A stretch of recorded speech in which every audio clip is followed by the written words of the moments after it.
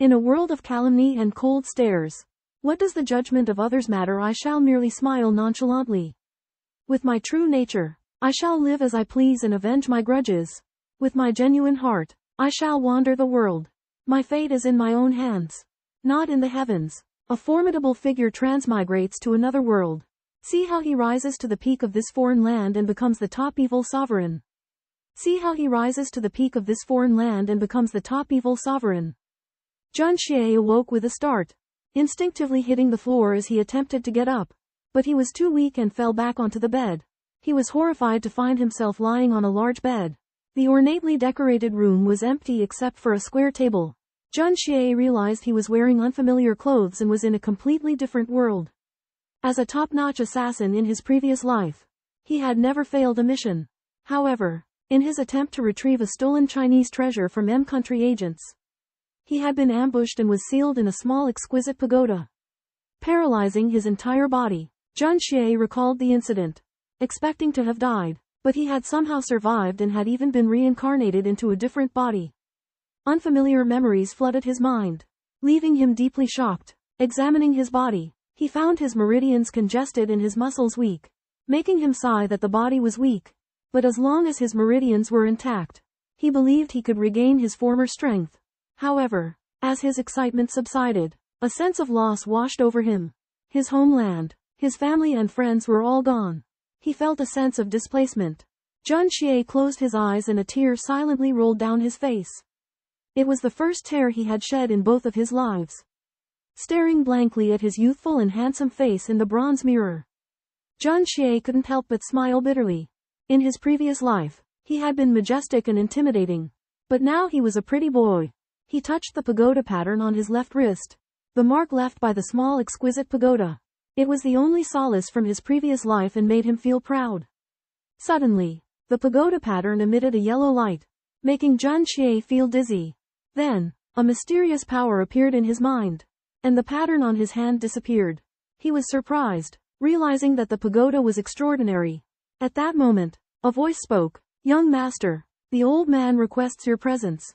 Jun Xie raised an eyebrow. In his previous life, he had been a loner, free from constraints. But now, he realized he had to follow the arrangements of his grandfather in this life.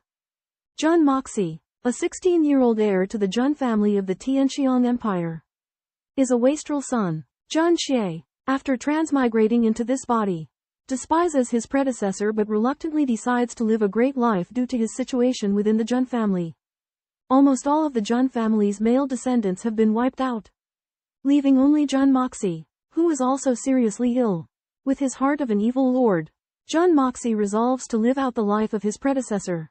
He comes to the residence of his grandfather Jun Zhantian and discovers the corrupt atmosphere of the vast courtyard, where the servants are all middle-aged women in stark contrast to the young and beautiful servants who attend to other young masters.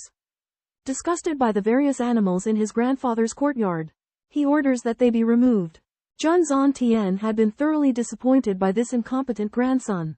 But after hearing about Jun Moxie's fall from the bed and subsequent coma, he was deeply puzzled. He suspects that someone is secretly harming Jun Moxie, but the perpetrator seems to be unaware. Jun Zhantian looks into Jun Moxie's cold eyes and wonders if he has misjudged him. It seems that this former wastrel son has changed somewhat.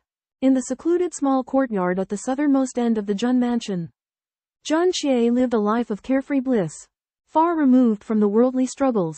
However, his grandfather, Jun Zhantian, a powerful military strategist, was deeply concerned about his grandson. Amidst the tumultuous undercurrents of imperial succession, the Jun family faced the risk of being falsely accused and framed.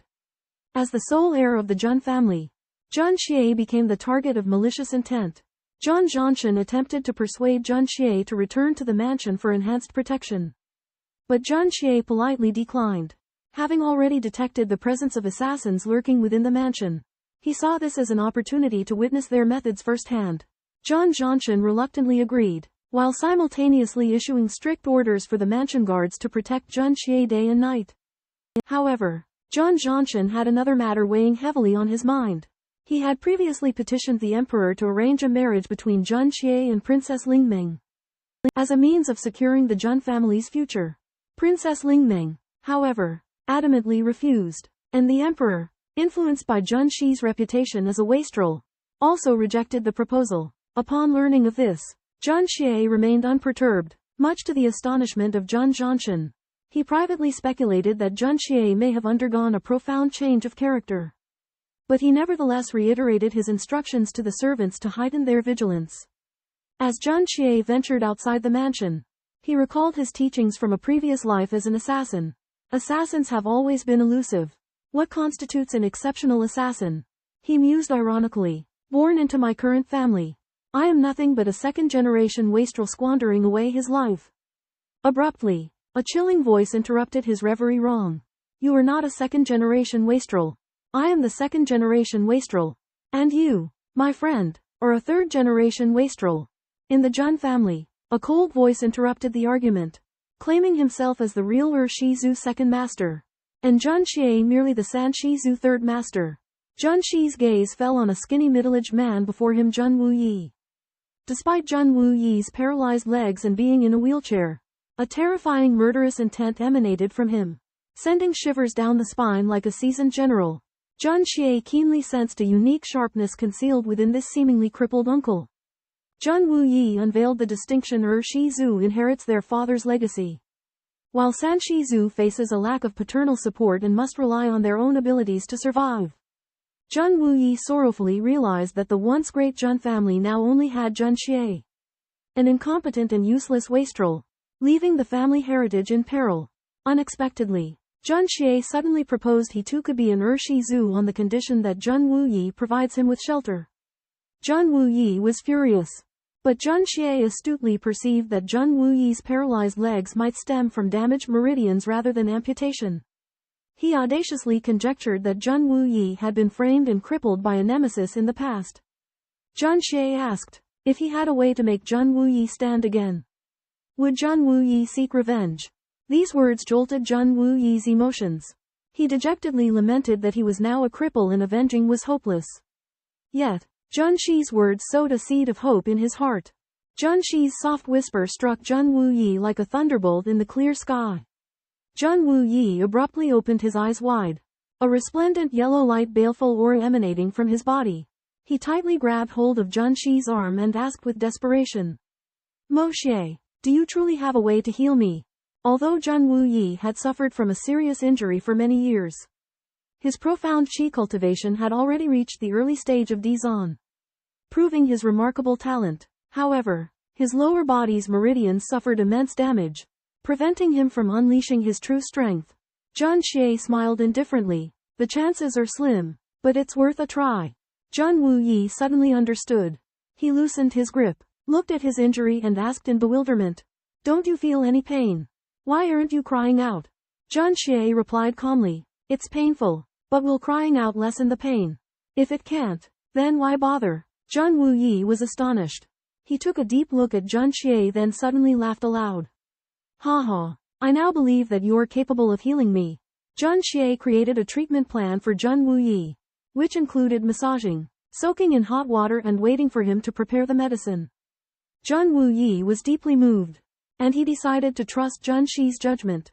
Jun Xie secretly sighed. The root of Jun Wuyi's injury came from a malicious technique and a strange and potent poison, leaving him with the desire to live but unable to, and to die but unable to. The person who plotted against Jun Wuyi back then was highly skilled. Even a supreme-class divine skilled master would find difficulty in protecting themselves from this injury. Jun Xie discreetly made a resolution. He would employ his inner force from his previous life, unique acupuncture and medication, and give it his all to treat Jun Wuyi. For the peace of his own mind, he also hoped that Jun Wuyi could recover quickly and become his protector. Jun Wuyi detected Jun Xi's resolve and perseverance, but couldn't help but feel regret, because Jun Xi's age was too advanced to embark on a journey of high-level profound qi cultivation. But despite this, Jun Wuyi was still full of hope for Jun Xie, anticipating him to create a miracle. Jun Xie reminded the less talkative third uncle Jun Wuyi to be cautious about his medical treatment to avoid causing unnecessary trouble. Jun Wuyi laughed heartily, indicating his understanding and promising not to leak secrets, giving Jun Xie a sliver of hope. Next, Jun Xie inquired about Jun Wuyi's Zhan Qi cultivation and confirmed that he had reached the Dizhan realm. Jun Wuyi explained the Zhan Qi hierarchy in detail. From the initial 9 ranks to Yin Zhan, Jin Zhan, Yu Zhan, Di Zhan, Tian Zhan, and the highest Zun Shen Zhan. He pointed out that Jun Xie would have his own path. Jun Xie spoke frankly, saying he would not kill lightly but not if provoked. Uninterested in Zhan Qi, Jun Xie returned to his residence and went to the library to organize the chaotic information in his mind and learn about the Jun family and young master Jun San. He stayed there for a whole day before leaving. Learning that Jun Xie and Jun Wuyi got along well, Jun Zhantian was surprised because the uncle and nephew had always been at odds. However, the butler's report that Jun Xie was reading in the library left Jun Zhantian even more astonished. He ordered his servants to collect the dozens of books that Jun Xie had read and discovered upon reading them that they covered a wide range of topics, including continental history, military affairs, and Zhan arts. Jun Zhantian's thoughts were complex, filled with a mixture of bewilderment and delight. He suspected that Jun Xie may have actually changed. He decided to observe him further, forbid anyone from disturbing Jun Xie, and secretly investigate his intentions. Jun Xie delves into books in the library, trying to understand the unknown continent. He discovers the continent is very similar to the ancient China he lived in. However, Jun Xie wishes to travel to ancient China to change history with his foreknowledge. Night falls, and Jun Xie finds the darkest spot in the garden. As he feels the dark protects him, he looks up to the stars, wondering if he is dreaming. Feeling confused in this profound Zhan continent, suddenly, a splitting headache hits Jun Xie, causing him agonizing pain. His vision spins and turns illusory. However, he endures through the pain, not daring to make a sound.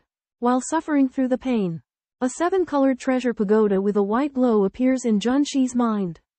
Every spin brings back a hell-like torture. Eventually, Jun Xie realizes he has completely fused with his body, becoming Jun Moxie. Jun Xie sits cross-legged, exploring the small pagoda in his sea of consciousness. He finds that the pagoda can control the flow of his vital energy and qi, and that it releases a white mist upon spinning, bringing him comfort. The words Hongjun Pagoda emerge on the pagoda door. Jun Xie enters the pagoda and finds the words exquisite 9-story tower, the first technique since ancient times. Suddenly, a method gets instilled into his mind, making him dizzy. Opening his eyes, Jun Xie finds himself lying on the ground. The cultivation method called creation technique of heaven clearly appearing in his mind.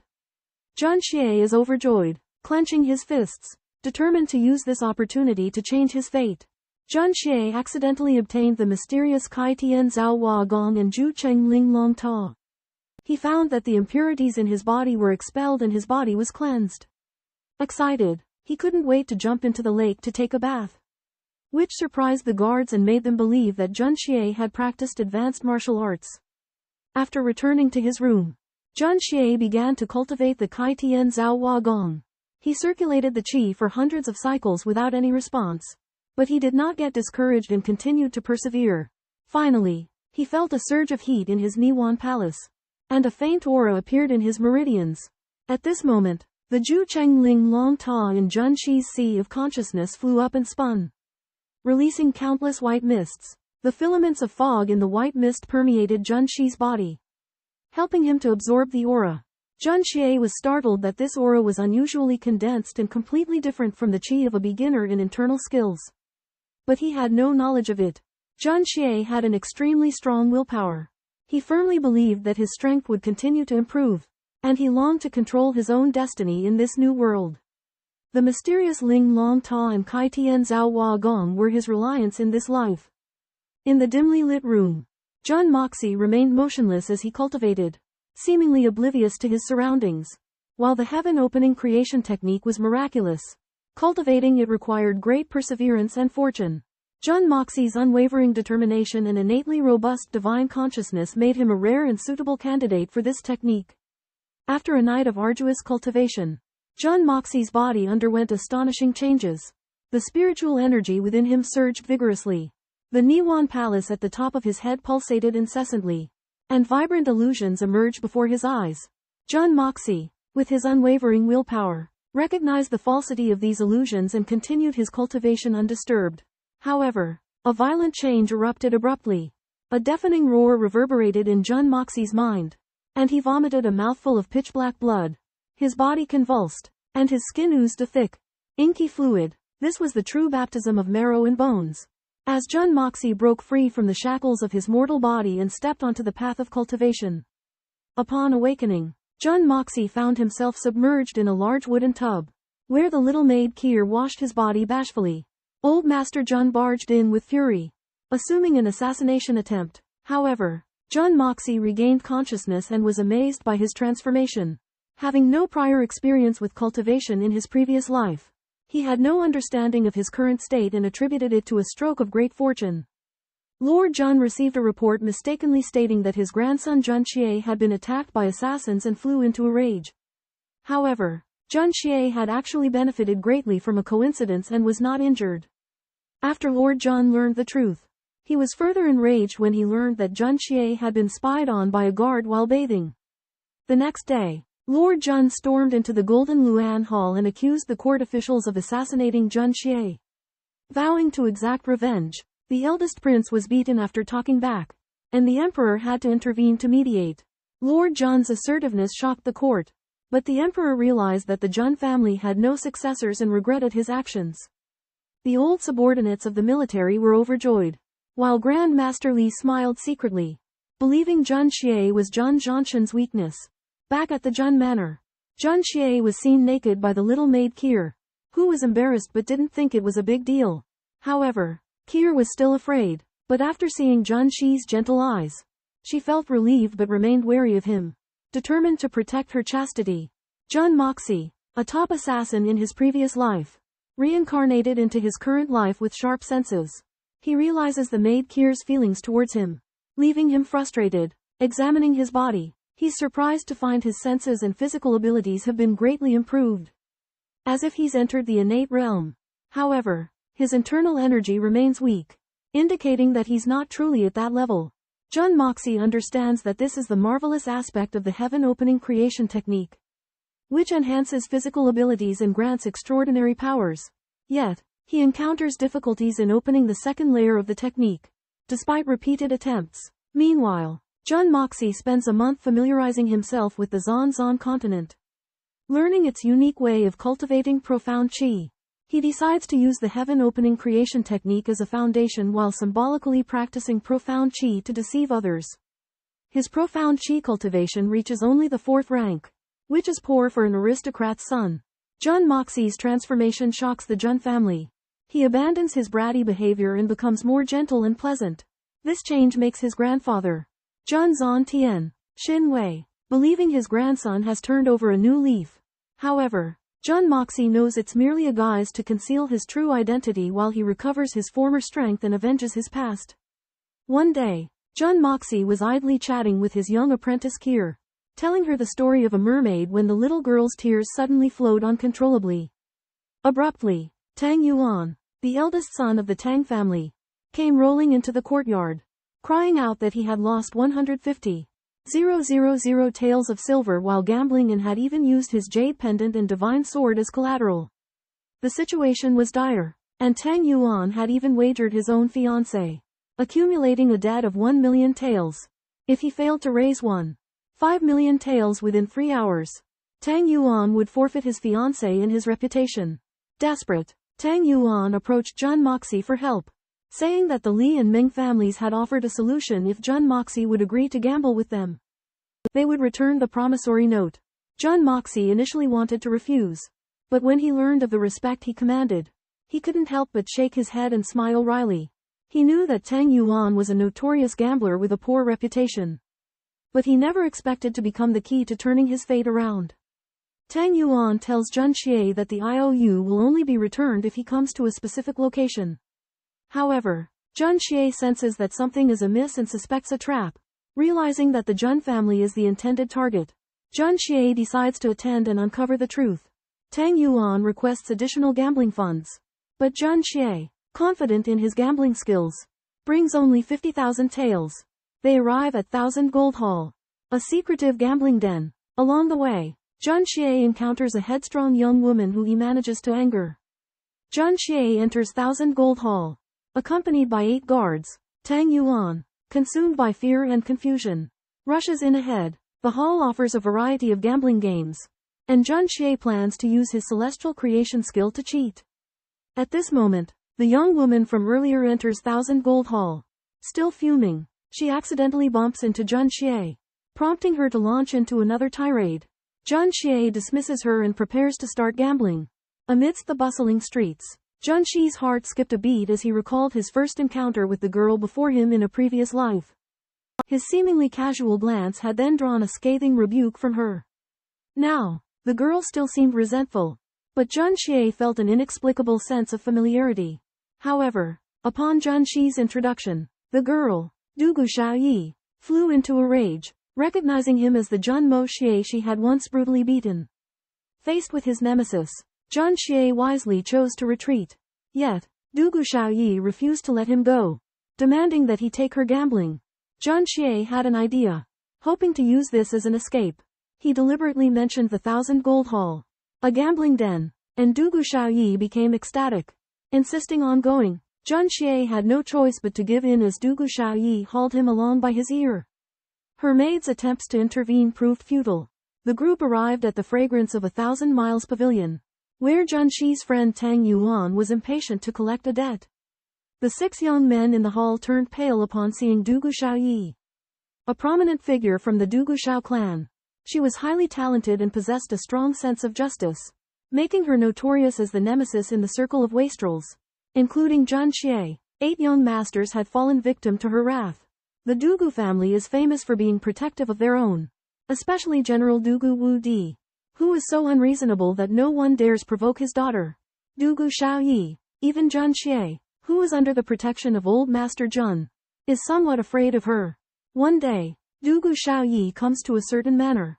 The wastrel Tang Yuan and others had previously made a bet with Jun Xie. If Jun Xie doesn't come, Tang Yuan will eat a note. Otherwise, Tang Yuan will eat the note.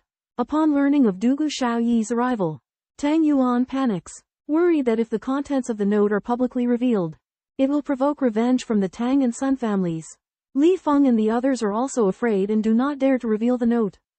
However, Dugu Xiaoyi is curious and asks to see the note. When the note is about to be discovered, Meng Haizhou tells a clever lie, saying that the note only has come or not written on it. Rescuing Tang Yuan, Jun Xie then appears, acting like a hooligan, and asks the wastrels for money. Dugu Xiaoyi is very unhappy when she sees this and wants to teach Jun Xie a lesson. However, the wastrels, who have learned of Jun Xi's protective nature, do not dare to provoke him and obey his every command. Jun Xie takes advantage of this to extort money from them, demonstrating his arrogance and domineering nature.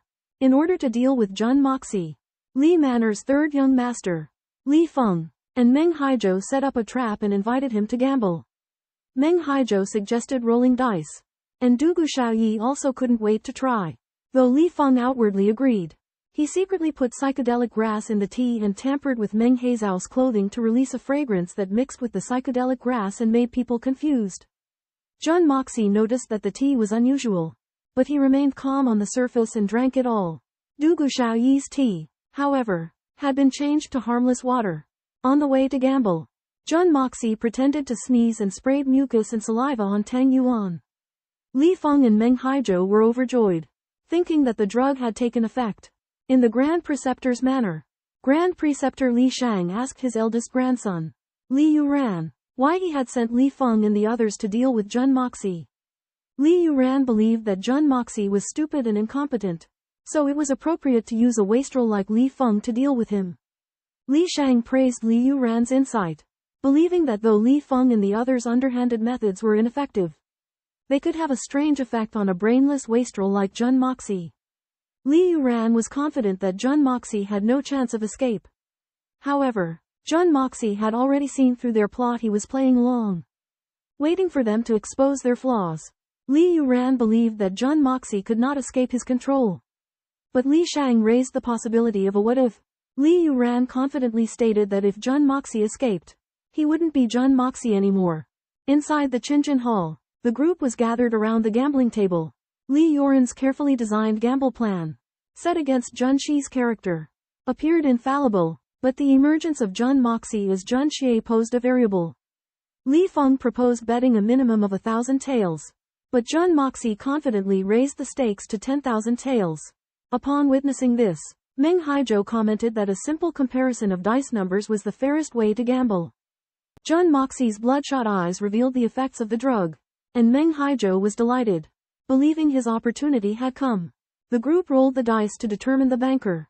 And Jun Moxie, using dice that had been secretly controlled with water mercury, unexpectedly won with a score of 17, beating Meng Haizhou's 16. Du Xiaoyi had bet on Jun Moxie's victory, and Jun Moxie took the opportunity to invite her to play the floating red card game. Meng Haizhou's side was deeply disappointed, while Jun Moxie was jubilant and urged the group to place their bets. Channeling his inner force into the base of the dice cup, Jun Moxie poised to change the outcome of the game. At Qiandu Hall, Jun Moxie and hedonistic fellows led by Li Peak get involved in an intense gambling session. Meng Haizhou, relying on his exquisite dice listening skill, holds the belief that Jun Moxie will roll a big number, and everyone follows suit. However, when the dice cup is uncovered, Jun Moxie surprisingly rolls a small number, winning the first round. In the subsequent rounds, Jun Moxie's performance becomes increasingly impressive, winning continuously, arousing suspicion among the Li and Meng families. Li Zhen suspects that Jun Moxie is cheating, but Du Xiaoyi defends him, pointing out that there is nothing unusual about Jun Moxie's dice rolling. After learning that Du Xiaoyi is present, Li Yoren realizes that the plan has changed and orders Li Peak and others to stop the gambling session and find another opportunity to compete with Jun Moxie. However, it is too late. Jun Moxie continues to win big in the following gambling sessions, causing the hedonistic fellows to lose everything they have. Du Xiaoyi seizes the opportunity to get over 100,000 taels of silver from Jun Moxie's winnings. Jun Moxie, though resentful, has no choice but to agree. After the gambling session, Jun Moxie proudly counts his winnings, while the hedonistic fellows leave with pale faces and dejected spirits.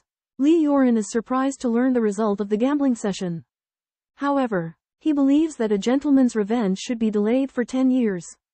Nevertheless, unbeknownst to him, Jun Moxie's luck is not by chance but due to the hallucinogenic drug he secretly took and the special dice he used. During a gambling session, Jun Xie stands up confidently, mocking the other gamblers for losing their money. Li Zhen and the others are furious but find themselves unable to explain why they lost so completely. Out of desperation, Meng Haizhou takes out the jade ruyi and other treasures bestowed upon him by Prince Meng, demanding that Jun Xie continue gambling. Jun Xie appears reluctant but secretly rejoices, sensing that there is a deeper motive at play. Meng Haizhou proposes a condition if he loses. All the treasures will belong to Jun Xie if he wins. Jun Xie must grant him one request. Jun Xie pretends to hesitate but eventually agrees to the gamble. Both parties agree to compare the sizes of their dice. Whoever has the higher number wins.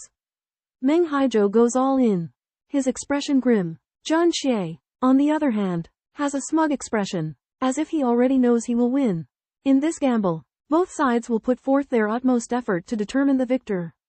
Li Feng and his companions were shocked. They knew that Meng Haizhou was a master of dice and that Jun Moxie had no chance of winning. Meng Haizhou responded calmly, shaking the dice after saying a prayer, while Li Feng and the others watched nervously, hoping for 3 sixes. However, just as the last die was about to stop, it suddenly rolled, causing 2 of the dice to turn over and finally land on 1, 2, and 3. Li Feng and his companions' joy instantly turned to horror. While Meng Haizhou fainted, they realized that Meng Haizhou's careful preparation had been wasted. And according to the gambling rules, after losing all bets, they had nothing left. In contrast, Tang Yuan was overjoyed, believing that Jun Moxie possessed an unmatched gambling skill. Jun Moxie smiled and showed off his technique, forcing Meng Haizhou to wake up and witness his disastrous defeat. At this moment, Li Feng and the others looked ashen, while Jun Moxie left triumphantly, leaving behind an air of disappointment. However, without them noticing, one of their teacups had disappeared. Amidst the bustling streets, Jun Xie emerged victorious, claiming countless treasures. Du Xiaoyi seethed inwardly, eager for a share of his spoils. Tang Yuan, having gambled away his sword and jade pendant, sought to reclaim them from Jun Xie. Cunningly, Jun Xie offered to exchange the treasures for favors. Tang Yuan, elated, failed to realize he was gambling away his fortune. To save face, Tang Yuan shamelessly pinned Jun Xie down, allowing him to raise the stakes. As the group prepared to part ways, Du Jiyu Shaoyi felt a strange stirring within her. She invited Jun Xie to her grandfather's birthday banquet. Jun Xie accepted, and as Du Jiyu Shaoyi left, her gaze lingered greedily on his satchel. Jun Xie turned to severely rebuke Tang Yuan's reckless behavior. Tang Yuan realized the gravity of their actions and feared for the reputation of their clans should Jun Xie come to harm. Jun Xie warned Tang Yuan that ill-conceived actions could have disastrous consequences, and that Tang Yuan had acted without due caution. Jun Xie severely interrogated Tang Yuan about whether he wore the same clothes as Meng Haizhou and smelled a particular fragrance, also pointing out that the tea he drank was suspicious, all of which contributed to Tang Yuan's inappropriate behavior. Tang Yuan was shocked by his own actions and realized that he was framed. Jun Xie further explained that Meng Haizhou's clothes, fragrance and tea all contained hallucinogens, causing Tang Yuan to hallucinate and act maniacally. The reason Jun Xie was not affected was that he sneezed earlier, wetting his clothes and thus avoiding the hallucinogens. Tang Yuan realized he had been deliberately framed and decided to return home immediately to inform his father and take the initiative. Jun Xie advised him to demand the return of the mortgage, pointing out that the other party would not be able to produce it, thus gaining a strategic advantage.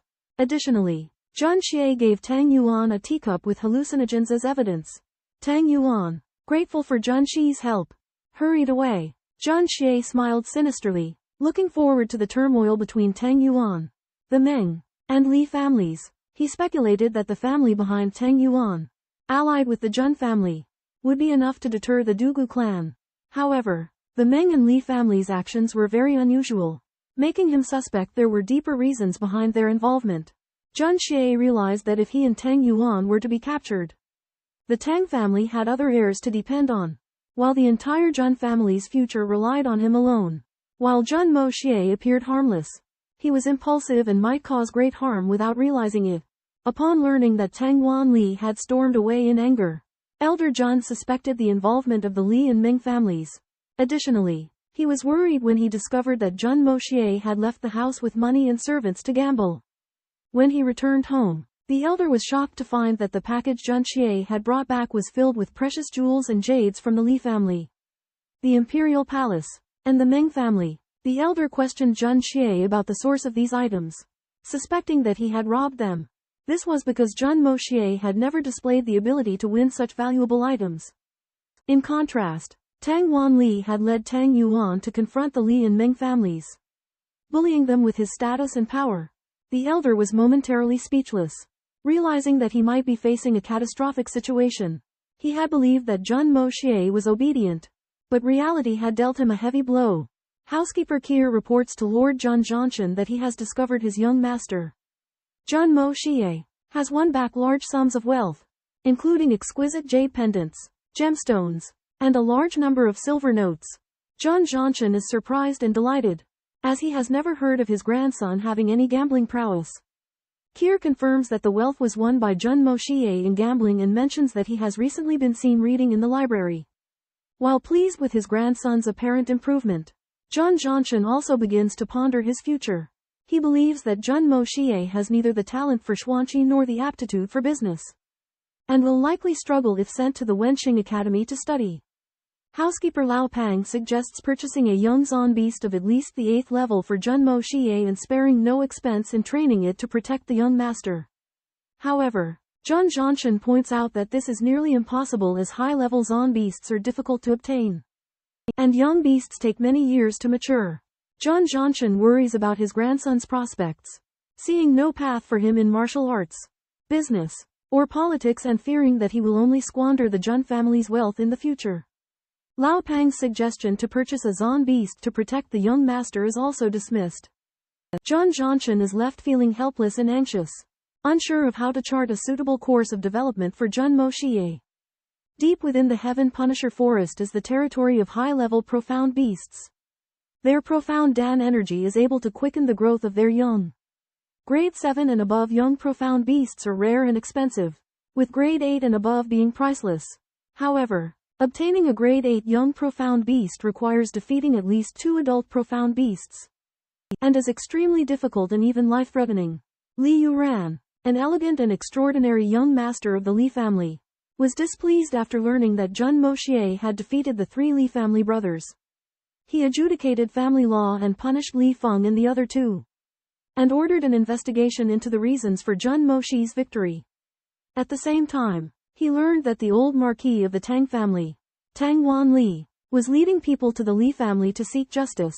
Li Yuran realized that this was an opportunity, and ordered his subordinates to investigate if there was anyone noteworthy among the Tang family's entourage.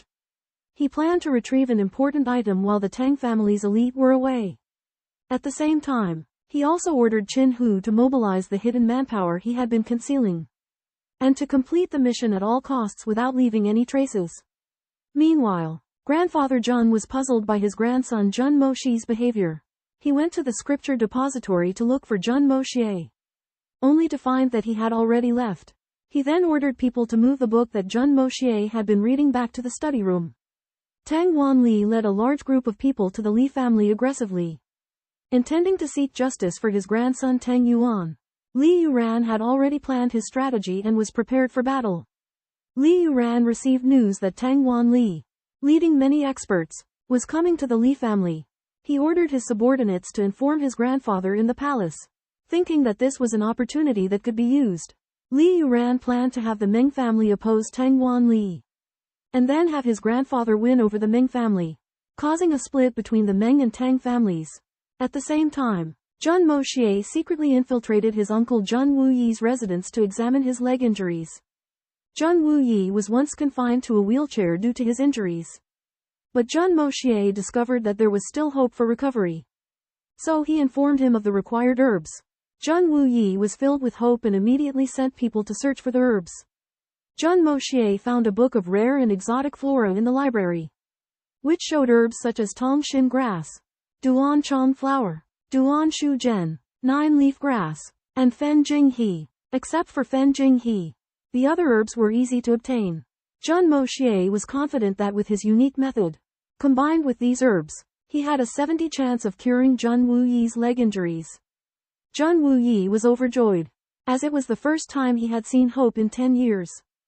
Jun Xie advises Jun Wuyi to be discreet and secretive when looking for medicinal herbs to prevent their purpose from being revealed, as well as to verify their quality. Jun Xie explains that his third uncle's recovery is crucial for the Jun family, as he will be their secret trump card. Jun Wuyi admires Jun Xie's meticulous thinking, praising him for having matured, and shows him the guards' training. Jun Xie bluntly states that the guards' training is ineffective, claiming that they only exercise their bodies and don't receive real training. Jun Wuyi angrily rebukes Jun Xie for insulting the guards, but Jun Xie defends his words as reasonable. He points out that the guards' training methods are flawed, lacking focus and practicality, and are merely superficial. Even with rigorous training, they won't enhance their strength. Jun Xie believes that the guards will only become cannon fodder on the battlefield, unable to contribute effectively. He emphasizes that true warriors are forged in the kill, not cultivated through training and slogans. Jun Wuyi ponders for a moment, asking Jun Xie if he would be able to train the guards to exceptional levels if given the chance. Jun Xie politely declines, stating that he has no desire for such a task. He believes that the scent of a warrior is not the smell of sweat, but a martial spirit that needs to be honed through actual combat. Jun Wuyi decides to entrust Jun Xie with the training of the guards to test his true abilities. Jun Wuyi and Jun Moxie arrive at the drill ground, and Jun Wuyi commands 300 palace guards to assemble, announcing that Jun Moxie will take full charge of their training. The palace guards become restless, but Jun Wuyi remains cold and detached, leaving the matter to Jun Moxie. Jun Moxie states that he believes the palace guards are useless and incapable of fighting on the battlefield, which provokes the guardsmen. However, Jun Moxie gives them a chance if they can refute him. They can beat him up. Jun Moxie points out that many of those who enlisted with the palace guards have become generals or officers, but they have remained stagnant. He notes that they had also broken through the 9th profound Qi level and become masters, but the palace guards had not. Jun Moxie states that they have even been weeded out by secret organizations and private armies. The guardsman's face reddens, and he responds that when they arrived, there were 500 of them, but now only 300 remain. Jun Moxie asks what happened to the 200 who were missing, and the guardsman admits they were picked out. Jun Moxie emphasizes that those picked out were superior to them, and so they were eliminated again here. Jun Moxie presses the palace guards, asking if they believe themselves to be useless after these successive eliminations. The palace guards breathe heavily and their eyes turn red, but they stay silent. In an eerie silence, 300 war veterans wore expressions smeared with shame and anger. Having fought side by side, their current state of uselessness begs the question of why others had broken through while they stagnated. A profligate son named Jun Moxie stood forth to castigate their complacency and incompetence, pointing out that their shame stemmed from failing to seize opportunities and not planning. He emphasized that only shame could fuel motivation to move forward. Jun Moxie asked them if they were content to continue their useless existence and be trampled on by others. He painted a beautiful vision, illustrating how if they could break through their limits, they would not only better their own fate but also provide unimaginable advantages for generations of their descendants. The veterans' hearts began to burn with a fierce will to break through their own limits. Jun Moxie warned them that the training process might involve death and disability, requesting that they make a difficult choice. In the end, the 300 veterans took a step in unison to signify their willingness to pay any price. Jun Wuyi was shocked by Jun Moxie's persuasive abilities, foreseeing that he would train a group of killing gods who would cause terror throughout the world remnant heaven-devouring soul. In a stern address, Jun Moxie establishes a rigorous training regime demanding absolute obedience from all guards, with severe punishment for disobedience. He divides the 300 guards into 2 battalions, 5 squadrons, and 3 teams, asking them to choose their own leaders. Jun Wuyi, inspired by Jun Moxie's demeanor, recalls his own valor on the battlefield. Jun Moxie's training transforms the guards into fearless fighters, convincing Jun Wuyi that their combat prowess will be unmatched. Meanwhile, an observing Jun Patriarch is moved by his grandson's performance, recognizing that Jun Moxie is no longer a wastrel but a man of ambition and ability. Commanding discretion under a Class A gag order, Jun Patriarch deploys the Shadow Guard to monitor the Jun residents and prevent information from leaking out. He is determined to eliminate obstacles for his grandson, allowing Jun Moxie to grow Jun's power without worry. Jun Moxie personally oversees the division of the guards and their selection of leaders. Jun Wuyi admires Jun Moxie's strategic thinking, recognizing that his grandson's remarkable abilities are motivated by the family's crisis. He questions whether Jun Moxie will continue to feign being a wastrel. Jun Moxie acknowledges the family crisis prompted his show of determination and vows to protect the Jun family with all he has. After transmigrating into the playboy Jun Moxie, Jun Xie realizes the decline of the Jun family. To change this, he establishes a rigorous training program, dividing the guards into the Can Tian and Shi Hun battalions and decreeing that the losing battalion leader must slap himself or even bark like a dog while naked.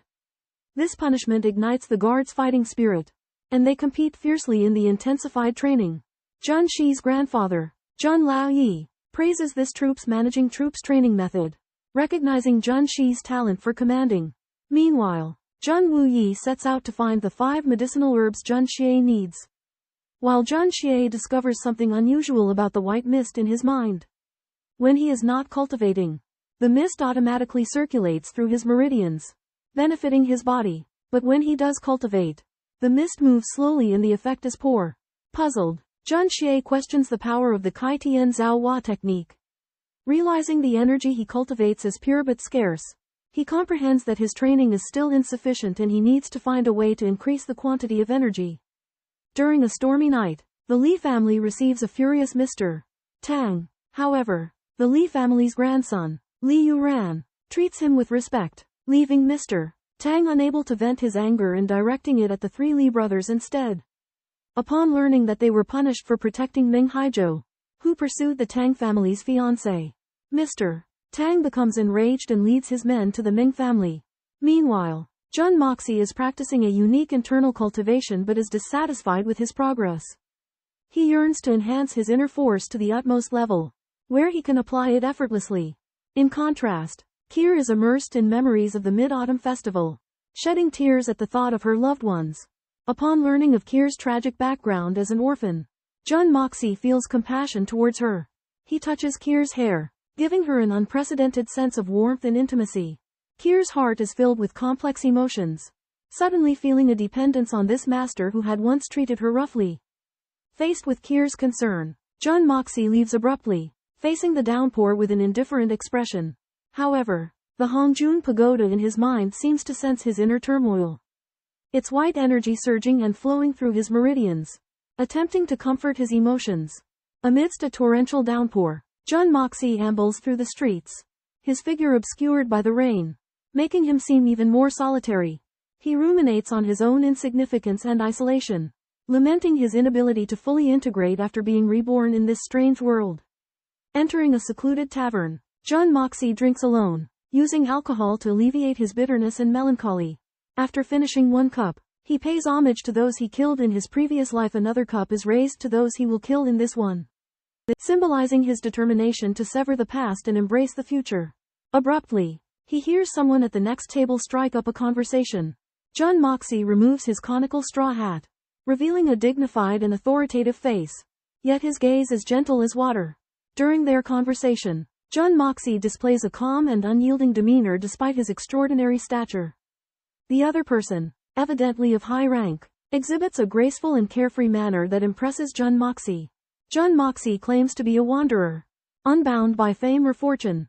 The other man admires his carefree spirit and punishes himself with a drink, earning Jun Moxie's respect. When asked for their names, Jun Moxie declines to reveal his true identity, and the other man does not press the issue. As the rain subsides, the two men agree to continue drinking together.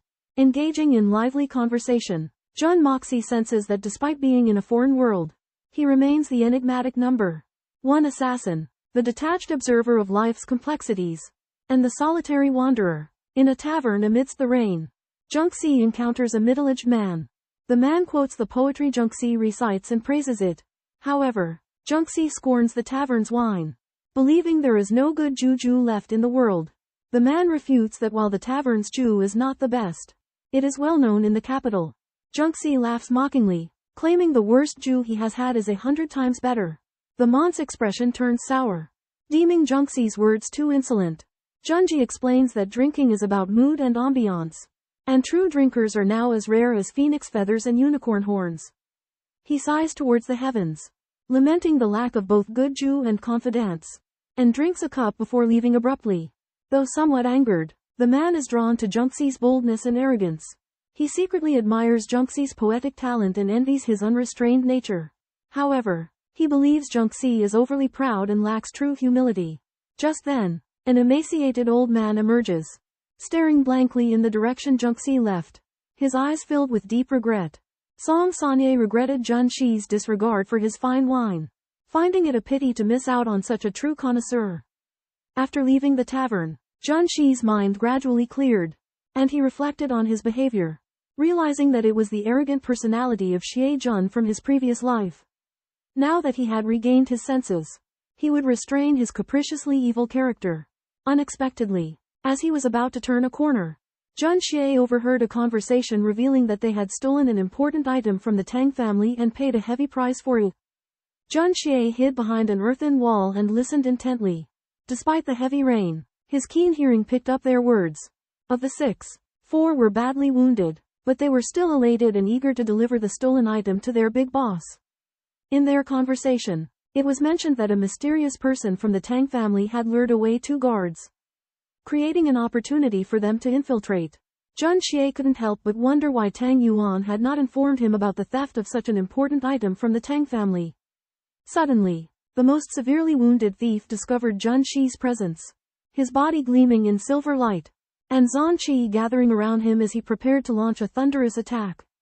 Jun Xie was surprised to find that this severely injured person was a Yin Zhan level expert and could sense his presence.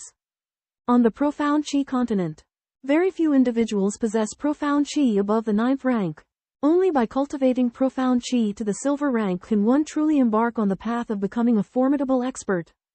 However, as Jun Moxie's nemesis, 6 9th rank peak masters are approaching him, emitting dazzling silver and black auras. Although Jun Moxie is inferior in strength, his heaven and earth creation technique allows him to see his opponents clearly amidst the rain and fog, rendering them as 6 mobile targets. Additionally, profound Qi has its flaws: the inability to conceal one's presence. The 6 masters cautiously surround Jun Moxie, unaware that they have already exposed their weaknesses. With a flick of his wrist, Jun Moxie silently retrieves 18 coin-throwing darts, infusing them with his internal energy and causing them to emit a brilliant glow. Yellow light pierces through the rain, instantly penetrating the 6 throats. In that moment, the terrified individuals realize that they are facing not just a mere gold rank expert, but an unfathomable earth-profound expert. Against such overwhelming power, they stand no chance and are swiftly eliminated. Amidst the pouring rain, 6 severely injured silver-level profound practitioners faced blinding money darts with despair. In their panic, they overlooked the fact that Jun Moxie's true strength was not as formidable as they imagined. Jun Moxie had foreseen their psychology and deliberately used money darts to distract them, creating a moment of distraction. In that fleeting gap, a barrage of black throwing knives flew at them, precisely hitting their vital points. The most grievously wounded silver-level expert suffered the worst fate, as 4 throwing knives pierced his body, causing him excruciating pain. However, until their deaths, they could not comprehend why Jun Moxie, a earth-profound expert, would resort to sneak attacks and finishers, or be so shamelessly despicable. Jun Moxie remained merciless, mercilessly finishing off his dying foes. He swiftly drew his throwing knife and fatally stabbed a heart, then severed a throat. With ruthless efficiency, the 6 profound practitioners collapsed, their blood staining the rainwater. Only after the last profound practitioner died unwillingly did Jun Moxie gasp heavily, his body's agony nearly overwhelming him. Yet, he hastily looted their bodies and found what he sought in a small bundle. Donning a bamboo hat and clutching the bundle, Jun Moxie departed, the rain concealing the carnage beneath its pale curtain.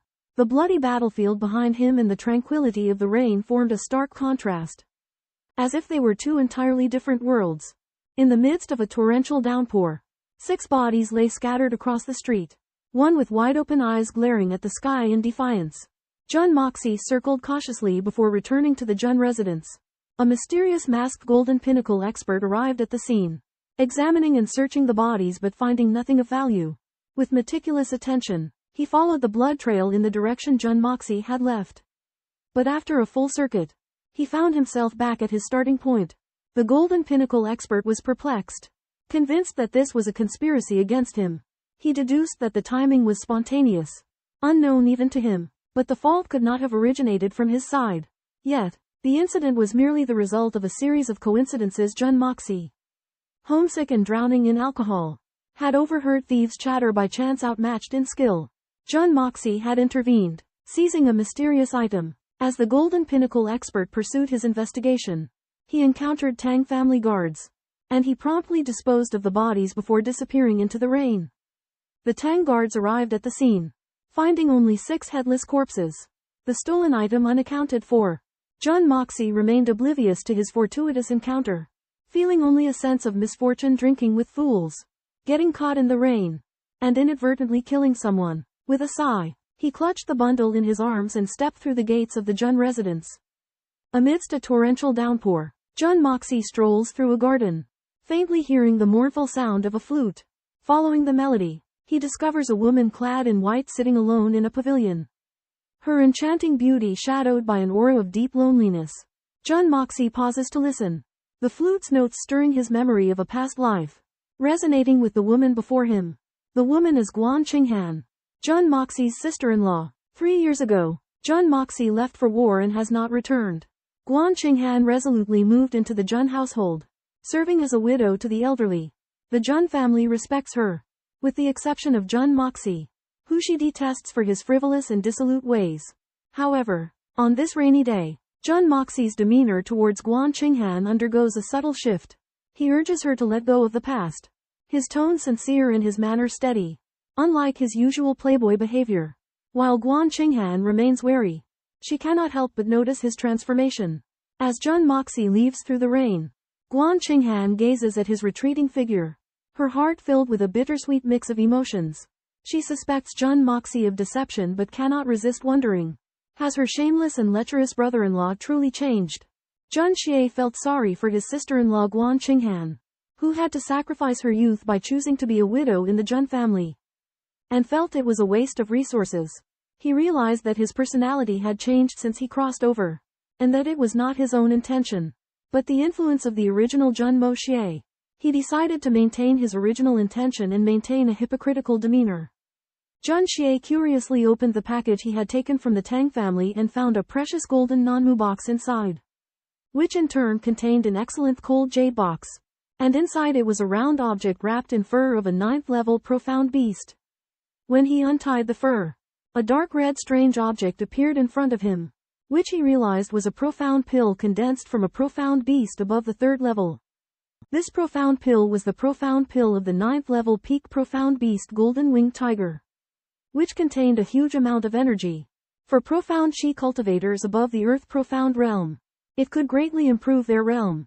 Tang Wanli had once paid a great price to obtain this profound pill, and its value was inestimable.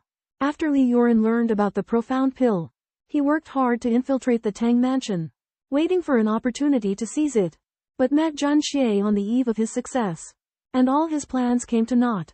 Jun Moxie, unaware of the immense value of the profound bead in his possession, keeps it safe. Meanwhile, Tang Wanli, the patriarch of the Tang clan, is furious upon hearing about the theft and orders a citywide search.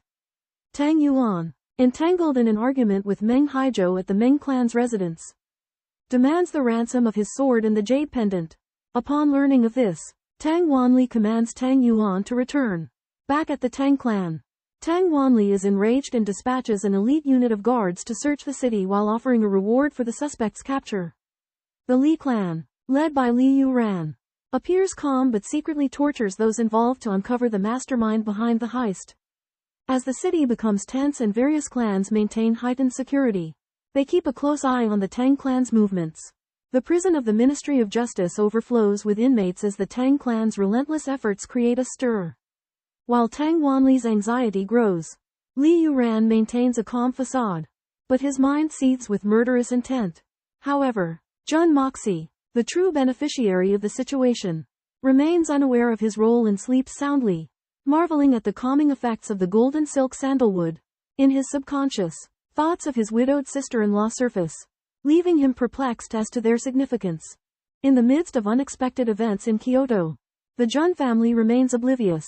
This stems not from isolation but from the family's intelligence network habitually dismissing the idle Jun Moxie. Additionally, Jun Moxie's recent preoccupation with cultivating and overseeing guard training has made him neglect current affairs. Despite the Jun family's apparent disinterest, the Li and Tang families suspect their involvement due to their assumption of the family's weakness. However, the past few days have witnessed a remarkable transformation in the young Jun master. He has intensified his guard training, subjecting them to grueling sessions that leave them battered and bruised. Yet, the guards endure without complaint. Seeing Jun Moxie shed his own blood, sweat, and tears, Jun Moxie's training regimen is nothing short of relentless. He begins each day at dawn with meditation, followed by weighted calisthenics that deplete him to the point of exhaustion. Next, he practices intricate martial arts forms, demanding precise coordination from every muscle. But that is only the beginning.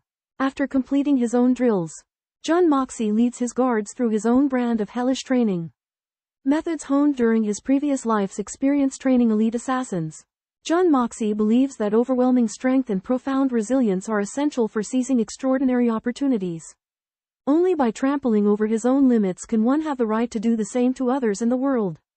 His efforts have earned him the respect of his guards, who once held him in disdain. Though Jun Moxie's physique is weak, he perseveres through every excruciating session. Despite the physical and mental anguish, his indomitable spirit and unwavering sense of honor fuel his determination. Jun Moxie recognizes that a feeble body cannot withstand the might of celestial arts. Thus, he cultivates both internally and externally, relentlessly enhancing his coordination and muscular strength to meet the standards he has set for himself. Jun Moxie, a wastrel young master, begins enduring a hellish training regime under the scornful gazes of others. Initially faltering, he surprises everyone by persevering throughout the day. Returning to his chamber the next day, Jun Moxie endures the muscle pain to practice finger dexterity, reappearing in the training grounds after an entire morning of practice. Despite his bloodied fingers, he persists for another morning. In the afternoon, Jun Moxie again demonstrates astonishing tenacity during training. Not only does he carry heavy logs while running, but also trains alongside the seasoned guards. By day's end, all the guards collapse in exhaustion. while Jun Moxie remains standing. Jun Moxie's training intensity far surpasses the guards. Yet he endures the colossal workload. The guards develop a begrudging respect, realizing that this wastrel young master not only possesses willpower but also extraordinary resilience. Jun Moxie's training methods appear simple, yet demand extreme finger dexterity and physical endurance. Unbeknownst to everyone, he has 8 sandbags hidden on his body, increasing his training load threefold. Relying on the heavenly creation art, he pushes past his limits. Witnessing Jun Moxie's AWE-inspiring performance, Jun Wuyi is moved. He speculates that this is the true face of Mo Xie, but he also has his concerns. Nevertheless, Jun Moxie is determined, employing life or death training to break through his physical limits and become stronger. Jun Moxie, despite his exhaustion, accepted Kier's care upon returning to his room. As he entered a state of cultivation, the 7-colored exquisite pagoda within his mind released an abundance of vital spiritual energy. Nourished by the energy, Jun Moxie's body began to self-repair. His skin regained its smoothness, and his muscles grew more robust. During cultivation, Jun Moxie was pleasantly surprised to discover that his qi had nearly doubled in strength, and the speed at which it circulated had also increased dramatically. More importantly, he had gained the ability to introspect, a feat only achievable at the inborn realm in martial arts cultivation. Through introspection, Jun Moxie realized that profound energy cultivation was similar to internal energy cultivation. But profound energy had greater explosive power. As his profound energy cultivation advanced, its external manifestations would become more evident. When Jun Moxie discovered that even the supreme divine profound realm could not open all the meridians in his body, he speculated that there might be existences that surpassed the supreme divine profound in this world. This day of extreme training left Jun Moxie's body utterly exhausted, but it also brought immense rewards. His body had been greatly strengthened. His profound energy cultivation had broken through. And most importantly, he had gained the ability to introspect, opening up vast possibilities for his future path of cultivation. Beyond the realm of supreme profoundness lies an unknown realm. But Jun Moxie's current internal energy cultivation has reached the realm of 100 meridians unification, surpassing the supreme profoundness in terms of meridian fluency. With the aid of the creation of heaven and earth's cleansing effect, Jun Moxie's physical strength has been greatly enhanced, his strength far exceeding that of silver-grade profounders. Furthermore, he is able to imitate various extreme forms of profound energy, which, although powerless, can be used to confuse opponents. Through intensive training, Jun Moxie has made astounding progress, not only catching up with the guards but even surpassing them. The guards were thus inspired to train even harder. On top of the guards' training, Jun Moxie added specialized training in climbing and stone grappling, organizing his time meticulously and making full use of every minute. Upon learning of Jun Moxie's progress, Old Master Jun was both relieved and worried. But after witnessing Jun Moxie's training state, his heart was filled with joy. On the eve of the Golden Autumn Festival, the heavenly fragrance city was filled with joy. At the top of the drunken immortal pavilion, Jun Moxie and Tang Yuan talked at length. Tang Yuan, who had suffered severe family punishment for stealing a profound pill, poured out his troubles with a heavy heart. Jun Moxie consoled Tang Yuan and expressed his determination to support him through his ordeal. Fatty Tang ran away from his home and came to vent his woes to Jun Moxie, claiming that his family had been robbed and an NINTH grade peak spirit beast core worth a fortune had been stolen. This core had the miraculous power to help Earth profound powerhouses break through to the peak of Heaven profound or even allow a mid-level Heaven profound powerhouse to ascend to the supreme divine profound realm. Fatty Tang had been severely reprimanded and punished for this incident, filling him with resentment and prompting him to seek Jun Moxie's solace. Jun Moxie was astounded by the core's capabilities but expressed some skepticism, believing that such a treasure should be extremely rare. However, Fatty Tang vehemently insisted that the core was priceless, and if its existence was revealed, it would cause a stir in the world. After careful consideration, Jun Moxie came to realize that the core was indeed invaluable and would bring significant benefits to his family if he kept it for himself. He decided to withhold the core and keep it for his private use. However, as the two of them were talking, a glob of snot from Fatty Tang's nose suddenly flew out and landed on a guest downstairs. The guest became enraged, cursing and threatening to wipe out Fatty Tang's entire clan. Fatty Tang and Jun Moxie were thrown into an awkward and uncomfortable situation. Inside the Zui Xian Lu, Tang Yuan accidentally flicked a glob of mucus onto the face of the profligate son Qin Zhaobao, which enraged the latter. In response to Qin Zhaobao's verbal abuse, Tang Yuan became furious and slapped his left cheek. Qin Hu, Qin Zhaobao's father, upon learning about the incident, led his subordinates to the establishment to seek retribution. Facing Qin Hu's clamor, Jun Moxie argued that Qin Zhaobao deserved punishment for bullying others. However, Qin Hu abused his power and status, claiming that no one dared to touch his son and threatening to exterminate Jun Moxie and Tang Yuan's entire families. Enraged, Tang Yuan recklessly attacked Qin Zhaobao, beating him severely and even breaking his leg bones. In the midst of the chaos, Qin Zhaobao's companion let out a piercing scream and fell down the stairs in panic. Qin Hu was enraged and ordered his men to apprehend Jun Moxie and Tang Yuan, vowing to make them pay a heavy price. At this moment, Qin Hu, the leader of the Beicheng gang, one of the 6 prominent local gangs, was ready to deal a fatal blow to Jun Moxie and Tang Yuan, putting their lives in jeopardy. Tang Yuan and Jun Moxie witnessed Qin Zhaobao's disrespect for the eldest young master of the Tang family, and as they were about to take action, they were stopped by 4 of the Tang family's silver-black guards.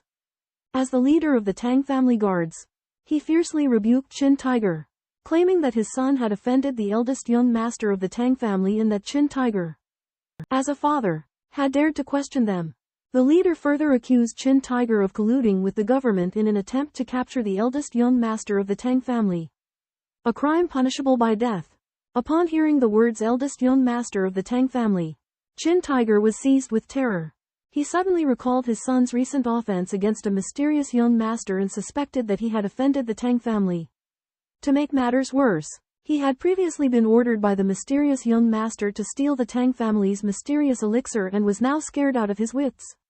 In the face of Tang Yuan's accusations against the Northern City gang, Qin Tiger quickly defended himself and apologized, claiming that his unworthy son was blind and begged for the eldest young master of the Tang family's forgiveness. However, Tang Yuan accused the Northern City gang of being involved in the theft from the Tang family and ordered the guards to take Qin Tiger away to be interrogated. Coincidentally, Tang Yuan's accusation was right on the mark, as the Northern City gang was indeed the mastermind behind the theft. Shocked and sweating profusely, Qin Hu heard Tang Yuan's accusation. He realized that Tang Yuan's words were true, and his son had offended the Tang family. To avoid further trouble, Qin Hu proposed to take his son for treatment and visit Tang's family later. Indicating his willingness to compensate, Tang Yuan pretended to let go but hinted that Qin Hu would have to offer sufficient benefits to end the matter. However, Jun Moxie noticed Qin Hu's strange behavior and suspected he held a deeper secret. He immediately decided to eliminate Qin Hu, his son, and the North City gang, but sensed someone spying on him, so he held back for the time being. To confuse Qin Hu, Jun Moxie deliberately suggested that the North City gang's casino earned a lot and threatened to destroy the gang if Qin Hu refused his demands. Qin Hu was forced to make a promise and left with his son in embarrassment. Tang Yuan invited Jun Moxie to the Golden Autumn gathering of talented scholars, but Jun Moxie mocked them as pedants rather than scholars. Tang Yuan said that these scholars were self-interested flatterers, and he had even poached Zhao Chengsong last year, showing their obsequious nature. Jun Moxie secretly planned to use the Golden Autumn gathering to eliminate Qin Hu and his son. Tang Yuan confides in Jun Moxie his disgust with corrupt officials, particularly Zhao Chengsong, a hypocritical good-natured face. Tang Yuan, using the clout of his uncle, an assistant minister of revenue, demotes Zhao Chengsong to a powerless position that solely involves washing materials. Humiliating his incompetence, Tang Yuan believes that men like Zhao Chengsong, if given power, will scourge countless civilians. He is determined to purge these fraudulent scholars and not let any self-proclaimed talents escape justice. Jun Moxie aligns with Tang Yuan's views, acknowledging his candid nature as a true villain through and through. Tang Yuan also admits to his own flaws, including gambling, fighting, and lust after women. However, he insists that he does not resort to underhanded tactics and is straightforward with his intentions towards the women he seduces. Tang Yuan exhibits deep contempt for the false pretense of good character, believing that they act sanctimoniously on the surface while molesting women behind closed doors. He harbors deep hatred for such individuals and vows to eliminate them. Amidst their talk, Tang Yuan becomes heavily intoxicated and accidentally buries his head in a pot of fish soup. Jun Moxie, with quick thinking, decides to entrust the task of eradicating the Beicheng gang, including its leader Qin Hu and his son, to the Tang family to avoid involving the Jun family in the profound pellets matter. Tang Yuan enthusiastically accepts and suggests they continue their conversation at the Yihong Pavilion. Jun Moxie expresses concern over Tang Yuan's ability to manage his bulky figure but remains convinced of his nature as a genuine villain. Jun Moxie and Tang Yuan leave the restaurant as Jun Moxie senses being watched. In the restaurant's private room, Li Yuran and another man discuss Jun Moxie and Tang Yuan. Li Yuran believes Jun Moxie's recent behavior is unusual and suspects he has a secret, and decides to observe him in secret.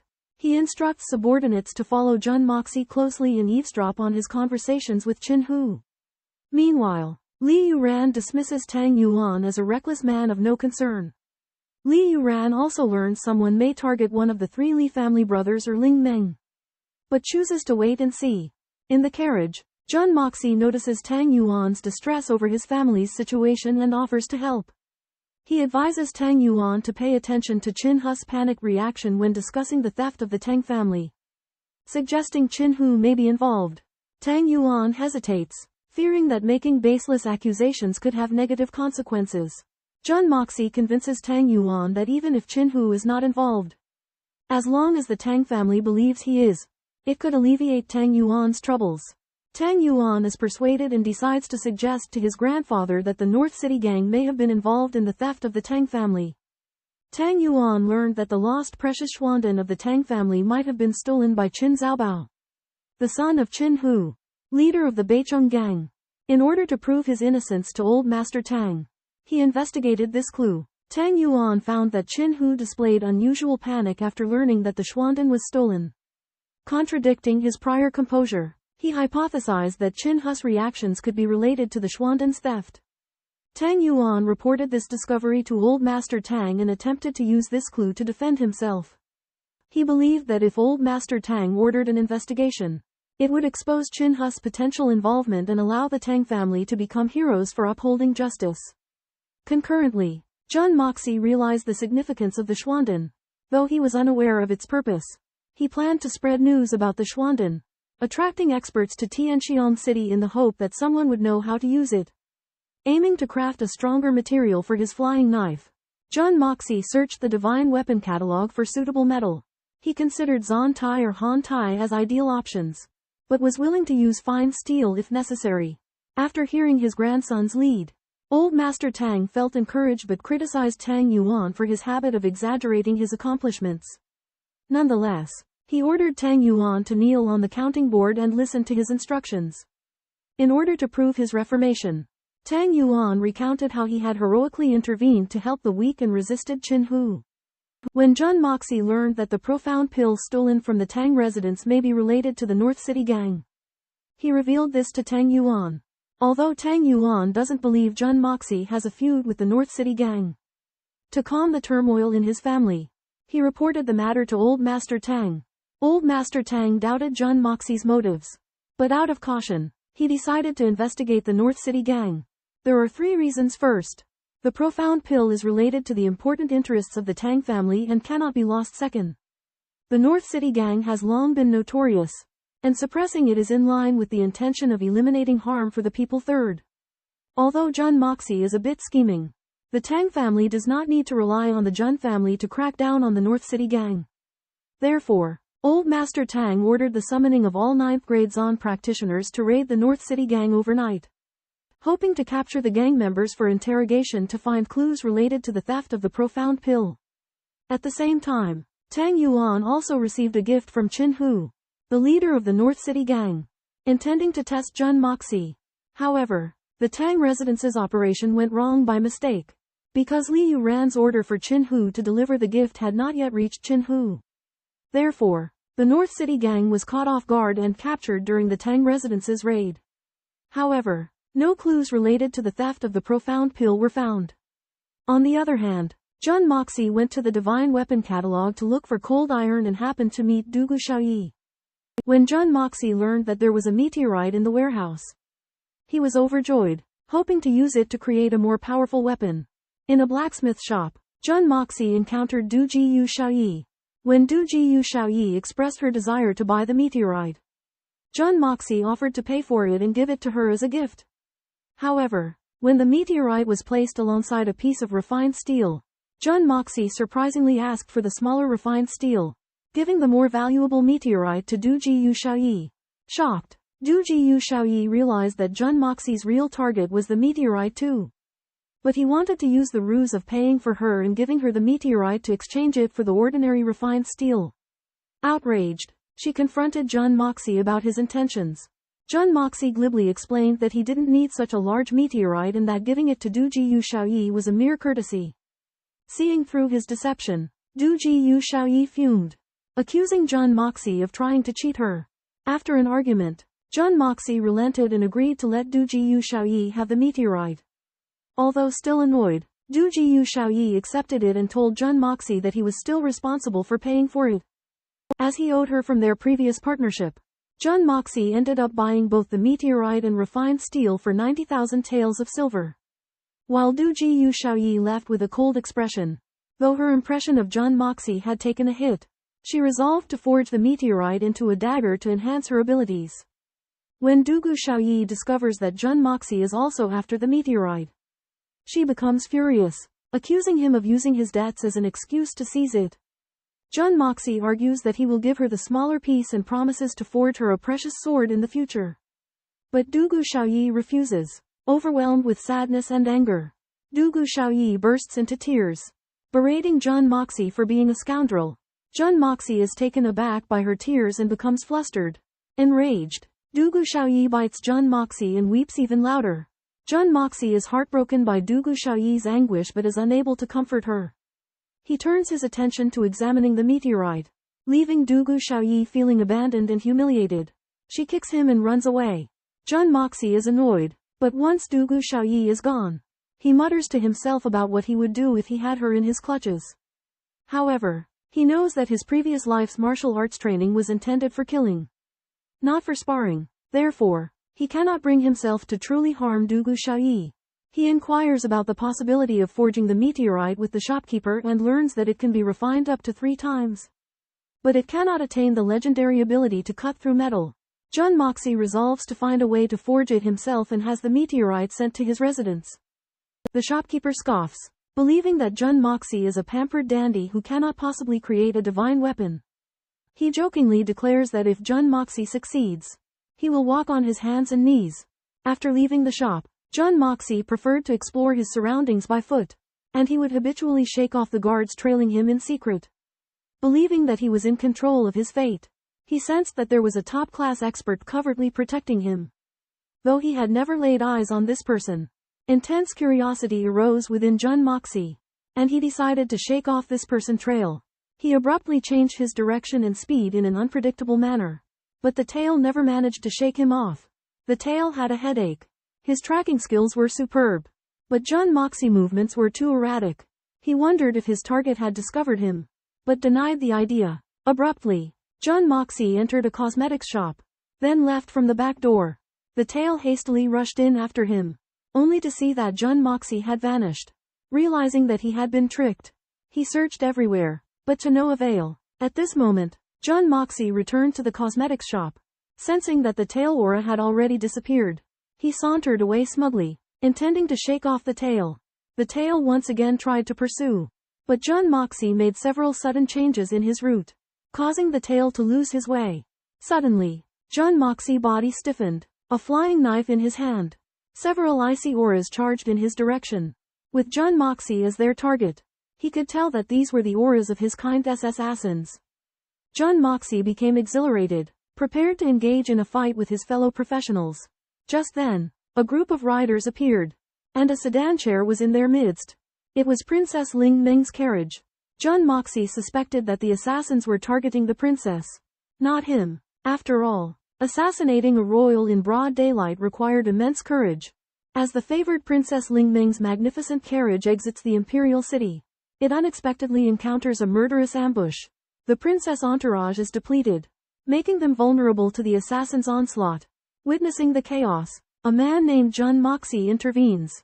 Though Princess Lingming despises Jun Moxie, his warning alerts her to the assassin's treacherous intentions.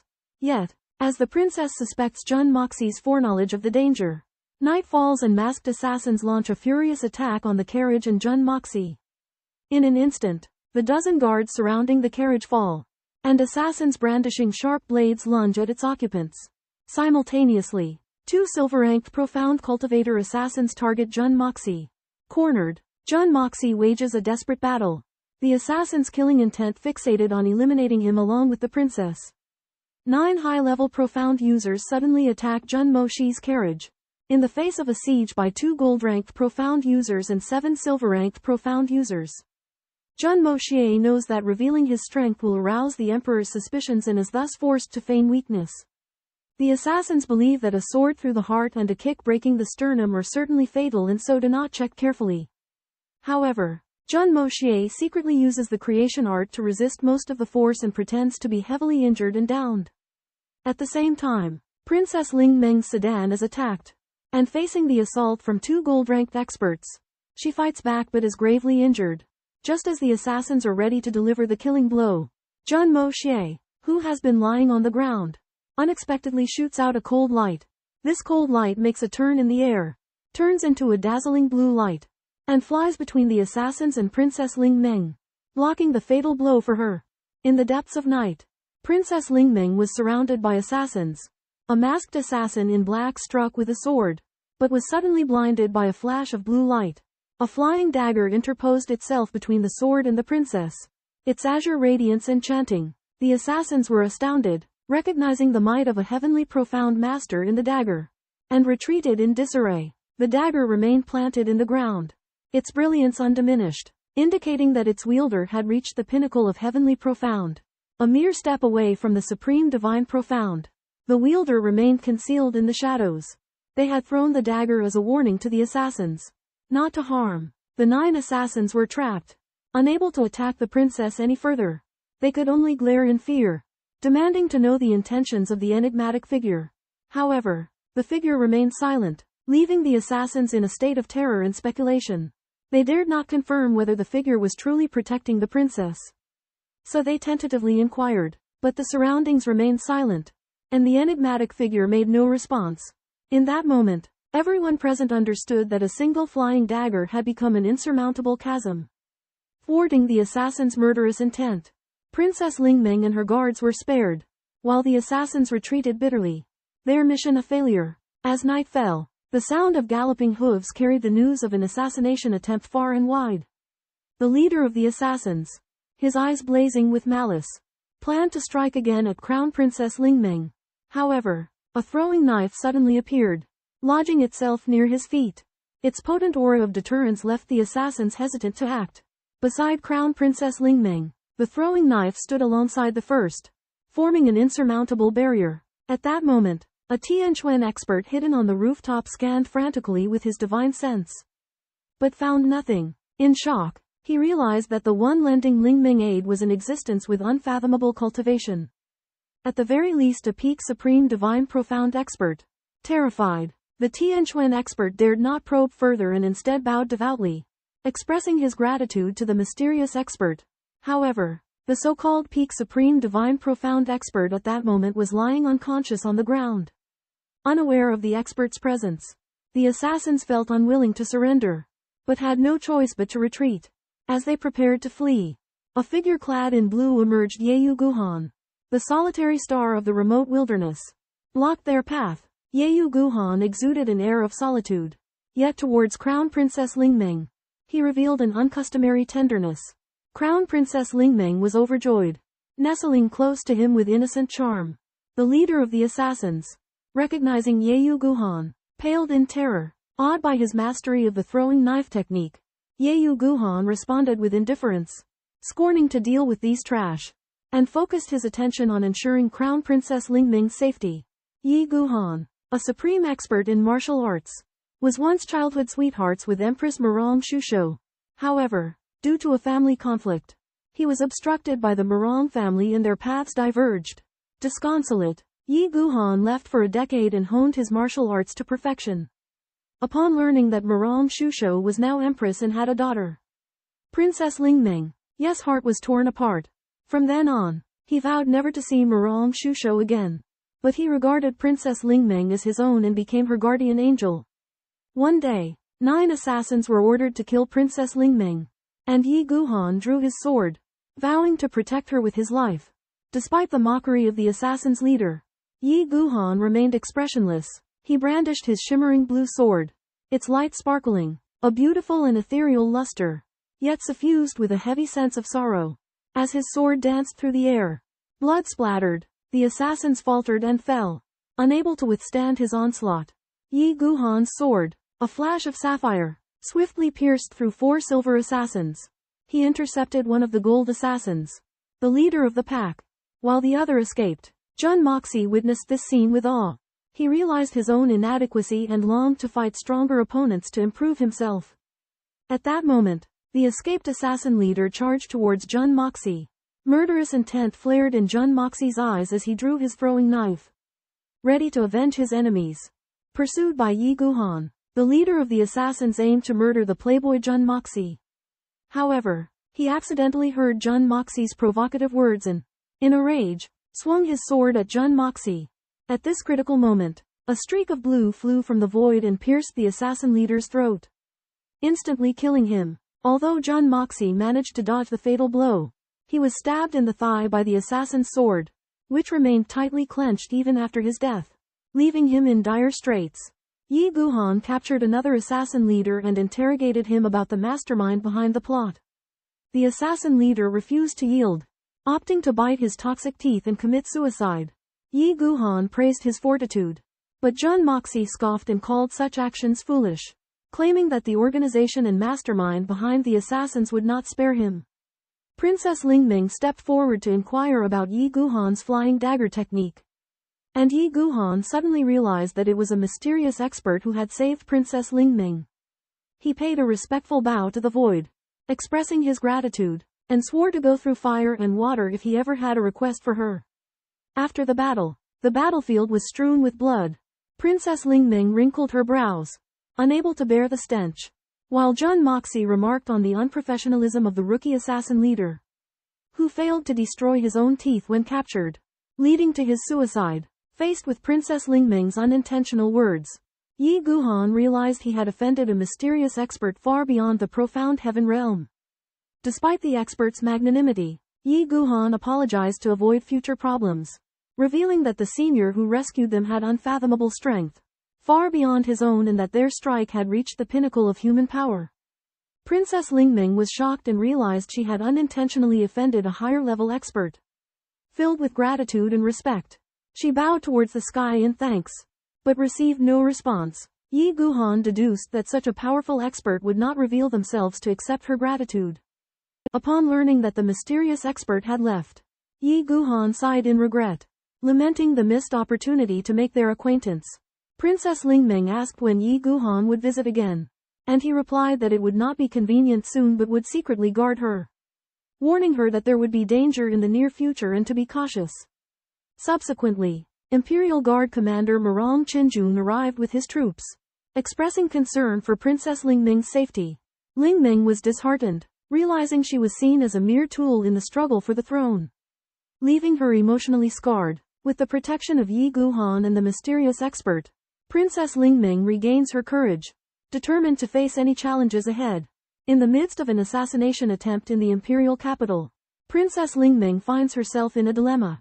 Marang Qinjun is charming and virtuous, but enigmatic. Li Yoran is handsome and carefree, but there is something unknown beneath his perfect exterior. Meanwhile, Jun Moxie, the target of the assassination, has been rescued by a mysterious old man. The old man is covered in blood, battered and cursing Jun Moxie. However, Princess Lingming senses an extraordinary aura about the old man, and the throwing knife in his hand is identical to the one lodged in the assassin leader's throat. Upon learning that Jun Moxie is alive, her heart is relieved. Witnessing the fallen guards, Princess Lingming is filled with sorrow, and tears stream down her cheeks. She orders condolences to be offered to the families of the slain soldiers, expressing her gratitude for their sacrifice. After the carriage is destroyed, Princess Ling Meng retreats, and Murong Qinjun protects her on her side. But because he is obsessed with the princess charm, he forgets to send a message to the Jun family. At the same time, Jun Moxie, who was seriously injured, was captured by an old man with superb skills. The old man finds Jun Moxie's injury to be unexpectedly minor. Suspecting that someone has arranged it deliberately, Jun Moxie made fun of the old man, saying that someone told him that he was being tracked down, which made the old man panic. The old man takes Jun Moxie to a civilian house for treatment and, after examination, finds that Jun Moxie's wound is serious but not life-threatening, and can't help but admire his amazing luck. During the old man's treatment, Jun Moxie complained about the old man's unreliable work, but the old man retorted and suspected that Jun Moxie was collaborating with the killer. Jun Moxie indignantly refuted the accusation and asked the old man if he had any granddaughters, arousing the old man's vigilance. After the treatment, Jun Moxie was anxious to heal as soon as possible, while the old man pondered about the impenetrability of the pursuer. However, neither Murong Qinjun nor the old man realized that before the old man's arrival, Princess Ling Meng had sent someone to the Jun family to inform them of Jun Moxie's disappearance. Because of this delay, Jun Zhantian became furious after learning of his grandson's death, and almost caused a catastrophic massacre in the capital. The Tang family mansion is also in a tense atmosphere, and a crisis is about to erupt. In the dimness of the night, Master Tang Wanli led 246 martial artists from the Tang family to discreetly proceed with their mission to the headquarters of the Beicheng gang. Though their intention was to capture high-ranking members of the Beicheng gang alive, they secretly suspected that the operation had been instigated to avenge the wayward behavior of a spoiled heir. Upon reaching the Beicheng gang's headquarters, Tang Wanli assigned his men to surround the expansive compound, awaiting his command. Meanwhile, outside the gates, the Tang family's martial artists formed 4 teams to attack the Beicheng gang's various strongholds. Tang Wanli's strategy was to capture them one by one from the outer perimeter inward, provocatively gauging the Beicheng gang's response to the recent theft at the Tang mansion. Unforeseen, however, as the Tang family's forces took control of the Beicheng gang's outer areas, the headquarters remained conspicuously silent. In the midst of Tang Wanli's growing impatience, countless archers abruptly appeared on the walls of the compound, launching an unexpected assault on the Tang family's forces. Simultaneously, Beicheng gang members surged out from every exit, desperate to escape. This unexpectedly fierce resistance left Tang Wanli perplexed. The Beicheng gang's relentless counterattack was akin to an insurrection. The suspicion he had earlier entertained that the conspiracy theories of spoiled heirs could hold true surged in his mind, filling him with excitement. An intense battle ensued. As swords clashed and violet gold profound chi sparkled, the Beicheng gang's ambush resulted in casualties among the Tang family's forces, who swiftly regrouped and retaliated. In no time, the entire area became a chaotic melee. Upon learning of the Northern City gang's reaction, Master Tang was elated, confirming his suspicion of their involvement in the Tang mansion robbery. He dispatched Tang family elites to encircle the Northern City gang, leading the charge himself. Amidst the siege by 3 gold-rank mystics, the Northern City gang leader, Qin Hu, was captured alive in desperation. Tang family elites then cordoned off and searched their mansion, discovering a secret chamber where Qin Hu's son, Qin Shaobao, and several women were hiding. Upon learning of his son's capture, Qin Hu surrendered all resistance. Master Tang interrogated Qin Hu, directly inquiring about the whereabouts of the profound pill. Qin Hu's flustered response confirmed his involvement. Master Tang warned Qin Hu that his son would face torture if he refused to confess. Faced with the threat, Qin Hu was forced to capitulate. He admitted to stealing the profound pill on someone's orders but refused to reveal the mastermind. Master Tang commended Qin Hu's pragmatism while remaining curious about the true culprit. Old Master Tang perceives Qin Hu's deception. Qin Hu admits being instructed by an unknown mastermind familiar with the Marquis estate and the treasure's location. However, just before Qin Hu reveals the mastermind, a divine light descends, and 3 masked Earth Profound Realm experts arrive to eliminate him. Old Master Tang fights valiantly against the 3 experts to protect Qin Hu. At that moment, a masked man in white appears, instantly killing the North City gang members and Qin Xiaobao. Old Master Tang tries to intercept the man, but the latter's immense power neutralizes his efforts. The man kills Qin Hu, leaving behind the words, "Time is vast, we'll meet again." Before departing, filled with grief and frustration, old Master Tang is helpless.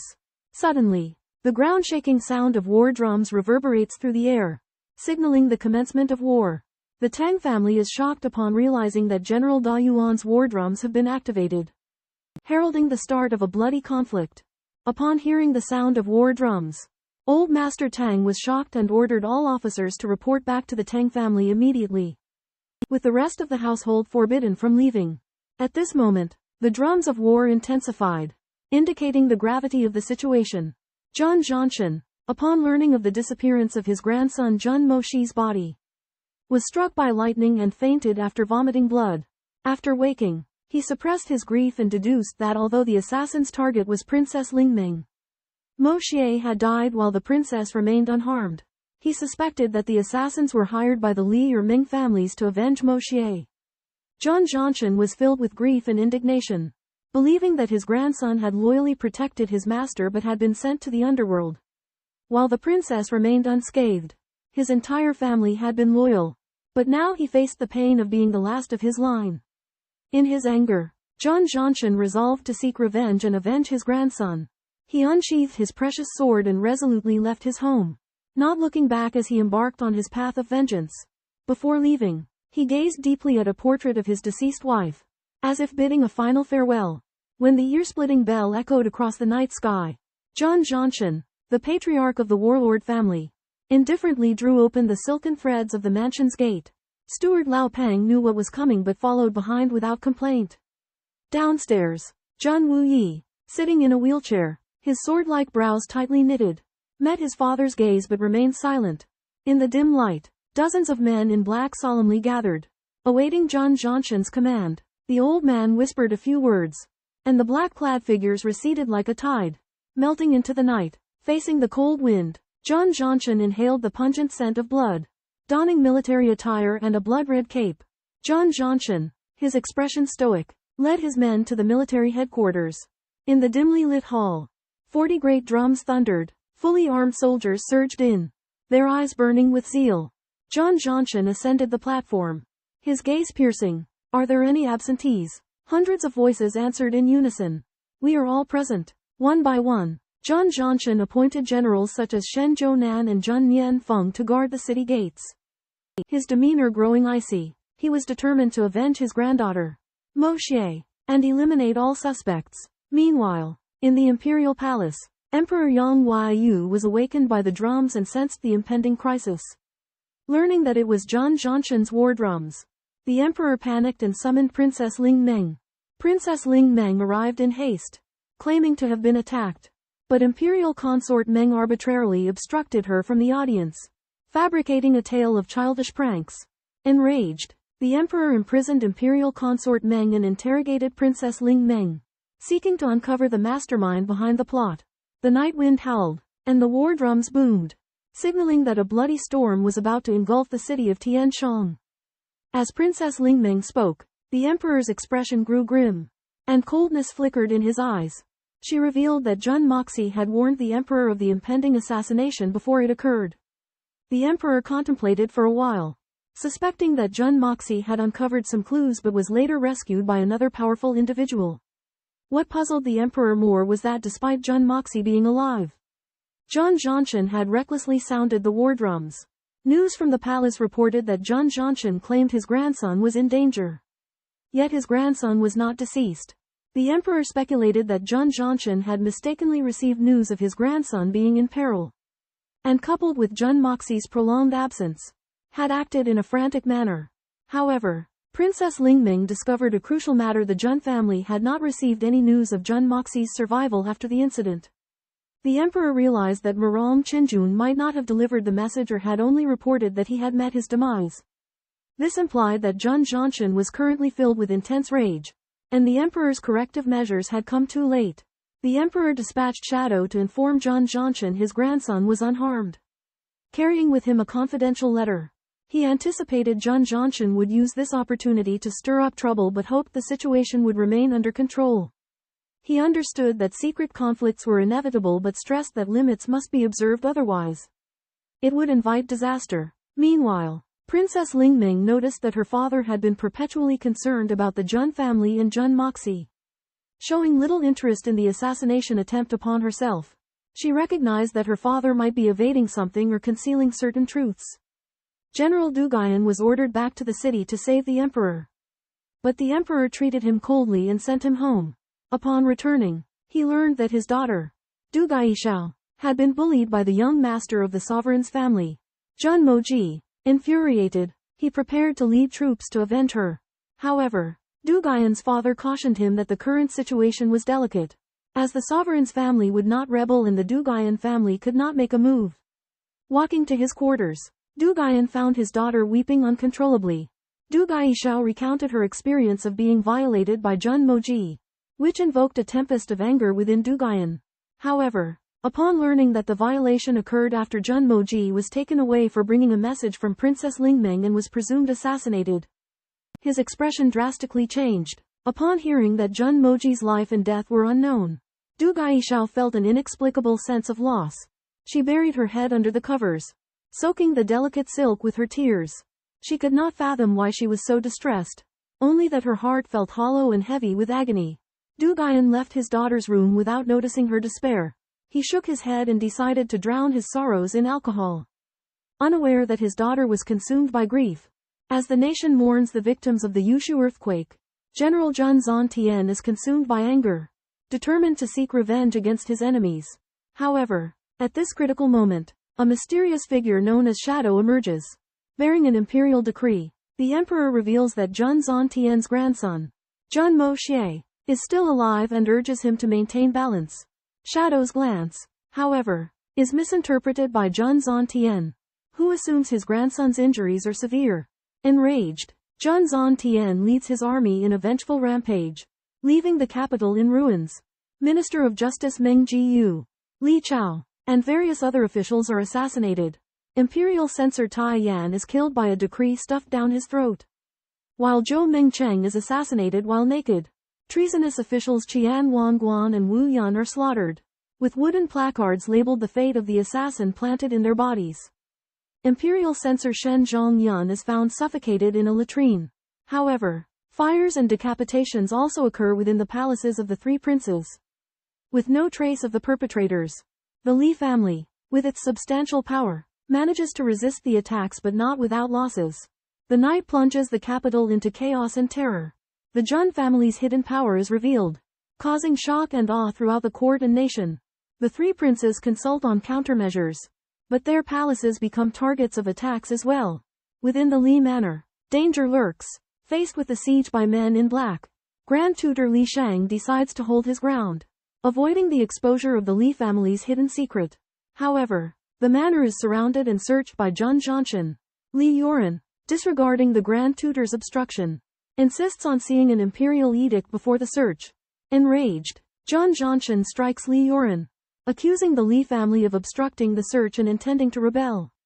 Li Yuan, left with no choice, questions Jun Zhantian if the search yields no results.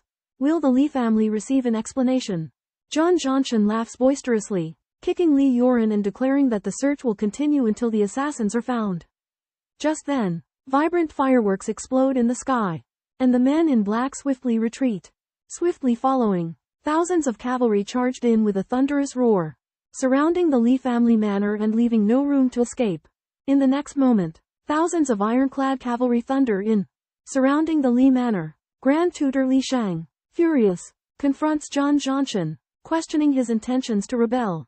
Jun Zhantian responds with a cold smile, insinuating that the Li family harbors assassins.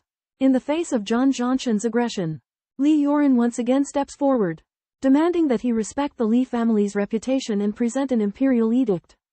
However, Jun Zhantian, consumed by rage over his grandson's fate, mercilessly beats Li Yuan. Li Yuan is humiliated, and the Li family's secret hangs in the balance. As Li Yuan humbly apologizes to Jun Zhantian, a sinister glint quickly flashes through his eyes. Jun Zhantian senses an invisible pressure at this moment, knowing that Li Yuan is no ordinary man. Jun Zhantian mockingly ridicules the Li family, infuriating Grand Tutor Li Shang. Li Shang demands that Jun Zhantian search for the assassin, threatening to impeach him in the imperial court otherwise. Jun Zhantian orders his soldiers to thoroughly search the Li family mansion, causing chaos. In a sedan chair off in the distance, a gaunt man observes the situation with a deep gaze. He realizes that the conflict between Jun Zhantian and the Li family is too intense, and the empire needs the Li family's support. Accordingly, he orders Shadow to resolve this farce. The soldiers recklessly ransack the Li family's property, and Li Yuran suggests that Li Shang use this opportunity to denounce Jun Zhantian. However, Li Shang reveals Jun Zhantian's status in the emperor's heart, believing that it is not easy to overthrow him. Li Yuran recognizes that Jun Zhantian is not simply targeting the Li family, but rather using this search to warn other aristocratic families to cautiously choose sides. Li Yuran suddenly realizes that Jun Zhantian's actions are not only aimed at bringing down the Li family but also at maintaining the stability of the country and curbing the ambitions of various factions. Jun Zhantian returns empty-handed after his search of the mansion and moves on to other aristocratic families, leaving the Li family in disarray. Li Yuran understands that Jun Zhantian's actions are both about resolving the assassination incident and intimidating the aristocratic families. Li Shang, with his astute political acumen, reminds Li Yuran of the complexity of political struggles and points out that although Jun Zhantian has committed the offense of mobilizing troops without imperial permission, it is unlikely that the emperor will severely punish him. Li Shang analyzed the situation with a somber expression. The Li family has been attacked by Jun Zhantian's army, possibly because of Jun Moxie's assassination attempt. However, Jun Zhantian changed his mind. Due to His Majesty the Emperor, Li Shang speculated that Jun Moxie is still alive, and His Majesty the Emperor has been using Jun Zhantian's rage to suppress the Jun family's military power and major aristocratic families. Li Yuran was shocked by the politician's farsightedness. Realizing that His Majesty the Emperor was in control of everything, she warned Li Yuran not to take sides easily. The Meng family was also attacked by Jun Zhantian, but Jun Zhantian was not satisfied because his original intention was to kill everyone. At that moment, Jun Moxie and Jun Wuyi appeared suddenly, making Old Master Jun overjoyed and tearful. Jun Moxie felt the warmth of family affection, and completely accepted his identity. His Majesty the Emperor has been using Jun Zhantian's rage to weaken the Jun family in the aristocratic families, with the ultimate goal of suppressing the struggle between the princes. However, Jun Moxie's return has turned the situation upside down. Old Master Jun was overjoyed, while the Li family faced greater crisis. The next morning at the imperial court, a storm erupted with factions fiercely contesting each other, with more than 10 posts vacant and impeachment memorials thrown at Lord Jun Zhantian. The emperor was deeply shaken. Overnight, over 10 key ministers from the court were beheaded, all of whom were followers of the third prince. Lord Jun Zhantian explained that in light of the princess assassination and the subsequent actions of the assassins, he had arbitrarily deployed the army to encircle and annihilate the assassins, resulting in the unfortunate death of dozens of officials. The ministers launched a barrage of attacks, accusing Lord Jun Zhantian of tyranny and disregard for the law. However, the emperor knew the inside story. The assassins were actually subordinates of Lord Jun Zhantian. Their purpose was to eliminate dissidents. Lord Jun Zhantian claimed to have saved the Tianxiang kingdom and admitted to his own negligence. The ministers in the hall looked at each other, implicitly accusing Lord Jun Zhantian of inverting right and wrong, taking the killing for apprehending the culprit, and the confiscation of property as meritorious deeds. The corpses of the so-called assassins displayed at the city gates were in fact death row inmates from the Ministry of Justice prison. The imperial court was turbulent. The dispute in the court was merely a superficial manifestation of the power struggles among various factions. This conflict would have a profound impact on the future of the Tianxiang kingdom. At the imperial court, ministers are set to criticize warlord Jun Zhantian for his mishandling of affairs. However, another military magnate, Du Heng, unexpectedly intervenes, stoutly defending Jun Zhantian's innocence. Du Heng, a tyrannical figure known for his shamelessness and arrogance, astounds the ministers with his defense. He proclaims Jun Zhantian's triumph over assassins and insists on his reward. This inversion of the truth is vehemently opposed by Minister Meng Yufeng. But Du Heng responds with insults and threats. The emperor, enraged, chides the ministers for their disorder and announces his verdict. Jun Zhantian is punished with a 1-year salary reduction but granted gold and ginseng, and his military power temporarily transferred to Du Heng. Other prominent families are demoted and lose their military power for 1 year for falsely accusing officials. This verdict surprises all. Jun Zhantian receives covert favor under the guise of punishment, while Du Guizhong's ascendancy raises concerns. Given his notorious tyranny, most ministers resign themselves to their powerlessness. But a few dissenters silently note Meng Yufeng's recklessness. The emperor, feigning anger, inwardly exults at having weakened all families and consolidating his power. After the emperor's departure, the Minister of Rights, Sun Chengge, suggests holding the annual Golden Autumn Literary Banquet. But the emperor angrily dismisses the proposal, citing the pressing need to address more pressing matters. This further confirms the courtiers' suspicions that the emperor intends to centralize power and tighten his control over the court. Despite their discontent, the ministers remain silent, witnessing the inexorable consolidation of imperial authority. In the tumultuous court, Du Guizhong and his son mock General Jun Zhantian for his overprotectiveness towards his grandson. Drawing scorn from the courtiers, Du Guizhong boasted of his numerous descendants. While the Jun family had only one son, Jun Zhantian displayed his preparedness by leaving the palace with an imperial physician and a sedan chair. The supposedly ill Jun Moxie, while appearing lifeless, was secretly overjoyed. He had discovered that his injuries had accelerated the circulation of spiritual energy from the Hongjun Pagoda, gradually healing his wounds. Seizing this opportunity, he activated the Keishan Zhaohua technique, guiding the spiritual energy to widen his meridians and enhance his cultivation. As he sensed that the Hongjun Pagoda's spiritual energy output was about to cease, Jun Moxie accelerated his deceitful pace, striving to maximize his advancement in realm. Eventually, his cultivation level rose from the 3rd rank of profound qi to the 8th rank of profound qi. Tang Fati visited and expressed extreme concern upon learning of Jun Moxie's severe injuries. Jun Moxie suppressed his anger and concealed the true extent of his injuries. With the cessation of the Hongjun Pagoda's spiritual energy output, Jun Moxie realized that his wounds had greatly improved. However, he wondered if he should inflict self-harm again to accelerate his cultivation progress. Tang Fati visits the severely injured Jun Moxie and presents 2 large chests as gifts. Upon opening the chests, they are revealed to be filled with expensive high-grade healing medicines, which leave Jun Moxie bewildered as he has no need for them. Tang Fati proudly displays a secret item hidden at the bottom of the chests, which includes peculiar objects such as the fierce virgin treasure and gentle lady silver. Claiming that Jun Moxie would be interested, Jun Moxie quickly interrupts and dismisses the items as useless and potentially dangerous. Just then, Jun Moxie's grandfather, Jun Zhantian, abruptly appears. Tang Fati panics and accidentally reveals his ulterior motive, complementing the old master's vigor.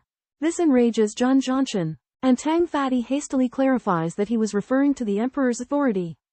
Jun Zhantian orders the removal of the healing chests and summons the royal physician Fang Huisheng to examine Jun Moxie. Fang Huisheng's examination reveals that Jun Moxie's condition is dire, leaving him deeply concerned. Unbeknownst to others, Jun Moxie secretly exerts his internal energy, manipulating his meridians to appear erratic. Jun Moxie was severely injured and after being examined by the imperial physician Fang Huisheng, the diagnosis was concerning his meridians were damaged, his internal organs severely injured, and his life was in danger. However, Jun Moxie chuckled and denied the doctor's diagnosis, showing a healthy appearance.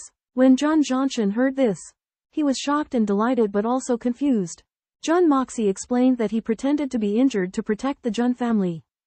The Jun family's great power had aroused the suspicion of the royal family, and Jun Moxie's profligacy and apparent injuries could temporarily conceal this. Jun Zhantian realized that Jun Moxie was thinking more deeply. He had endured for many years, but now being forced to come forward, he was protecting the family.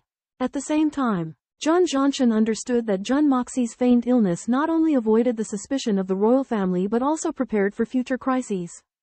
Jun Zhantian praised his grandson's foresight but also felt a heavy responsibility. He decided to strengthen the Jun family's defenses and seek opportunities to further consolidate the family's power. Jun Moxie's plan was difficult, but it was crucial for the Jun family and helped them overcome the crisis.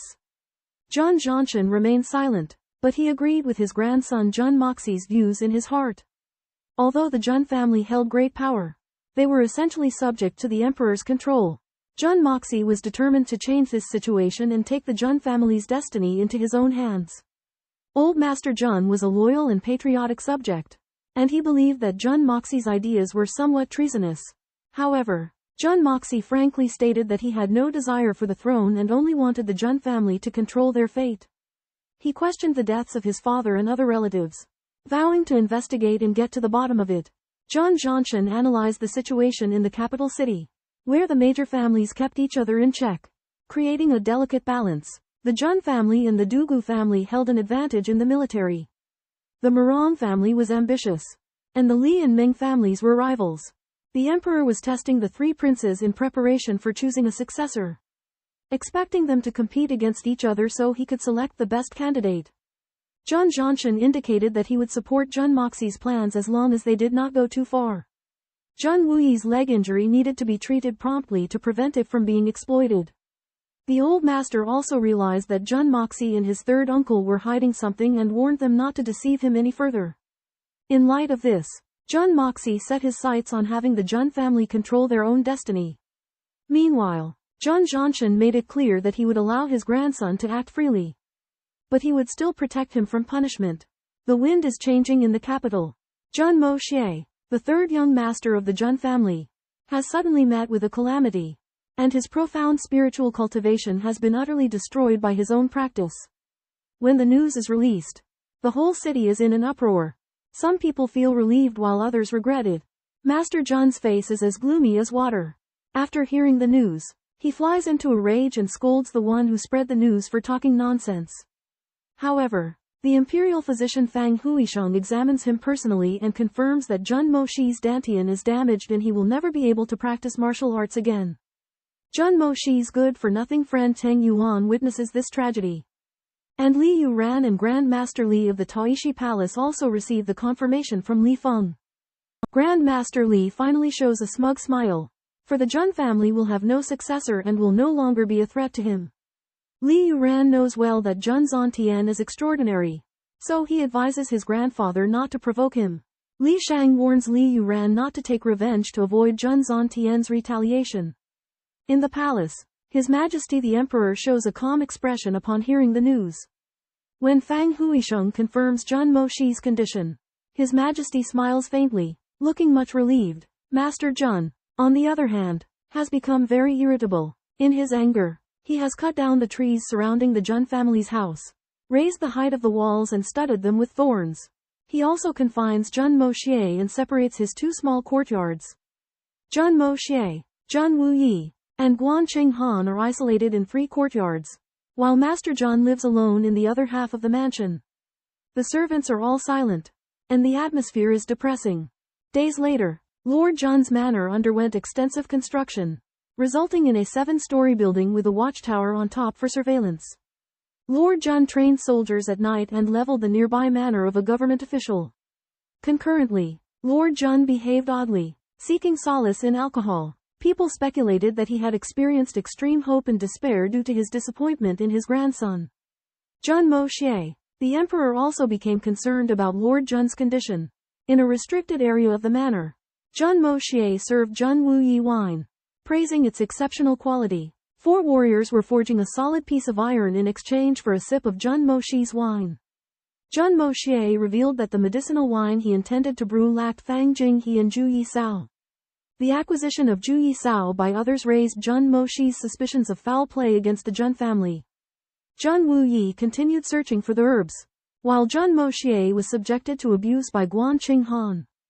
Guan Qinghan noticed Jun Moxie's transformation and indulged in the pleasure of tormenting him, becoming the sparring partner carefully arranged by Lord Jun. Lord Jun's seemingly erratic actions were actually intended to temper Jun Moxie. With deliberate provocation, Jun Moxie felt helpless about his own abilities but persevered in the face of Guan Qinghan's abuse. Jun Moxie was disturbed to learn that the medicinal herbs he desperately needed had been taken. Suspecting foul play against the Jun family, Jun Wuyi dismissed the possibility of targeting but found the coincidences too dubious. They investigated the identity of the thief but came up empty for the time being. Jun Moxie was troubled by the upcoming skill test, but due to etiquette and apprehension, he dared not resist his sister-in-law, Guan Qinghan. Guanqing Han fiercely attacked Jun Moxie with overwhelming profound qi. And Jun Moxie was unable to evade.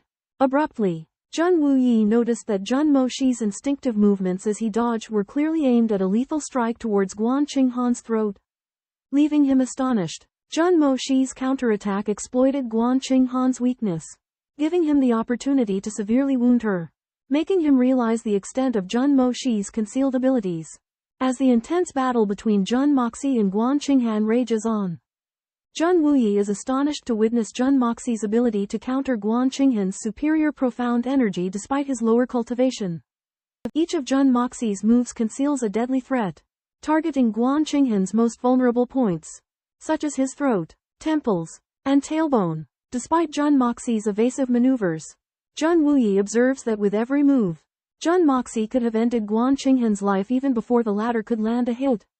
Even during momentary gaps between moves, Jun Moxie finds multiple opportunities for deadly counterattacks. This prowess shocks Jun Wuyi, who realizes that Jun Moxie's familiarity with killing runs so deep that his instinctual reactions can effortlessly pinpoint fatal weaknesses. In contrast, Guanqing Han, though dominant in the fight, remains unaware of the peril he is in. However, in Jun Wuyi's eyes, each time Jun Moxie holds back is a moment when he could have killed Guanqing Han, who would have been slain at least 47 times already if Jun Moxie had gone all out. Such statistics leave Jun Wuyi shaken, questioning the established dogma that a lower-level profounder cannot triumph over a higher-level one. Moreover, Jun Moxie's killing technique is so seamlessly ingrained into his instincts that he responds swiftly without conscious thought. Jun Wuyi deduces that Jun Moxie must have undergone countless life or death battles to attain such proficiency. He has never encountered a more formidable individual, and he marvels at how Jun Moxie, deemed a wastrel by the Yanjing household, possesses such extraordinary power. At this moment, Jun Wuyi understands that Jun Moxie's claim of not knowing how to fight is not entirely true. Instead, he has mastered the ultimate art of killing, transcending the realms of warriors and assassins. Jun Wuyi cannot help but wonder how Jun Moxie acquired and honed such a deadly talent. After a storm, Jun Moxie returned to the city. As soon as he sat down, his third uncle, Jun Wuyi, looked at him with an astonished gaze. Jun Wuyi discovered that Jun Moxie was filled with an astonishing murderous aura, and he could not help but ask him about its origin. At first, Jun Moxie flatly denied having killed anyone, but Jun Wuyi had already seen through this. Jun Moxie reluctantly admitted that his in-depth knowledge of human anatomy allowed him to easily find the lethal points of his enemies. He explained that there was a commonality between medical skills and the art of killing. Jun Moxie confessed that he had never killed any innocent people. However, he concealed his past as the king of assassins. Jun Moxie, claiming that his so-called coming to this world referred to the time after he changed his name to Jun Moxie. At this moment, a man in green reported that the eldest son of the Tang family, Tang Yuan, had bought the 9-leaf clover. Jun Wuyi and Jun Moxie were puzzled by this, speculating about Tang Yuan's motive for buying the medicine. Jun Moxie stated that he intended to trade with Tang Yuan for 2 9-leaf clovers, to help Jun Wuyi gather the necessary ingredients for the Fan Jing He. Jun Moxie learns that Tang Yuan has purchased 9-leaf clover from Jinxiang Pharmacy and immediately heads to the Tang residence, hoping to convince Tang Yuan to give it to him. However, Tang Yuan denies ever buying 9-leaf clover. Dismayed, Jun Moxie leaves. However, he notices an item called Brahma Scripture Lotus on the auction list Tang Yuan showed him. He eagerly realizes that Brahma Scripture Lotus is another rare herb that goes with 9-leaf clover. Jun Moxie has Tang Yuan's 2 chests transported to his house and has people carefully sort through the items inside. Tang Yuan had mentioned buying medicine from Jinxiang Pharmacy, but intentionally hiding the good ones under herbs like ginseng and angelica. When Jun Moxie examines the chests, he indeed finds 9-leaf clover. He is overjoyed and immediately sets out for the Shengbao Hall auction, hoping to bid on Brahma Scripture Lotus. Shengbao Hall is the largest auction house in Tianxiang Kingdom, boasting a wide variety of treasures and consumables. Jun Moxie and Tang Yuan attend the auction, both hoping to make some important purchases. At the end of the auction list, Jun Moxie spots Brahma Scripture Lotus and his excitement grows. The King's Hall of Rarities, a shrouded land in the city of Tianxiang, is veiled in secrecy and shrouded in mysteries. For centuries it has stood, outlasting wars and dynastic changes. Its opulence only increasing with the passing of time. The origins of its wares are unknown. Yet the treasures auctioned within its hallowed halls are inspiring.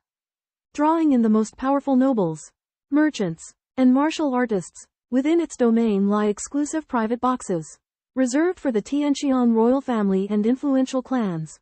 Despite its wealth, the King's Hall of Rarities shows no interest in politics or strife, and offers no sanctuary to fugitives. Jun Moxie and Tang Yuan, upon arriving at the King's Hall, encounter formidable security. Divine senses constantly probe the surroundings, and hidden masters of the Jade tier lurk in the shadows. They sense the presence of two murderous groups pursuing them. As they enter the Tang family's private box, Jun Moxie observes two distinct boxes, adorned with the symbols of a tulip and a snow lotus, respectively. The hall teems with people, yet an eerie silence prevails.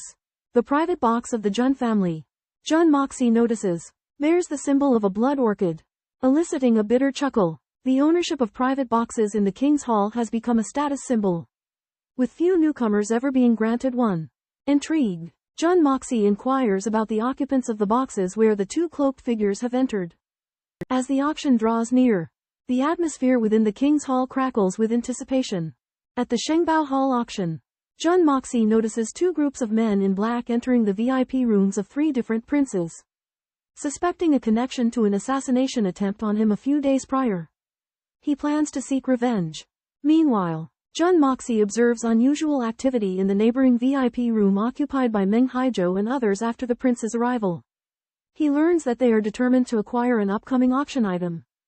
Jun Moxie then makes a deal with Tang Yuan to have him bid on and purchase the item to thwart Meng Haizhou's plans.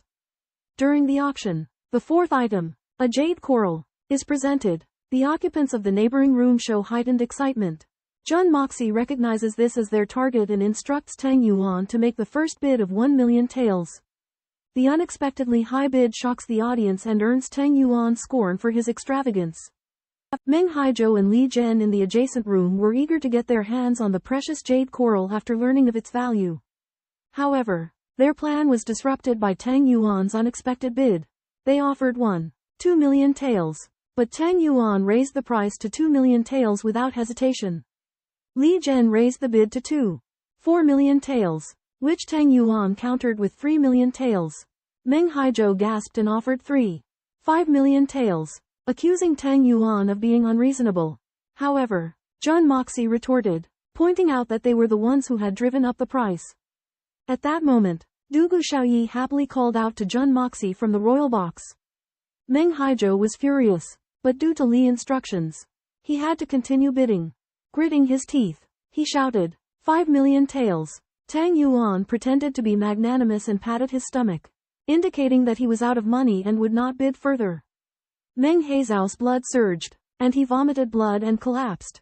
Jun Moxie watched coldly, mocking Meng Haizhou's fragility. At the Shengbao Hall auction, Tang Yuan and the wealthy Meng and Li families fiercely competed, with Meng Haizhou ultimately paying a hefty 5 million for a jade coral. However, Tang Yuan seemed gleeful, claiming that the Meng and Li families had artificially inflated the price, causing him to miss out on the opportunity. This farce drew contempt from the crowd.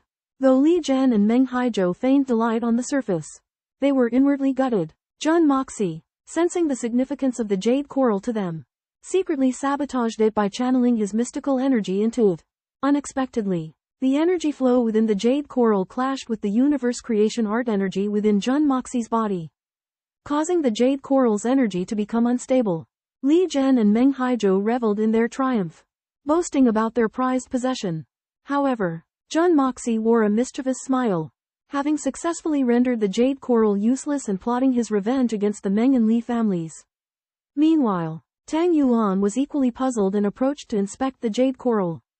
The Meng and Li duo, blinded by vanity, gloated over their victory. As they departed, they couldn't resist taunting Tang Yuan about his missed opportunity. But Tang Yuan was already formulating his plan for retribution. In the highly anticipated auction, Jun Moxie eagerly awaits the appearance of the incinerating scripture lotus. This poisonous herb not only detoxifies but also makes its user immune to poisons and can even become a bridge of heaven and earth on earth. assisting martial artists in opening up their meridians and increasing their power by more than 20 years. When the 500-year-old incinerating scripture lotus is put on display, Jun Moxie is thrilled, believing it is his only hope of saving his father. Jun Wuyi, Fatty Tang bids 300,000 taels, only to be met with a counterbid of 3 million taels from Li Zhen. Enraged, Jun Moxie emerges from his box in the guise of a wastrel, accusing Li Zhen of bluffing. He claims Li Zhen does not have 3 million taels and questions his motives for targeting the Tang family. Dugu Xiaoyi, who had been worried, suddenly smiles in the auction hall. Meanwhile, Li Zhen and his companions look at each other, unable to come up with the large sum. At that moment, two powerful spiritual pressures attack Jun Moxie, who deftly dodges them, sneering in his heart. The auction hall falls silent, the attendees shocked by the prospect of spending millions of taels on a single herb. Jun Moxie ignores their reactions, haughtily asking those present to make offers. At the Shengbao Hall auction, a purple-robed elder presided over the bidding for the combustion scripture lotus. Tang Yuan bid 5 million taels. But Jun Moxie believed that Li Zhen was deliberately raising the price and accused Shengbao Hall of forcing up the price. The purple-robed elder insisted that the bid was valid, leading to a stalemate. At this time, an ethereal voice rang out, stating that Shengbao Hall's rules could not be broken and that Tang Yuan's bid of 5 million taels had been accepted. Jun Moxie angrily questioned Shengbao Hall, accusing it of colluding with Li Zhen to swindle Tang Yuan's money. Shengbao Hall, realizing its wrongdoing, investigated Li Zhen's bidding eligibility and discovered that he did not have enough money. Li Zhen was immediately expelled from Shengbao Hall, and the Li family's eligibility to enter Shengbao Hall was permanently revoked. Jun Moxie wondered if someone was intervening behind the scenes, causing Shengbao Hall to change its tune. Then, the mysterious voice accused Jun Moxie of insulting Shengbao Hall and demanded an apology. Jun Moxie eloquently praised Shengbao Hall as the most righteous business house in the world, and the audience erupted into applause. The mysterious voice then fell silent. Meanwhile, in a private room at Shengbao Hall, two white-clothed middle-aged men argued incessantly. One accused Jun Moxie of being cunning, while the other angrily inquired about the origin and purpose of the combustion scripture lotus. Amidst the argument, an aged voice intervened and ended the quarrel. The two white-clothed men, each with their own motives, sat cross-legged with their backs to each other, the atmosphere heavy. In the boisterous auction hall, Jun Moxie addressed the attendees with a smile, announcing the continuation of the auction. However, the auction fell into chaos when Li Zhen, the original bidder for the burning scripture flower, was exposed as a cheat. A mysterious individual stepped in and purchased the flower for 300,000 taels on behalf of the previous bidder, Tang Yuan. Jun Moxie observed that the two bidders were at odds with each other, and the newly emerged bidder appeared to be more formidable. Subsequently, Tang Yuan successfully acquired the Divine Wind Sword record, eliciting a look of disdain from Jun Moxie. However, Jun Moxie was startled to discover that the 6 mysterious individuals in the private box had vanished without a trace, leaving behind a lingering ominous aura. He suspected that the 6 had escaped into the crowd through a hidden passage. Jun Moxie shifted his gaze to the remaining items for auction and noticed that the final item was the sinews of 30 rank 6 profound beasts. The white-horned ox. He realized that this was a coveted item for the assassin group. As the bidding for the profound beast sinews commenced, assassins from both the first and second prince's camps engaged in an intense bidding war, with the second prince's camp ultimately securing the prize for 13 million taels. Tang Yuan was shocked by the value of the profound beast sinews. Recognizing their significance, Jun Moxie grew concerned, speculating that the rank 6 profound beast sinews would be used to craft powerful arrows that posed a significant threat even to heaven profound level masters.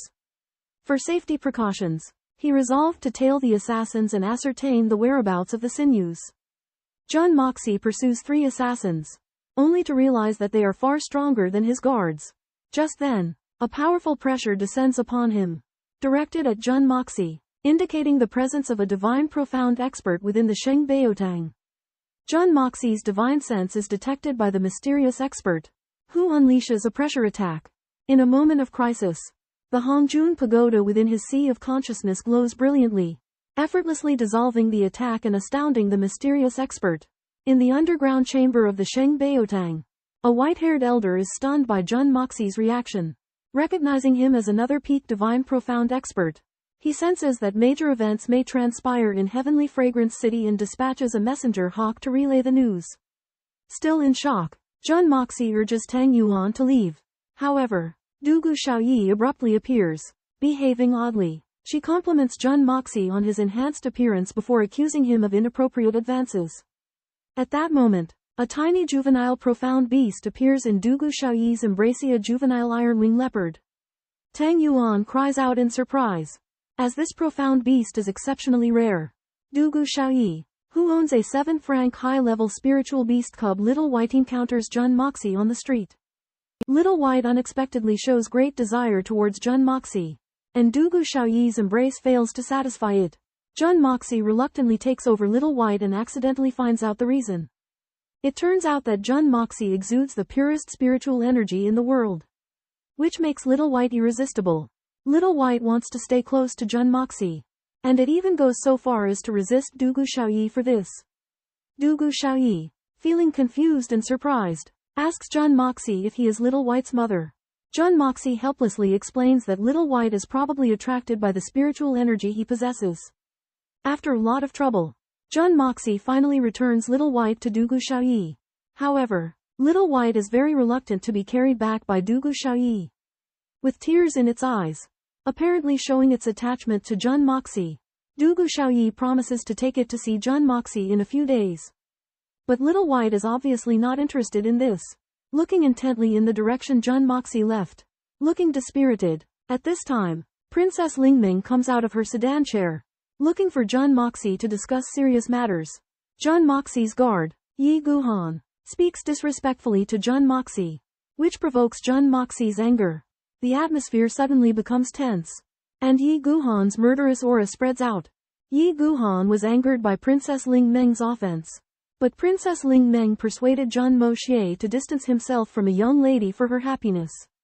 Jun Moxie pretended not to understand, angering her. Princess Lingmeng then threatened him with General Dugu Wudi. But Jun Moxie was not afraid. He even asked her to tell General Dugu Wudi to completely resolve the young lady's entanglement. Princess Lingmeng left quivering with anger and mocking Jun Moxie. Yi Guhan had been watching and couldn't stand it anymore, so he was ready to give Jun Moxie a lesson. But Jun Moxie saw the situation was about to get worse and immediately called out, denouncing Yi Guhan and making him lose face in front of the crowd. Yi Guhan turned red with anger.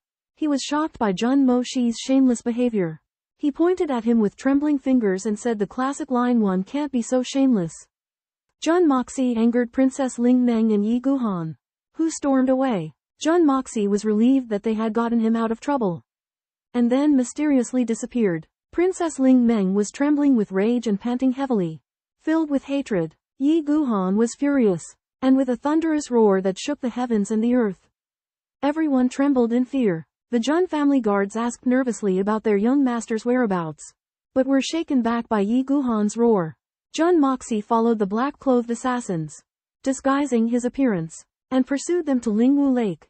The three assassins cautiously changed their clothes, chatting and laughing, but their killing intent was hidden. Jun Moxie changed his appearance and disguise 3 times during the chase. The assassin's destination was the Nishang Pavilion. Jun Moxie happened to pass by a painting boat and noticed signs of a rendezvous. Jun Moxie ventured into the water, using cattails as cover to approach the painting boat. He found the boat empty, with only the boatman waiting. Jun Moxie suspected foul play and prepared to follow up. Jun Moxie silently snuck under the painting boat and breathed with the help of reeds.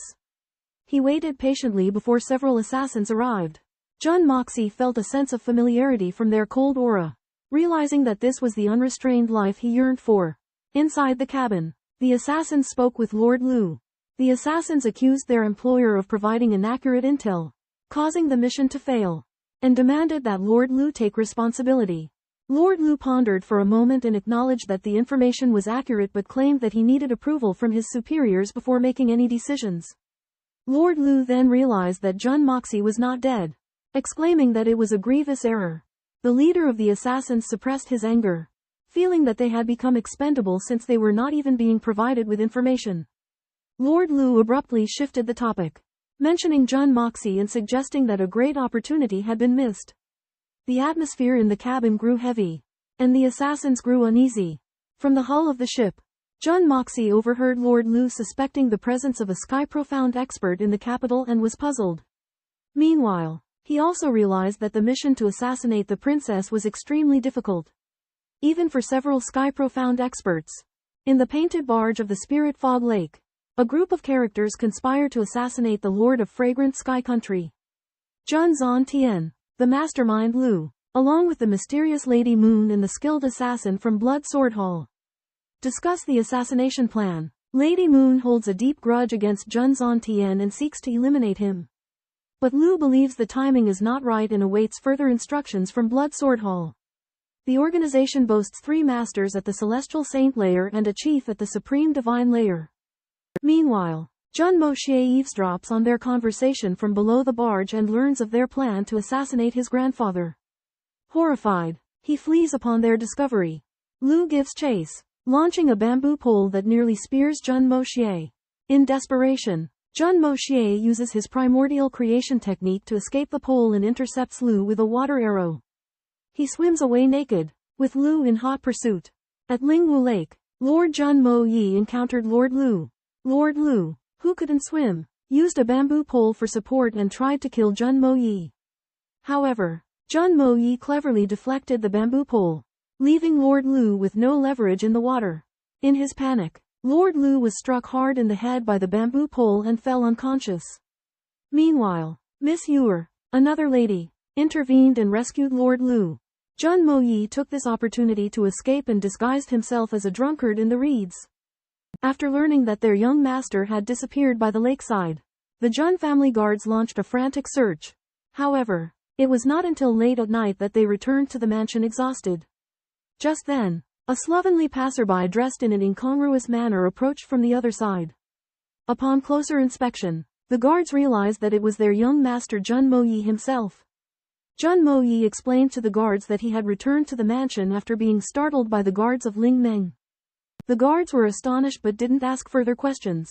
Jun Moxie returned to the mansion and reported the arrogance of Shengbao Hall to his third uncle, Jun Wuyi. Jun Wuyi told Jun Moxie that Shengbao Hall was a powerful force and that the Jun family should avoid confronting them for the time being. Jun Moxie finally understood that the interests of the family could sometimes restrict individual actions. He promised to remember his third uncle's teachings and prioritize family interests when necessary. More encouragingly, Jun Moxie revealed that all the medicinal herbs and golden needles needed to treat his third uncle were ready. In 10 days, Jun Wuyi would be able to stand up and cast aside the confines of his wheelchair. Jun Wuyi accidentally discovered that his crippled body had regained sensation, which filled him with excitement. Jun grandfather immediately sealed off the mansion, guarding against an external invasion. In the inner court, Jun grandfather, Jun Wuyi, and Jun Moxie gathered together. Jun Moxie prepared a potent poison and applied it to Jun Wuyi's body in a precise order, forcing him to ingest it. The burning and excruciating pain were unbearable for Jun Wuyi, but his strong willpower pushed him through. Even more cruel was that Jun Moxie then forced down a lixiang flower extract, which expelled a hidden poison that had been dormant in Jun Wuyi's body for 10 years. Jun Wuyi's body became discolored as he endured unimaginable torment. Just as Jun Wuyi was on the verge of fainting, Jun grandfather cried out with excitement. "It's up!" Jun Wuyi's manhood stood erect, signaling the restoration of his bodily functions. At this moment, Jun Moxie produced a burning scripture lotus fruit garment and dripped its juice into Jun Wuyi's mouth. Jun Wuyi's body rapidly swelled, and his meridians became prominent. Jun Moxie and Jun grandfather worked together, inserting silver needles into Jun Wuyi's acupoints and placing him in boiling water. As the temperature rose, Jun Wuyi's body exuded a large amount of pitch-black liquid, dyeing the water black. The torment continued for a period of time until Jun Wuyi's body finally stopped releasing the black liquid. The healing process was exceptionally brutal, but in the end, Jun Wuyi's 10-year disability was cured, and he regained his dignity as a man. Jun Zhantian watched in shock and awe as his grandson, Jun Moxie, plunged his severely injured son, Jun Wuyu, into a pot of boiling water. Without hesitation, Jun Moxie used his bare hands to retrieve Jun Wuyu, despite the severe burns caused by the boiling water and poison. Miraculously, Jun Wuyu's skin turned fair and the deadly poison was eliminated. Jun Moxie then placed his withered right hand on Jun Wuyu's dantian and unleashed the full force of his Genesis creation technique. One by one, the golden needles embedded in Jun Wuyu's body were expelled. And finally, the needle in his Beihui acupoint flew out, carrying with it 6 colors of bloodstains, signaling the complete removal of the poison. With a pale face, Jun Moxie withdrew his hand as Jun Wuyu slowly opened his eyes, emitting a faint blue light that indicated he was now immune to all poisons and the seal had been lifted. Decades of Jun Wuyu's accumulated Zhan Qi, combined with the effects of the Burning Sutra Lotus, propelled him from the mid-level Earth Profound Realm directly to the early-level Heaven Profound Realm. A 3-level leap. Jun Zhantian was filled with astonishment as he witnessed his son, paralyzed for 10 years, stand upright once more. Jun Moxie reminded Jun Wuyu to focus on his breathing, as the restorative effects of the Burning Sutra Lotus were too strong and needed to be converted into Zhan Qi to be fully effective. Jun Wuyu followed his instructions, while Jun Moxie added that his Genesis creation technique could not only be used for his own cultivation but also to aid others, making him impervious to all worldly poisons. Jun Moxie activated his Genesis creation technique, nourishing Jun Wuyu's body and facilitating his transformation. The restorative effects of the Burning Sutra Lotus were converted into Zhan Qi, which combined with Jun Wuyu's decade of arduous cultivation, propelling him into the Heaven Profound Realm. All this was thanks to Jun Moxie's Genesis creation technique, which made everything seem natural and effortless. As Jun Wuyu composed himself and entered a state of cultivation, Jun Moxie swiftly replenished the consumed energy. Tears of joy streamed down Jun Zhantian's face, overjoyed that his grandson had cured his son's disability. Jun Wuyu stood up slowly, marking the first time in 10 years that he was able to stand on his own 2 feet. The Jun family had a successor, filled with hope and a promising future. After a decade of silence, Jun Wuyi regains consciousness and expresses his gratitude to his father, Jun Zhantian, and nephew, Jun Moxie, who have taken care of him for many years. Jun Wuyi decides to shoulder the responsibility of the Jun family and protect his family and Jun Moxie with his newly recovered body. However, Jun Moxie notices Jun Wuyi's nakedness and playfully points out that he should cover himself. Jun Wuyi becomes embarrassed and chases after Jun Moxie, and they engage in a playful fight. Jun Moxie suddenly discovers that Jun Wuyi's bathwater contains the venom of 13 poisonous snakes, creating a highly toxic substance. Jun Wuyi explains that they mix these venoms and soak weapons in them, making them deadly against any enemy. Meanwhile, in the Grand Tutor's residence, Li Yuran learns about Li Zhen and Meng Haizhou's successful purchase of the jade coral. Instead of reprimanding them, she reimburses their expenses. Li Yuran plans to let Grand Tutor Li Shang absorb the celestial energy from the jade coral to prolong his life. She invites her brothers for protection and activates protective measures. Li Shang and Li Yuran prepare to absorb the jade coral, but Li Yuran expresses regret that her master is still preparing for the Qi Tian Feng meeting in 3 years. Li Yuran transfers the jade coral to Li Shang, using his mysterious arts to unleash its blue energy. Li Shang absorbs it, gradually restoring his dantian. However, the celestial energy infused into the jade coral by Jun Moxie suddenly erupts, destroying Li Shang's dantian, leaving Li Yuran covered in blood and shattering the jade coral, inflicting multiple wounds on him. Meanwhile, chaos ensues within the Dugu family. Princess Ling Meng takes Dugu Xiaoyi with her after her visit, infuriating the Dugu family upon learning that Xiaoyi has fallen in love with Jun Moxie. Dugu Zhongnong insults Dugu Wudi over his negligence, who responds by ordering his nephews to return to the city and prepare to take action against Jun Moxie. Dugu Wudi orders 7 nephews, including Dugu Ying and Dugu Shang, to return to avenge the trouble caused by Jun Moxie and investigate the relationship between Xiaoyi and him. Jun Moxie, unaware of these events, is still basking in the joy of his successful scheme. Patriarch Dugu Shang of the Dugu clan named his 7 nephews heroes, charging forward, hoping they would fulfill his legacy. However, only a daughter, Dugu Xiaoyi, was born, crushing his hopes. Disappointed, Dugu Shang berated his 3 sons as incompetent, with only the eldest, Dugu Wudi, staying in the capital while the others were stationed at remote borders. Meanwhile, Jun Zhantian and his grandson Jun Moxie share a close bond. Jun Moxie possesses extraordinary skills that can heal wounds and ward off poisons. Though he is reluctant to reveal their source, Jun Zhantian and Jun Wuyi suspect his master granted them and urge him to keep them secret. As Jun Wuyi heals, the Jun family secretly shifts power to his control. Jun Moxie alerts Jun Zhantian to the presence of imperial spies within the family, who pose a threat to their safety. After deliberation, Jun Zhantian approves Jun Moxie and Jun Wuyi's plan to eliminate the spies discreetly to avoid imperial suspicion.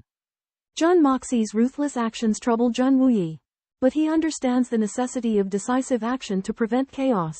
Jun Zhantian provides a list of spies and instructs Jun Moxie and Jun Wuyi to handle the matter discreetly without informing him.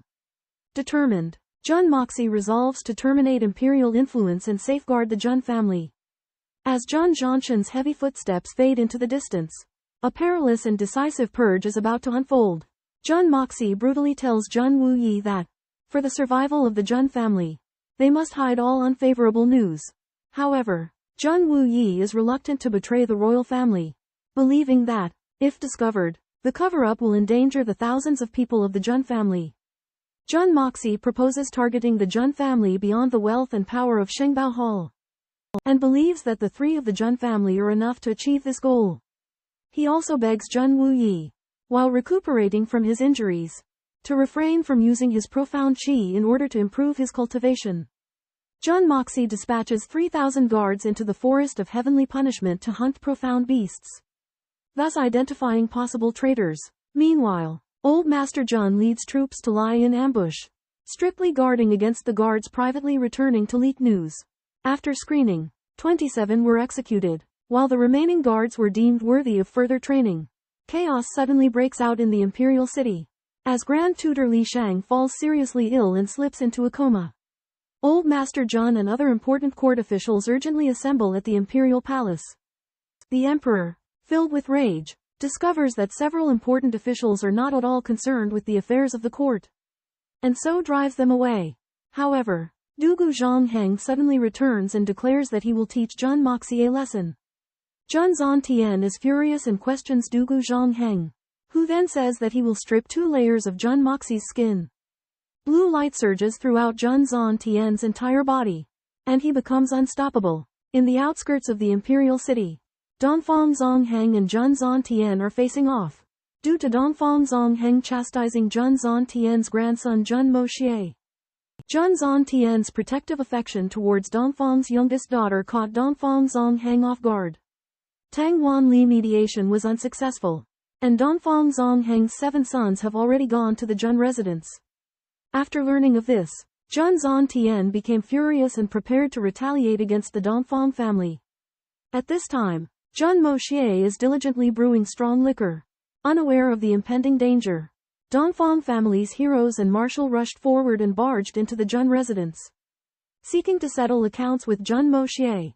Upon learning of this, Jun Moxie confronts the 7 men alone to prevent his family from worrying. After weighing the pros and cons, he decides to defeat these 7 men, but worries about the Dongfang family's retaliation and the Jun family's ability to withstand it. Jun Moxie encounters 7 burly, fierce-looking Dugu brothers who aggressively question him for harassing Dugu Xiaoyi. However, Jun Moxie is perplexed, while the Dugu brothers are drawn in by an alluring wine aroma. They suddenly notice a table with numerous jars of clear liquor exuding an intoxicating fragrance in front of Jun Moxie. They are astonished at the aroma, exclaiming that they have never smelled such a fine brew. The Dugu brothers promptly forget their mission to apprehend Jun Moxie. Begging for a taste, Jun Moxie pretends to be reluctant, pointing to the jars on the table and stating that they are the only ones of this rare, exquisite wine. The brothers' eyes are instantly drawn to the jars. They glare covetously at a drop of wine spilled on the ground, greed evident in their gazes. They chuckle and ask to sample Jun Moxie's wine, but he refuses, citing his own fondness for it. When Jun Moxie led the 7 brothers from the Dugu family to the place where the wine jars were kept, they were astonished by the grand spectacle before them.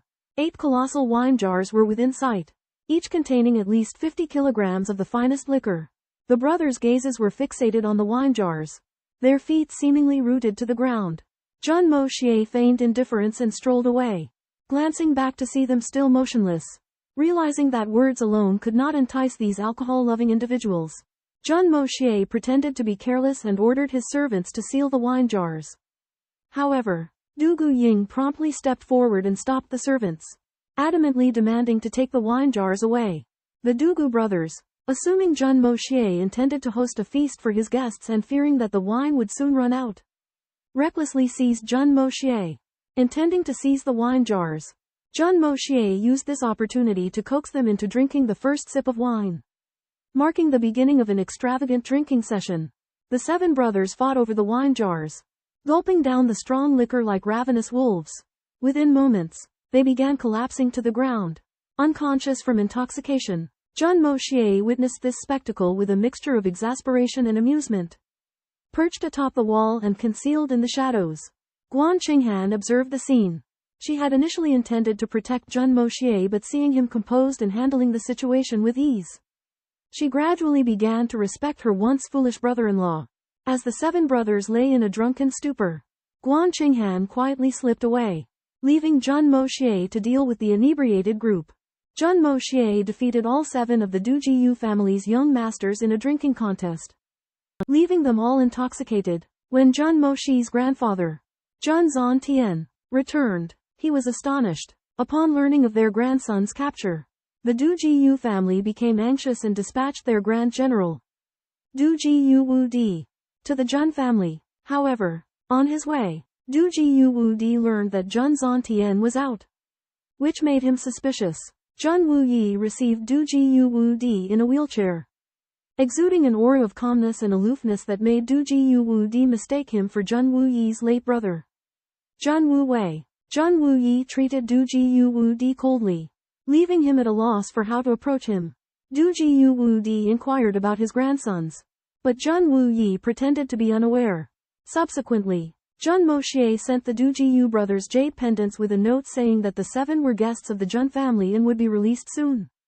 When Du Jiyu Wudi learned that his grandsons were safe, he led his men to the Jun family, but due to Jun Zhantian's absence, they were unsuccessful. In his conversation with Du Jiyu Wudi, Jun Wuyi hinted at the Jun family's grudge against the Du Jiyu family and revealed his longing for his late brother, Jun Wuwei. The encounter also demonstrated Jun Wuyi's cunning and his fearlessness in the face of authority. Du Wudi was ordered to visit Jun Wuyi and inquire about the incident where his 3 sons caused trouble at the Jun family. Jun Wuyi implied that elders should not interfere in matters between younger generations and suggested that Du Wudi speak directly to Jun Moxie. Du Wudi went to Jun Moxie's courtyard and found its gate dilapidated and the inner courtyard in disarray. He was enraged and accused Jun Moxie's 7 sons, threatening to discipline them. Jun Moxie calmly stated that they had drunk too much and were sleeping. Du Wudi angrily kicked open the door and discovered that his sons were still fast asleep, emitting a strong smell of alcohol. He scolded his sons, but they didn't respond. Jun Moxie sneered and said that the wine was special and they wouldn't wake up easily. Du Wudi tried to take his sons away, but Jun Moxie stopped him, demanding compensation. He calculated a hefty sum, 25 million taels of silver, for his son's intrusion, vandalism, and alcohol consumption. Du Wudi angrily accused him of extortion and questioned the value of the wine. Jun Moxie calmly explained that it was a rare and exceptional vintage, with the heady aroma alone worth 10,000 taels of silver per cup. He casually poured a cup and presented it to Du Wudi for inspection. Du Wudi was furious and denounced Jun Moxie's claims as nonsense. Jun Moxie insisted on his valuation and alluded to the wine's rarity and preciousness. It was apparent that a confrontation and dispute were brewing. Du Wudi arrives at the Jun family with rage but then praises Jun Moxie's exclusive wine. Jun Moxie uses the opportunity to propose that 1 jar of wine is worth 100,000 taels of silver. But Du Wudi rejects it. Jun Moxie generously gives him a cup of the head wine, which Du Wudi praises and asks for another one. Jun Moxie emphasizes that it costs 100,000 taels for a cup, which Du Wudi verbally denies, but his eyes are full of greed. Jun Moxie exposes the Du family's offense of attacking the Jun family and demands 25 million taels of silver as compensation. Du Wudi suggests that if Jun Moxie can sell the same quality of wine for the asking price, the Du family will agree to the compensation. Jun Moxie gladly accepts, but under the condition that the Dugu family will stop causing trouble. Dugu Wudi is confident that Jun Moxie won't be able to sell the wine for such a high price. Jun Moxie lets Dugu Wudi leave and ponders how to improve the strength of the Jun family. He possesses a ninth grade mysterious pill but doesn't know how to use it. He considers revealing this news to attract powerhouses but is worried that the Jun family's lack of strength might lead to their downfall. After a thorough contemplation, Jun Moxie decides to take a risk. He believes his wit can handle the many divine mysteries and determines to uncover the secret of the ninth grade mysterious pill. He looks out the window at the setting sun and sets his heart on making a world-shaking decision. Just then, Kier arrives with an invitation to dine with Jun Zhantian, who is gloating over Li Shang's tragic healing process using the jade coral, which exploded. Jun Moxie asks about the reason and learns that jade coral self-destructed at a crucial moment, causing Li Shang's efforts to fail. Jun Zhantian is laughing hysterically and exclaims, "Perfect!" Jun Moxie's accidental actions unexpectedly resulted in serious injuries and disfigurement to Grand Preceptor Li Shang and his grandson Li Yuran. Jun family's old master made a hasty conclusion and reckoned that the Li family might retaliate against the Jun family. Jun Wuyi calmly analyzed the situation and believed that if Li Shang died, the Blood Alliance guards would retaliate, which would pose a threat to the Jun family. He suggested that the Jun family be prepared for any unforeseen circumstances. However, Jun Moxie held a tough stance, believing that incompetent generals should be discarded. He emphasized that as superiors, they must be responsible for the majority and not be swayed by emotions. Jun Zhantian and Jun Wuyi remained silent, acknowledging that Jun Moxie's words were reasonable but finding it difficult to accept his ruthlessness. However, they also understood that making difficult choices when necessary was the helplessness of aristocratic family members. At this moment, a vigorous voice sounded. It was the person who had prevented Jun Moxie from auctioning. Jun Wuyi's expression changed drastically, and he almost jumped up from his wheelchair. Jun Moxie held down his thigh. Calm and composed, he had recognized the owner of the voice and thought to himself that the Li family's revenge was imminent. Jun Wuyi's arch-nemesis makes an unexpected visit, dredging up painful memories of the past. The two middle-aged men in white, Mu Shitong and Xiao Han, are members of Shengbaotong. Although they appear to be from the same school, a guarded animosity is evident in their gazes. Jun Wuyi suppresses his anger and responds calmly. Accompanying Jun Wuyi, Jun Moxie discerns the internal conflict within Shengbaotong, mocking Xiao Han's crippled leg. Enraged, Xiao Han attacks but Jun Moxie's ingenious technique leaves him severely wounded. Mu Shitong intervenes, revealing that they have brought a gift. Jun Wuyi's heart skips a beat as he learns it's from his beloved. Xiao Han threatens to spare Jun Moxie, though his fear and murderous intent towards him intensify. Jun Wuyi vows to confront Xiao Han should he attempt to harm Jun Moxie, even at the cost of his own life. Mu Shitong arrives with a small cloth bag, sparking Xiao Han's anger, leading to an intense conflict between the two. Mu Shitong, being more powerful than Xiao Han, injures him, causing him to flee and vow revenge. Mu Shitong hands the cloth bag to Jun Wuyi, which turns out to be from his long-lost lover, Xiao Qian. Inside the bag are a lock of hair and an embroidered message, indicating that Xiao Qian is on the verge of reaching the divine profound realm. Jun Wuyi is overcome with emotion and reminiscences over their past. Jun Wuyi recounts his encounter and romance with Xiao Qian. Xiao Qian was the daughter of the city lord of Windy Snow Silver City and was engaged to Xiao Han. While Jun Wuyi was on a trip with Xiao Qian, people from Windy Snow Silver City arrived at the Jun family home, their overwhelming power leading to the Jun family's defeat. Xiao Qian was forced to return to Silver City and went missing shortly after. Mu Shitong comforts Jun Wuyi, assuring him that Xiao Qian is still out there waiting for him and encouraging him not to give up. Mu Shitong departs, leaving Jun Wuyi alone with his memories, lost in sorrow. Years later, Jun Wuyi sits with Jun Moxie under the night sky, sharing the story of what occurred with Windy Snow Silver City and Xiao Han. Jun Moxie learns about Xiao Han and Xiao Qian's engagement and Jun Wuyi and Xiao Qian's love, leaving him deeply contemplative. Jun Wuyi was once in love with Han Yanyao, but was rejected due to the vast difference in their cultivation levels. Later, the Jun family was heavily damaged. Jun Wuyi's two elder brothers died one after another, and he was crippled during a battle. Mu Shitong, a good friend of Han Yanyao, was the only one who sympathized with Jun Wuyi. Upon hearing news of Han Yanyao, Jun Wuyi became emotional and confided his bitter experience to Jun Moxie. Jun Wuyi believed that the Shao family in the snowy Silver City was secretly involved and had killed his brothers. He witnessed the tragic death of his comrades and was himself poisoned, resulting in full-body paralysis. Despite being filled with hatred, he had to endure humiliation in order to fulfill his responsibility to his family. After learning about Jun Wuyi's experience, Jun Moxie couldn't help but admire his resilience. He believed that living was harder than dying, and Jun Wuyi's ability to withstand such a heavy blow without collapsing made him a true warrior. Jun Wuyi expressed his inability to avenge his brothers, as the Jun family could not withstand retaliation from the snowy Silver City. He had nightmares every night, haunted by the sight of his brothers' fresh, flowing blood. After listening to Jun Wuyi's account, Jun Moxie decided to take on the mission of restoring the Jun family's honor. He planned to destroy the snowy Silver City on his path to becoming the best, clearing the Jun family's stigma. In the darkness, Jun Zhantian witnessed this exchange with mixed emotions. He understood the Jun family's pain, but for the safety of his family, he had to endure it. Although the Tianxiang city appeared calm, it was turbulent beneath the surface. Many seekers and forces were on the move, trying to uncover the truth behind the events. The entire continent was in a state of unease, awaiting the impending storm. In the midst of the bustling city of fragrant sky, earth-shattering news spread: the North City gang had been annihilated overnight. The reason behind the Tang family's relentless pursuit was the theft of a 9-franc piece mystical beast's mystical pill.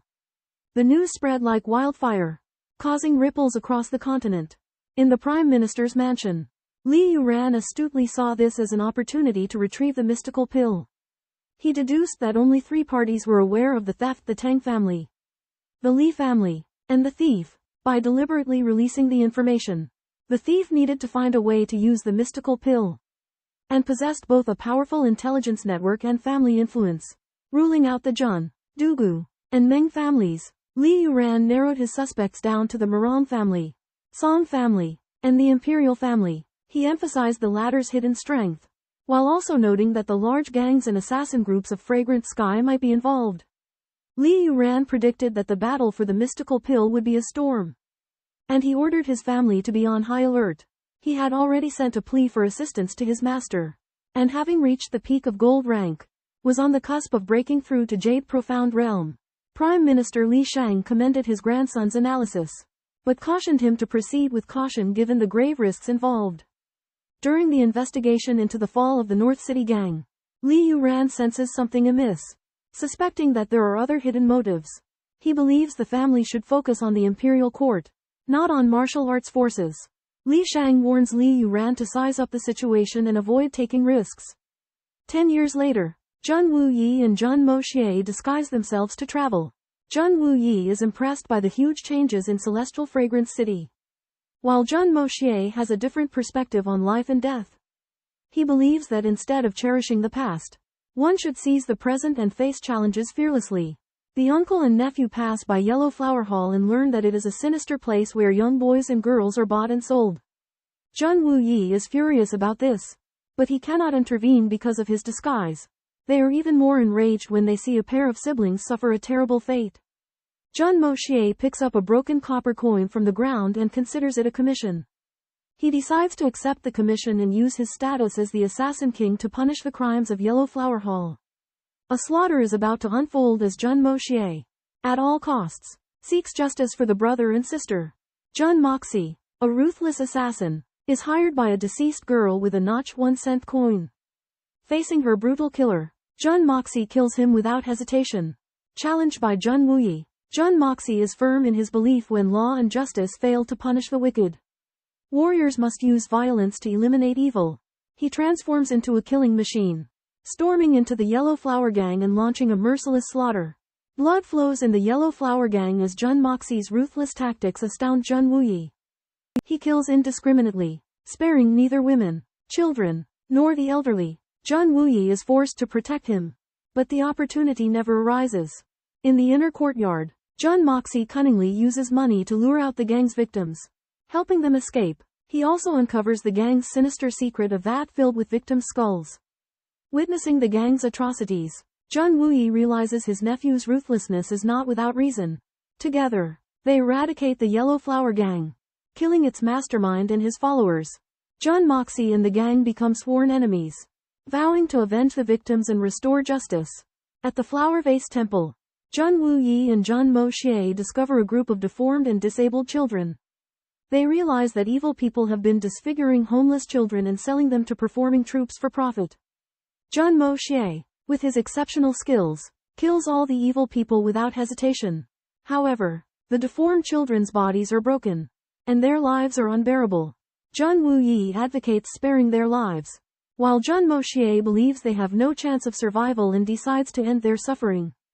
In the end, Jun Wuyi cannot bring himself to do it, and they quickly flee. The authorities soon arrive to pursue the duo. Jun Wuyi believes they should capture the mastermind, while Jun Moxie believes the investigation is futile and will expose them. However, a masked elder from the Sky Profound middle stage follows them, and Jun Moxie sees through his disguise.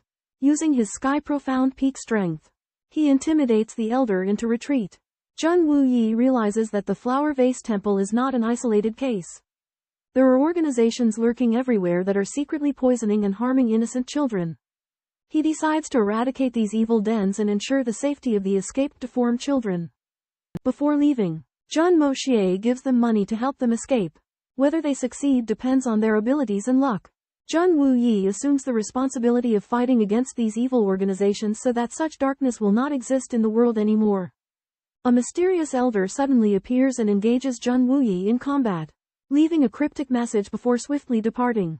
Jun Wuyi is astonished to discover that Jun Moxie has reached the peak of the profound heaven realm, leaving him in disbelief. However, Jun Moxie denies this, revealing that he was bluffing earlier. He points out the dangerous presence tracking them and leads Jun Wuyi through the forest. Showcasing his astonishing stealth and tracking skills, Jun Moxie explains the importance of prudence and secrecy when facing formidable opponents. He shares his philosophy that one should never expose themselves until they have completely eliminated their adversaries. Simultaneously, he reveals that the meteorite requires Jun Wuyi's cutting in order to forge a divine weapon. Jun Wuyi agrees to Jun Moxie's request and pledges to cut it to whatever shape he desires. Unbeknownst to him, his profound heaven cultivation has steadily increased, with residual medicinal effects continuously strengthening his power. However, Jun Wuyi remains unaware that his hasty agreement to cut the meteorite will demand 2 days of arduous labor, draining him of all his profound energy in the process. For consecutive days, Jun Moxie tirelessly forged small flying knives day and night. Jun Wuyi was puzzled as he had never seen Jun Moxie practice his craft but noticed his rapid progress. Jun Moxie explained that he was constantly practicing, cultivating Zhan Qi at all times, and integrating it into his daily activities, achieving multitasking. Jun Wuyi was astonished, realizing that Jun Moxie's approach to cultivation was extraordinary and far superior to the norm. Jun Moxie further elaborated that cultivation should become a natural habit, with focus and dedication being paramount, while also embracing a sense of serenity and detachment. Upon Jun Wuyi and Jun Moxie's return to the residence, they found General Dugu Wudi and Teng Yuan awaiting them, along with 3 invitations from imperial princes. Jun Moxie's actions had garnered the attention of the royal family, with the 3rd prince extending an invitation to join his ranks. Jun Wuyi expressed his admiration for Jun Moxie's conduct and decided to let him follow his own path. Trusting in his abilities, Jun Moxie expressed his gratitude. But Dugu Wudi arrived, accusing Jun Moxie of providing a defective wine that left his grandson in a coma. Grandmaster Jun intervened, criticizing Dugu Wudi for indulging his grandson's misconduct. Jun Moxie proposed to settle the matter with 70,000 taels of silver and promised to revive the unconscious grandson.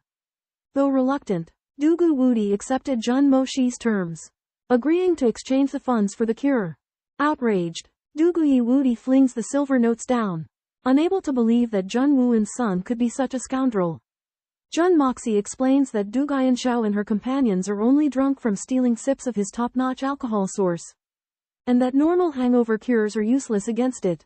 The only thing that can help is his mixed liquor. Despite his confusion, Duguyi Wudi reluctantly pays. When the elder Jun learns of this, he sees it as a scheme by the Duguyi family to bring Jun Moxie and Du Guianshao together. They hope to use this opportunity to cause a rift between the Jun and Duguyi families, prompting the emperor to act as a matchmaker for the two. Jun Moxie is worried about the third prince's attempts to win him over, and his grandfather warns him to tread carefully. When Tang Fatty seeks his help, Jun Moxie learns that his grandfather wants him to enter the palace and replace Murong Qinjun as an official. However, Tang Fatty is worried about failing the physical exam. Jun Moxie speculates that Tang Fatty's father may have pulled some strings, and that all he needs to do is pass the physical exam overseen by Chief Eunuch Zhu to secure his position. Tang Fatty is very anxious about this and doesn't know how to overcome this hurdle, while Jun Moxie also falls into deep thought, contemplating how to resolve this dilemma. Tang Yuan, a young master of the Tang family, could have inherited his family business, but because of his passion for business, he was unwilling to take responsibility for it, and thus was gloomy all day long. His father intended to train him as the head of the Tang family, but Tang Yuan only wanted to make money. Meanwhile, the other three young masters of the Tang family were taken away by an old man who claimed to be a friend of Tang Yuan's grandfather for cultivation, which meant that the inheritance of the Tang family fell onto Tang Yuan's shoulders. Tang Yuan was very anxious when he heard this, because he didn't want to be an official or the head of the family. He only wanted to live a carefree and happy life. Faced with Tang Yuan's troubles, Jun Moxie suggested seeking help from old Eunuch Zhu, who was an important link responsible for checking Tang Yuan's physical condition. Old Eunuch Zhu was a person with a disability but strong will, and his physical examination was extremely strict. Jun Moxie keenly realized that if Tang Yuan could make a mistake in old Eunuch Zhu's examination, he could avoid the fate of succeeding the family. After some discussion, Jun Moxie came up with a bold plan. Tang Yuan had to take off his clothes and pretend to be weak during the examination by old Eunuch Zhu. He would then use special means to let old Eunuch Zhu touch a certain sensitive area. In this way, old Eunuch Zhu would surely think that Tang Yuan's body was unwell, and thus fail the examination, which would free Tang Yuan from the responsibility of inheriting the family business. Tang Yuan was hesitant, but finally, persuaded by Jun Moxie, he decided to give it a try. The plan was successfully implemented with Tang Yuan's full cooperation. Old Eunuch Zhu indeed found that Tang Yuan's body was abnormal, and judged that he was not suitable to succeed the family head. Tang Yuan achieved his goal and proudly announced that he would become a wealthy businessman, which made Jun Moxie laugh and cry helplessly. Jun Moxie receives an imperial invitation to a banquet at the Nisheng Pavilion. Tang Yuan is frightened by the physical examination and Jun Moxie offers to help him, asking him to come to him on the day of the examination. Tang Yuan's father, Tang Wanli, is acquainted with a super expert, which catches Jun Moxie's attention. Realizing that the heavenly fragrance city is facing an impending storm, Jun Moxie cultivates using the cosmos creation technique, feeling the qi in his meridians approaching saturation, indicating that his technique is about to enter the second level. Meanwhile, he realizes his need to establish his own power to ensure the safety of the Jun family. Jun Moxie plans to develop a secret force after boosting his grandfather's strength, recruiting truly top experts. Learning that the second prince's banquet is at the Nisheng Pavilion, Jun Moxie decides to attend, wanting to investigate Miss Yuer, who he previously eavesdropped on, and gather the latest information on the Zon Beast Bow. Guan Qinghan is furious upon learning that Jun Moxie is going to a brothel and tries to punish him. Jun Moxie deftly evades, claiming that he is attending the second prince's banquet, using the excuse of sparring with his sister-in-law. Guan Qinghan is furious and complains to Elder Lord Jun. Jun Moxie realizes that his progress exceeds his expectations, but upon reflection, he believes it is related to the advancement of the cosmos creation technique. He eagerly anticipates advancing the technique, unlocking the second level of the Hongjun Pagoda, and enhancing his strength in preparation for the impending chaos. After recalling the incident where he killed a man at the Yellow Flower Hall with Jun Wuyi, Jun Moxie had doubts about his own power. He realized that his cultivation of the heaven-opening creative technique did not seem to conform to the strictly defined profound qi level system of this world, as his power far exceeded that of profound practitioners of the same level. After receiving the order from the patriarch, Jun Wuyi carefully thought back on Jun Moxie's words. particularly his self-proclaimed cultivation as instinct, and was deeply shaken. He realized that if he could reach this level, his achievements would be limitless. When Guanqing Han found out that Jun Moxie was going to the Spirit Mist Lake's Nichang Pavilion, she became furious. However, Jun Wuyi calmly revealed that this was an invitation from the second prince. After learning the truth, Guanqing Han sighed with disappointment, believing that Jun Moxie's debauchery was a result of indulgence. Jun Wuyi was deeply saddened by his childhood experiences and decided to take in disabled children who had been abducted and sold. Hoping to do good and accumulate blessings, he ordered Old Pang to carry out a secret operation and to avoid revealing his identity as much as possible. At the Nichang Pavilion, the second prince hosted a banquet for Jun Moxie but showed contempt during their conversation. A young man with the surname Cheng bragged that if they were to deal with Jun Zhantian, it would be a piece of cake. The second prince slightly frowned, and everyone questioned Cheng's words, believing that the Jun family should not be underestimated. This chapter not only addresses the doubts surrounding Jun Moxie's power level but also reveals Jun Wuyi's emotional transformation after learning about Jun Moxie's instinctive cultivation. It also highlights his loyalty to the Jun family and his compassion for the children who have been abducted and sold. At the same time, it foreshadows the impending conflict between the Jun family and other forces. In the Neon Pavilion of the second prince's mansion, the second prince meets Jun Moxie, a notorious wastrel. The prince's advisors despise Jun Moxie, assuming him to be an incompetent good-for-nothing. Among them, Chengdu Cao is particularly insulting, provoking Jun Moxie's ire. Jun Moxie appears frivolous and disrespectful in the second prince's mansion, yet his actions are calculated. Before leaving, his grandfather gave him the character cut, reminding him to sever his ties with the royal family. Thus, despite the second prince's warmth, Jun Moxie deliberately acts arrogantly, even exposing Lu Xibo's old injury in front of everyone. The second prince is disturbed by Jun Moxie's audacity, but for his own plans, he endures it. He hopes Jun Moxie will clash with Chengdu Cao and others, exacerbating tensions. However, to his surprise, Jun Moxie ignores Chengdu Cao's provocations and turns his attention to Fang Bowen. Fang Bowen is the second prince's tutor, a man of significant reputation. Jun Moxie senses that Fang Bowen may be a formidable asset to the second prince. Thus, he suppresses his frivolity and begins to probe Fang Bowen's depth. A subtle contest of wills unfolds before the watchful eyes of the group. At the House of Red Satin, a lively banquet was in full swing. When Cheng Dekao made offensive remarks against Jun Moxie, he was enraged. Jun Moxie retorted with a scathing "How is your mother?" causing Cheng Dekao to seethe with anger. At that moment, Miss Yuer led a group of beautiful concubines onto the stage. Jun Moxie became captivated by Yuer's beauty. The second prince engaged Jun Moxie in political strategy, but Jun Moxie instead spoke at length about gambling and animal fighting, eliciting astonishment from the guests. Fang Bowen listened attentively to Jun Moxie's words and made a startling discovery. He was filled with unease, his eyes glinting with disbelief. The second prince realized that his conversation with Jun Moxie was futile and left feeling frustrated. Only Fang Bowen saw something different in Jun Moxie, analyzing his words and uncovering a hidden significance. The banquet continued amidst Jun Moxie's eccentricities and Fang Bowen's contemplative silence. At a banquet, the debauched Jun Moxie uses his keen observation to repeatedly interrupt the solicitations of others, successfully thwarting the second prince's recruitment attempts. Subsequently, Jun Moxie sets his sights on the banquet's music maestro, Miss Yuer, intending to harass her. Despite being a courtesan, Miss Yuer holds herself in high regard and does not sell her body. Despite this, Jun Moxie brazenly harasses her with vulgar language and behavior. The guests are taken aback by his actions and do not know how to respond. Having taken a fancy to Miss Yuer, the second prince, upon witnessing Jun Moxie's insolence, scolds him with a dark expression.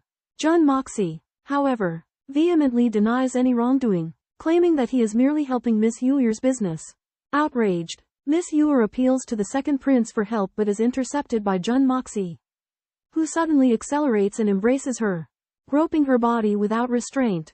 Seizing an opportunity, Miss Yuer breaks free and forcefully slaps Jun Moxie. Eerily anticipating her move, Jun Moxie not only dodges the slap but also counters with one of his own. The guests are stunned, and Miss Yuer, filled with shame and indignation, collapses to the floor. Jun Moxie continues to threaten Miss Yuer with further violence. Cheng Deshao, unable to tolerate his actions any longer, intervenes. However, Jun Moxie distorts the truth, accusing Miss Yuer of pretending to be virtuous at the second prince's behest. Enraged, Cheng Deshao questions if Jun Moxie is defying the second prince. Jun Moxie, with his cunning tongue, claims that he is merely pursuing Miss Yuer. The atmosphere at the banquet becomes tense, with a conflict on the verge of eruption. At a grand imperial banquet, Jun Moxie is invited to the second prince's residence.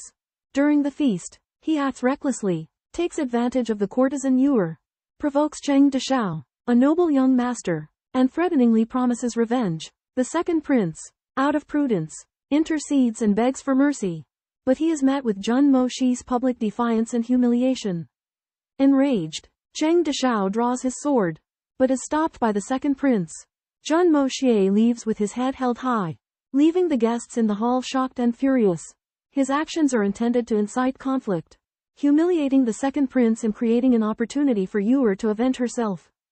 The second prince understands Jun Moxie's intentions, but he dares not act against him due to the power of Jun Zhantian. Fang Bowen analyzes the situation and concludes that Jun Moxie's actions were orchestrated by Jun Zhantian, who aims to break ties with all the princes in order to protect the Jun family. Realizing that he has become a scapegoat in the imperial power struggle, the second prince is furious. Yuer, witnessing these events, grows more determined to kill. She is utterly disappointed in the second prince and leaves. In his palanquin, Jun Moxie orders his men in black to closely monitor the neon pavilion. Ready to respond to Yuer's revenge, he knows that Yuer, whose true identity is hidden, will not tolerate such humiliation and will surely seek vengeance. Jun Moxie's brazen actions have shattered the second prince's goodwill and have openly declared war against him. The second prince harbors an intense hatred for Jun Moxie, but he is unable to retaliate due to Jun Zhantian's deterrence. At the second prince's birthday banquet, Jun Moxie publicly humiliates the second prince, causing an uproar. However, the conspiracy behind this act gradually comes to light. Jun family's patriarch, Jun Zhantian, secretly plans to use Jun Moxie's arrogant behavior in public to force the second prince into a passive position, buying time for the Jun family. However, this plan also creates a thorny problem. If Jun Moxie is injured or killed, the second prince, with his grudge against Jun Moxie, will undoubtedly be the prime suspect. The first prince and third prince will also seize the opportunity to frame him. Considering Jun Zhantian's military power, the second prince dares not act rashly. Unbeknownst to him, the Jun family's sworn enemy, the Cheng family, is also biding its time for revenge and plotting to eliminate Jun Moxie in secret. Meanwhile, Yuer, the maid serving the second prince, harbors resentment towards Jun Moxie. She blames the second prince for standing idly by when Jun Moxie humiliated her, and decides to take matters into her own hands for revenge. Under the cover of night, a pigeon carrying a secret message flies towards the Cheng family residence, but is intercepted by a dark figure and falls into the hands of Cheng De, the Cheng family's young master. Cheng De harbors malicious intent and plans to frame the second prince, seizing the opportunity to eliminate Jun Moxie. As Jun Moxie returns to his residence in a sedan chair, Dugu Xiaoyi's pet iron-wing leopard cub breaks into the sedan and latches onto him for comfort. Jun Moxie is helpless in the face of the leopard cub's affection, but pleads with it to leave, fearing it will cause trouble. However, when Dugu Xiaoyi searches for the leopard cub, Jun Moxie's sedan chair happens to pass by. Dugu Xiaoyi discovers the leopard cub in Jun Moxie's arms, stirring a mix of emotions within her. At that moment, Yi Guhan also appears, his eyes filled with disgust and anger. In the second prince's residence, Cheng De dispatches a pigeon, plotting to eliminate Jun Moxie. As the story unfolds, undercurrents stir, and various factions make their moves. As a bloody storm seems to be brewing, their paths crossed again at the entrance to Qinjiantang, and Jun Moxie's casual remark of fated encounter stirred complicated emotions within Dugu Xiaoyi. She had once mistaken Jun Moxie for an arrogant and worthless playboy, but gradually she came to discover his true qualities, finding herself drawn to his intelligence and chivalrous nature. After Jun Moxie's trickery resulted in him taking possession of the celestial meteorite, Dugu Xiaoyi felt a mix of bitterness and sweetness. She did not blame him, understanding that he was carrying a heavy burden for his family's sake. When she learned that he had been injured in his attempt to rescue the princess, her admiration for him grew. During a chance encounter at Shengbaotong, Du Guxiaoyi found herself becoming aware of the changes in her own emotions.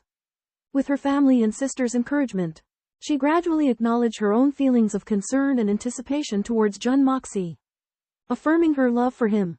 Now, her heart pounded with trepidation and embarrassment, yet she was filled with the desire to flee when she saw Jun Moxie. Yi Guhan's appearance and his warnings made her realize that Jun Moxie posed a threat to her family.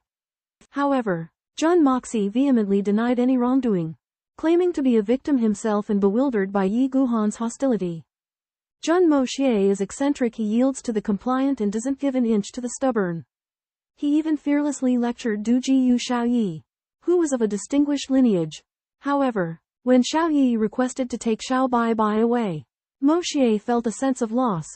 Xiaoyi was ashamed and worried when she heard that her brothers had been defeated by Moxie. Moxie, however, feigned ignorance and sowed discord, leaving Xiaoyi perplexed. At Yi Jiyuhan's prompting, Xiaoyi decided to return home to investigate. Before leaving, she arranged to visit Xiao Bai the next day. Moxie agreed to her request, but he secretly planned to use Xiao Bai for an experiment. After Xiaoyi left, Moxie returned to his mansion. Jun Wuyi informed him that he had retrieved the previously released children and was treating them. Jun Wuyi emphasized the significance of familial responsibility and kindness, highlighting that even useless children should be cared for. Moxie remained silent, recognizing the disparity between himself and a true gentleman, but he continued to question the value of compassion. Jun Moxie, a ruthless killer, is filled with immense sadness and anger when confronted with a group of abused and disabled children. He resolves to help these unfortunate children to the best of his ability, but knows that the road to recovery will be arduous. Jun Moxie requires the assistance of low to high-level profound beasts to aid in the healing process, and he enlists the help of his uncle, Jun Wuyi. Jun Wuyi, though surprised, agrees without hesitation. Upon examination, Jun Moxie discovers that some of the children are beyond the point of recovery, while others have severe deformities of their limbs. To give these children the best chance at a normal life, painful and expensive bone-setting treatments will be required. Jun Moxie explains to Jun Wuyi the extreme difficulty and cost of the treatments, and emphasizes that it must be carefully considered. Jun Wuyi understands that the act of saving these children will likely be a great financial burden to the Jun family. But after much deliberation, he agrees to provide one-time assistance for the 15 children with no hope of recovery. However, Jun Moxie suggests euthanasia to ease their suffering. Jun Wuyi, though reluctant, eventually agrees.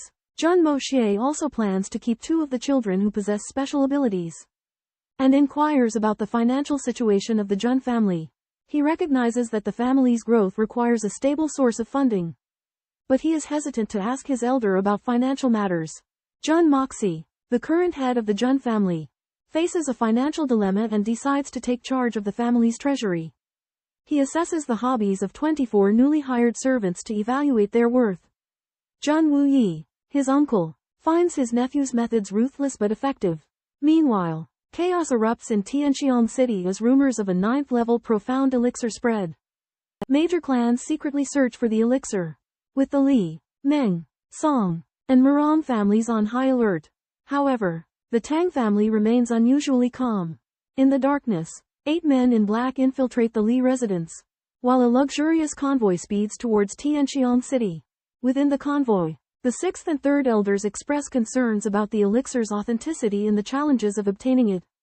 However, the young Feng Wu is confident in Wind Snow Silver City's abilities to seize the elixir. The 6th elder acknowledges Silver City's prowess while emphasizing the abundance of formidable warriors in the world. The story concludes with an air of suspense and anticipation, hinting at more thrilling events to come.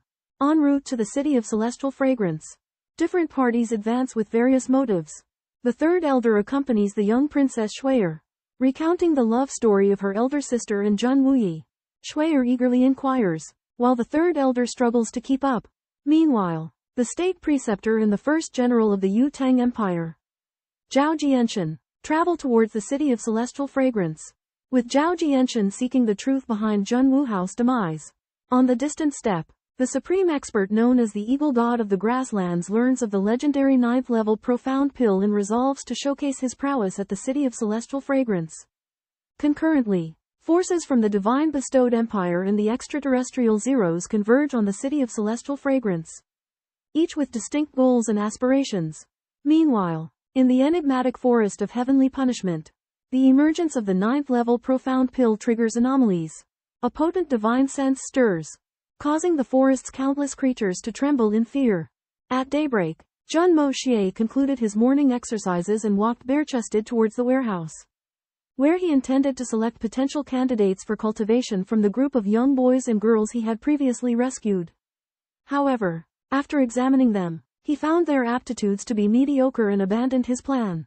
Simultaneously, numerous merchants of spiritual beasts had gathered at the Jun residence in response to Jun Wuyi's announcement that he was seeking to acquire spiritual beasts.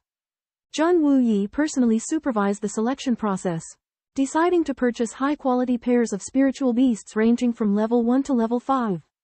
Once the selection was complete, the spiritual beasts were escorted to Jun Wuyi's courtyard. When Jun Moxie arrived, he discovered that only the level 1 white spiritual rabbit and the level 5 iron bone snake displayed any affinity towards him. Realizing that his sky creation transformation art or the exquisite Hongjun Pagoda might possess an alluring effect on spiritual beasts, Jun Moxie was overjoyed. This realization implied that he could utilize this advantage to venture into the heaven-punishing forest and acquire a plethora of rare treasures and spiritual beast cubs, thereby rapidly enhancing his strength. Jun Moxie was aware that despite possessing the Hongjun Pagoda, he lacked any knowledge of cultivation, rendering him like a beggar holding a treasure mountain. Just when he was basking in joy, a servant informed him that the young master and mistress of the Dugu clan had arrived to pay a visit. Jun Moxie greeted his guests with a smug smile, instructing his servants to dispose of some useless iron cages. Jun Wuyi, aloof and cold as ever, questioned him about discarding such expensive profound beasts. Just then, 7 burly men escorted Du Jiyu Xiaoyi into the hall.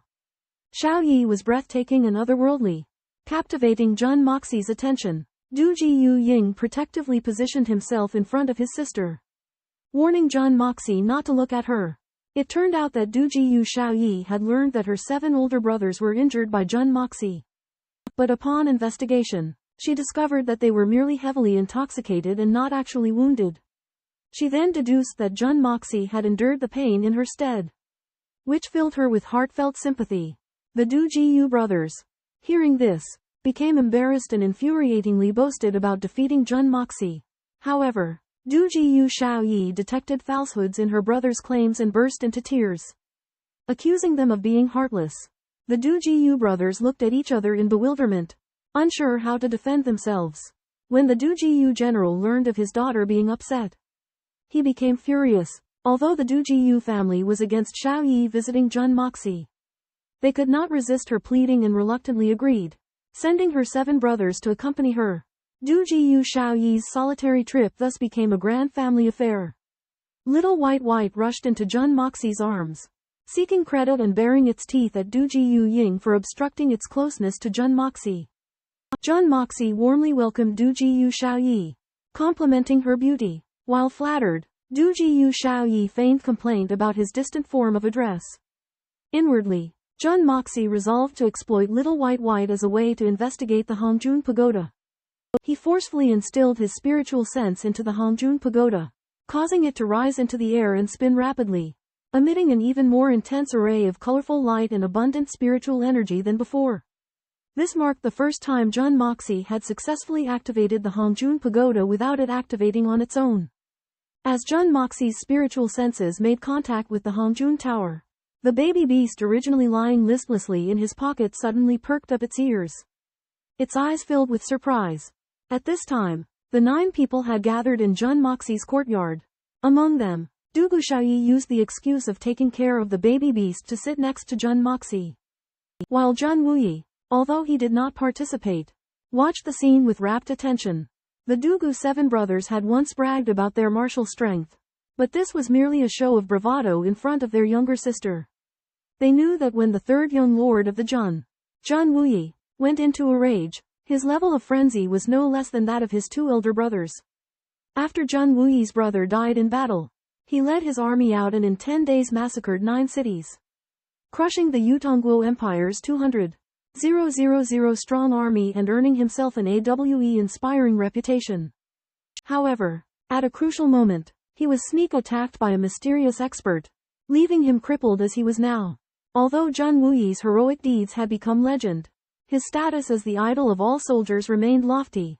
Dugudi had warned the Dugu 7 brothers not to provoke Jun Wuyi, because if Jun Wuyi went into a frenzy, even the Dugu 7 brothers would be killed. However, Jun Moxie was currently in a highly unusual state.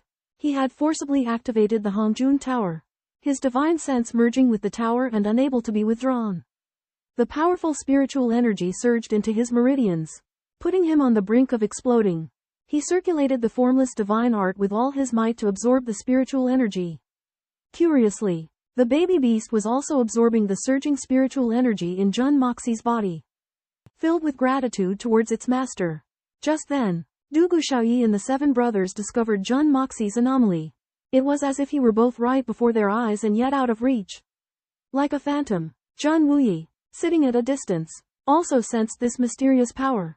Suddenly, the spiritual energy between heaven and earth converged into a giant whirlpool, pressing down on Jun Moxie. The flowers, plants, and trees swayed backwards in the windless space.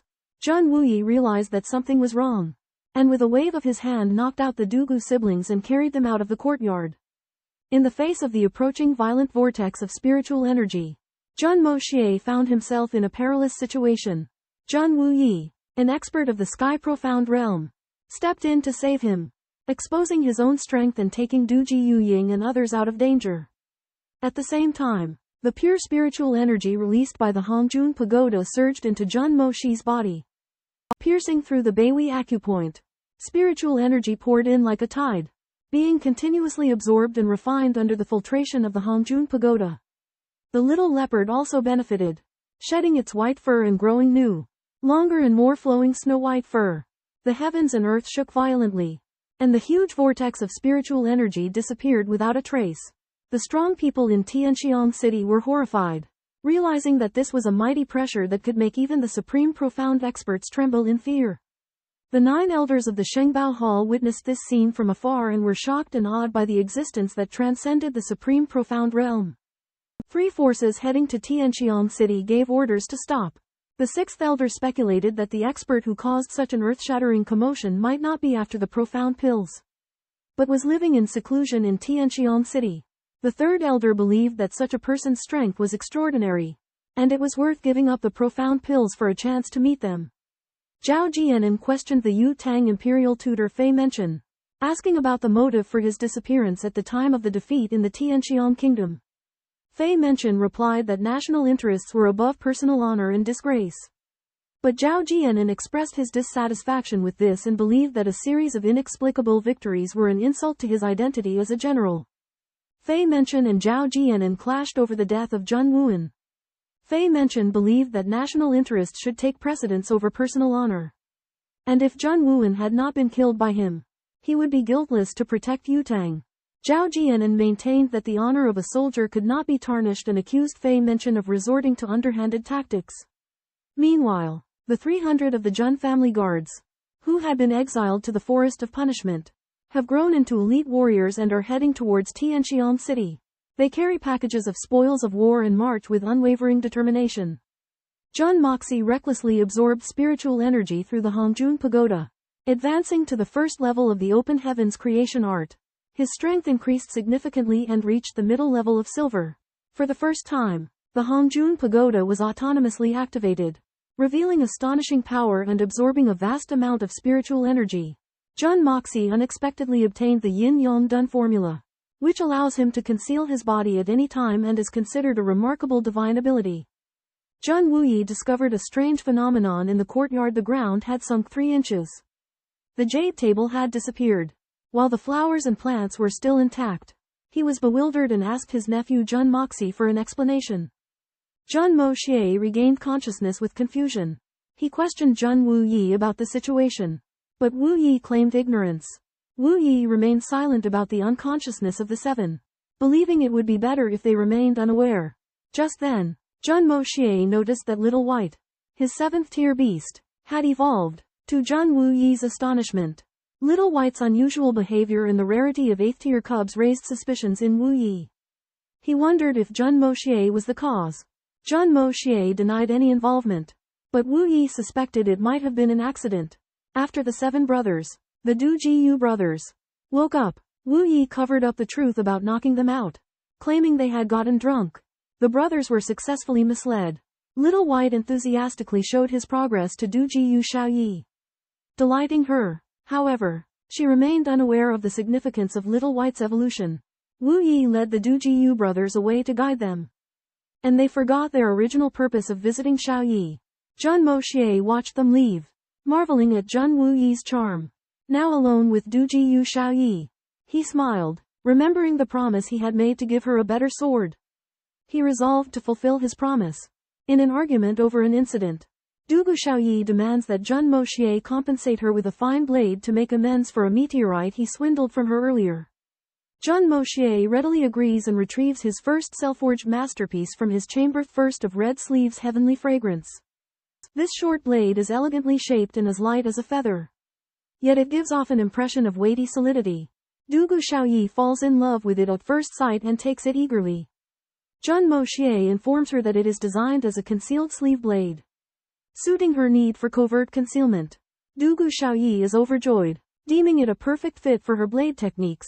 Jun Moxie points out the rigidity in her style and proceeds to teach her his own red sleeve blade technique, a first-class swordplay consisting of 9 moves called Red Sleeve Dance Soul Dispelling.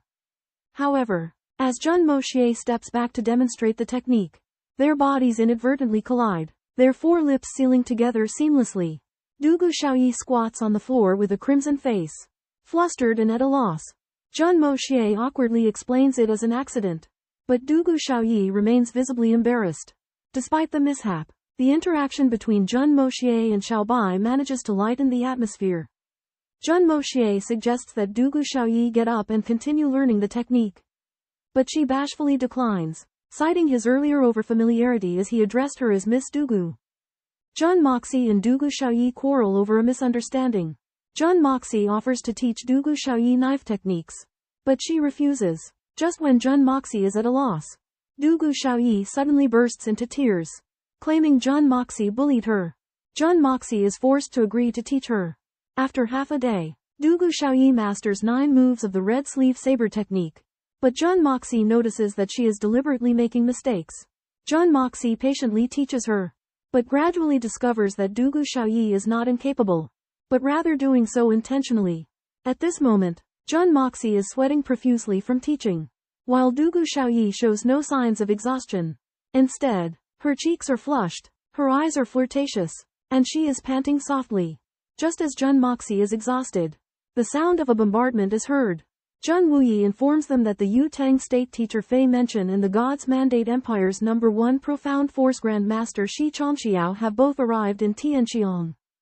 The emperor assigns each of the 3 princes to greet the visitors, in order to test their administration skills and diplomatic acumen. This will be an important test for determining the succession rights of the 3 princes. Jun Wuyi explains to his nephew Jun Moxie about the House of Jun's current situation, and Jun Moxie decides to join in on the festivities. The 7 Du Jiyu brothers also join in on the fun, but intentionally keep Jun Moxie and Du Jiyu Xiaoyi apart. Du Jiyu Xiaoyi finds herself having feelings for Jun Moxie and quietly warns him to stay away from her younger sister. Jun Moxie happily accepts, but Du Jiyu Chong becomes jealous and threatens to cut off Jun Moxie's hands. Jun Moxie mingles into the crowd and escapes the watchful eyes of the Du Jiyu brothers, but unexpectedly encounters a middle-aged man who claims that Jun Moxie had once scolded him. The middle-aged man looks young, yet calls himself old man, and invites Jun Moxie to have a drink. Jun Moxie initially declines, but the middle-aged man's speech is quite impressive, so he agrees. The middle-aged man reveals that he is the Tongguo state preceptor, Fei Menchen. Jun Moxie takes him to Song Lao San's tavern, intending to use his own fine wine to make amends. Meanwhile, the crown prince welcomes guests to the city.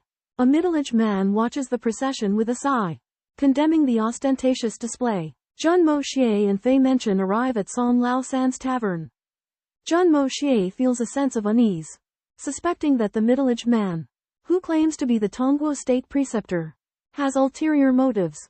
In Fragrance City, the alcoholic old song pays a visit to Jun Moxie, claiming to be impressed by Jun's speech.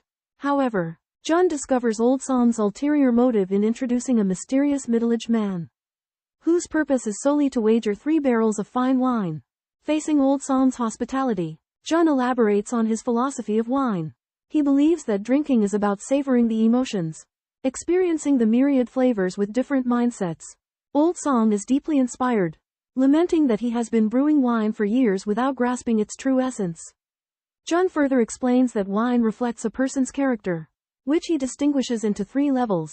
The superior enjoy wine with varied mindsets, tasting 1,000 flavors. The mediocre appreciate wine but lack genuine emotion, making it merely a pastime. The inferior overindulge and even harbor ill intentions. Old Song and the middle-aged man are impressed by Jun's eloquence. Old Song, though, disputes Jun's assessment of his wine as second-rate, insisting it is the best in Fragrance City. Jun confidently proclaims he knows wine beyond Old Song's imagination and could even be his teacher. Old Song boldly proposes a wager: if Jun can produce wine 100 times superior to his, he will concede defeat. Jun's heart skips a beat as he instantly recognizes Old Song's true identity: the enigmatic sky-profound expert. As Old Song states the wager, an inadvertent aura from him strikes Jun with clarity, and 2 figures merge in his mind. Old Song is, in fact, the sky-profound expert who has been pursuing him. In a small town inn, a mysterious young man, Jun Moxie, engages in a debate over the quality of wine with the innkeeper, Song Laosan, a formidable martial artist. Intrigued by Song's status as a Sky-Zon master, Jun Moxie eagerly accepts a drinking contest. To ensure fairness, a middle-aged man volunteers to judge and sample the fine wines presented by both parties. Suddenly, an enigmatic figure clad in a black robe appears amidst the chatter, exuding an unfathomable aura that even Jun Moxie's potent spiritual power fails to detect. The mysterious figure declares his intention to join the tasting event in 3 days. Demanding immediate service, Song Laosan complies despite his reservations. The middle-aged man discreetly departs, instructing his guards not to follow Jun Moxie. Upon returning with the refreshments, Song Laosan watches as the black-robed man nonchalantly unseals a wine jar, releasing an intoxicating aroma. The mysterious figure remarks on the renowned reputation of Tianxiang City, marveling at the fact that even a tavern owner possesses Sky-Zon cultivation. With somber eyes and silence, the black-robed man gives off an aura of solitude that resonates with Jun Moxie. Sensing the Mont's origins in the prairies, Jun Moxie expresses his familiarity with the accompanying loneliness. The black-robed man acknowledges Jun Moxie's deduction, initially dismissing him as unworthy of sharing a drink, but eventually grants him a seat. In a dilapidated tavern, a mysterious figure clad in black robes arrives, his formidable cultivation leaving Song Laosan astounded. However, the black-robed man remains unmoved, claiming he is merely a tavern keeper and has no interest in past matters. At this moment, a peculiar youth named Jun Moxie emerges, exuding an extraordinary presence and spending lavishly. He sits at the same table as the black-robed man. The latter realizes that despite Jun Moxie's youth, his demeanor conveys a surprising sense of solitude. As the drinks flow, the black-robed man finds himself drawn to Jun Moxie, even though the youth seems to disregard his existence. The black-robed man senses that there is more to this youth than meets the eye, his state of mind seemingly on a higher plane than his own. Unfazed by the black-robed man, Jun Moxie candidly admits that he is exploiting the Mont's loneliness to revel in his own. He critiques the black-robed Mont's cooking, asserting that it has lost its former zest. As he abruptly departs, Jun Moxie declares the black-robed man unworthy of sharing his table. Yet it is Jun Moxie who stands up. The black-robed man is caught off guard, for the first time being treated with disdain, causing him both anger and curiosity. After Jun Moxie leaves, he reflects with satisfaction. He has deduced that the black-robed man is a formidable cultivator, but his true intentions lie beyond the quest for profound pills. As such, Jun Moxie secretly devises a plan to seek knowledge from the black-robed man about the usage of peak grade 9 profound pills in 3 days. The black-robed man chuckles at his own expense, realizing he has been manipulated by Jun Moxie. Nonetheless, He decides to confront the youth in 3 days. This peculiar young man has piqued his interest, and he eagerly anticipates what Jun Moxie will utter next. After learning that Eunuch Zhu is in charge of the palace sanitation, Jun Moxie thinks about using his severe cleanliness to stop Tang Yuan from successfully being selected into the palace. Fatty Tang agrees to Jun Moxie's plan and prepares to take a pill that Jun Moxie has provided before the inspection. The next day, Tang Yuan takes the pill according to plan. But as he is too nervous, he eats breakfast by mistake. After entering the palace, Tang Yuan's medicine takes effects and he feels sick. He drinks lots of cold water. Eunuch Zhu starts checking the candidates, as Tang Yuan has diarrhea because he has taken the pill and eaten breakfast by mistake. He is covered in dirt, as the eunuch is extremely clean. He is furious when he sees Tang Yuan's condition and accuses him of deliberately damaging the palace sanitation. Although Secretary Tang has great faith in his son, Tang Yuan's mistaken incident leads to him being eliminated. After the incident, Tang Yuan becomes famous around the world because of the diarrhea incident and it becomes a constant joke. After Jun Moxie learned about the incident, he just sighed and felt that Fatty Tang had stolen the limelight because of the mistaken incident. Tang Yuan, the Fat Tang, consumed a medicinal concoction provided by Jun Moxie in anticipation of the palace guard commander selection examination. However, the elixir left his bowels in an uproar. As the ruthless chief eunuch Zhu inspected him, Tang Yuan struggled to contain himself but ultimately succumbed to the effects of the potion. As Zhu was about to examine his most sensitive area, Tang Yuan involuntarily unleashed a torrent of golden liquid, directly spraying it onto the unsuspecting chief eunuch's face. Zhu erupted in fury, bellowing, "Get out! You're disqualified!" His roar reverberated throughout heavenly fragrance city. Tang Xiangshu, leisurely awaiting news of his son, was taken aback by the thunderous outburst, sensing something amiss. Meanwhile, Jun Moxie reveled in his success from afar, applauding Tang Yuan's flawless execution of his plan. Chief Eunuch Zhu, utterly humiliated, seethed with anger. Tang Yuan swiftly fled the examination hall, cursing Jun Moxie in hushed tones for giving him a laxative. However, he had unwittingly misinterpreted Jun Moxie's instructions to never have breakfast as always have breakfast.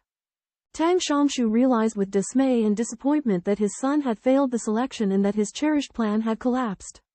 Chief Eunuch Zhu, consumed by wrath, had never endured such an unprecedented humiliation during his inspections and wondered how he would explain it to the palace.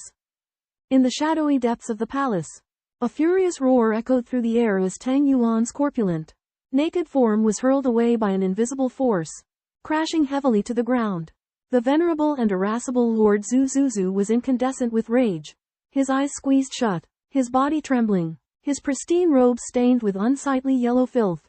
As it turned out, Tang Yuan, at Jun Moxie's insidious instigation, had suffered an untimely mishap at a crucial moment, propelling a revolting projectile into Zhu's gaping maw.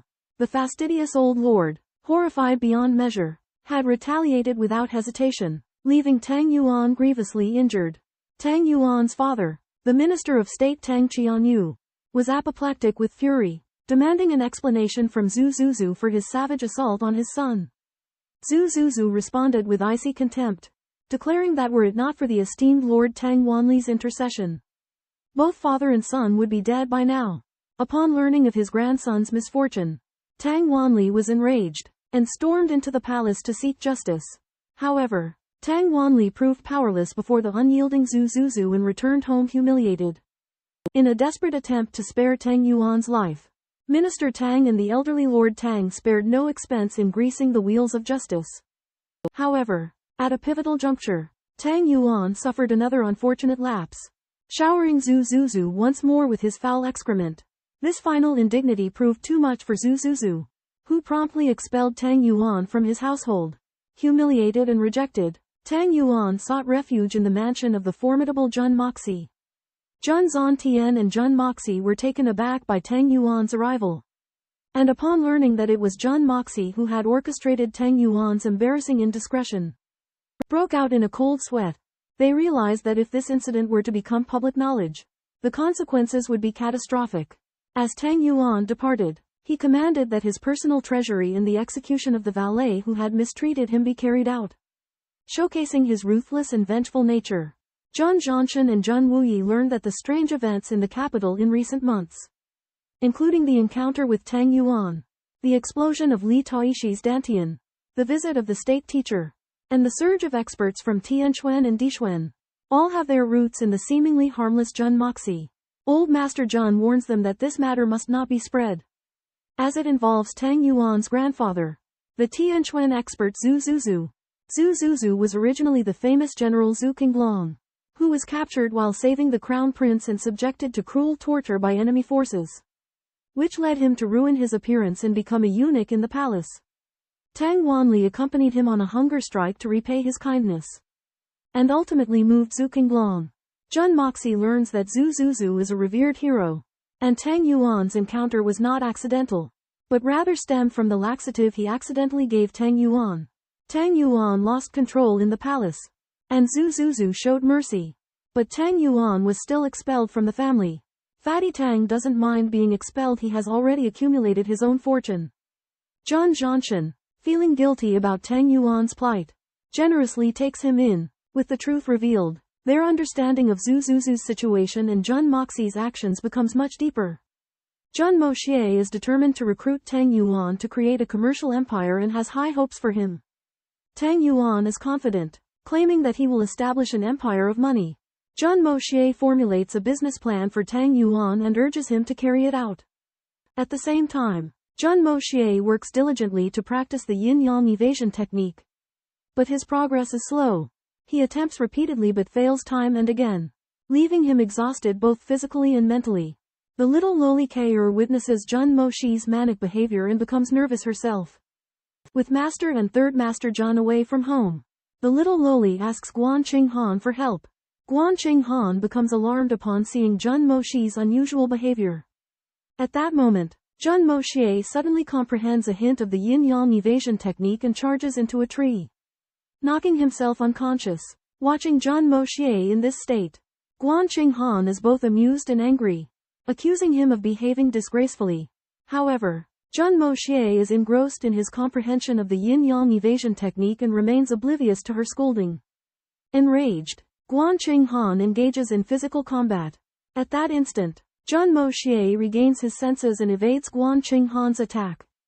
Perplexed, he has no idea what has transpired. Guan Qinghan, outraged, draws her sword and charges at Jun Moxie. He, seriously injured and depleted of energy, is forced to flee. During the commotion, news arrives from the gatekeeper that Guan Qinghan's son and grandson have come to visit.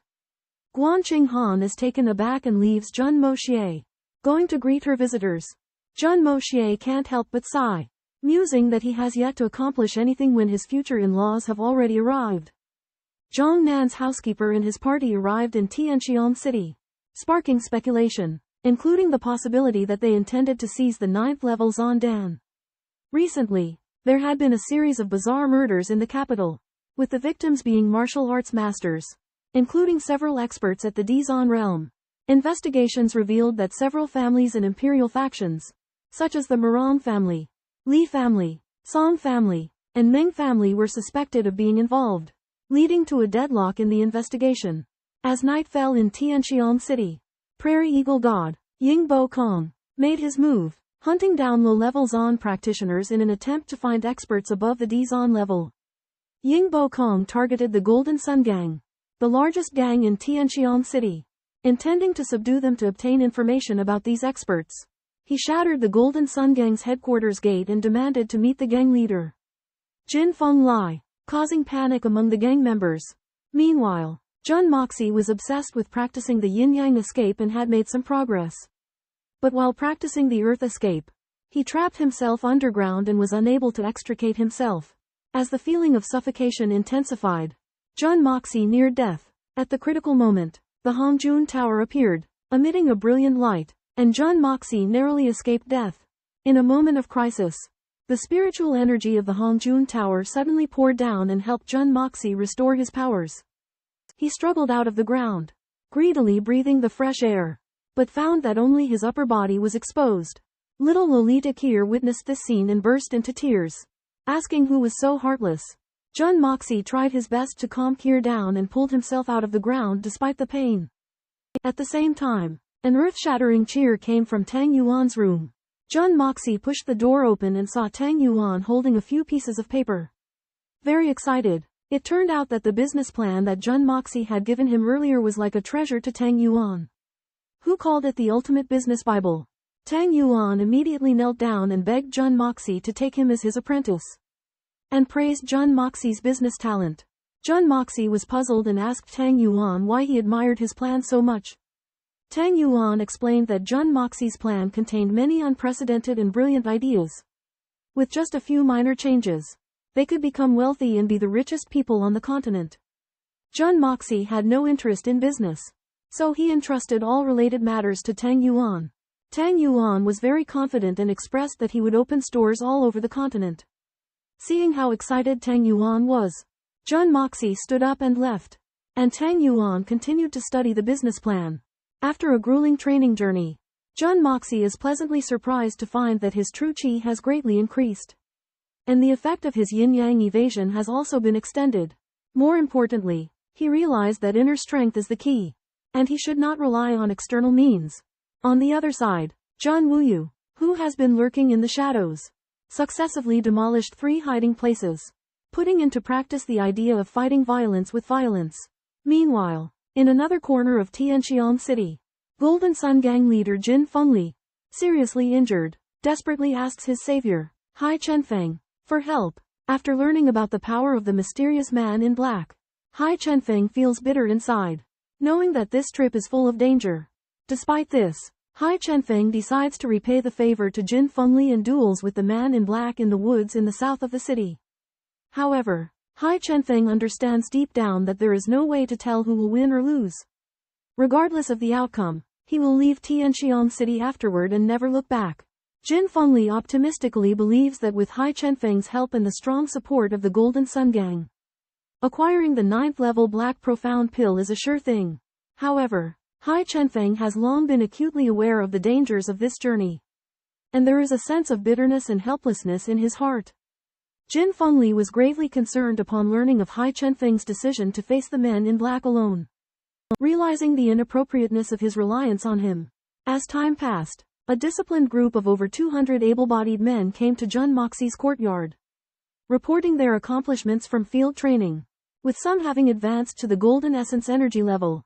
Jun Moxie praised their progress, motivating them to continue their advancement, emphasizing that they were still at the starting line. Meanwhile, Jun Wuyi visited Jun Moxie's small courtyard, inquiring about the placement of these men. Understanding his third uncle's intentions, Jun Moxie entrusted them to Jun Wuyi. Jun Wuyi discussed the psychological impact of killing and suggested mitigating their aggression through means such as drinking. Jun Moxie astutely noted the residual murderous aura exuded by Jun Wuyi, resulting in a shift in his demeanor.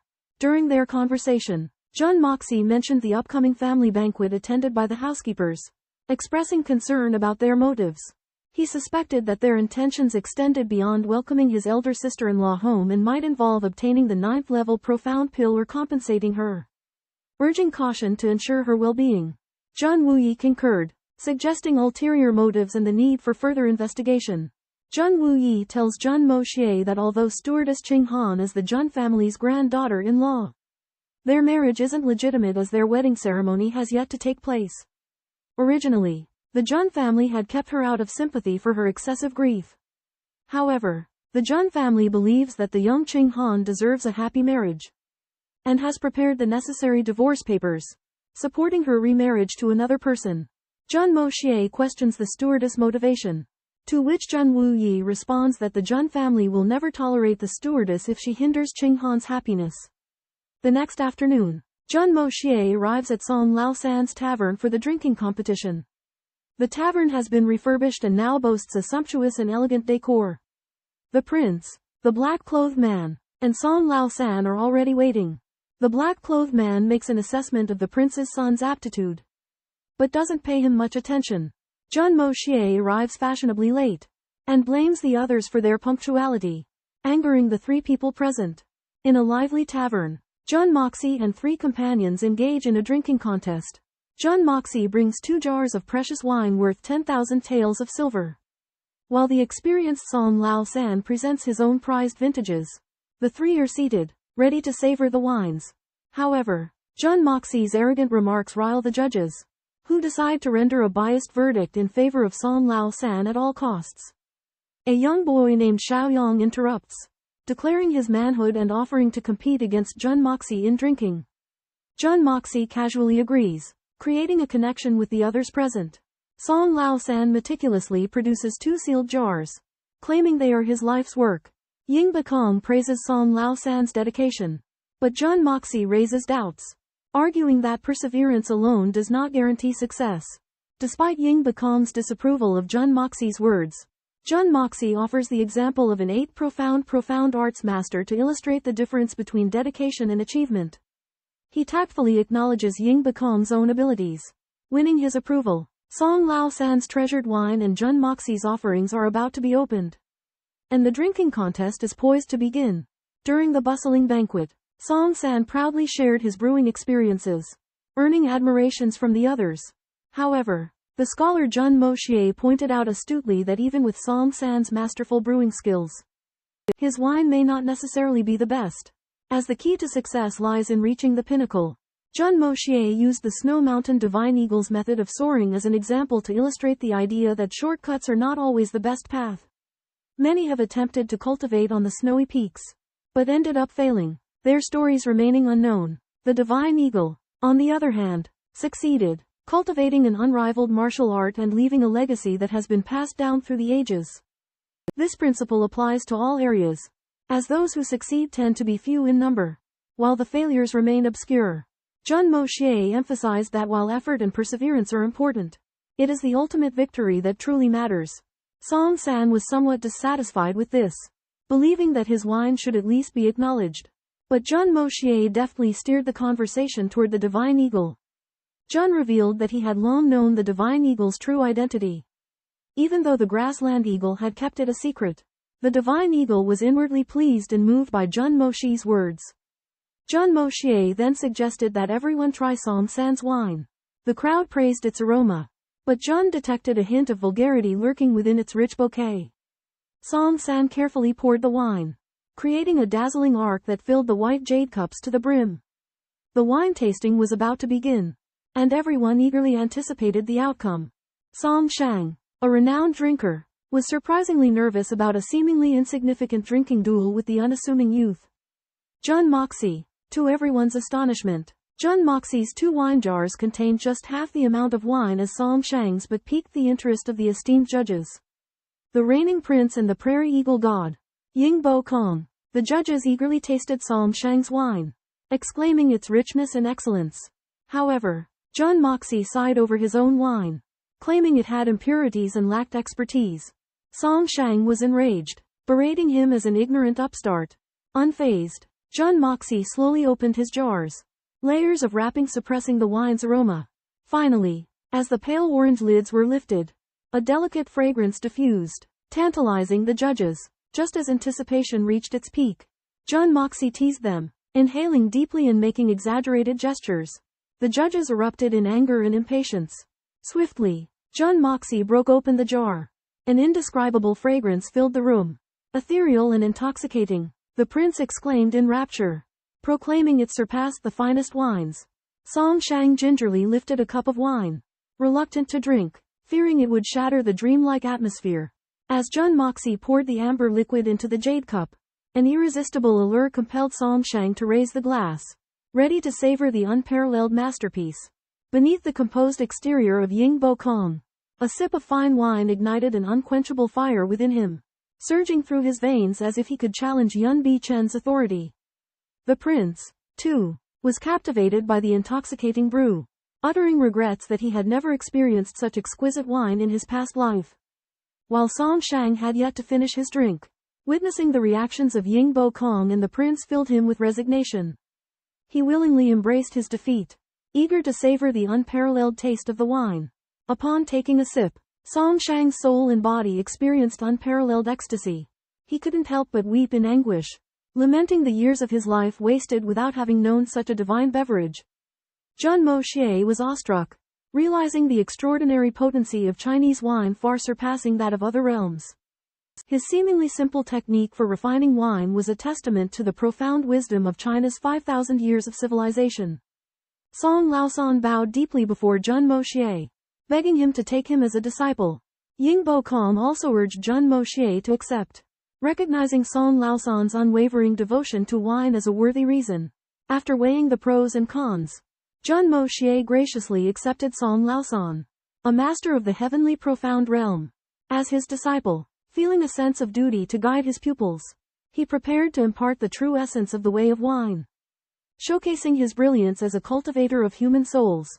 In a brewing contest, young Song accepts young Jun Moxie as his master after being convinced of his brewing ability.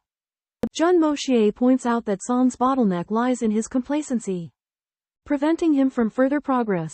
He emphasizes the need for relentless pursuit to attain higher levels in brewing. Jun Moxie believes the best wines are brewed from the most ordinary materials. Just as in martial arts, where the simplest moves can deliver the greatest power. Eagle Hawk, a peerless grandmaster, is inspired by Jun Moxie's words and realizes the need to re-examine the nature of martial arts to achieve breakthroughs. The prince praises Jun Moxie's wine and suggests an auction. Jun Moxie agrees to prioritize Song in the auction, and the prince offers support to secure the opportunity to taste the wine. The prince, who refers to himself as Old Man, invests 1,000,000 taels of silver to acquire a 10 stake in the auction as a royal outsider. This move reflects his cautious approach to the succession struggle and his desire to secure a future for his descendants. Song, fully aware of the value of the wine, is entrusted by Jun Moxie with the task of preparing for the auction. Both the prince and Song recognize that Jun Moxie's wine represents not only a collection of fine vintages but also a significant source of wealth and power. At an auction, a man in white, Jun Moxie, skillfully asks Prince Yang Weinong, the Prince of Equality, for a 10 stake in his wine business. Despite the heavy political pressure behind Yang's offer, Jun Moxie accepts nonchalantly, even making little Yang Mo his associate. Meanwhile, Song Shang, a powerful figure from Tianxiang, becomes Jun Moxie's disciple, hoping to learn the secret of brewing. Jun Moxie accepts Song Shang as his student but warns him against making reckless moves as revealing his identity could be dangerous. On another side, a mysterious woman in black lurks in the shadows, intent on assassinating Jun Moxie. She feels deeply wronged by Jun Moxie and vows revenge. As Jun Moxie leaves the tavern, an ominous feeling engulfs him. Suddenly, a barrage of concealed weapons rains down from all sides, surrounding his sedan chair. The accompanying guards fight valiantly, but they are outnumbered and overwhelmed by the assassins. Jun Moxie realizes that his enemies are well trained, organized, and have combat experience. He decisively orders his men to abandon the rearguard and break out together. Using his formidable power, Jun Moxie calculates that there is a turn 10 zhong ahead, which they can use to their advantage. To ensure Moxie's safety, 8 guards sacrifice themselves to fight off the assassins. But the situation is dire, and their lives are on the line. Jun Moxie's sedan is attacked by a flurry of hidden weapons, targeting him as their prey. Jun Hu, the head guard, suggests that they abandon the sedan and draw the enemy's fire, giving Jun Moxie an opportunity to escape. Analyzing the traits of the hidden weapons calmly, Jun Moxie deduces that the assassins belong to a formidable force, and orders the guards to follow his tactics. The 8 guards charge forth, ready to sacrifice themselves to buy time for their master. Jun Moxie remains concealed within the sedan, planning his counterattack. The assassin's leader senses something amiss and instructs them to intercept the guards. Closing in on the sedan, they surround the sedan, believing that Jun Moxie must be hiding within. The leader threatens to set the sedan alight, but there is no response from within. The assassins set the sedan ablaze, but no trace of a body is found in the fiery wreckage. To their astonishment, the guards discover that the sedan is empty. Meanwhile, Jun Moxie has emerged among the enemy as a phantom, silently taking down 2 assassins. Lightning rips across the sky, followed by torrential rain. The assassins are stunned as an eerie figure weaves through their ranks, claiming lives without a sound. The figure, like a specter, moves effortlessly through their blades and swords, becoming an elusive and deadly presence that they can neither resist nor grasp. A mysterious masked figure emerges and swiftly kills 6 high-level assassins. After witnessing the escape of the young master of the Jun family, he joins forces with the family's guards. the mysterious figure is revealed to be Jun Moxie, who had used the yin-yang escape technique to go underground and rescue the guards. As Jun Moxie leads the guards in fighting their way out, a black-robed Jade Profound assassin tries to intercept them. But Jun Moxie uses his incredible agility to dodge the Jade Profound's attacks and counterattacks, killing the assassin. Meanwhile, the assassin leader Li Ziwu and 2 Earth Profound assassins close in, while dozens more follow behind. Jun Moxie, undeterred, leads his guards against them. Faced with the Jade Profound's formidable swordplay, Jun Moxie uses his extraordinary flexibility and agility to evade the attacks, crashing into the Jade Profound's arms. Jun Moxie then unleashes a flurry of thunderous strikes, using his elbows, palms, fingers, and knees to critically strike the Jade Profound's heart, throat, eye sockets, and groin, instantly killing him. The story showcases Jun Moxie's astounding martial prowess and stealth abilities, as well as his fearless determination in the face of danger. He single-handedly turns the tide of the battle, leading his guards to safety while demonstrating his unparalleled martial arts skills and indomitable spirit. During a torrential downpour, Jun Moxie and his 8 escorts are ambushed by a group of highly skilled individuals clad in black. To protect his escorts, Jun Moxie unleashes a ruthless onslaught, striking the Jade Profound experts with lightning-fast blows, ultimately dismembering their limbs, scattering their heads, and shattering their bodies. Jun Moxie swiftly leads his escorts through, only to discover that the pursuing leader of the black-clad assassins, Li Ziwu, has been dealt a devastating blow. Witnessing the gruesome demise of his beloved son, Shaoqi, grief-stricken, Li Ziwu questions Jun Moxie's identity, but is met with a counter-inquiry, leaving both parties unaware of each other's true identities. Meanwhile, the Jun family assassin girl orders a retreat, while Li Ziwu seizes Shaoqi's head and departs in anguish. With the crisis averted, Jun Moxie vanishes into the shadows.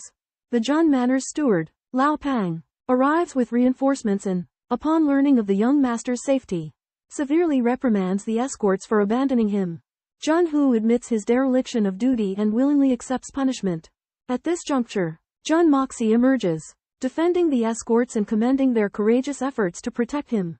After learning the circumstances, Lao Pang inquires about the enigmatic figure who aided Jun Moxie, who provides a description of the masked benefactor's features.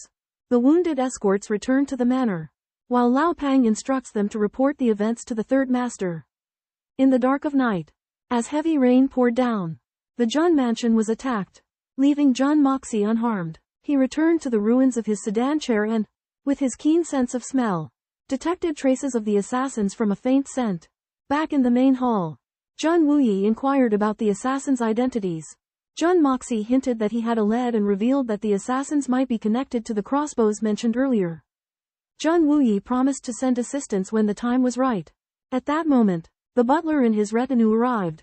His eldest sister-in-law, Guan Qinghan, had a cold expression, while the second son, Guan Qingyue, was initially furious at the sight of Jun Moxie, but later became shocked, as if Jun Moxie's presence defied all logic. Jun Moxie noticed Guan Qingyu's strange behavior and pondered it silently. Guan Donglio greeted Jun Moxie with warmth and compliments on his handsome appearance. Jun Moxie exchanged pleasantries with Guan Qingbo and Guan Qingyue and proposed taking them to an interesting place. The mention of Spirit Mist Lake made Guan Qingyu's expression change drastically. Jun Moxie suspected that Guan Qingyue might be involved in the assassination attempt and planned to use the pretense of a leisure outing to investigate the matter more deeply. Guan Qingbo insinuated Jun Moxie's pretentiousness, straightforwardly claiming that he and his brother had been to the Mist Spirit Lake. Jun Moxie, engrossed in curiosity, inquired further, learning that Guan Qingbo's brother Guan Qingyue had been involved with a woman at the Mist Spirit Lake. Jun Moxie deliberately disclosed his intimate relationship with Yue, the most beautiful lady of Mist Spirit Lake, boasting of having shared a bed for several nights. Guan Qingyue became enraged, accusing Jun Moxie of defiling the virtuous woman. Jun Moxie continued to embellish his account, describing Yue's physical attributes and their intimate encounters. Unable to bear it any longer, Guan Qingyue erupted in fury, drawing his sword and lunging at Jun Moxie. Astonished, Guan Donglio rebuked his son harshly, accusing him of losing his mind. Guan Qingyue had long been enamored with Yue, and his resentment intensified when he learned she was smitten with Jun Moxie. Jun Moxie's public boasting about their affair struck the most sensitive nerve, provoking uncontrollable rage within him. Amidst a lively family banquet, tensions escalate when Guan Qingyue, enraged by Jun Moxie's perceived mistreatment of Yuer, challenges him to a duel in front of the gathering. Guan Qingyue reveals his romantic involvement with Yuer, claiming that she is the woman he loves, and Jun Moxie is nothing more than her patron. This revelation shocks Guan Qingyu's father, Guan Donglio, who furiously condemns his son's actions in disgrace. The Jun family patriarch, Old Master Jun, and third elder Jun Wuyi remain impassive, while the accused Jun Moxie feigns innocence. Questioning Guan Qingyu's accusations, Butler Grand Elder Guan Qingbo intervenes to clarify the situation, exposing Guan Qingyu's sentimental attachment to Yuer and his true purpose for coming to Heavenly Fragrance City, which is to break off the arranged marriage. This disclosure shocks Guan Qinghan and surprises the Jun family. Old Master Jun, feigning drunkenness, leaves abruptly, while Guan Donglio's anger almost causes him to faint. The atmosphere in the hall becomes heavy, with the duel between Guan Qingyue and Jun Moxie seemingly inevitable. However, the origins of this conflict stem from a misunderstanding and mistaken sense of ownership. Accompanied by Guan Donglio, Jun Zhantian entered the Jun family residence with a sullen expression. Jun Qinghan and the Jun family had long since been renowned only in name, and the housekeeper proactively proposed to dissolve the marriage engagement, which was a great humiliation for the Jun family. Jun Wuyi questioned Guan Qingbo's intentions, and the latter claimed that he was challenging Jun Moxie to avenge his sister, Guan Qingyue. However, Guan Qingyu's words revealed the housekeeper's involvement in the assassination attempt on Jun Moxie. This enraged Jun Wuyi, who exuded murderous intent. Guan Donglio was filled with despair, realizing that his son had committed a grave mistake against the Jun family. Guan Qingyue sorrowfully admitted that she had been used by Yuer and was willing to pay the price without regret. Jun Qinghan and Jun Wuyi sensed the depth of Guan Qingyu's feelings, and their killing intent subsided. Jun Moxie also admired Guan Qingyu's emotions but insisted that Yuer must die. At Jun Moxie's indication, Jun Wuyi understood the truth of the matter but could not tolerate Guan Qingyue threatening the Jun family's safety. Guan Qingyue was destined to become a tragedy, with Jun Moxie's apparent magnanimity actually concealing a dangerous crisis. The Jun family is currently facing a dilemma. The daughter of the butler, Guan Qinghan, is engaged to the eldest son of the Jun family, but Guan Qingbo attempts to seize a brothel girl. The Jun family is furious, but they must also consider the relationship between the two families. To calm the situation, the third son of the Jun family, Jun Moxie, proposes a solution. Guan Qingbo and Guan Qingfeng will reflect on their actions behind closed doors. And regarding the butler's request to cancel the engagement, Jun Moxie demands that Guan Donglio be honest. After hesitating, Guan Donglio reveals the truth. Half a year ago, Guan Qinghan encountered a young man in green, Li Tongyun, on the anniversary of Mo Yu's death. Li Tongyun declares his desire to marry Guan Qinghan, threatening to destroy both the Guan and Jun families if she refuses. As the young master of the Blood Soul Villa in Tiannan, Li Tongyun's background and power make it difficult for the Guans to resist. Filled with rage, Jun Moxie declares that it is unforgivable for the butler to sacrifice Guan Qinghan's innocence to protect his family, and accuses the butler of being shameless. Jun Wu agrees with Jun Moxie's views, stating that even in the face of destruction, one should not sacrifice their daughter. Faced with the Jun family's interrogation, Guan Donglio can only sigh that he is not ungrateful. He believes that the Jun family does not understand the terror of the Blood Soul Villa, and that they reluctantly gave up their daughter. However, for the survival of the entire family, they had no other choice. Jun Moxie's resolute stance is appreciated by Jun Wu, who believes that a man should have an unyielding will and should not maintain glory and survival by sacrificing women. The two families risk estrangement while adhering to their principles, and Guan Qinghan's fate hangs in the balance. Guan Donglio believes that it is not surprising to sacrifice a daughter for the sake of the family's interests. However, Jun Moxie strongly opposes, believing that this is a matter of principle and dignity. He would rather be the enemy of the whole world than to protect Guan Qinghan. Guan Qinghan had already despaired, but Jun Moxie's firm determination ignited a glimmer of hope in her. Guan Qinghan realizes that Jun Moxie is not as licentious as his appearance suggests, but rather treats her with sincerity. Jun Wuyi also supports Jun Moxie's decision. Although he knows the power of the Blood Soul Villa, he would rather go down with them. Guan Donglio was moved by the righteousness of the Jun family's uncle and nephew. Although he felt guilty, he also understood the Jun family's position. From then on, the Jun family and the Blood Soul Villa became incompatible, even in the face of enemy attacks from the front and back. Jun Moxie and Jun Wuyi were fearless, demonstrating the Jun family's indomitable spirit. With their actions, they defended their dignity and principles, even at the cost of their lives. Faced with the despair of the approaching bridal sedan to Blood Soul Fort, Guan Qinghan realizes that she can no longer escape her responsibility after learning of the sacrifices made by the Jun brothers for her. Despite initially rejecting her father's suggestion to sacrifice her to protect the Jun family, she now understands that it is worth sacrificing herself for the people she treasures. Guan Qinghan resolutely decides to annul the marriage contract with Jun Moyu, hoping to prevent the Jun family and the Guan family from being implicated by Blood Soul Fort. However, Jun Wuyi firmly refuses, stating that the Jun family will never allow anyone to tarnish its daughter-in-law. Despite Guan Qinghan's repeated pleas, Jun Wuyi and Jun Moxie remain firm in their stance. They believe that a forced marriage is a disgrace and cannot be tolerated. In order to protect the Jun family's honor and Guan Qinghan, they are even prepared to die together. Surprisingly, Jun Wuyi had already prepared the divorce documents, ready to be announced after the Blood Soul Fort incident to dissolve the relationship between Guan Qinghan and the Jun family. However, until then, Guan Qinghan is still the daughter-in-law of the Jun family, and the Juns will protect her safety at all costs. Guan Qinghan is deeply moved by the Jun family's righteousness and determination. She realizes that her decision was too selfish and understands that the Jun family cannot compromise for her. In the end, Guan Qinghan chooses to stay with the Jun family, waiting for the resolution of the Blood Soul Fort incident. With the turn of events, Guan Qinghan's father reluctantly accepts reality. He understands that it is necessary to sacrifice one family for the stability of the nation.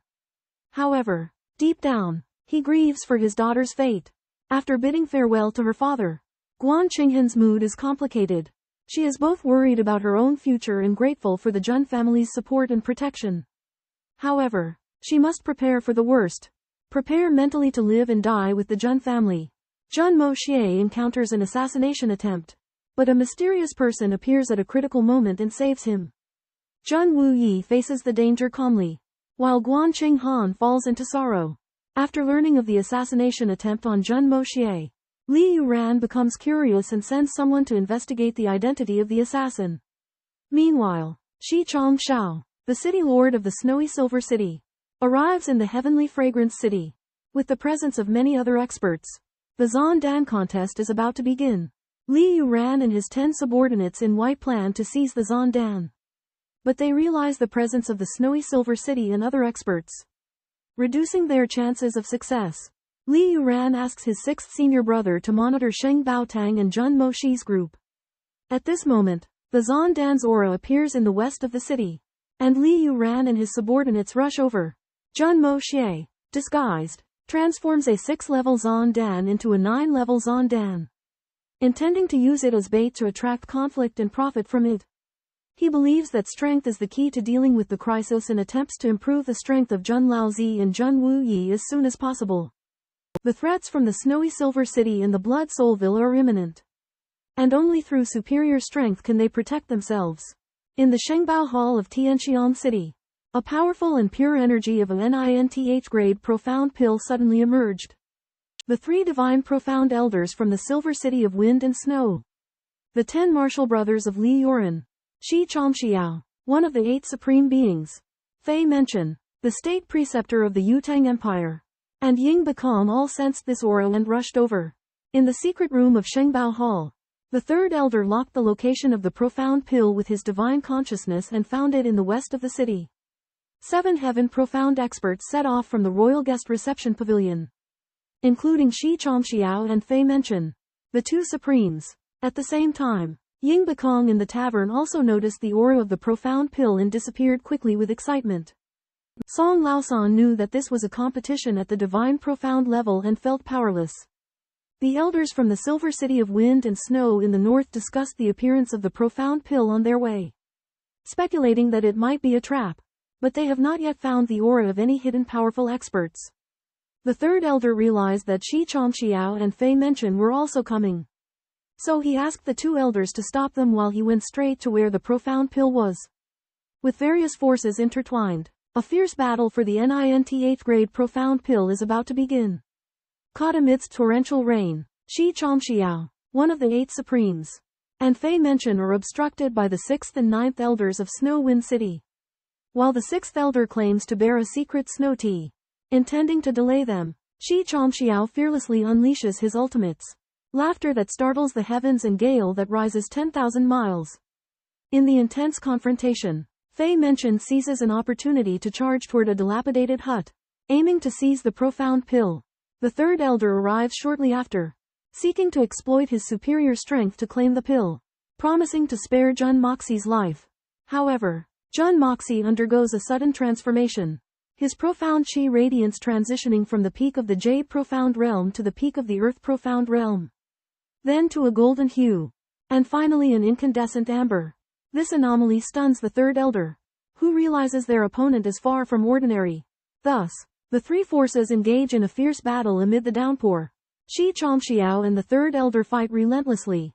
Fei Menchen attempts to seize the profound pill, while Jun Moxie lies in wait within the hut, poised to strike. In the cultivation of profound energy, its color represents the cultivator's realm. However, something incredible happened in front of third elder. An ultimate exalted divine profound expert, a masked assassin in black released profound energy lights that soared all the way from Jade Profound Peak, consecutively breaking through Earth Profound lower, middle, higher and peak stages, until it finally turned into the light blue of Heaven Profound Peak. Soon after, the light blue light disappeared, replaced by the colorless light representing the divine profound realm. Third elder suspected that he was hallucinating. But when facing the condescending gaze and the overwhelming aura unleashed by the black-clothed masked assassin, he couldn't help but believe what was in front of him. The masked assassin had broken through to divine profound, even surpassed the exalted divine profound experts Shi Chongxiao and Han Fengshui.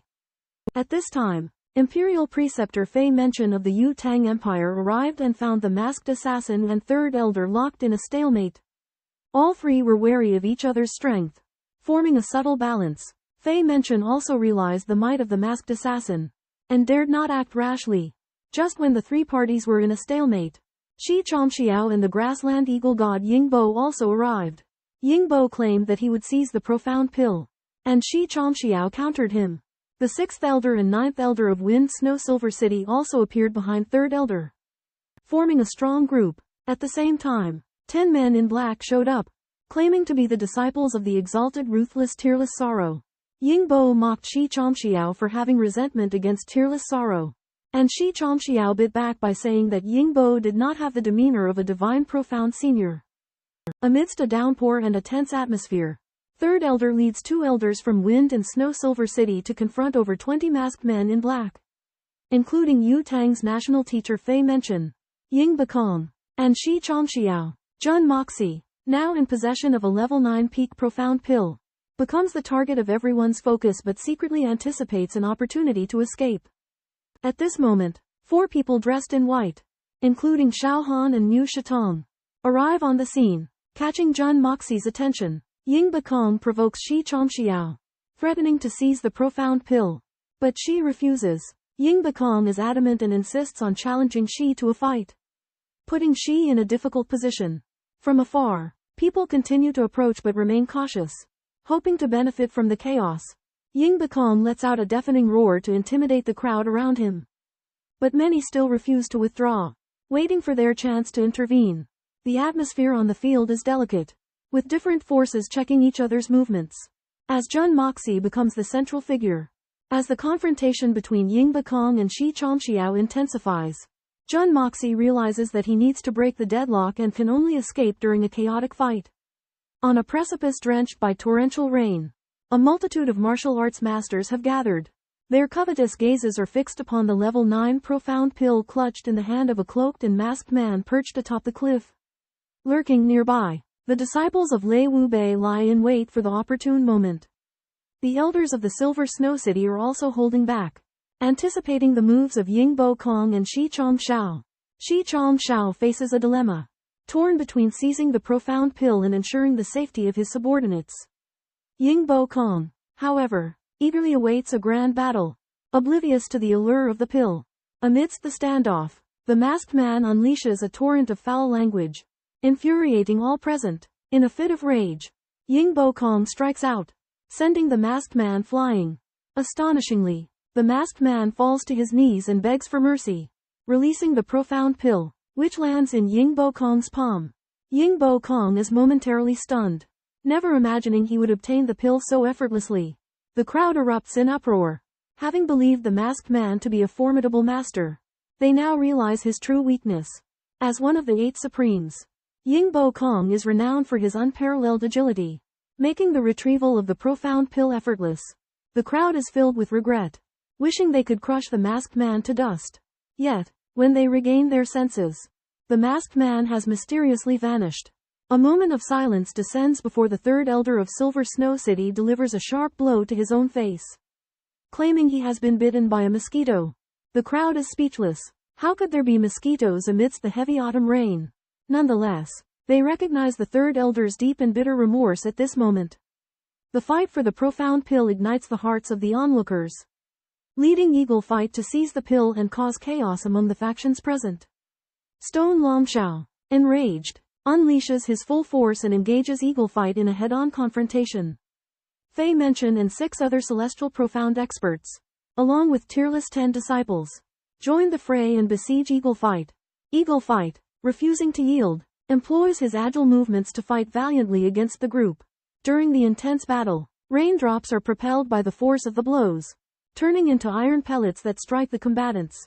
Eagle fight's cloak bursts apart, his hair billowing, yet his power remains unyielding.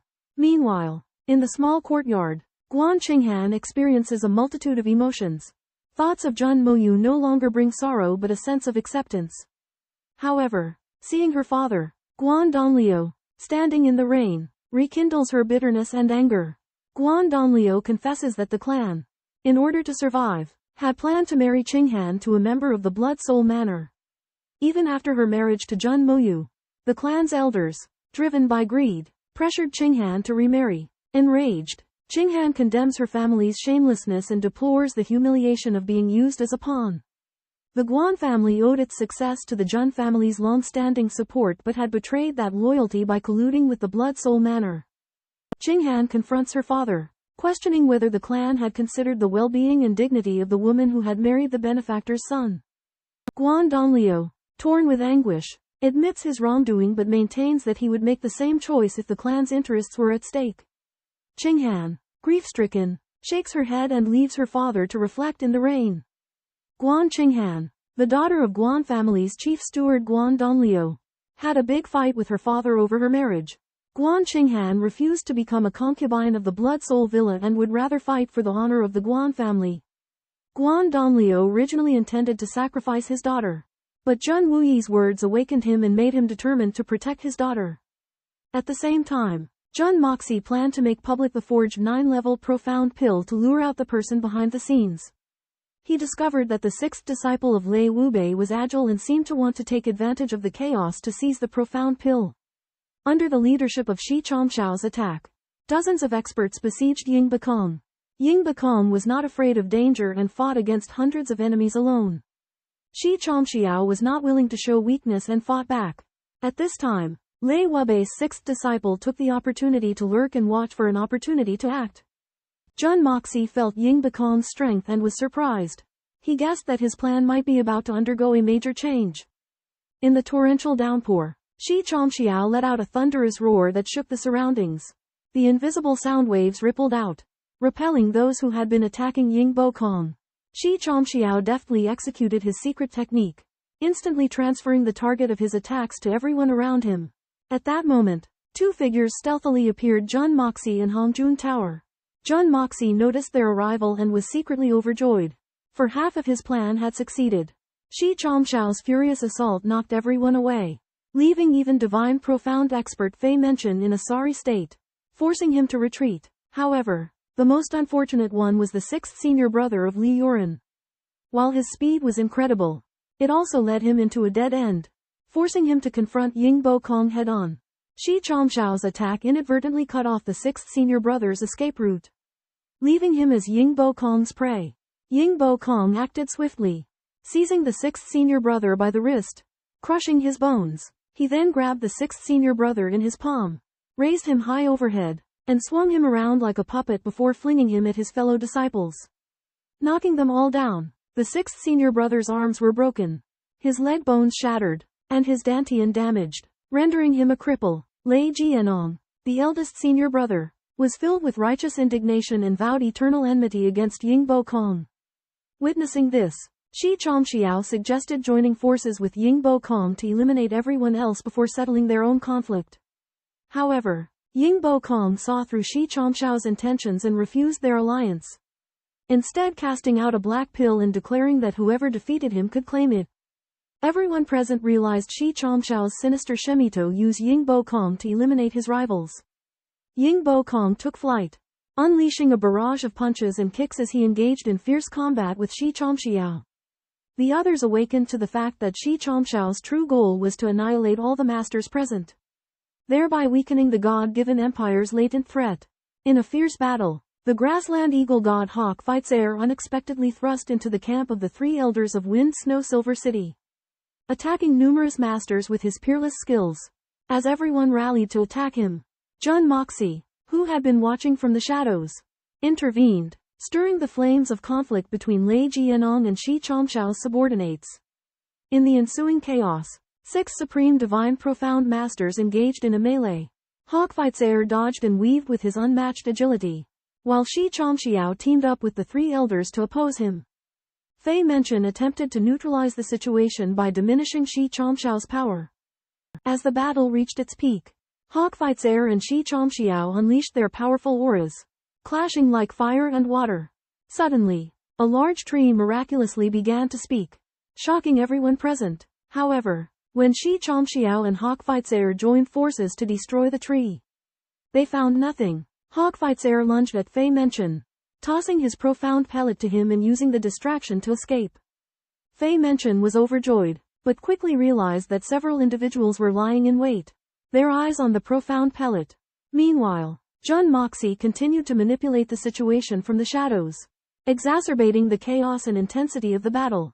The six masters unleashed their full power, their relentless clashes decimating the surroundings, leaving screams of agony in their wake.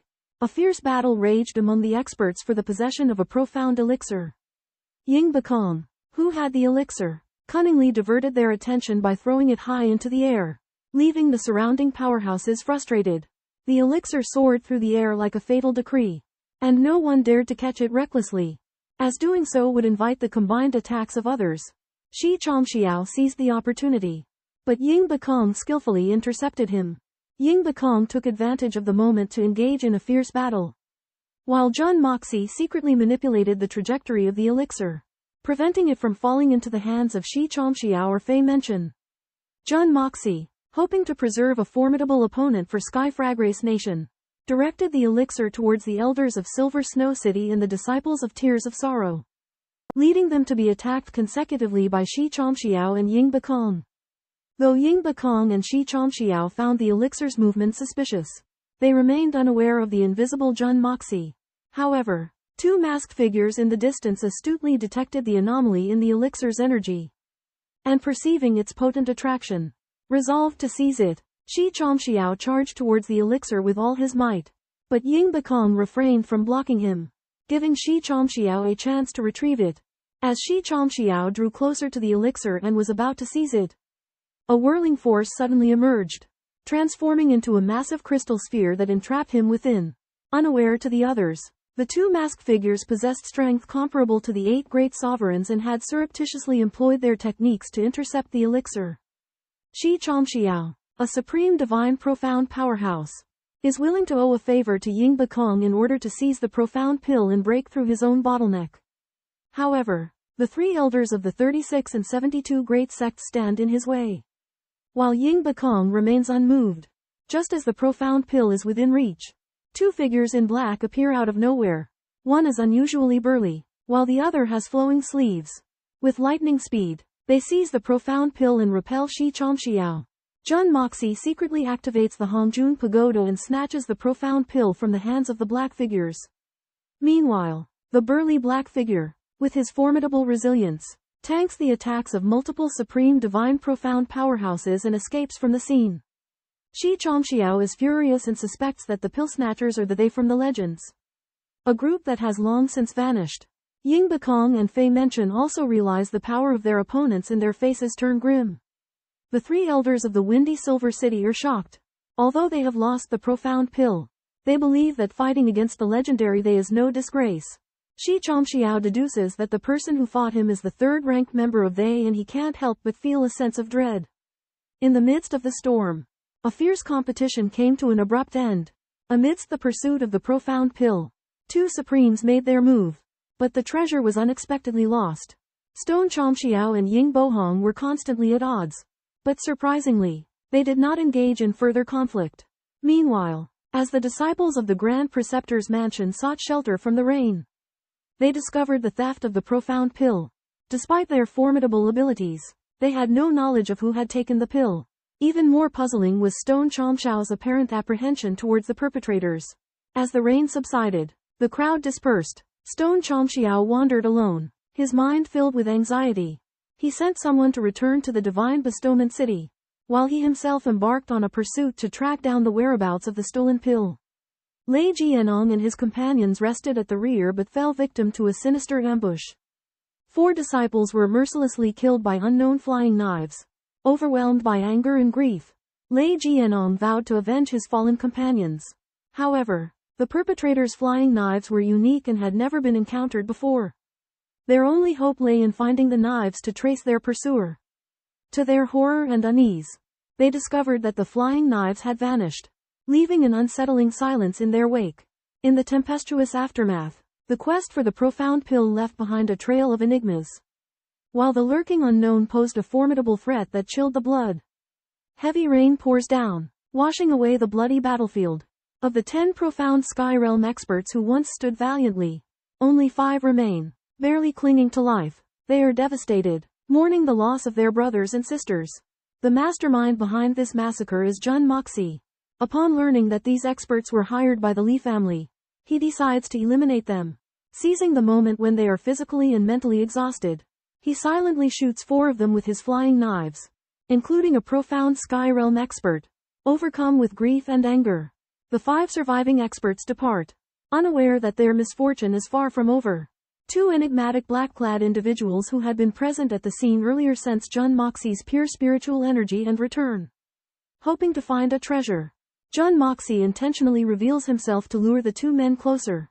He suddenly vanishes from their sight and then reappears in an uncanny manner, releasing spiritual energy identical to a black origin pill.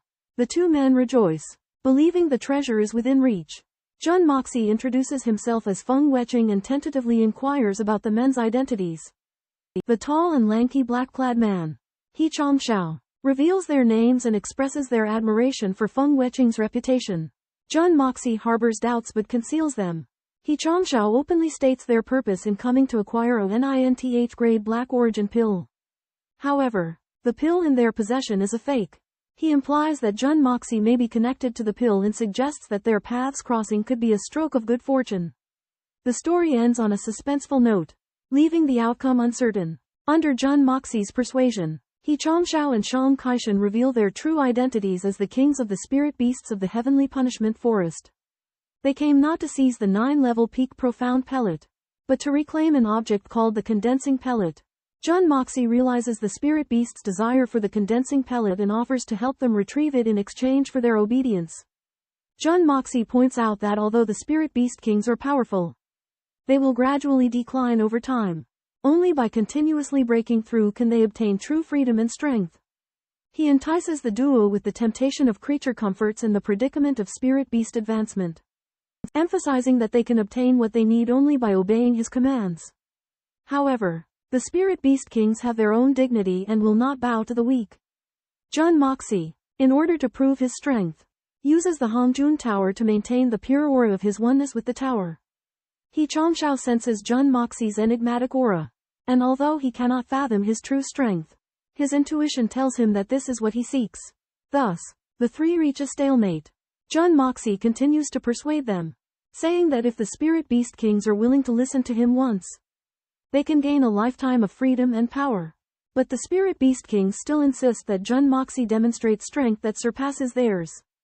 Jun Moxie is confident, for his goal is not to subdue a young Spirit Beast, but a 9-level peak Spirit Beast King.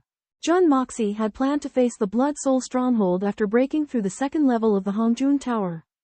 However, the incident at the Blood Soul Stronghold forced him to proceed with his plan ahead of schedule. Unexpectedly, the plan worked, and the Supreme Revelation Scripture and the 2 of the 8 great sovereigns participated in the battle. Jun Moxie aimed to subdue the king of spiritual beasts, but he ran into the unyielding bear Wang Tian and Crane Chongshao, the 2 kings of spiritual beasts. Jun Moxie proposed a 3-round contest to resolve the dispute. In the first round, Jun Moxie performed a strange action. He completely submerged his body from the ground, and then appeared without leaving a trace. Crane Chongshao and bear Wang Tian could not replicate it, leaving them no choice but to accept defeat. In the second round, Crane Chongshao and bear Wang Tian suggested a contest. Jun Moxie required them to craft a suit of armor with excellent defense, but they failed. Jun Moxie won again. In the third round, Jun Moxie proposed a contest of endurance. However, Crane Chongshao and bear Wang Tian proactively conceded due to their fear of Jun Moxie's strange methods. In the end, Jun Moxie successfully subdued Crane Chongshao and bear Wang Tian, making them work for him. But he had to pay a great price. After a contest with the He brothers, Jun Moxie easily won the first battle. The unwilling Crane Chongshao and Shang Caishan discussed for a long time but failed to think of a competitive event they could win. Just as the two were at their wits' end, Shang Caishan had a flash of inspiration and suggested a pissing contest, aiming to disrupt Jun Moxie's rhythm. Jun Moxie incredibly accepted the challenge.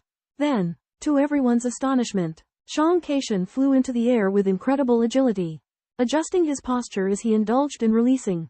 He was so skilled that his stream of urine took different forms. Astonishing Crane Chongshao. Jun Moxie was completely conquered by Shang Caishan's unique skill and frankly admitted defeat. This contest not only demonstrated Shang Caishan's unimaginable shamelessness but also made Jun Moxie understand the low bottom line of the He brothers. After this farce, the He brothers were forced to work for Jun Moxie. And Jun Moxie also realized another side of these unscrupulous Zon Beastmasters. In a bizarre competition, Shang Caishan pulled back around with his divine skill of peeing in the air, making his opponent Jun Moxie sincerely accept defeat. However, He Chongshao was filled with shame and refused to use such contemptible methods again. Jun Moxie proposed that the next competition should be change the medicine but not the soup, which means peeing underground. Shang Caishan and He Chongshao insisted that this was impossible, believing that Jun Moxie had lost in the sky and was trying to win back in the underground. Jun Moxie looked provocative, raising his hands, and a strong scent diffused. Shang Caishan and He Chongshao sniffed greedily, their hearts filled with desire. They realized that Jun Moxie might have mastered the secret of peeing underground. Shang Caishan and He Chongshao gambled their victory.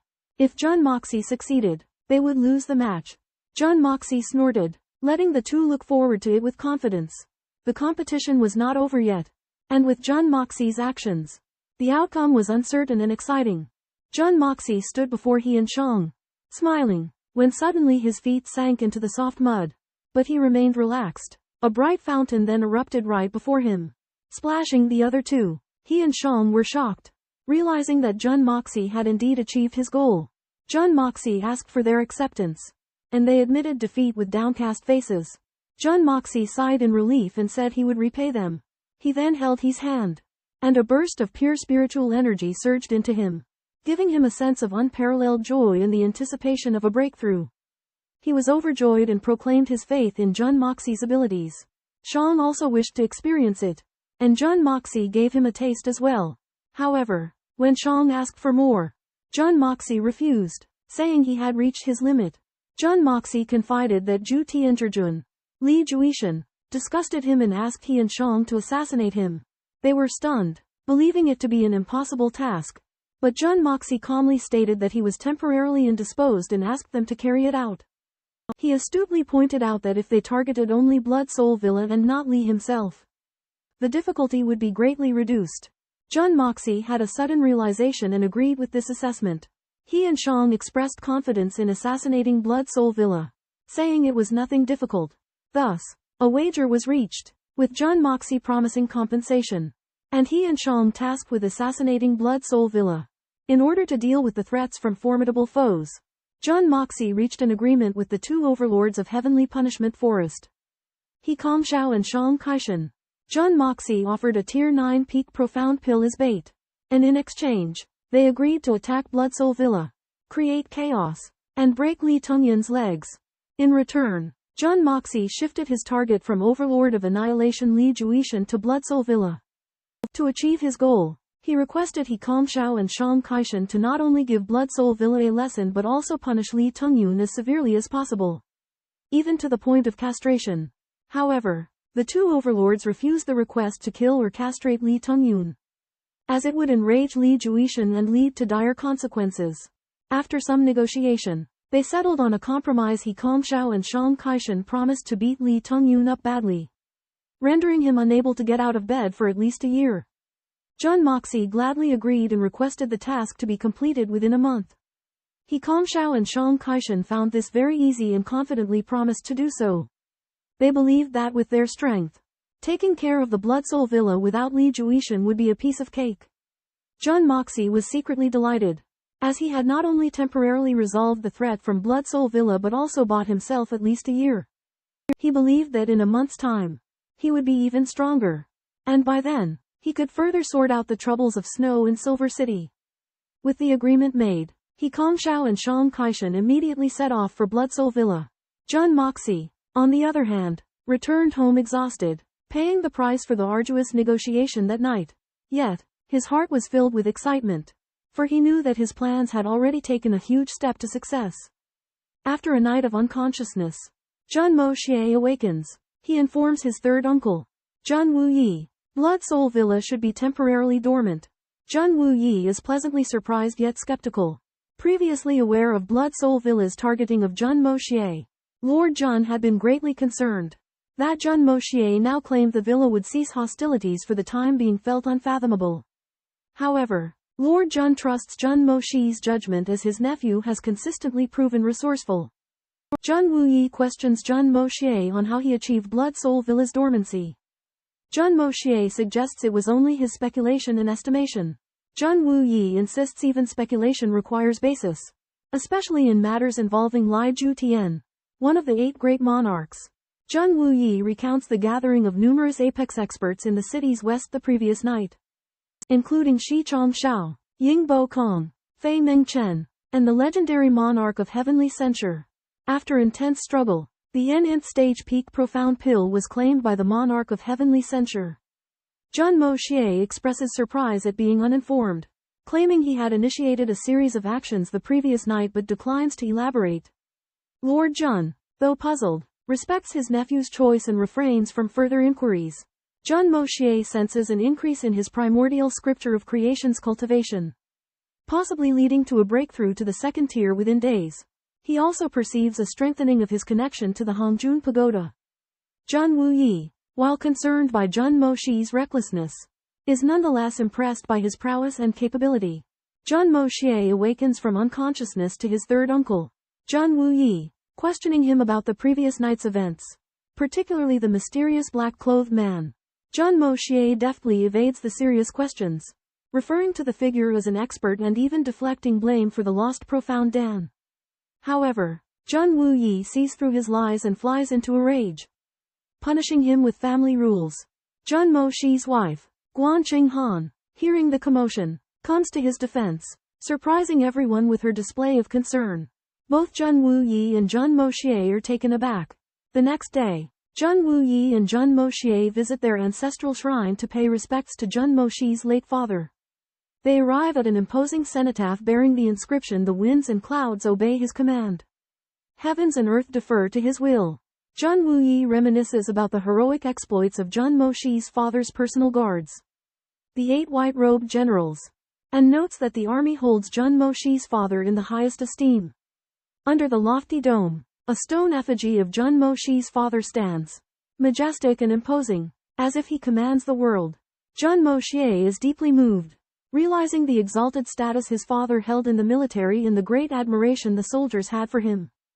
Jun Wuyi, upon entering the tomb and gazing at his elder brother Jun Wu Hui's stone effigy, could not help but shed tears.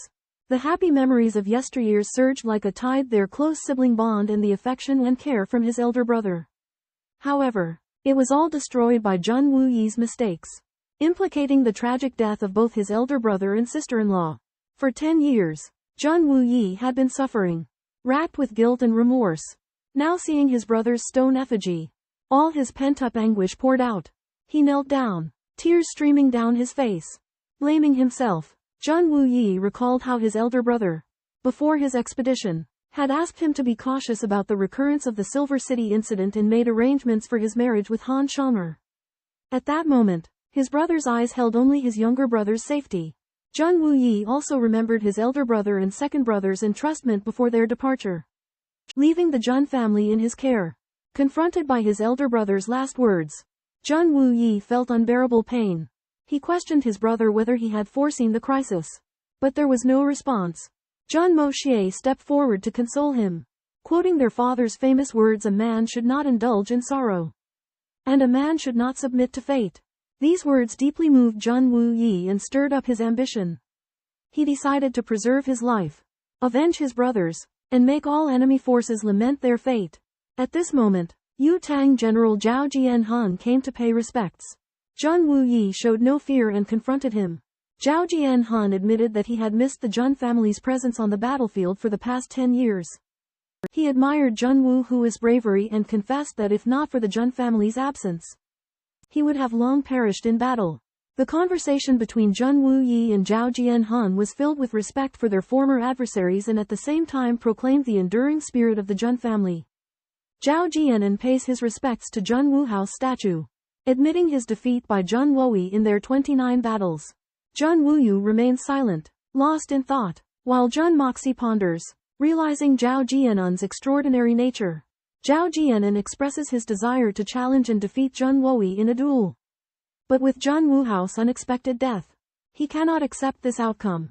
He claims to have never betrayed or assassinated Jun Woi, but this credit was wrongly given to him.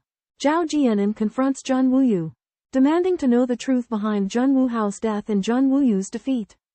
Jun Wuyu remains silent, acknowledging that he also seeks the truth but has yet to uncover it.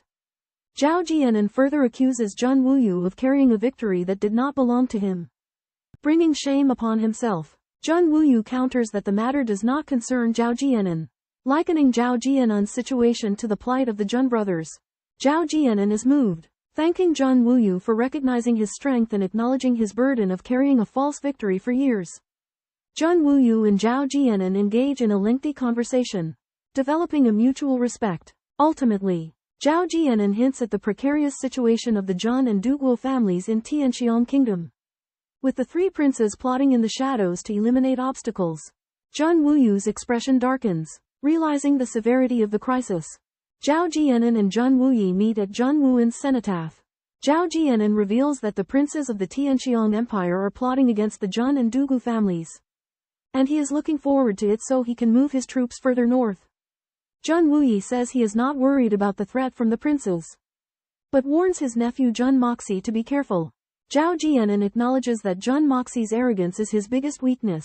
He explains that Zhao Jianan once looked down on the ugly daughter of the Yutang prime minister because of his arrogance, and Jun Wuan judged from this that Zhao Jianan would never bow to anyone.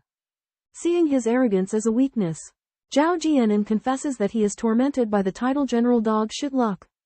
He believes it is a disgrace bestowed upon him by those who murdered Jun Wuan, and so he is determined to avenge Jun Wuan. Jun Wuyi warns Jun Moxie that while the prince's power cannot shake the Jun and Dugu families, they may target Jun Moxie. He stresses that if they make a move, it must be clean and leave no trace. As Jun Moxie and Jun Wuyi leave the cenotaph, they notice a figure flitting across the rooftops. Jun Moxie guesses it is Ying Bakong, an old acquaintance who is very agile, and he gives chase. Jun Wuyi grants Jun Moxie's request to investigate. Jun Moxie suspects that Ying Bakong is still in Tianxiang City to search for a suitable opponent. He had previously intended to learn the uses of 9th grade peak profound pills from Ying Bakong. But his plan was interrupted by other events. Meanwhile, in the maple forest in the southern part of the city, Hai Chenfeng awaits Ying Bakong's arrival as a friend. Ying Bakong arrives with an imposing aura, forcing Hai Chenfeng to move away from the maple forest. Hai Chenfeng recognizes the strength of the man before him but is prepared to fight, even if it means death. Ying Bakong has received Hai Chenfeng's challenge. Angered by the Jin Yang sect's offenses against him, Hai Chenfeng tries to explain that he has moved on from the past. But Ying Bakong is unmoved, believing Hai Chenfeng must pay for his actions. A fierce battle ensues between the two, with Ying Bakong demonstrating godlike powers, which even Hai Chenfeng, with his heavenly profound cultivation, finds difficult to match. Facing an invincible opponent, Hai Chenfeng embraces the determination to die with honor, ready to meet his fate. One of the 8 great masters, Eagle Sky, has created a set of 17 eagle transformation techniques and is eager to test them against a worthy opponent. He travels in search of skilled fighters, and when he hears rumors of the mysterious Black Core, he heads to Fragrant Heaven City to find it. However, he witnesses the Beast King snatching the Black Core. Disappointed, he receives a challenge from the Golden Sun sect and is overjoyed. Upon meeting Sea Breeze, Eagle Sky hides his true identity to analyze his martial arts. After sparring, Eagle Sky realizes that while Sea Breeze is powerful, his technique synergy is underdeveloped. Eagle Sky keeps his eagle transformation hidden and matches his power to Sea Breeze's to observe his techniques. Sea Breeze, unaware of Eagle Sky's true identity, is determined to defeat the supposed senior expert. As the fight progresses, Eagle Sky manipulates the situation to study Sea Breeze's martial arts, seeking ways to improve his own eagle transformation. Meanwhile, Jun Moxie also arrives. Undetected, as a skilled tracker, he senses Eagle Sky's self-restraint and recognizes the technique he is using as the Eagle Snake Death Duel, which Jun Moxie has mastered. Jun Moxie seizes the opportunity to observe Eagle Sky and enhance his own martial arts. Eagle Sky and Sea Breeze continue sparring, Eagle Sky gradually revealing more of his eagle transformation techniques. Jun Moxie observes, absorbing the martial arts essence of both masters and seeking inspiration for his own breakthrough. Jun Moxie observes Ying Bakong's techniques, finding them somewhat crude but exceptionally ruthless and far surpassing the martial arts of his previous life. Additionally, Ying Bakong swiftly improves his techniques in battle, eliminating flaws. Jun Moxie is impressed by his ability to create his own martial art. Meanwhile, Ying Bakong struggles to combine his techniques with Zhan Qi. At this moment, Jun Moxie is struck with inspiration, realizing that his martial arts knowledge could aid Ying Bakong. Thrilled, he prepares to spar with Ying Bakong and offer suggestions on his techniques. Hai Chenfeng engages in combat with the man in black, who effortlessly counters his every move with mysterious techniques. As time passes, Hai Chenfeng loses his advantage, and the man in black gains the upper hand. Abruptly, the man in black unleashes the wave-rolling universe technique, expending his Zhan Qi to launch a formidable attack. Ying Bakong is overwhelmed with despair, realizing that Hai Chenfeng intends to perish together with his opponent. He rushes to intervene but is too late. Hai Chenfeng's sword strikes, bearing a colossal wave toward Ying Bakong. Ying Bakong is helpless, cursing Hai Chenfeng as a madman but unable to alter the outcome. The Supreme Master of Divine Mysteries, Hai Chenfeng, duels with his martial brother, Ying Bakong, using his ultimate move Wave-Rolling Universe. However, there is a vast disparity in their abilities. Ying Bakong initially intended to avoid harming Hai Chenfeng, but Hai Chenfeng's desperation forces him to neutralize his attack to protect himself. While Hai Chenfeng survives, his dantian is shattered, and his life hangs in the balance. Just then, a masked man in black appears and intervenes to save Hai Chenfeng. Faced with the man's formidable power, Ying Bakong is forced to swallow his pride and beg for his help. The man in black makes a mocking request, asking Ying Bakong to plead with him for salvation. With Hai Chenfeng's life in jeopardy, Ying Bakong feels deep guilt, believing he has wronged Hai Chenfeng's master. He gritting his teeth and mustering all his powers, he pleads for the man's help as a supreme master. Sensing the right moment, the man in black steps in to save Hai Chenfeng. Under the man's care, Hai Chenfeng's vitality gradually recovers. Ying Bakong is both relieved and remorseful, regretting his reckless actions. The man in black demonstrates his extraordinary abilities, healing Hai Shenfeng's damaged dantian and giving him a second chance at life. However, Yingbo Kong knows that his crime of driving his nephew to the brink of death cannot be easily dismissed. And he bears this burden alone. As the man in black departs, he watches Hai Shenfeng leave, his heart filled with mixed emotions: relief, regret, and apprehension for the future. Amidst a fierce battle, Yingbo Kong was proud of his eagle-subjugating art. However, a masked man in black contemptuously pointed out its incomplete nature and lambasted his obsession to the point of madness. Yingbo Kong was shocked. Realizing the flaws in his technique, he pleaded for guidance from the masked man in black, who ruthlessly criticized his superficial understanding of the art. The masked man in black then displayed astonishing medical skills, using his art of creation to mend Hai Chen Feng's near-fatal injuries. Yingbo Kong was awestruck by the miraculous healing process, realizing the masked man's immense power.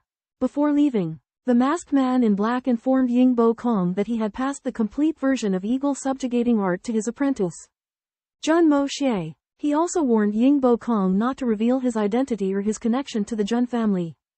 Yingbo Kong brought the severely injured Hai Chen Feng to the Jun family's mansion in Heavenly Fragrance City to seek further treatment from Jun Moxie. He had unwavering faith in the masked man's words and great expectations for Jun Moxie. However, during Hai Chen Feng's treatment, the masked man in black unexpectedly broke through his cultivation level, forcing him to abandon the healing process. He left in haste, leaving only a message: Jun Moxie had inherited his true teachings and could aid in Hai Chen Feng's recovery. Jun Moxie, relying on his superb movement technique, teleported before Yingbo Kong and deceived him into believing that he was Jun Moxie's disciple. Yingbo Kong believed him and started searching for the so-called third young master Jun. Jun Moxie, taking advantage of the opportunity, used yin-yang esoterica to sink into the ground. Deep underground, Jun Moxie's sea of consciousness was influenced by the Hongjun Tower, and he began to comprehend the mental method, advancing to the second level of the creation of heaven and earth skill. The Hongjun Tower's second floor door opened, and Jun Moxie stepped inside, obtaining the meridian circulation path and the technique for the second level of the creation of heaven and earth skill. At the same time, Jun Moxie's body also underwent a significant change underground. The heaven and earth spiritual chi continuously poured in, and his meridians continued to expand. Turbid fluid flowed out of all his pores as the airflow surged in his meridians. Jun Moxie accidentally discovered that the technique for cultivating the creation of heaven and earth skill contained the number 9, which corresponded to the 9 levels of technique mutation he had experienced after crossing over. He speculated that the second level of the divine ability also required 9 revolutions before he could enter the third layer. Jun Moxie's consciousness entered the second layer of the Hongjun Tower, where he found a 3-legged alchemy furnace called the Creation Furnace. As he approached the furnace, he was enveloped in a 5-colored flame, burning his consciousness and body simultaneously. As the flames subsided, Jun Moxie's body was unscathed, and he directly entered the second layer of the Hongjun Tower. Within the Hongjun Tower, Jun Moxie's real body and illusory spirit merge. A white light rises from the creation furnace, and as Jun Moxie's blood flows into the furnace, the flames reignite, transforming into the primal fire. A glimmer of dark gold emerges, and the wounds on Jun Moxie's hands vanish. The flames extinguish, leaving behind a multicolored fire, the creation furnace, and a gold-bound book. Jun Moxie is astonished to find that his body has also entered the tower, meaning he can enter and leave at will. 2 sentences appear in his mind: blood as the guide. Spirit becomes power, primal fire refining all things, creation furnace, forging the supreme golden elixir. He feels a sense of kinship with the creation furnace and primal fire. As Jun Moxie touches the gold-bound book, it transforms into a multicolored void, entering his glabella and becoming countless alchemical formulas and material frameworks. He realizes he has advanced to the pinnacle of gold profound, and his true essence has transformed into the color of the Hongjun Tower's spiritual energy. The opening of the Hongjun Tower's second level empowers Jun Moxie to face powerful opponents head-on. He believes that with the furnace and alchemical formulas, he can forge an invincible force for his family and swiftly elevate his strength. Jun Moxie emerges from the Hongjun Tower, finding himself in the darkness of the underground. He realizes the immense progress and gains he has made and feels an overwhelming sense of excitement. Under the sunlight, he gazes deeply at the horizon. immersed in a sense of triumph. Suddenly, a young woman's scream pierces the silence. Jun Moxie looks up to see a girl covering her eyes and accusing him of being a hooligan, while a young man standing beside her points a sword at Jun Moxie. Jun Moxie is confused, but as he takes a few steps forward, the girl screams again, bursting into tears. It is only then that Jun Moxie notices he is naked. Realizing that in his moment of triumph, he had exposed himself, he cannot help but feel both embarrassed and amused. Unwittingly, the young Master Jun appears naked on the street, where he is spotted by a maiden and her companion Xiao Fengwu. Ashamed and furious, the maiden accuses the young Master Jun of being a hooligan, while Xiao Fengwu unsheathes his sword and calls the young Master Jun a shameless wretch.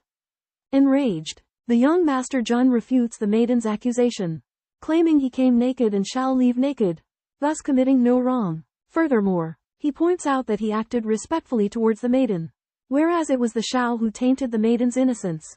Xiao Fengwu, consumed by anger, attacks the young Master Jun. However, after his breakthrough, the young Master Jun's power has significantly increased, and he effortlessly defeats Xiao Fengwu, who is at the golden profundity cultivation level, leaving him unconscious. Upon learning that Xiao Fengwu is from the Xiao family of the Wind Snow Silver City, the maiden becomes terrified. The Wind Snow Silver City had once persecuted the young Master Jun's uncle, which enrages the young Master Jun. He grabs Xiao Feng's hair, violently slams him to the ground, and ruthlessly beats him up. Subsequently, the young Master Jun sternly warns the maiden not to utter a sound, terrifying her into immobility. The novel concludes with the young Master Jun savagely brutalizing Xiao Fengwu and intimidating the maiden, leaving a lingering sense of suspense and unease. Jun Moxie interrogated the little girl with fierce and malicious questions, and upon learning her name was Han Yanhang and that she claimed to be from the Wind Snow Silver City, Jun Moxie realized she was an elder to him. He noticed the severely injured Xiao Fengwu lying on the ground, and asked about his identity.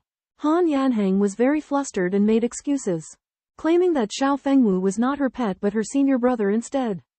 Jun Moxie mocked Xiao Fengwu for being uncultured, then stripped off his close-fitting soft armor, a valuable treasure called the Snow Silkworm armor.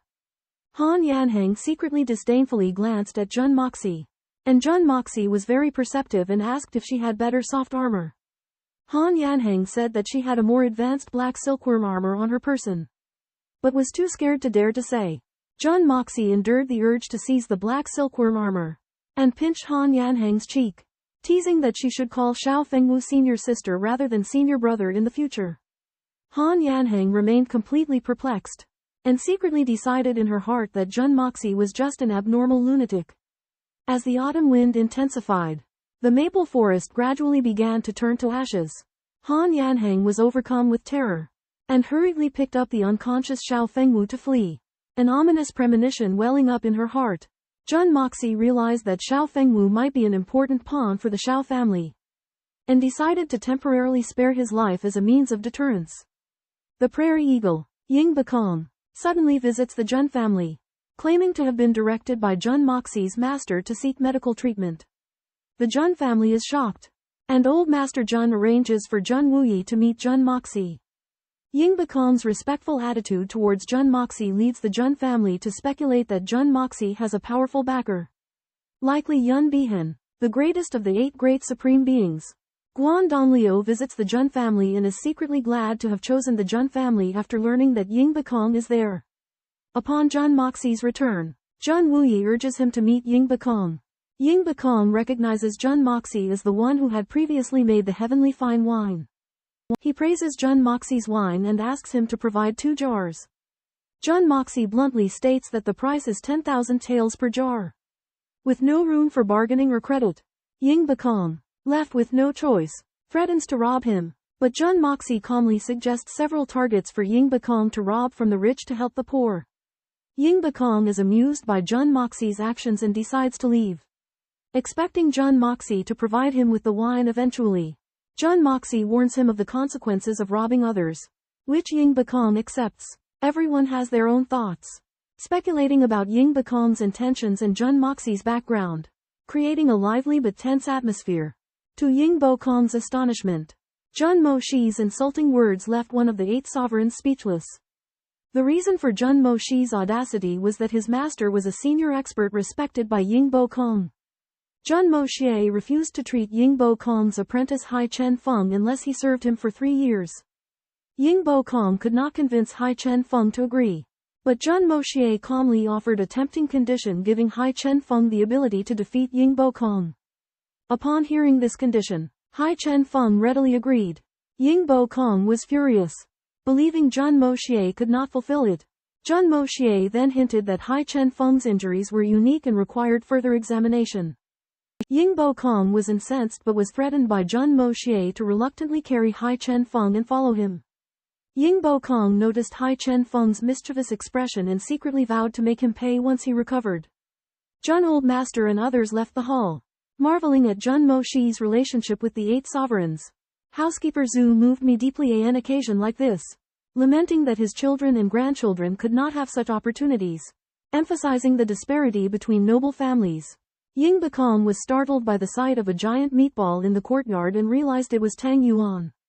Although Ying had witnessed the lavish lifestyles of young lords from noble families, he had never seen someone so obese.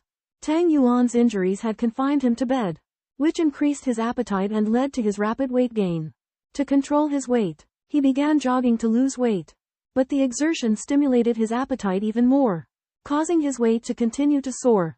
When Ying Bokong visited, Tang Yuan, who was in the midst of a weight loss program, addressed him with insolence upon seeing his stern expression. Ying Bokong recognized that Tang Yuan was insulting him, but he refrained from reacting due to his annoyance. Upon learning Ying Bokong's identity, Tang Yuan collapsed to the ground in terror, his head spinning from pain. In a secret chamber, Jun Moxie was tending to Hai Chenfeng's injuries. Hai Chenfeng confirmed that his injuries were inflicted by one of the 8 Grand Supremes. Jun Moxie vowed to help Hai Chenfeng defeat the Supreme Expert, and Hai agreed to stay and assist Jun Moxie. Jun Moxie authorized Hai Chenfeng to control the underground forces in the capital and gather intelligence. Hai Chenfeng was confident in his ability to complete the mission and had faith in Jun Moxie and the alliance supporting them. An hour later, the chamber door opened, and Jun Moxie emerged exhausted. When Ying Bokong inquired about Hai Chenfeng's condition, Jun Moxie sighed and shook his head, concealing the fact that he was critically injured. In the secret chamber, godly physician Jun Moxie skillfully restored Hai Chenfeng's power. However, just as Ying Bokong was ready to ask Jun Moxie for martial arts training, Tang Yuan suddenly fainted, alarming everyone. Jun Moxie diagnosed that Tang Yuan had fainted due to dehydration and cleverly resolved the crisis. Returning to Ying Bokong, Jun Moxie pretended to be unaware of the purpose of his visit, and asked him to first demonstrate his flying eagle strike. Ying Bokong had no choice but to tell the truth. He came on behalf of Jun Moxie's master to instruct him in martial arts. Jun Moxie politely declined Ying Bokong's guidance, using his master's instructions as an excuse. Instead, he proposed that Ying Bokong help him refine his martial arts, and in exchange, Ying Bokong would owe him a favor and stay in Tianxiang City for a period to thoroughly explore the mysteries of martial arts.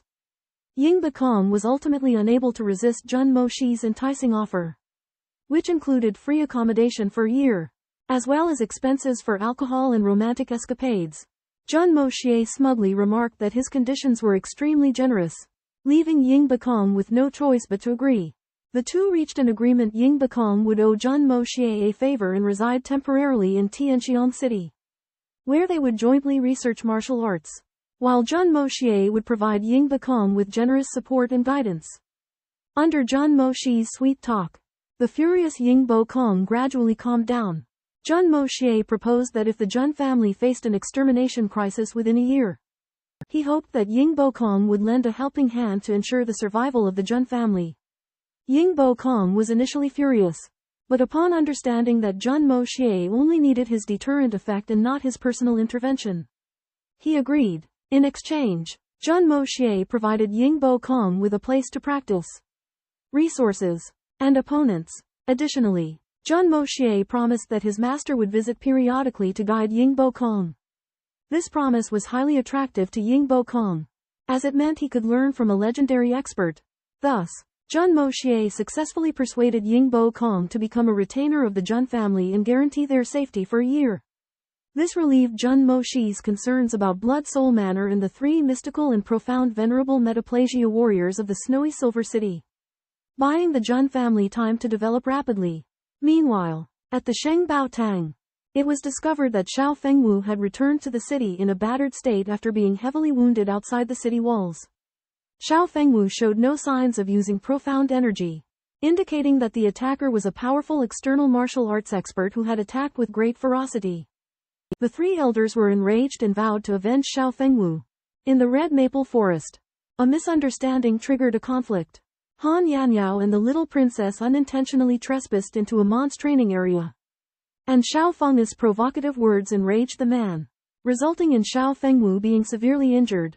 When news reached the three grand elders, they astutely realized that the incident was not due to the man intentionally running naked, but rather because he was practicing a profound cultivation technique.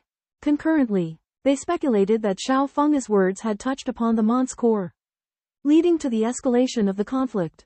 Upon questioning the man if he knew Xiao Feng's identity, Han Yanyao mentioned that the man became furious upon learning that Xiao Fengwu was from the Snow-Wind Silver City.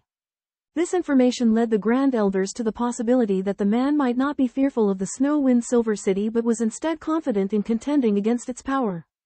Xiao Han pointed the blame at the Jun family, believing them to be the only ones harboring a deep-seated grudge against the Xiao family and possessing the necessary strength.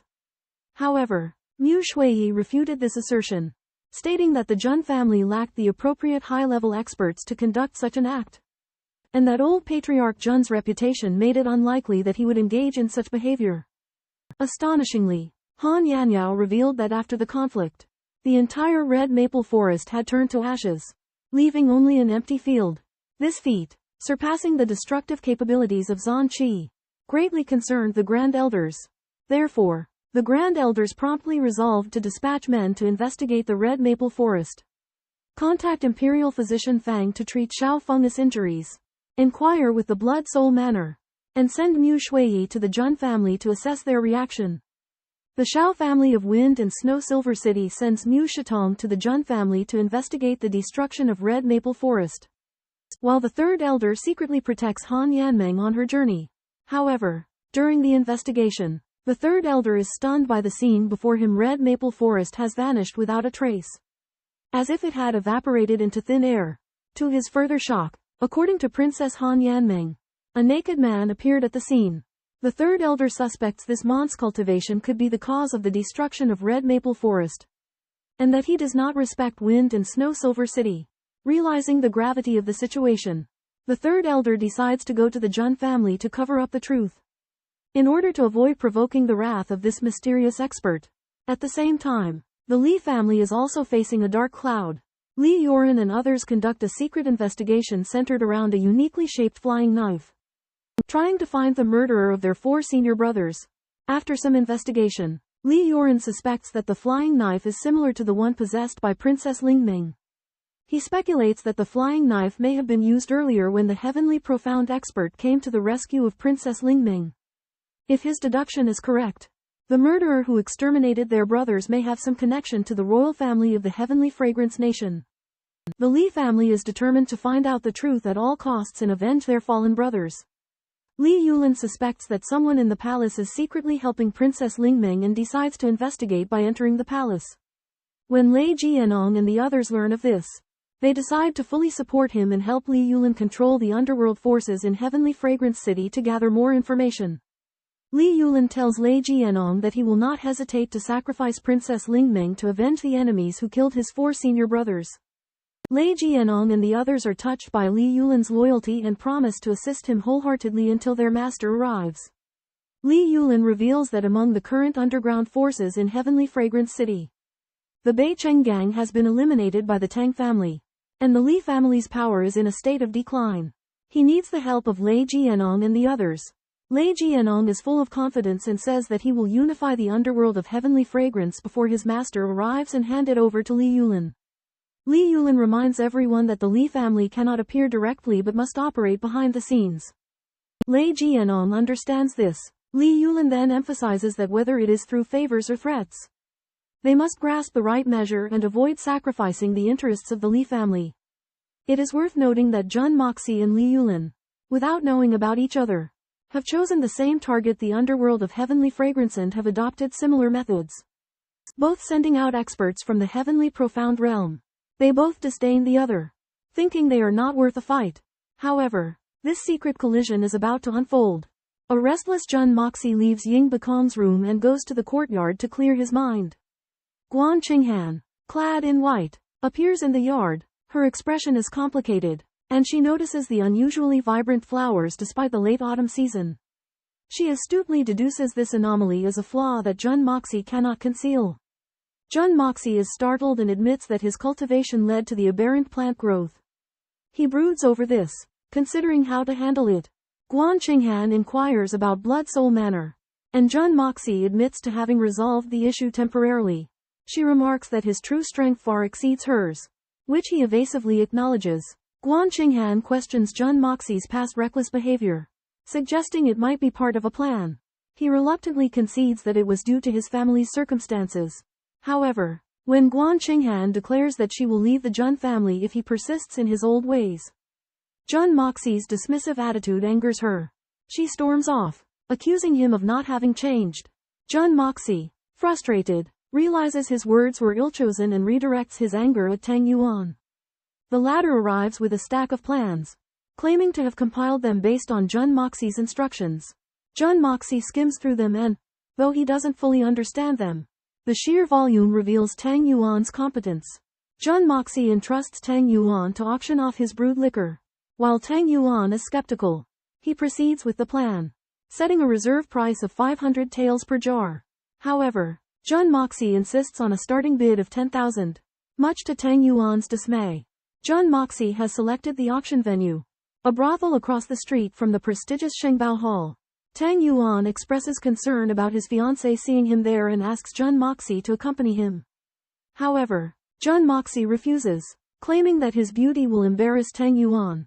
Tang Yuan suggests that Jun Moxie disguise himself, but Jun Moxie scoffs at the idea. Eventually, Jun Moxie agrees to go and retrieve invitations from Third Master Jun to invite prominent nobles to the auction. Jun Moxie plans to target the wealthy elite, using his expensive liquor to appeal to their extravagance while monopolizing the supply to keep the price high. He confidently declares that he will make the rich people of Tianxiang City pay up and bring him great fortune. Jun Wuyi and Jun Moxie were surprised and suspicious when they learned that the sixth elder of Wind Snow Silver City was visiting.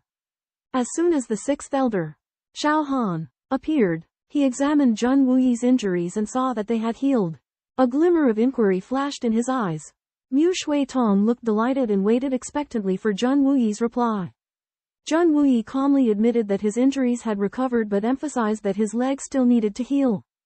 Xiao Han gave a meaningful smile and congratulated him. Jun Moxie interrupted to ask Xiao Han's surname, and Xiao Han revealed that he was from the Xiao family, which stirred a faint killing intent within Jun Moxie. As the two parties entered Jun Wuyi's courtyard, the atmosphere grew tense. Xiao Han abruptly asked if the Jun family had met the Xiao family's young master. Jun Wuyi denied it and claimed to be unaware of the serious injuries inflicted on the young master of the Xiao family. Xiao Han hinted that the Jun family was responsible and accused Jun Moxie of interrupting rudely. Xiao Han then released his divine profound energy and directed a sonorous voice attack at Jun Moxie. Jun Moxie defended himself using his heaven and earth creation technique and seemed to struggle. But he had been prepared. After Jun Moxie let out a muffled groan, Xiao Han's sonic attack dissipated, and both sides paused. Jun Moruo, the eldest son of the Jun family, feigns weakness during a confrontation with the sixth elder of the Storm Silver City, sustaining minor injuries while shielding himself from the Supreme God Profundity attack. The sixth elder, considering his status, refrains from further action but threatens the Jun family with consequences. The patriarch of the Jun family, Jun Wuyi, retorts in anger, accusing the sixth elder of overbearing and unreasonable behavior. The sixth elder nonchalantly suggests that the Jun family will be held accountable for the misfortunes of his family members on their territory, marking Jun Moruo as their target. However, the third elder, who accompanied the sixth elder, is interrupted by an overwhelming aura. A mysterious and powerful man named Ying Bakong bursts through the wall, unleashing a terrifying presence that weighs down on everyone present. Ying Bakong is extremely concerned about Jun Moruo's well-being, and upon learning of the sixth elder's attack, becomes enraged. Ignoring the sixth elder's defensive formation, he breaks through it in one strike and heavily wounds the elder, fracturing his ribs and damaging his internal organs. Ying Bakong harbors murderous intent, dismissing the sixth elder's accusations with disdain, stating that his actions are his own whim and he is not obliged to explain himself to the elder. Facing the wrath of a supreme profound, the sixth elder collapses in excruciating pain, his eyes filled with resentment. Ying Bakong's violent outburst stuns the onlookers, leaving them bewildered as to why he would inflict such harm on the sixth elder, creating a deep feud with the Storm Silver City. After the six elders of Wind Snow City provoked Ying Bakong, Ying Bakong turned their words against them, mocking them with their own words, infuriating the six elders. The six elders were indignant, but Ying Bakong threatened to destroy the Silver City Sheng Baotang and all the senior members of Silver City, forcing the six elders to yield. Third elder tried to mediate, but Ying Bakong ignored his pleas. Mu Shatong and Princess Hanyanmeng also stood up to resist, but Ying Bakong dismissed them, saying he would not bully juniors. Under Ying Bakong's verbal onslaught, the six elders fainted, and when he woke up, he fainted again from Ying Bakong's words. Third elder demanded that Ying Bakong give Silver City an explanation, but Ying Bakong retorted that the six elders had also asked him for an explanation before, and that Silver City's rule is that strength is honored. Jun Moxie interjected, pointing out that Wind Snow City was unreasonable, which caught the attention of Princess Hanyanmeng. Third elder and Ying Bakong talked in private. Jun Wuyi informed Mu Shatong that her injury had healed, and Mu Shatong prepared to send a hot message to Silver City. Jun Wuyi concealed the truth that his leg had recovered to protect his family's secrets. In the Jun family's courtyard, Jun Wuyi finally meets Han Yanyao's younger sister, Han Yanmeng. Han Yanmeng is lively and outgoing, revealing Han Yanyao's deep feelings for Jun Wuyi. When Jun Wuyi learns that Han Yanyao has been diligently cultivating in order to marry him, he is overwhelmed with emotions. However, Han Yanmeng makes a request she will only tell Jun Wuyi about Han Yanyao if he calls her aunt. Jun Moxie furiously leaves, planning to take revenge on the sixth elder. Jun Moxie is a vengeful man. Although Ying Bakong has already punished the sixth elder, Jun Moxie still feels it is insufficient and decides to take matters into his own hands. He believes that as a man, he must seek revenge himself and that even Ying Bakong's actions cannot replace his own. On the other hand, the third elder and Ying Bakong are puzzled by Ying Bakong's decision to guard the Jun family. They do not understand why the Jun family would have provoked the Silver Wind sect and question whether Ying Bakong knows the Jun family's secrets. The third elder tells Ying Bakong about the Silver Wind sect's conflict with the Jun family, leaving Ying Bakong shocked and feeling deceived by Jun Moxie, dragging him into trouble. Despite this, Ying Bakong is confident that his master will protect him, and he believes the Silver Wind sect is not a threat. He warns the third elder not to harass the Jun family any further or he will take action. However, the third elder suspects that there is another powerful expert hidden in Tianxiang City and becomes worried.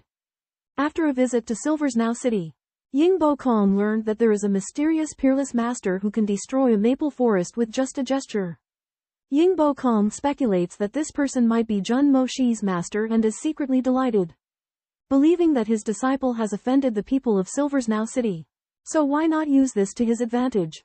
However, when third elder Feng Shui Yin City reveals that the young master of Blood Soul Manor is also targeting the Jun family, Ying Bakong is shocked.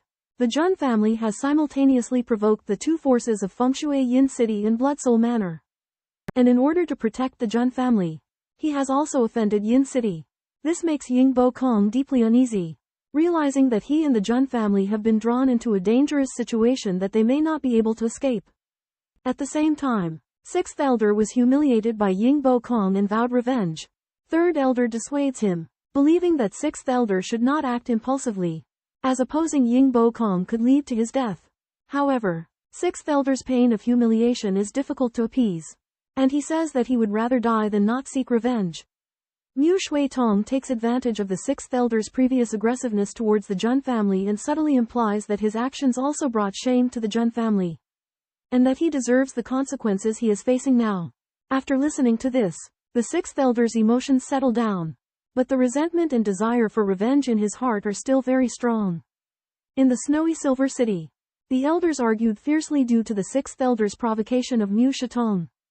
The sixth elder furiously stood up, only to be seriously injured by Ying Bo Kong, and Mu Shitong denounced him as a coward. At this moment, a masked man in black suddenly appeared, exuding an astonishing aura. He accused the Silver City elders of disturbing his cultivation and punishing the innocent Xiao Fengwu and Han Yanming. The elders were terrified, realizing that the masked man's cultivation far exceeded their imagination.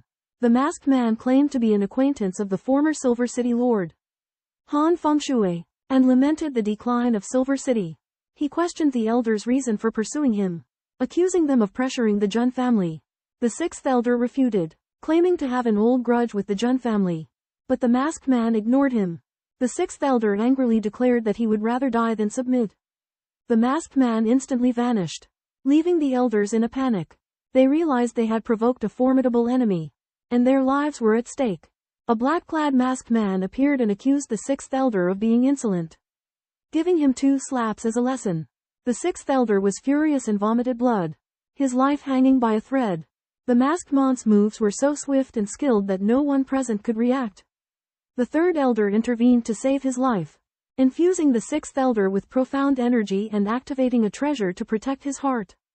However, the masked man sneered and seized the soul continuation jade worn by the sixth elder.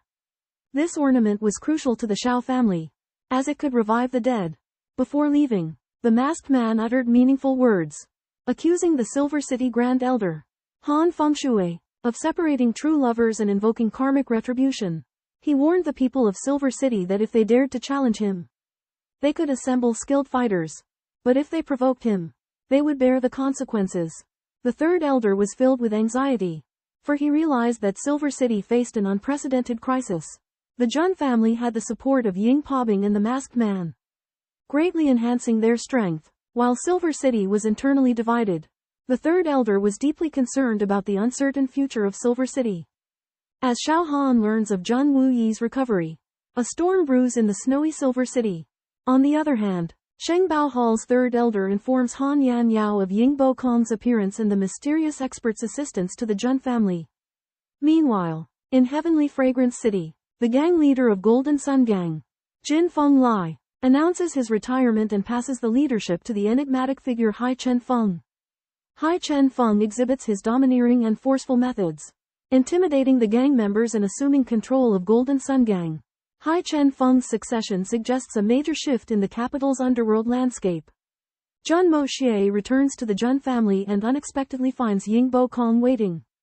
Ying Bo Kong laments to Jun Moxie, revealing that he has encountered some troubles due to his assistance to the Jun family. Jun Moxie notices a jade pendant in Ying Bo Kong's possession that he believes holds the key.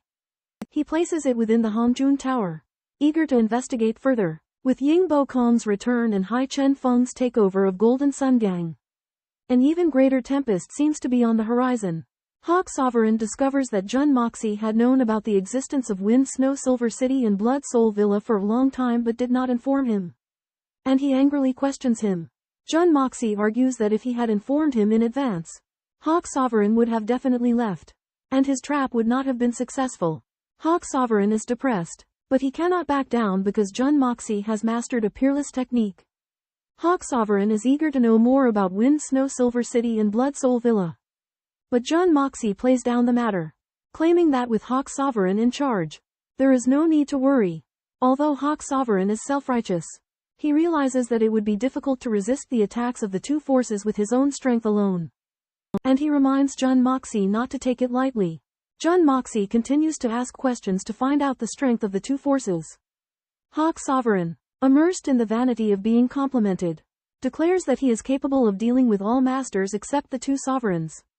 Jun Moxie shows admiration at the right time and asks questions to try to find out the gap between the 8 sovereigns and ordinary profound divine masters. Hawk Sovereign falls into contemplation but does not give a clear answer. Sobered by Jun Moxie's direct question, Supreme Being, Drunken Hawk counters with an opposing question: who told you that spiritual divinity represents the highest level of cultivation? Drunken Hawk reveals that there are tiers above spiritual divinity known as the 12 heavenly ranks of spiritual divinity. Shocked, Jun Moxie learns that there are further vast divisions in cultivation beyond spiritual divinity. And advancement within each of these 12 heavenly ranks is as formidable as ascending to the heavens. Drunken Hawk also sheds light on the distinction between spiritual divinity and supremacy, revealing that supremacy signifies not merely achieving spiritual divinity but also mastering the ability to borrow the power of the heavens, a feat unachievable for anyone below spiritual divinity. Drunken Hawk speculates that Yun Bihan may have advanced to the 8th of the 12 heavenly ranks, while anything beyond that realm remains beyond even his understanding. He further expresses awe at the realization that Jun Moxie's master has surpassed him in cultivation. Jun Moxie proceeds to inquire about the backgrounds of Wind Snow Silver City and Blood Soul Mountain Manor. Drunken Hawk responds with a sigh, expressing disbelief at the Jun family's audacity in surviving this long, given the existence of Silver City. He clarifies that the true threat to the Jun family comes not from Wind Snow Silver City itself, but from the Shao family, an influential force within Silver City that is openly antagonistic toward it. Drunken Hawk explains that the surname of Wind Snow Silver City's city lord is Han. But the Shao family represents a formidable presence within Silver City and has positioned itself in direct opposition. It is then that Jun Moxie grasps the true severity of their situation, as antagonizing the Shao family essentially means antagonizing Silver City. 300 years ago, the overlord of the pugilistic world, the Supreme League, was unrivaled. Its young master, Yu Lin Feng, was smitten with the beautiful maiden Kong Yan Luo, after Yu Lin Feng's unrequited love turned into the annihilation of the Kong family. Kong Yan Luo was rescued before her demise by the sworn brothers Han Xiaoyao, Shao Xingchen, and Chu Duanshang. The trio joined forces to eliminate Yu Lin Feng, making them sworn enemies of the Supreme League. The three exiled themselves to the extreme cold and established the snowy Silver City. Their power grew significantly over 20 years, and they re-emerged in the pugilistic world. They led heroes in overthrowing the Supreme League, but Shao Xingchen sacrificed himself in the final battle to protect Han Xiaoyao. Heartbroken by his sworn brother's death, Han Xiaoyao vowed that the Shao family line would never die out. The successive city lords of snowy Silver City have all shown great favor to the Shao family.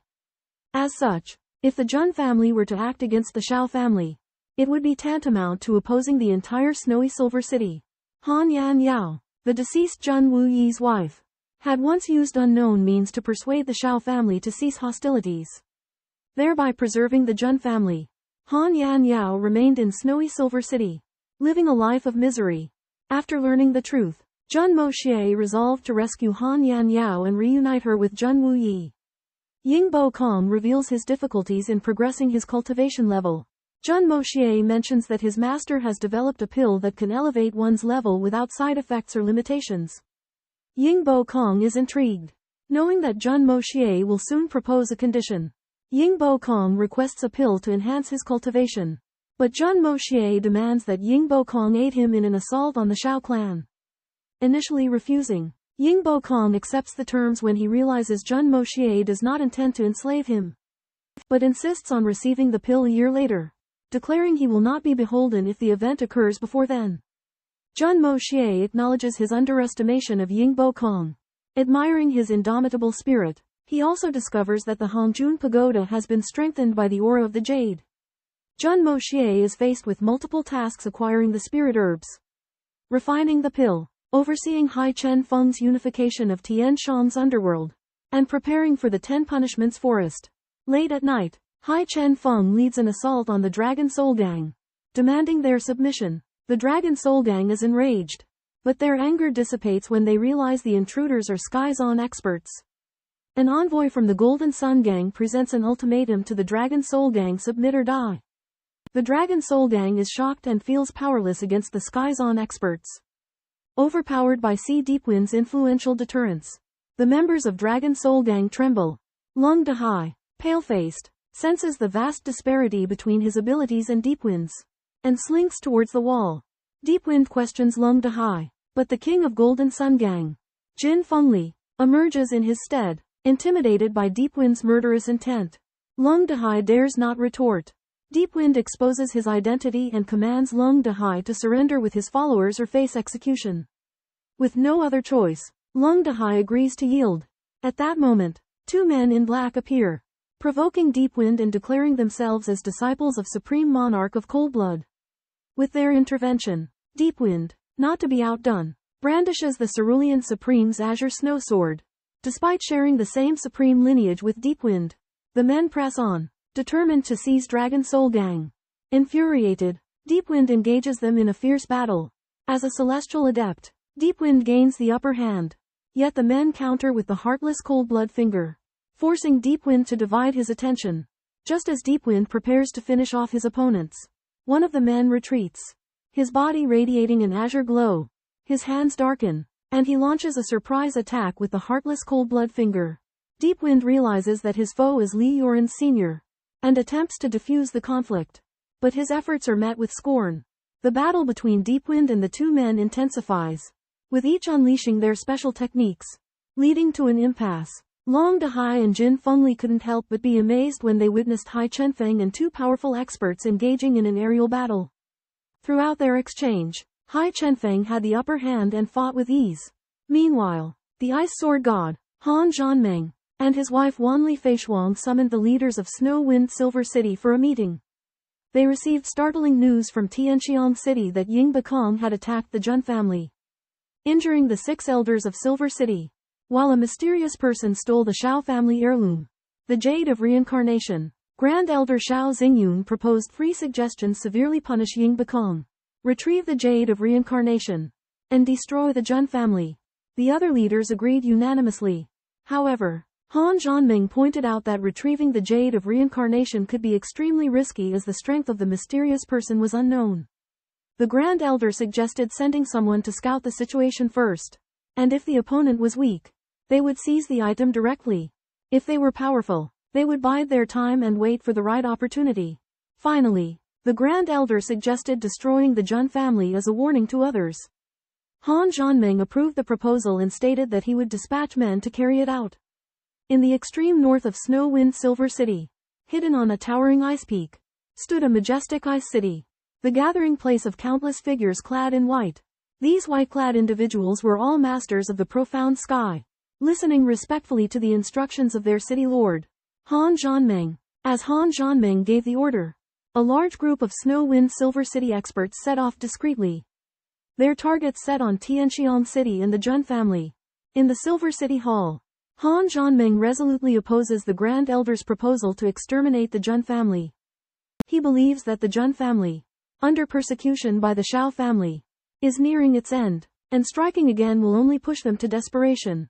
The Grand Elder insists that the Jun family will retaliate against the Shao family. But Han Zhanmeng warns that any who act against the Jun family will be punished according to city regulations. The Grand Elder proposes instead that the Shao family send people to chastise Ying Bakong as a way to deal a blow to the Jun family. Han Zhanmeng agrees, but reiterates that the Jun family must not be harmed. Outside the hall, Han Shuangqing remains apprehensive, and expresses her gratitude for her husband's protection of the Jun family. Han Zhanmeng reveals that his greatest concern is his daughter, Han Yanyao, who attempted suicide 10 years earlier for the sake of the Jun family, and that he cannot bear to sever ties with them. Meanwhile, in a cave on Mount Shifeng, a masked woman receives a letter and is overjoyed to learn that the Jun family's descendant has recovered. She prays to the heavens for the Jun family's safety and happiness and says that even if she can't see them, she will always be Jun Wu's Yaoer. As the first rays of dawn emerge, Tang Yuan dresses meticulously in preparation to meet his fiancée, Miss Sun. He is pleased with how slim he has become. But as he turns around, his belly swings back like a sandbag and slaps him on the thigh. He is filled with anticipation, hoping to make a good impression on Miss Sun. Jun Moxie and Tang Yuan go on a blind date but are ambushed outside the inn. An iron-feathered leopard flies to Jun Moxie's shoulder, revealing the presence of the little girl Dugu Xiaoyi. Jun Moxie deduces that Tang Yuan's fiancée, Miss Sun, may be related to Dugu Xiaoyi. Inside the inn, they find only 2 tables occupied. Dugu Xiaoyi greets them enthusiastically, accompanied by a burly man. Jun Moxie asks about Miss Sun, but Dugu Xiaoyi points to the man and says, "Isn't that her?" Tang Yuan is shocked to see that the burly man is his unknown fiancée. Jun Moxie thinks to himself that Miss Sun's strong physique makes her a perfect match for Tang Yuan. He senses a formidable aura in the man and suspects he's not Dugu Xiaoyi's brother, but a master cultivated in secret by the Dugu family. Jun Moxie is disturbed by Dugu Xiaoyi's polite address. Brother Moxie. He wonders how she became so respectful. He looks for Miss Sun but fails to find her. The whole situation suggests to him that there's something more to the meeting. Tang Yuan and Jun Moxie are invited to meet and possibly consider marrying Sun Xiaomei, the daughter of the Minister of War.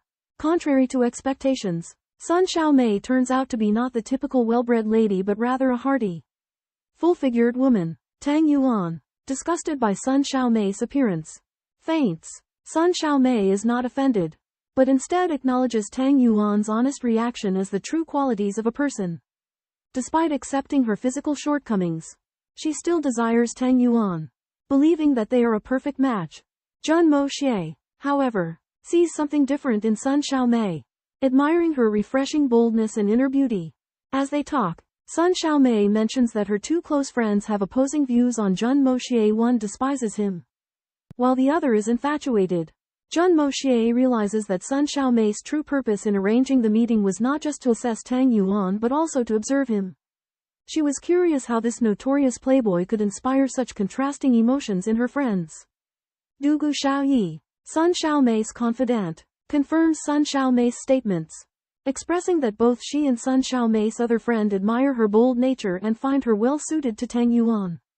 Nevertheless, Jun Moxie recognizes that most men prioritize a woman's appearance, and Sun Xiaomei's unconventional beauty is destined for a bitter fate. He laments that no matter how strong or capable she is on the inside, it will never fully compensate for the bias and prejudice she faces solely due to her looks. When Jun Moxie discovers that Du Jiyu Xiaoyi secretly admires him, he is both surprised and pleased, but also realizes that his arrogance has become too obvious. A mysterious woman, Sun Xiaomei, enters the scene and astutely observes Jun Moxie's hubris, warning him that now is not the time for ostentatious behavior. Sun Xiaomei also reveals that Du Jiyu Xiaoyi both loves and resents Jun Moxie. For reasons that are left unsaid, she advises Jun Moxie to curb his arrogance, as the changing tides of power make the young Jun family master vulnerable to the forces of the Zhonghu. Jun Moxie is forced to reflect on his arrogant shortcomings. Meanwhile, Du Jiyu Xiaoyi, angered by Jun Moxie's indifference towards her, accuses him of causing her trouble. The baby iron-winged leopard she has adopted has attracted unwanted attention, causing her distress. Jun Moxie is left amused and bewildered by Du Jiyu's peculiar remarks. Through these encounters, Jun Moxie understands that he needs to adjust his attitude and tread cautiously in the turbulent times ahead. Jun Moxie highly praised Dugu Wuda's ingenious idea, while secretly slandering that the strange situation of the little iron-winged leopard probably couldn't be explained even by the ancestors of the iron-winged leopard. Dugu Xiaoyi, on the other hand, was a hot-tempered and wonderful person, with a face-changing speed as fast as lightning and a volatile way of thinking. Dugu Wuda's wit kept the villains who wanted to buy Xiaobai at bay, and also saved Dugu Xiaoyi the trouble of making up a lie. When Dugu Xiaoyi learned that Jun Moxie had made a bet with her father, she was very worried that Jun Moxie would lose, and she expressed her willingness to accompany her father to the appointment, even threatening to stop him by crying. Jun Moxie was grateful for the little girl's kindness and comforted her that he wouldn't suffer any losses. At the same time, he was amazed by Dugu Xiaoyi's beautiful face and for the first time felt a sense of affection for her. In the short time they spent together, the atmosphere gradually grew ambiguous. When Dugu Xiaoyi shyly urged Jun Moxie to leave, Jun Moxie couldn't help but touch her face and praised her skin for being smooth and fragrant. Then, he used a frivolous attitude to cover up his panic and left in a hurry. But his heart was still pounding. Dugu Xiaoyi shyly caressed her cheek, trying to cover up her blushing, and agreed to visit the next day in a low voice. But she dared not look up at the man who had made her heart skip a beat. The man replied, his voice ethereal, but when Xiaoyi raised her head, he was nowhere to be seen. Xiaoyi rushed to the door, only to see the man riding a tall horse disappearing around the corner. Her eyes filled with longing and joy. She was both annoyed that he had pinched her cheek just now, and couldn't help feeling shy and happy, threatening to take revenge under her breath. On the other side, Jun Moxie returned home and felt a joy he had never experienced before. As if he had been slightly drunk, He let his thoughts wander, feeling that romance was inappropriate. But at the same time, he couldn't help longing for the wedding night with the person he had in his heart. At this moment, Yingbo Kong ran in excitedly, sharing the new move he had figured out. But he interrupted Jun Moxie's daydream. Jun Moxie frowned with displeasure and rejected Yingbo Kong's request. Returning to his room alone, Yingbo Kong was perplexed and couldn't understand his change. On this day, Tianxiang City was in a frenzy over a gold-embossed invitation. The invitation came from the aristocrat hall, which had a very high threshold and only invited people with assets of over 1 million. The 3 seals on the invitation, the Jun family, the Tang family, and the equal prince's mansion, were very important, making the aristocrat hall a symbol of status. Those with invitations were smug, while those without invitations tried every means to get one. The upper class of Tianxiang City flocked to the aristocrat hall, just to catch a glimpse of its splendor. When the door of the aristocrat hall opened, the courtyard was filled with greenery and fragrant flowers, as if it were mid-spring. Such a magnificent display of flowers was astonishing, fully demonstrating the financial resources and influence of the aristocrat hall. At Aristocrat Hall, the sound of string and wind instruments fills the air, attracting countless people to listen. However, what truly draws in the crowd is Aristocrat Hall's auction. Those who possess invitations rejoice, while those who do not are eager to obtain a pass, even at great expense. As the auction approaches, the entrance to Aristocrat Hall becomes a bustling marketplace, with luxurious carriages arriving in an endless stream. The guests, adorned in elegant attire, exude nobility. The young men and women in white who welcome the guests do so with enthusiasm. But the 3 major families merely send servants to deal with the arrivals, demonstrating their superior status. Within the imperial palace, the emperor, upon hearing of Aristocrat Hall's ingenious strategy, laughs heartily and praises its cleverness. However, a young man in white points out that this event is not just a grand money-making scheme but also a subtle manipulation of the power dynamics among the wealthy and powerful families. The emperor agrees and analyzes that the incomplete guest list disrupts the balance of power, stirring up conflict among rival factions, a brilliant move. Thus, the mastermind behind the auction emerges from the shadows, not only a commercial genius but also a master manipulator with an unparalleled understanding of human nature. The emperor, filled with concern, realizes that this individual is far more complex than he appears and may pose a significant threat to the heavenly incense empire. In a grand auction in the capital city, various prominent families gathered, secretly scheming to acquire vast wealth. The mastermind behind the event aimed to create chaos and capitalize on it. But his plan relied on the support of the Jun, Tang, and equal prince families. Concerned, the emperor suspected that the mastermind behind the auction had close ties with these 3 powerful families. Intrigued by the mastermind's intelligence and ability to influence the city's landscape, the emperor decided to attend the auction with Mr. Wen. As the auction began, the Dugu family, led by the formidable patriarch Dugu Wudi and his descendants, made a grand entrance. Meanwhile, Jun Wuyi sat dignifiedly in his wheelchair, greeting guests. When Dugu Wudi addressed Jun Wuyi as Brother Dugu, their bitter rivalry seemed to dissipate, creating a poignant and hopeful atmosphere. Subsequently, the Song, Tang, Li, and Ming families arrived one after another, adding to the lively atmosphere. Xiao Han, the manager of the Shengbao Hall, guardian Mu Shatong, and the young servant girl Han Yanmeng also attended the event. However, just as the auction was about to commence, to be continued, on the bustling main street of Sky Array City, the bronze-colored carriage of the prestigious Marong family charges forward, drawn by 4 powerful obsidian beasts. Atop the carriage blooms a resplendent golden chrysanthemum. Flanking the carriage are valiant knights, signaling the Marong family's illustrious status. Though the Marong family may not boast the size of other families, its deep heritage and close ties to the royal court make it a force to be reckoned with in Sky Array City. The family's second-in-command, Marong Fengyu, arrives at the aristocrats' hall with his son, Marong Qinjun, and a mysterious young woman. However, the serene atmosphere is shattered by scornful voices. Emerging in white garments are Xiao Han, Mu Shatong, and Xiao Baiyu, who confront the Marong family about their arrogance. Cloaked in dust, Xiao Han's resentment fuels his provocative words. Marong Qinjun's temper flares, but Marong Fengyu restrains him. With astute foresight, Marong Fengyu recognizes Xiao Han's extraordinary lineage. sensing their affiliation with the secluded ice snow silver city. Thus, he humbly apologizes, addressing Xiao Han as Xiao Baiyu's descendant. Under the weight of Xiao Baiyu's reputation, Xiao Han suppresses his anger and accepts Murong Fengyi's apology. Soon after, the carriage of Princess Lingmeng and the procession of the Duchy of Equality arrive. Adding to the lively spectacle on the street, Princess Lingmeng, burdened by her heart, attends the aristocrats' hall in disguise as per her father's wishes. The third and fourth princes follow suit, assembling amid the growing crowd. During the grand auction held in the noble hall, a quarrel broke out on the streets between the three imperial princes and young Mo, the young master of the Prince of Equality's manor. The three princes confronted each other, blocking the road by squeezing into a line. Incidentally, the carriage of the Prince of Equality's manor arrived at the same time, causing 5 groups of royal carriages to collide. The stewards in charge of reception were helpless because the street had always been wide, and there had never been any congestion. Princess Lingmeng managed to evade in time, but the third prince remained aggressive and continued his confrontation.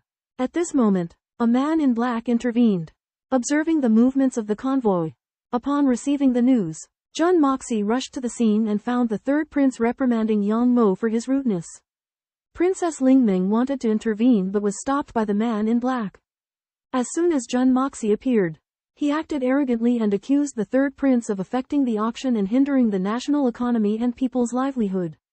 The third prince was trembling with anger at Jun Moxie's unreasonable quibbling and had to beg him to stop. Jun Moxie took the opportunity to invite the three princes and Princess Lingmeng into the noble hall. The first prince and the second prince closely observed Jun Moxie's actions, believing that although his behavior was that of a hooligan, he was clever in handling matters and was worthy of attention. The second prince, however, sneered at Jun Moxie, believing that he was an embarrassment. The man in black, on the other hand, became interested in Jun Moxie, believing that he was quite different from the rumors. Princess Lingmeng looks down upon Jun Moxie and accuses him of lacking decorum.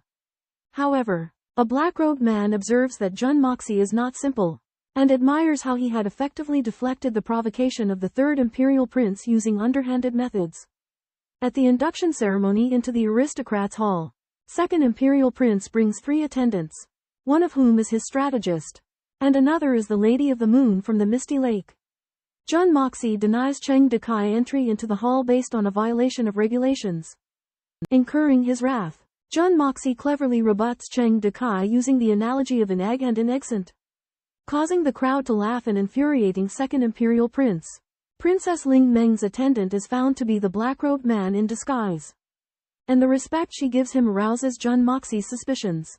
He realizes that Yi Guhan is not by Princess Lingmeng's side, and speculates that the two figures could possibly be Yi Guhan and the Queen, thus setting off a train of thought. The auction hall, designed by Jun Moxie, is found to be spacious and bright, and puts its guests in a good mood. The party enters the hall, each taking in their surroundings in comfort and anticipation of the auction event that will soon begin. In the opulent hall, graceful music resounds, creating an air of elegance. Thick cyan carpets cover the floor, exuding a warm and grand atmosphere. Each table is adorned with a name, with the royals occupying the front row. Various noble families, descendants of officials, and wealthy merchants take their seats in designated areas, separated from each other by sheer pearl screens. Incense burners shaped like cranes release wisps of smoke, imbuing the ambience with tranquility. The music abruptly ceases, signaling the commencement of the highly anticipated auction. A lacteal tapestry slowly rises, revealing a colossal circular auction stage, ornamented with countless radiant gemstones that form a blinding halo. The esteemed auctioneer, Tang Yuan, makes his grand entrance. His corpulent physique and flamboyant gestures draw attention, but they also convey an air of confidence and bravado. Tang Yuan delivers an impassioned speech, articulating his definition of aristocracy: they are those who indulge in exorbitant commodities. He uses the example of potatoes, demonstrating that even mundane dishes, when offered in a luxurious setting, can become aristocratic indulgences. He further emphasizes that the noble hall is a veritable paradise for the truly noble, where even a glass of water becomes an act of sublime solitude. His words resonate with the aristocrats present, eliciting thunderous applause. Meanwhile, in a room upstairs, Jun Moxie overhears Tang Yuan's speech and cannot help but chuckle. So-called aristocrats are merely lonely beings who dine on potato shavings and sip on plain water. In a room filled with literary fragrance, Jun Moxie, Yang Mo, and Jun Wuyi were chatting idly. Tang Yuan's impromptu speech amused everyone. But Prince Yang Mo of the Pingdeng Kingdom was depressed because he had been bullied. Jun Moxie noticed Yang Mo's mood and asked solemnly, "Why are you angry?" Yang Mo admitted that he was resentful of being bullied and asked how he could resolve it. Jun Moxie replied indifferently, "When being bullied, one can only choose to endure it. Because the other party is the emperor's son." Yang Mo was unwilling and believed that as a royal bloodline, he should have the right not to be bullied. Jun Moxie questioned, "Why is your father not the emperor?" Yang Mo suddenly realized and asked Jun Moxie why he was not qualified to be the emperor while his uncle could ascend to the throne. Impressed by Jun Moxie's intelligence, Yang Mo sought his guidance. Jun Moxie pretended to sigh and said that he was incapable but still raised a question: is it only possible to avoid bullying by becoming the emperor? Yang Mo answered firmly, "I want to be the emperor." Jun Moxie pointed out that although Yang Mo had the qualifications, he was far from being qualified at that moment. Yang Mo asked impatiently how he could become the emperor. As Jun Moxie was about to tell the story of the Xuanwu Gate incident, Jun Wuyi was startled. He realized that Jun Moxie was instigating Yang Mo to rebel. Inspired by Jun Moxie's story, Yang Mo cheered excitedly, his eyes revealing a strange light. At that moment, a peculiar fragrance permeated the air, causing everyone to exclaim. The auction for the top-grade wine officially began. The first lot in the grand auction of the aristocratic house was a jar of heavenly wine personally brewed by the legendary brewmaster Song Shang. To allow everyone present to savor the exquisite taste of this wine, each table was set with 3 delicate silver cups carefully filled by the maids. Song Shang announced that everyone present could taste the wine, but in order to prevent its sanctity from being disrespected, each person could only drink 1 cup. The crowd eagerly raised their cups and gulped down the wine, becoming instantly intoxicated. After the tasting, the crowd raved about the wine. Zhao Menglong, the vice president of the Heavenly Fragrance City Chamber of Commerce, even announced on the spot that he would bid on 10 jars. Although General Dugu Wudi was disappointed to have lost the bet, he could not help but praise the wine's exquisite taste. The auction officially began, with the starting price for each jar of wine set at 10,000 taels of silver, with no upper limit, but each table could only bid on a maximum of 50 jars. Head steward Tang Yuan announced that this was the heavenly wine that Song Shang had spent his entire life brewing, and there would never be another like it. The crowd exclaimed, realizing that this was a truly rare and unique treasure. As Tang Yuan announced the commencement of the auction, the first batch of 50 jars of heavenly spirit wine attracted everyone's attention. Hai Chenfeng, a sky-profound expert, immediately stepped forward and offered 1 million taels of silver for the 50 jars. However, Li Yuran, the eldest son of the Li family, quickly followed suit with a bid of 1,500,000 taels. Unwilling to be outdone, Hai Chenfeng raised the price to 3 million taels. But Li Yuran was not to be deterred and outbid him again by the narrow margin of 3,001,000 copper coin. This blatant provocation enraged Hai Chenfeng, who angrily bid 5 million taels. However, Li Yuran raised the price once more, mockingly offering 5,002,000 copper coins. At this point, Jun Moxie secretly transmitted a message to Hai Chenfeng, ordering him to withdraw from the competition. Although skeptical, Hai Chenfeng eventually followed the order out of trust for Jun Moxie. Li Yuran thus successfully purchased the 50 jars of heavenly spirit wine. The intense competition of the first auction left a deep impression on everyone present, who realized that the auction would be an unprecedentedly fierce battle of wills. With only 3,000 jars of wine remaining, this meant that many would go home empty-handed, creating an even more tense and expectant atmosphere for the remainder of the auction. Li Yuran and Hai Chenfeng face off at a wine auction. Li Yuran provokes him with words, forcing Hai Chenfeng into a corner. However, just as Hai Chenfeng loses control and prepares to bid a substantial sum, Jun Moxie intervenes, making Hai Chenfeng realize he has fallen into Li Yuran's trap. Hai Chenfeng responds cleverly, pointing out that Li Yuran is deliberately inflating the price for the sake of saving face, and artfully withdraws from the bidding, leaving Li Yuran to suffer the consequences of his own actions. Li Yuran feigns generosity in admitting his fault, but deep down, He grows suspicious, believing Hai Chenfeng has received guidance from a formidable advisor. Observing from above, the Emperor and Mr. Wen find Li Yuran to be cunning. But they are more concerned about the mysterious individual aiding Hai Chenfeng. They deduce that this person is exceptionally wise and resourceful, possibly even the true organizer of the auction. Li Yuran is forced to purchase the first batch of wine at an exorbitant price, while Hai Chenfeng re-enters the bidding and successfully acquires the second batch at a reasonable price. Princess Ling Meng also joins the fray, surprising everyone. Jun Moxie astutely observes Li Yuran as a formidable threat, silently resolving to keep a close eye on him. The presence of the mysterious advisor also puts Jun Moxie on guard. At the grand auction, Princess Lingmeng acquired the second batch of fine wine for 1.5 million taels. As the bidding continued, the major clans outbid each other, raising the price of each succeeding batch of wine to 1.5 million taels. The eldest imperial prince bid 600,000 taels for the third batch, but Hai Chenfeng immediately raised it to 1 million, forcing the prince to increase to 1.5 million taels. Hai Chenfeng made several more bids but was unsuccessful in purchasing any. And all 16 batches of fine wine were sold at 1.5 million taels each. As the auction neared its end, the amount raised from the sale of the 3,000 jars of wine far surpassed the anticipated 25 million taels needed for reparations. General Duguyi was alarmed, realizing he would be left with an immense debt. Unexpectedly, the third imperial prince appeared and suggested that all the remaining wine be presented as a gift to the emperor, stating that the emperor had not yet tasted any. His suggestion sparked anger, but the crowd dared not openly oppose him due to his status. The auction reached a standstill, with all eyes on the aristocratic hall's manager, Tang Yuan, waiting for his response to the prince's unreasonable demand.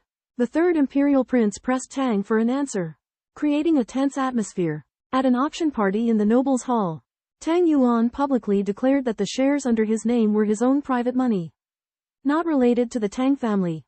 The third prince wanted to use the grand reward in the army, Tang Yuan's 100 jars of fine wine, to offer to the emperor. However, Tang Yuan asked the third prince to purchase it at the lowest Shang Jiao Jia. The third prince wanted to take the remaining 200 jars of wine, but he was stopped by the owner of the nobles' hall, Jun Moxie. Jun Moxie claimed that he owned 100 jars of the wine and demanded to purchase them at the highest transaction price to date. He stated that if he was short by a single cent, he would not be able to take them away. The third prince criticized Jun Moxie for disrespecting the emperor, but Jun Moxie argued back and denounced the third prince for using the imperial order to seize by force.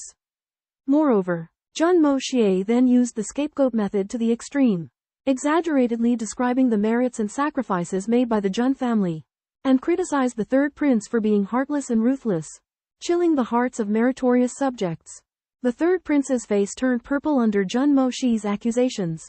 He could only leave the wine jars of Tang Yuan and Jun Moxie, the last 100 jars under the name of the prince of the equal order, Yang Mo Ming, became a suspense. Prince Yang Mo, the crown prince of the equalitarian kingdom, is provoked by two noble young masters. Angered and humiliated, he suppresses his wrath due to their superior rank and status. In the audience, a man clad in black behind Princess Lingmeng watches with cold eyes, his heart heavy with sorrow at the royal brothers' discord. The lord of Tianxiang Kingdom witnesses the animosity among his three sons with a mix of emotions. He had once hoped for brotherly love and harmony, but reality is far from that ideal. The third prince takes advantage of his royal status to bully the other royal descendants, while the first and second princes stand idly by or even plot against him. Their supposed deep familial bonds have become increasingly fragile. The lord recalls his own peaceful relationship with his brother, the crown prince of the equalitarian kingdom, and contrasts it with the current feud among his sons. He is filled with a sense of disappointment and resentment, realizing that he has failed to guide his sons properly, leading them down a path of ruthlessness for the sake of power. The lord expresses his disillusionment, stating that his son's actions have not only damaged the reputation of the royal family but also wounded his own heart. Master Wen consoles him, explaining that a lack of kinship is common among royal families. However, he worries about the possibility of the brothers turning against each other in the future. The lord wrestles with this dilemma, ultimately deciding to postpone his decision on the crown prince. Meanwhile, The Lord becomes concerned about the hidden forces behind the Fuhutong and Jinyang gangs. He believes that these individuals are using the wine trade to sow discord and should not be underestimated. After the trade, the third prince successfully obtains his 100 jars of wine. Princess Lingmeng, witnessing the despicable behavior of the royal brothers, finds herself in an increasingly difficult position. At that moment, Li Yuran, the eldest son of the Grand Tutor, arrives and greets her. Princess Lingmeng receives Li Yuran, who mentions the mysterious Tianxiang expert who helped the princess with flying knives when she was assassinated not long ago. Li Yuran says he was also saved by a mysterious flying knife and hopes to see the flying knife in the princess collection. The princess is initially cautious but, finding out that Li Yuran wants to find his benefactor to express his gratitude, takes out the flying knife. Although the two flying knives look similar, their materials and craftsmanship are different, and the princess believes they are not the same. However, when Li Yuran proposes a comparison, he finds that the four flying knives are identical, except for the differences in material. Li Yuran is very excited, believing that he has found the whereabouts of his savior. But a cold light flashes in his eyes, hinting that the killer is related to Princess Lingmeng. Li Yuran admires the princess, but he is willing to sacrifice her to eliminate the killer. The princess discovers Li Yuran's contradictory behavior, and Mr. Wen also notices the conflict and regret in Li Yuran's heart. He reminds the emperor to be wary of Li Yuran. The emperor believes that the princess is safe under the protection of Yi Guhan. But Mr. Wen is not optimistic, believing that the assassin will not ignore Yi Guhan's presence. Emperor of Tianxiang Empire firmly declared that no one is allowed to harm his daughter. Linger. A noble auction concluded prematurely, allowing only a few to have their wish fulfilled, bringing joy to the crowd. Jun Moxie secretly deployed forces to gather secret information on all the major families, assigning Tang Yuan and Song Shang to assist with further tasks. Princess Lingmeng witnessed the conflict between her father and the third prince, leaving her emotionally distressed and feeling disconnected from her family. The appearance of two men in black robes sparked a sense of crisis in Jun Moxie, who alerted Tang Yuan to send a note with a codeword to his father, and arranged for a safe evacuation to prevent their action plan from being compromised. As the auction concluded and guests began to depart, Princess Lingmeng sat alone in the hall, her heart filled with emptiness and confusion. She clasped the four flying knives at her chest, seeking solace. Jun Moxie sensed someone watching him from the shadows, while the two men in black robes behind Princess Lingmeng had vanished. Jun Moxie ordered Yang Mo to leave, believing that despite the pain he had suffered during the auction, going through hardship would aid in his growth. Tang Yuan was overjoyed and elated by the massive wealth the auction had generated, while Song Shang held a contrasting view, deeming it sacrilegious to sell heavenly wine to nobles. Dugu Xiaoyi felt great joy upon learning of the successful auction. Tang Yuan excitedly spoke of his long-held dream to use the vast wealth to gather all prostitutes who claimed to sell their art, not their bodies, having them perform for the sake of money. The others remained speechless at Tang Yuan's dream, yet had to admit that his words held some truth. At the Noble Hall auction, Jun Moxie informs Tang Yuan that he orchestrated the event to raise funds. Despite his skepticism, Tang Yuan obliges. However, Jun Moxie sternly warns him to deny any involvement of the Jun family in the auction to avoid retaliation. Yugu Xiaoyi's concern is evident. Realizing the hidden danger in Jun Moxie's words, Jun Wuyi's calm demeanor reassures her, stating that as long as ancient superpowers and the royal family don't intervene, they can protect Jun Moxie. Tang Yuan grows more apprehensive, sensing the magnitude of the threat facing the Jun family. He resolves to assist Jun Moxie at any cost. Meanwhile, Princess Lingmeng summons Yugu Xiaoyi, who bids farewell to Jun Moxie with a gentle reminder to be cautious. Jun Moxie hands Tang Yuan a list of herbs and demands they be procured, regardless of cost. Tang Yuan is astonished by the sheer size of the list. Realizing his earnings may be futile, Jun Moxie promises future compensation, elating Tang Yuan. Simultaneously, Jun Moxie declares that the Noble Hall's wine will be auctioned only once, emphasizing its rarity. While disappointed, Tang Yuan admires Jun Moxie's foresight. A conspiracy against the Jun family unfolds in secret, with Jun Moxie and his allies bracing themselves for the impending storm. At Song Shang's behest, Jun Moxie announced the future reserve of wine exclusively for the family members, assuring them of its superior taste. He also ordered them to initiate the immediate purchase of herbs. Jun Wuyi expressed concern about the commotion caused by the operation, fearing it would attract attention.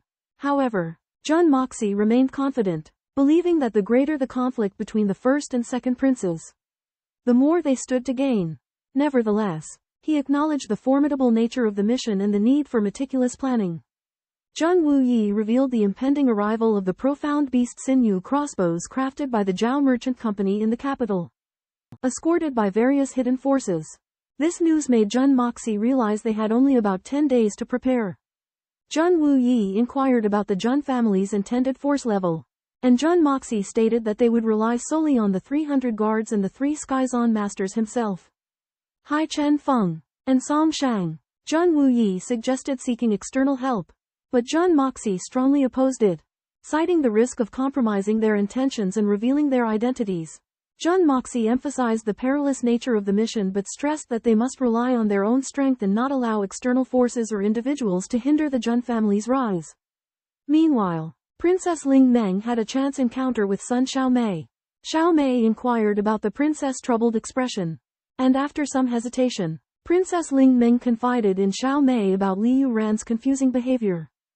Xiaomei suggested that Li Yuran, like Jun Moxie, was unfathomable, but her intuition told her that Jun Moxie posed a greater threat. While Du Jiyu Xiaoyi adamantly defended Jun Moxie, Xiaomei remained skeptical, perceiving him as a bigger cause for apprehension than Li Yuran. On a bustling street, the little girl's improper behavior was realized after witnessing the sorrow on Princess Ling Ming's face. Sun Xiaomei broke the silence, explaining Ling Ming's facial scar to Du Gu Xiaoyi, emphasizing that inner qualities are more important.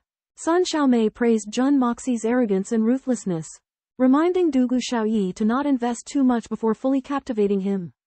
Despite Princess Ling Ming's disapproval of Sun Xiaomei's assessment, she agreed to Du Gu Xiaoyi's suggestion to visit Jun Moxie. Suddenly, 2 beams of azure light struck Princess Ling Ming, which Yi Guhan promptly defended, blocking the attacks from 2 Heaven Profound experts all by himself.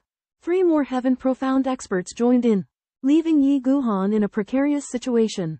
Amidst the perilous scene, Sun Xiaomei recognized that Ling Ming was their target, and Yi Guhan alone could not fend off the 5 Heaven Profound experts. She instructed Du Gu Xiaoyi to release Little White to seek help, using her own blood-stained cloth on its leg as a distress signal. Little White delivered the signal rapidly, despite a masked assailant's attempt to hinder it. Yi Guhan, battling alone with remarkable willpower and swordsmanship, clashed against the 5 experts, ultimately sacrificing himself to send Ling Ming to safety. In a fierce night battle, Yi Guhan valiantly fends off the besieging of 5 masked, black-clad Heaven Profound experts, defending Princess Ling Ming's safety with the strength of 1 man. The leading masked man suggests eliminating Yi Guhan first, but relying on his rich combat experience and desperate, life-risking tactics, Yi Guhan withstands the onslaught of the 5. Forming a protective circle with his death sword net, trapping his opponents within. Facing the relentless siege of 5 experts of equal rank, Yi Guhan fights tooth and nail, unleashing the ultimate realm of the solitary sword method, each strike imbued with desolation and pride. Despite Yi Guhan's all-out effort, his strength gradually wanes due to injuries sustained earlier. Seeing Yi Guhan at his last gasp, the 5 men in black prepare to launch a final, all-out attack. At this moment, Yi Guhan's heart remains calm, but he is deeply concerned for Princess Ling Ming's safety. Amidst Yi Guhan's final scream and laugh, he resolutely confronts the enemy's blades, fists, and kicks.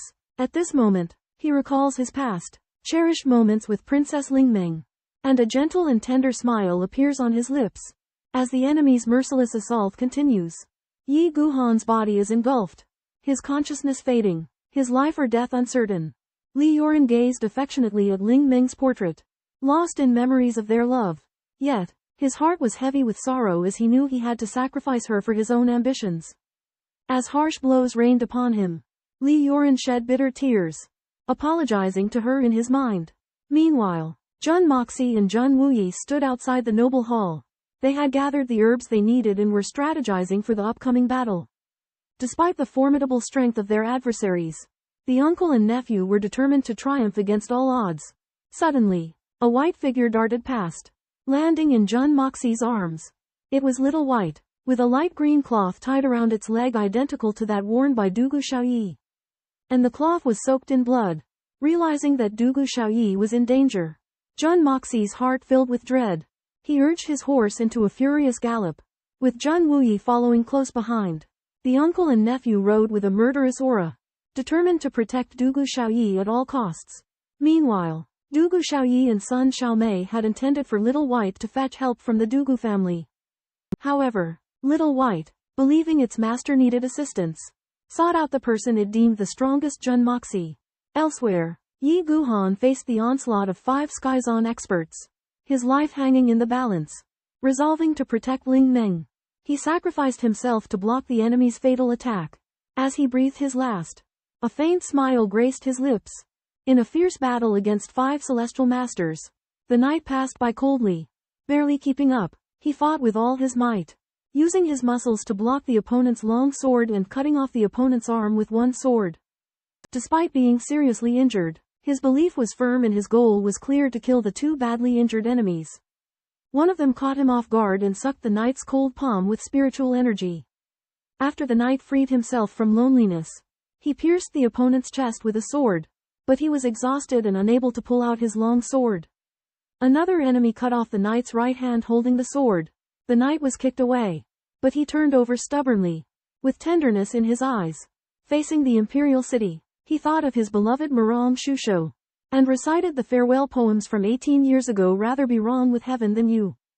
Zhou Jianming rushed forward in anger, and Lei Jianong stopped him, believing that Yi Guhan was dead and that Princess Lingming should be hunted down first. Princess Lingming was deeply saddened to learn of Yi Guhan's death. She regarded Yi Guhan as her real father and realized that she had lost a precious protector. Lei Jianong stepped forward to grab Princess Lingming, and Dugu Xiaoyi and son Xiaomei came to the rescue. However, Lei Jianong was so powerful that he easily repelled them, claiming that he would not kill them. Princess Lingming suddenly calmed down, her eyes filled with hatred. She questioned the other party's identity and purpose, vowing to avenge Yi Guhan.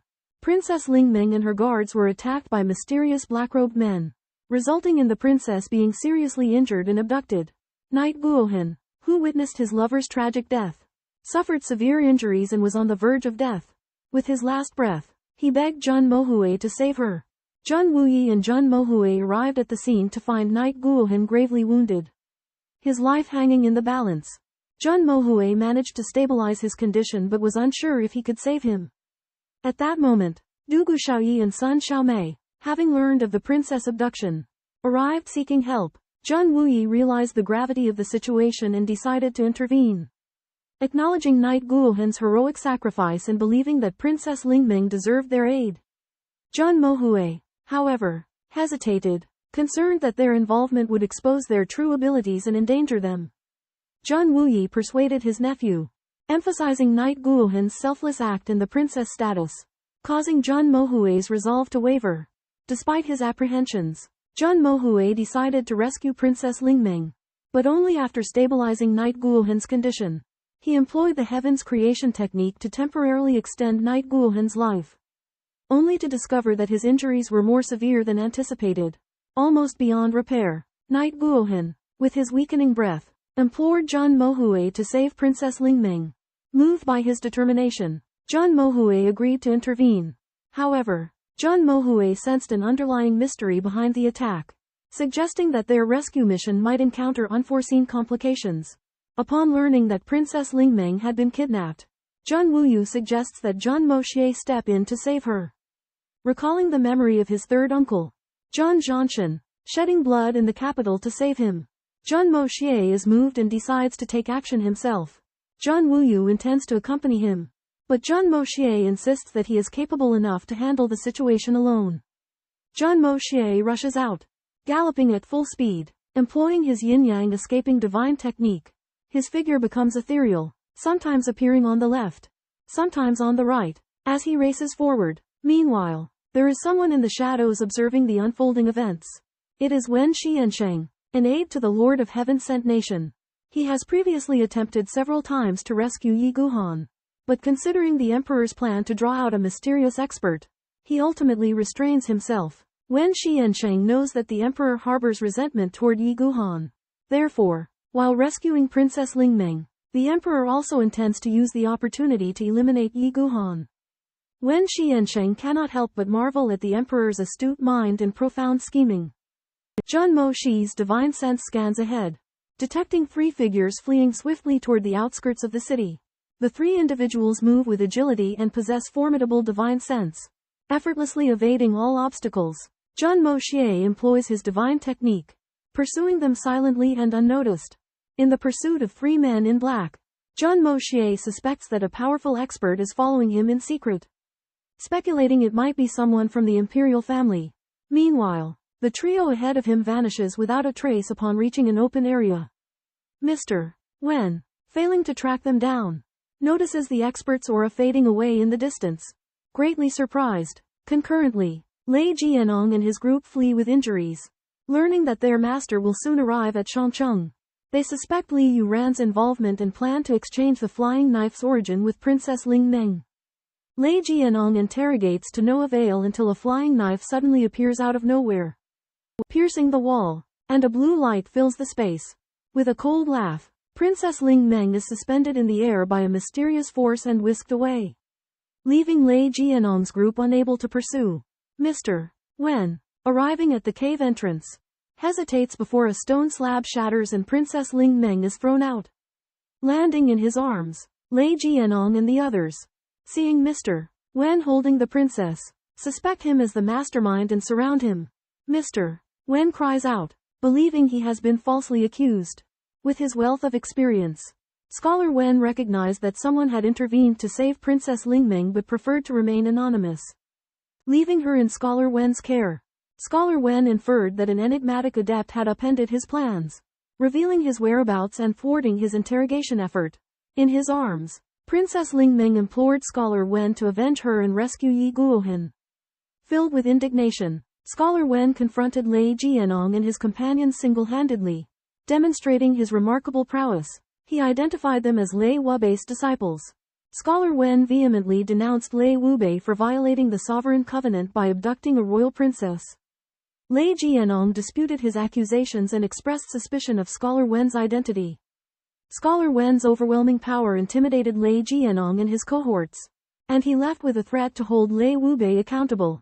Scholar Wen departed with Princess Lingmeng, while Lei Jianong and his companions harbored their resentment, awaiting the arrival of their master, Lei Wubei. Meanwhile, Jun Moxie nonchalantly returned home, his plan having been executed flawlessly. Yi Guohan's condition worsened, leaving Ying Bakong helpless. Jun Moxie feigned failure in his search for Princess Lingmeng, but Yi Guohan's life was fading. Relying solely on Jun Moxie's intervention, Divine Dr. Jun transfers his innate spiritual energy to the critically injured Yi Guohan. But the situation remains dire, and the cost of saving him is immense. Dugu Xiaoyi and Sun Xiaomei are advised to leave so as not to interfere with the rescue. Jun Wuyi explains his reasons for saving Yi Guohan, including the principles of clarity in grudges and responsibility toward comrades. He emphasizes the Jun family motto: if you have a bird between your legs, be a man, stand tall and damn others, highlighting the importance of upholding one's conscience and principles. Jun Moxie understands the motto, realizing that being true to oneself is paramount for being authentic. He continues to transfer spiritual energy, but Yi Guohan remains unconscious and in critical condition. General Dugu, Minister Sun, and Princess Lingmeng arrive in succession. Princess Lingmeng is heartbroken upon learning of Yi Guohan's condition. Fang Huisheng and two other imperial physicians examine Yi Guohan's injuries and shake their heads in dismay. They indicate that Yi Guohan has lost too much blood, and his internal injuries are severe, to the point where he is beyond saving. They advise Princess Lingmeng to prepare for his eventual passing. Princess Lingmeng was heartbroken upon learning that Yi Guohan's life was hanging by a thread. The three great physicians were helpless, believing that Yi Guohan's injuries were beyond repair. However, Sun Xiaomei astutely realized that Jun Moxie might be able to save Yi Guohan and discreetly informed Princess Lingmeng. Clutching onto a glimmer of hope, Princess Lingmeng knelt before Jun Moxie, begging for his help. In the face of the princess' earnest plea, Jun Moxie's initial reaction was one of resentment, for he suspected that Sun Xiaomei had betrayed him, giving him the feeling of being backstabbed. But the princess' loyalty and unwavering devotion moved him. She was willing to do anything to save Yi Guohan, even sacrificing her pride as a princess to kneel before an outsider. Dugu Xiaoyi also joined in the plea. Faced with such unwavering entreaties, Jun Moxie's resolve was stirred. Although Yi Guohan's injuries were severe, he knew that he had to fulfill his promise to third uncle and do everything he could to save him. However, Yi Guohan's ribs were badly broken, and the intense pain of resetting them could exhaust his already weak life force. Jun Moxie pondered for a long time before a thought struck him: anesthesia. There was no anesthetic in this world, but Jun Moxie knew how to make it, giving him a glimmer of hope for saving Yi Guohan. Jun Moxie, who has always acted as he pleases, never allows others to interfere with his actions. He had intended to save Saintess Ling Meng's father, Yi Guohan, but he had concerns because the Jun family's situation was difficult. Upon learning of Jun Moxie's hesitation, Saintess Ling Meng knelt in despair and pleaded, willing to pay any price. Jun Moxie pointed out that saving Yi Guohan would put the Jun family in danger. And as Saintess Ling Meng represents the imperial family, he could not trust her to keep it a secret. Left with no choice, Saintess Ling Meng took a poisonous oath if Jun Moxie saved Yi Guohan. She would use all means to ask her father to grant her marriage to Jun Moxie, becoming his wife or concubine forever. This oath was extremely binding, and Jun Moxie could no longer refuse. Jun Moxie reluctantly accepted the oath and said he would do his best to save Yi Guohan, but emphasized that his recovery could not be guaranteed. Saintess Ling Meng then pleaded with Jun Moxie to keep the truth of this matter from her father. Dugu Xiaoyi was moved to tears when she saw Saintess Ling Meng sacrificing greatly to save Yi Guohan. Jun Moxie was shocked and realized the depth of Saintess Ling Meng's affection for Yi Guohan, and he secretly resolved to do everything he could to save him. Jun Moxie diagnoses Yi Guohan's injury as extremely severe, possibly leading to the loss of his arm and the destruction of his cultivation. He suggests announcing his death to the outside world. Princess Ling Meng reluctantly agrees and implores Jun Moxie to heal her wounds. Jun Moxie warns Dugu Xiaoyi to keep her relationship with Yi Guohan a secret, or else he will kill her. Sun Xiaomei apologizes. Dugu Xiaoyi loses control of her emotions when she learns of Yi Guohan's injury.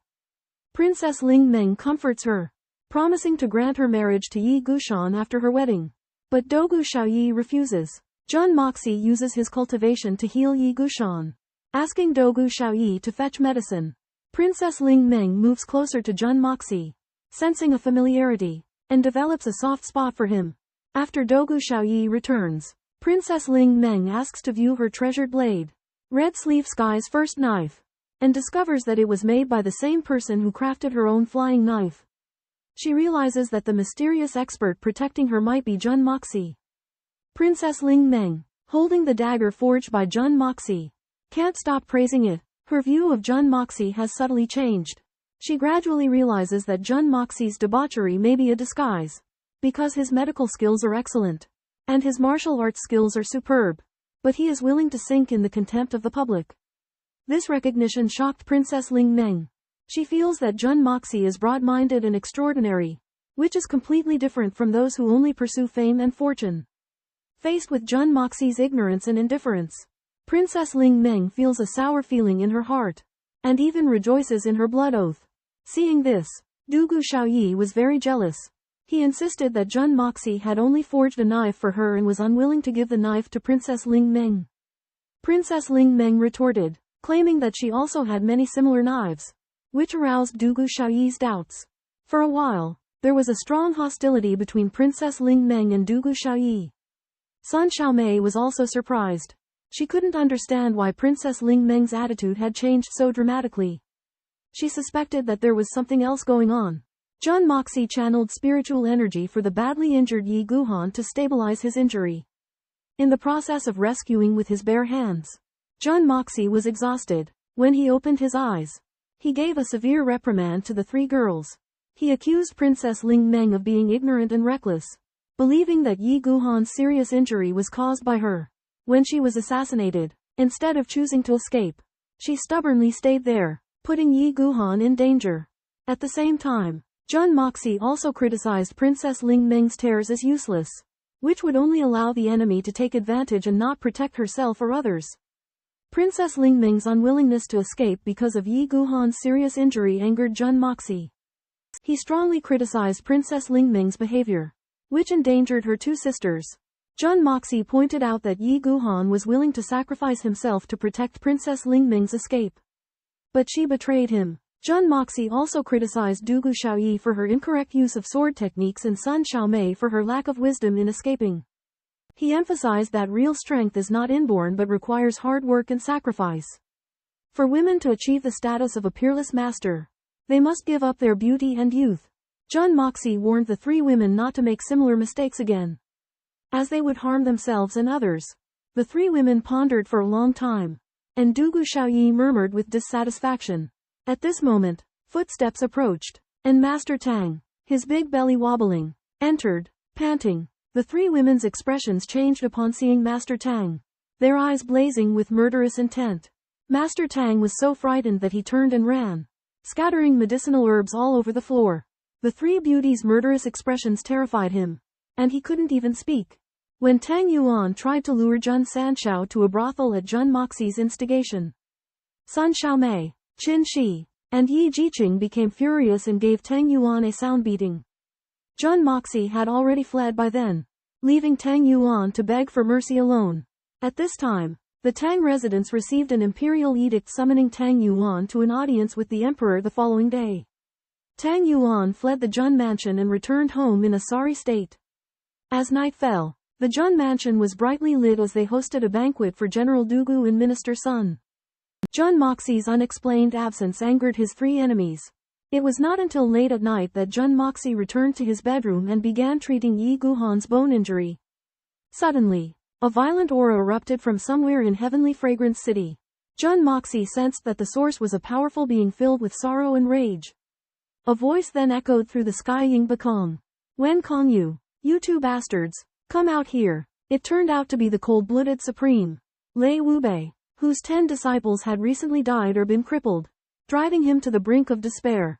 Lei Wubei challenged Ying Bakong and Wen Kongyu, and the two sides confronted each other at the rooftop of Shengbao Hall. Jun Moxie followed Ying Bakong and discovered that these supreme-level masters had one thing in common: loneliness. In this vast world, loneliness seems to engulf a group of highly skilled masters. Standing at the apex, they are out of sync with their surroundings, as if solitary beings. The elder of the Windblood Silver City arrives at the rooftop, inviting Tearless Sorrow, Eagle Soar, and Wen Kongyu inside. However, Tearless Sorrow, consumed by rage, confronts Eagle Soar, questioning him about grievously injuring his disciple. Eagle Soar nonchalantly dismisses it as mere discipline for a junior. Provoked by Eagle Soar's arrogance, Tearless Sorrow growls, Eagle Soar, you will die a horrible death. Eagle Soar sneers, as if I am afraid of you. I've been waiting for this opportunity for 30 years. Wen Kongyu reveals his identity as the guardian of the Supreme Alliance's Tianxiang Empire. Tearless Sorrow suspects Wen Kongyu of being the one who killed his disciple. But Wen Kongyu denies it, offering to explain. After Wen Kangji's explanation, Tearless Sorrow is convinced of his innocence and apologizes for his earlier offense. Wen Kongyu, on the honor of his position, guarantees he did not kill Tearless Sorrow's disciple, but admits the true culprit is highly skilled, leaving no trace for him to pursue. Tearless Sorrow confronts Eagle Soar again, but he refuses to answer. Eagle Soar and Tearless Sorrow arrange a duel, which Jun Moxie decides to secretly observe. Their contest continues, the speed astounding. Eagle Soar employs his Azure Falcon body technique, once more challenging Tearless Sorrow in terms of agility. The clash between them unfolds intangibly, leaving a symphony of sonic booms and velocity. Supreme Sovereigns Ying Bakong and Lei Wubei battled fiercely in an open field, their speed and power astounding. Jun Moxie followed closely, but his cultivation was shallow, making it difficult to keep up. As the two clashed, trees shattered and the ground was flattened. Ying Bakong, adept in speed, soared into the sky, attempting to break through Lei Wubei's chi barrier. Lei Wubei countered calmly, summoning a powerful tornado to intercept Ying Bakong. They engaged in aerial combat, their talons and palms clashing fiercely. The tornado and Ying Bakong's body collided, resulting in violent explosions that even shattered the tree behind which Jun Moxie hid. Jun Moxie stumbled, a muffled groan escaping his lips. Ying Bo Kong and Lei Wu Bei simultaneously sensed a presence and roared. Who is it? Jun Moxie used wood escape to relocate to another tree. Observing that Ying Bo Kong was no match for Lei Wu Bei, he devised a plan. He let out a slight scoff, conveying disdain. To disrupt the sovereigns, Ying Bo Kong and Lei Wu Bei searched in vain. Shocked, they speculated that the intruder might be an expert on par with them. Ying Bo Kong accused Lei Wu Bei of seeking an ally, which Lei Wu Bei denied. Realizing that the battle could be turning against them, the sovereigns resolved to end it swiftly. They became vigilant, ready to unleash their full power. Ying Bo Kong and Lei Wu Bei, two of the 8 great venerables, engaged in an intense duel in the Jun estate. Ying Bo Kong used his newly created formidable martial art, 9 forms of Ghost Eagle, posing a significant threat to Lei Wu Bei, forcing him to use his own merciless killing finger. During the fight, Lei Wu Bei realized that Ying Bo Kong's Divine Eagle Claw technique was intricate and unpredictable, with each move exerting tremendous power. He also noticed the presence of Ying Bo Kong's hidden aid. Thus, he cautiously retreated to avoid further escalation. Although gaining the upper hand, Ying Bo Kong understood that his 9 forms of Ghost Eagle had been revealed and would not be as effective in future encounters. Additionally, he was impressed by Lei Wu Bei's martial prowess. Both realized the futility of continuing the fight. Fearing that a third party might take advantage of their struggle, they settled their differences and agreed to resume their rivalry at a later time. Ying Bo Kong acknowledged his defeat, while Lei Wu Bei recognized the exceptional nature of Ying Bo Kong's martial arts. Upon their departure, Jun Moxie, filled with anger, returned to the Li family, only to learn that they were abandoning an important mission. The Li family had planned to produce a large number of lethal black beast sinew crossbows. But Li Yuran, worried about the potential risks to both the Li and Jun families, refused to let his fellow disciples participate. Lei Jianhong's persuasion proved ineffective, and Jun Moxie, who had secretly overheard their conversation, became determined to seize the opportunity. The novel continues, leaving unanswered questions. How will Jun Moxie handle the matter of the black beast sinew crossbows? What further conflicts will arise between Li Yuran and Lei Jianhong? Li Yuran plans with his 3 senior brothers to intercept the team escorting the profound beast crossbow to protect the Li family. Despite Li Yuran's reluctance, his senior brothers are moved and decide to help, with Lei Jianhong, Hua Jianyu, and Leng Wanyu taking responsibility. Li Yuran arranges for his subordinates to assist the senior brothers, emphasizing that they should prioritize ensuring their safety even at the cost of sacrificing manpower. The trio confidently assures him that they will retrieve the crossbow. Li Yuran expresses his gratitude and informs them that the crossbow will arrive at the southern suburbs in 13 days. Upon learning of this intelligence, Jun Moxie does not abandon his plan to kill. He sneaks into a room and finds the 3 senior brothers severely injured and in pain. Jun Moxie feigns compassion and grabs a large knife from the wall, brutally killing them and leaving a massacre site drenched in blood with haughty inscriptions, declaring his murderous intent towards Lei Wu Bei.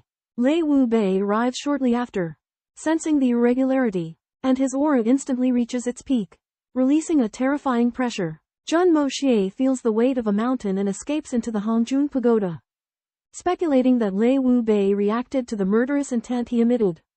This implies that his invisibility technique fails when he experiences emotional fluctuations, shattering his fantasy of assassinating the Supreme. Although the great killer, Jun, was hiding in the Hongjun Pagoda, he still could not completely cover up his traces, leaving a slight anomaly in the air. Lei Wu Bei sensed this and released his own overpowering unwary. But he failed to notice that Jun, the great killer, had already entered the Hongjun Pagoda. Jun Moxie, seeing this, mistakenly thought that Lei Wu Bei had left.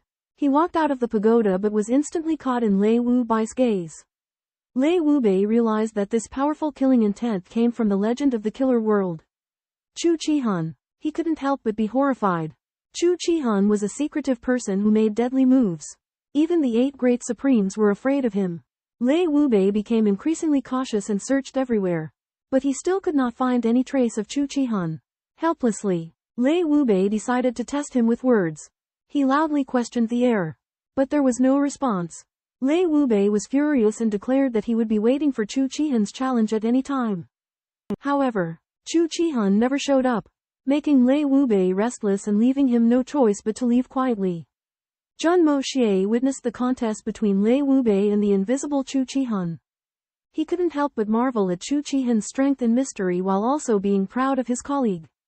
On the other hand, Lei Wubei returned to the courtyard, concealed the matter of Chu Qihan from his disciples, but warned them to be careful and prepared to visit his poisoned and seriously injured disciples. After hearing this, the disciples' faces sank, worrying about their fellow disciples' safety. Xindu Poison King, renowned for his malevolent heart, possessed exceptional medical skills but charged exorbitant fees. He once treated the head of the Yun family and, after collecting a hefty sum, demanded an additional unspecified condition. 2 years later, Xindu Poison King ordered the Yun family head to kill his son-in-law and his family. But the head refused. In retaliation, Xindu Poison King issued an order to exterminate the Yun family, resulting in the annihilation of the family and their relatives. The disciples of the ruthless Lord Supreme Tearless discovered their fellow disciples' massacre and found a message written in blood on the wall of his room accusing them of incompetence and humiliating Tearless.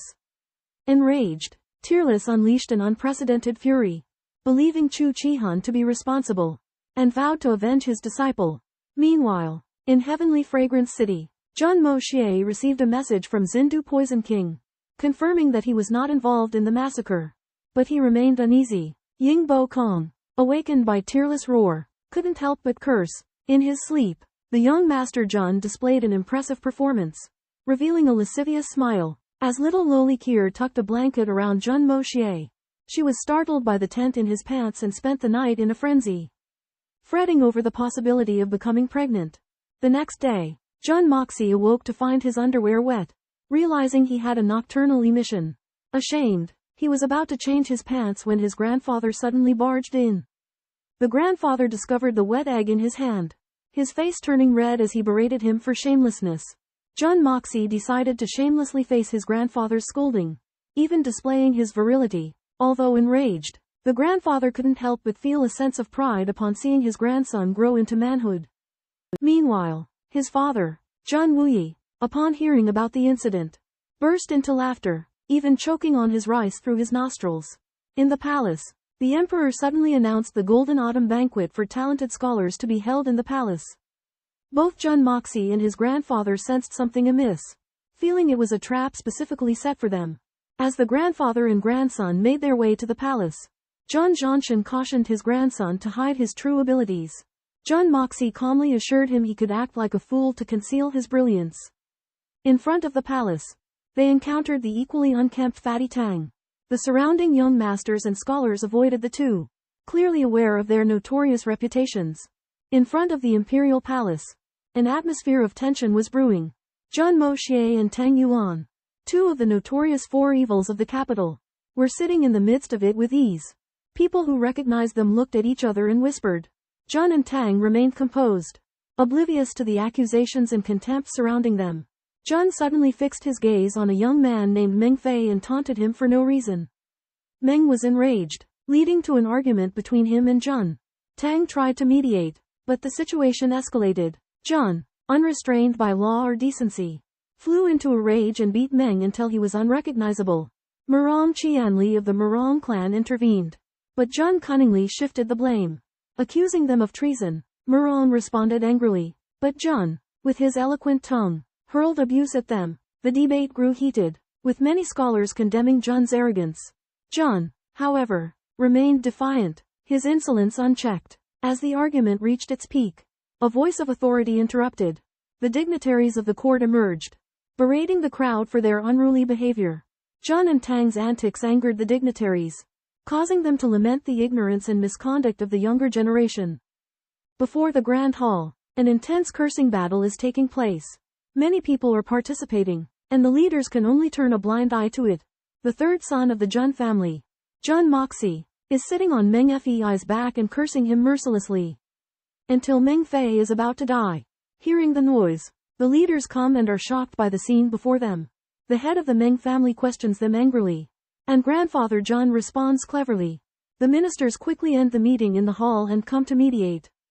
All because the quarrel outside the hall is so intense that they fear someone will die.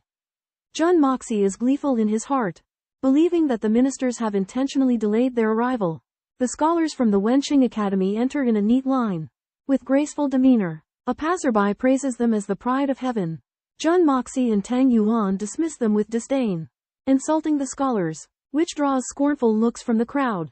The two old masters of the Wenqing Academy are disgusted by them and sarcastically refer to them as rotten wood. However, Jun Moxie remains unmoved, presenting himself as tough and arrogant, scorning everyone. As the old masters pass by, they glance at Tang Yuan with hatred in their eyes. It turns out that Tang Yuan once framed a Wenqing Academy scholar, forcing him to wash his underwear, which brought shame to the academy. On the other side, a masked young man in blue, Li Yuran, stands quietly, ignoring the noise around him. His gaze is as clear as water, but it gives people a sense of absolute elegance. During the grand literary gathering held in the Hall of Fragrant Fragrance, an eccentric eunuch announces the time to pay homage. As the talented scholars including Jun Moxie prepare to depart, an imperial decree arrives commanding loyal and valiant Marquis Tang Wanli and his grandson Tang Yuan to attend the court. While Tang Yuan is overcome with fear, Jun Moxie remains composed and saunters towards the Hall of Fragrant Fragrance with his unique cat-like gait. Witnessing this, his grandfather Jun Zhantian expresses helplessness and laments his grandson's exceptional nature.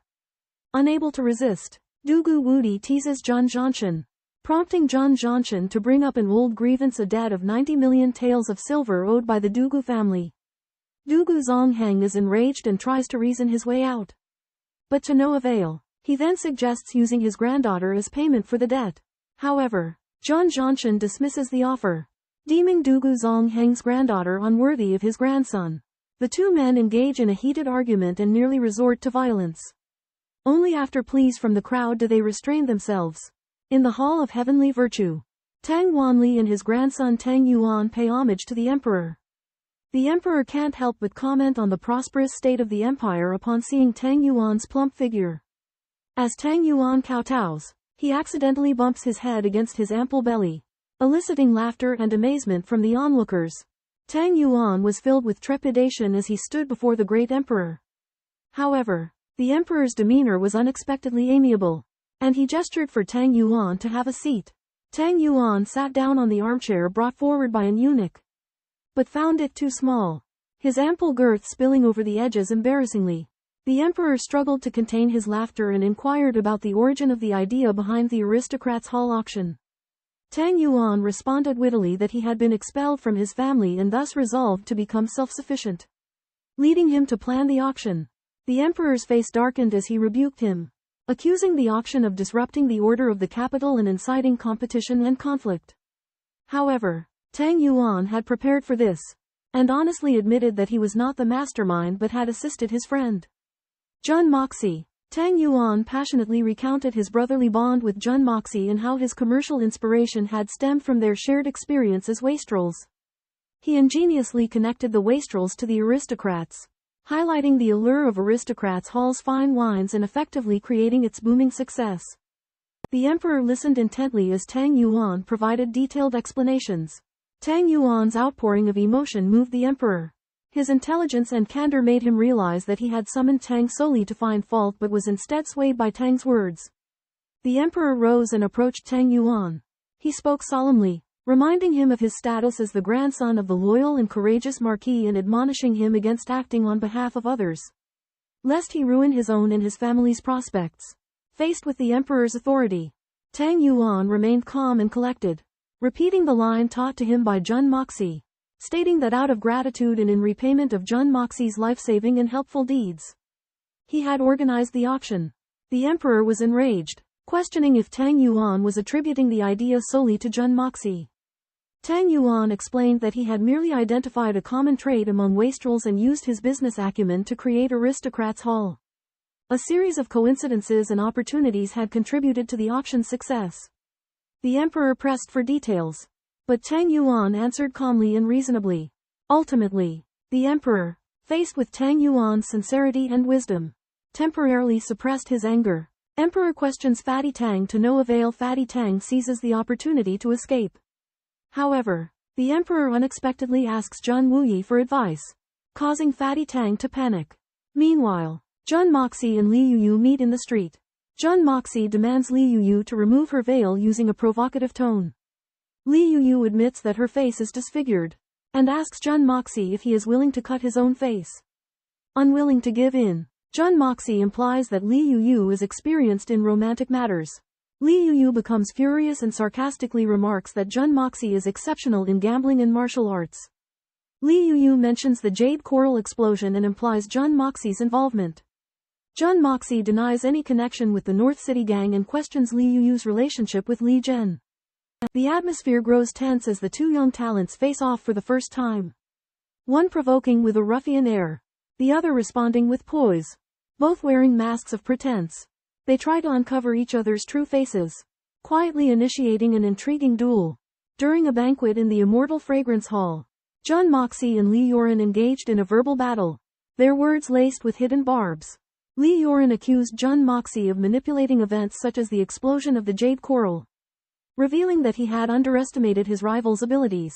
Jun Moxie, in turn, mocked Li Yoren's paranoia due to his disfigurement, and insinuated that Tang Yuan had orchestrated the loopholes in the Noble Hall auction.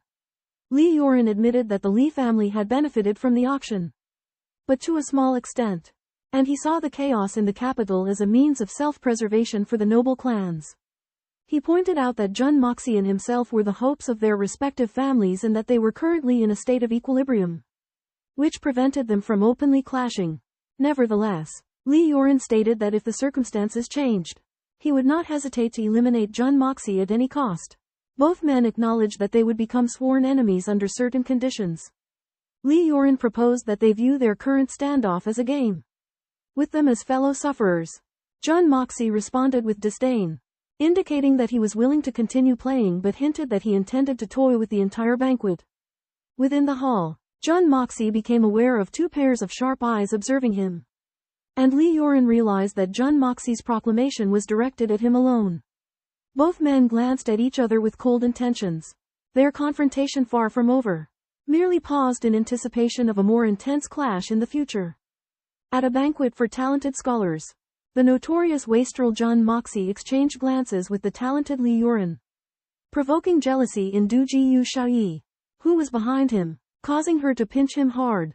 Jun Moxie seized this opportunity and twisted Du Jiyu Xiaoyi's pert buttocks in retaliation, eliciting a chorus of contempt and amazement. Meanwhile, Tang Yuan enters the hall carrying a chair, which he is reprimanded for by the emperor, causing him to become distraught.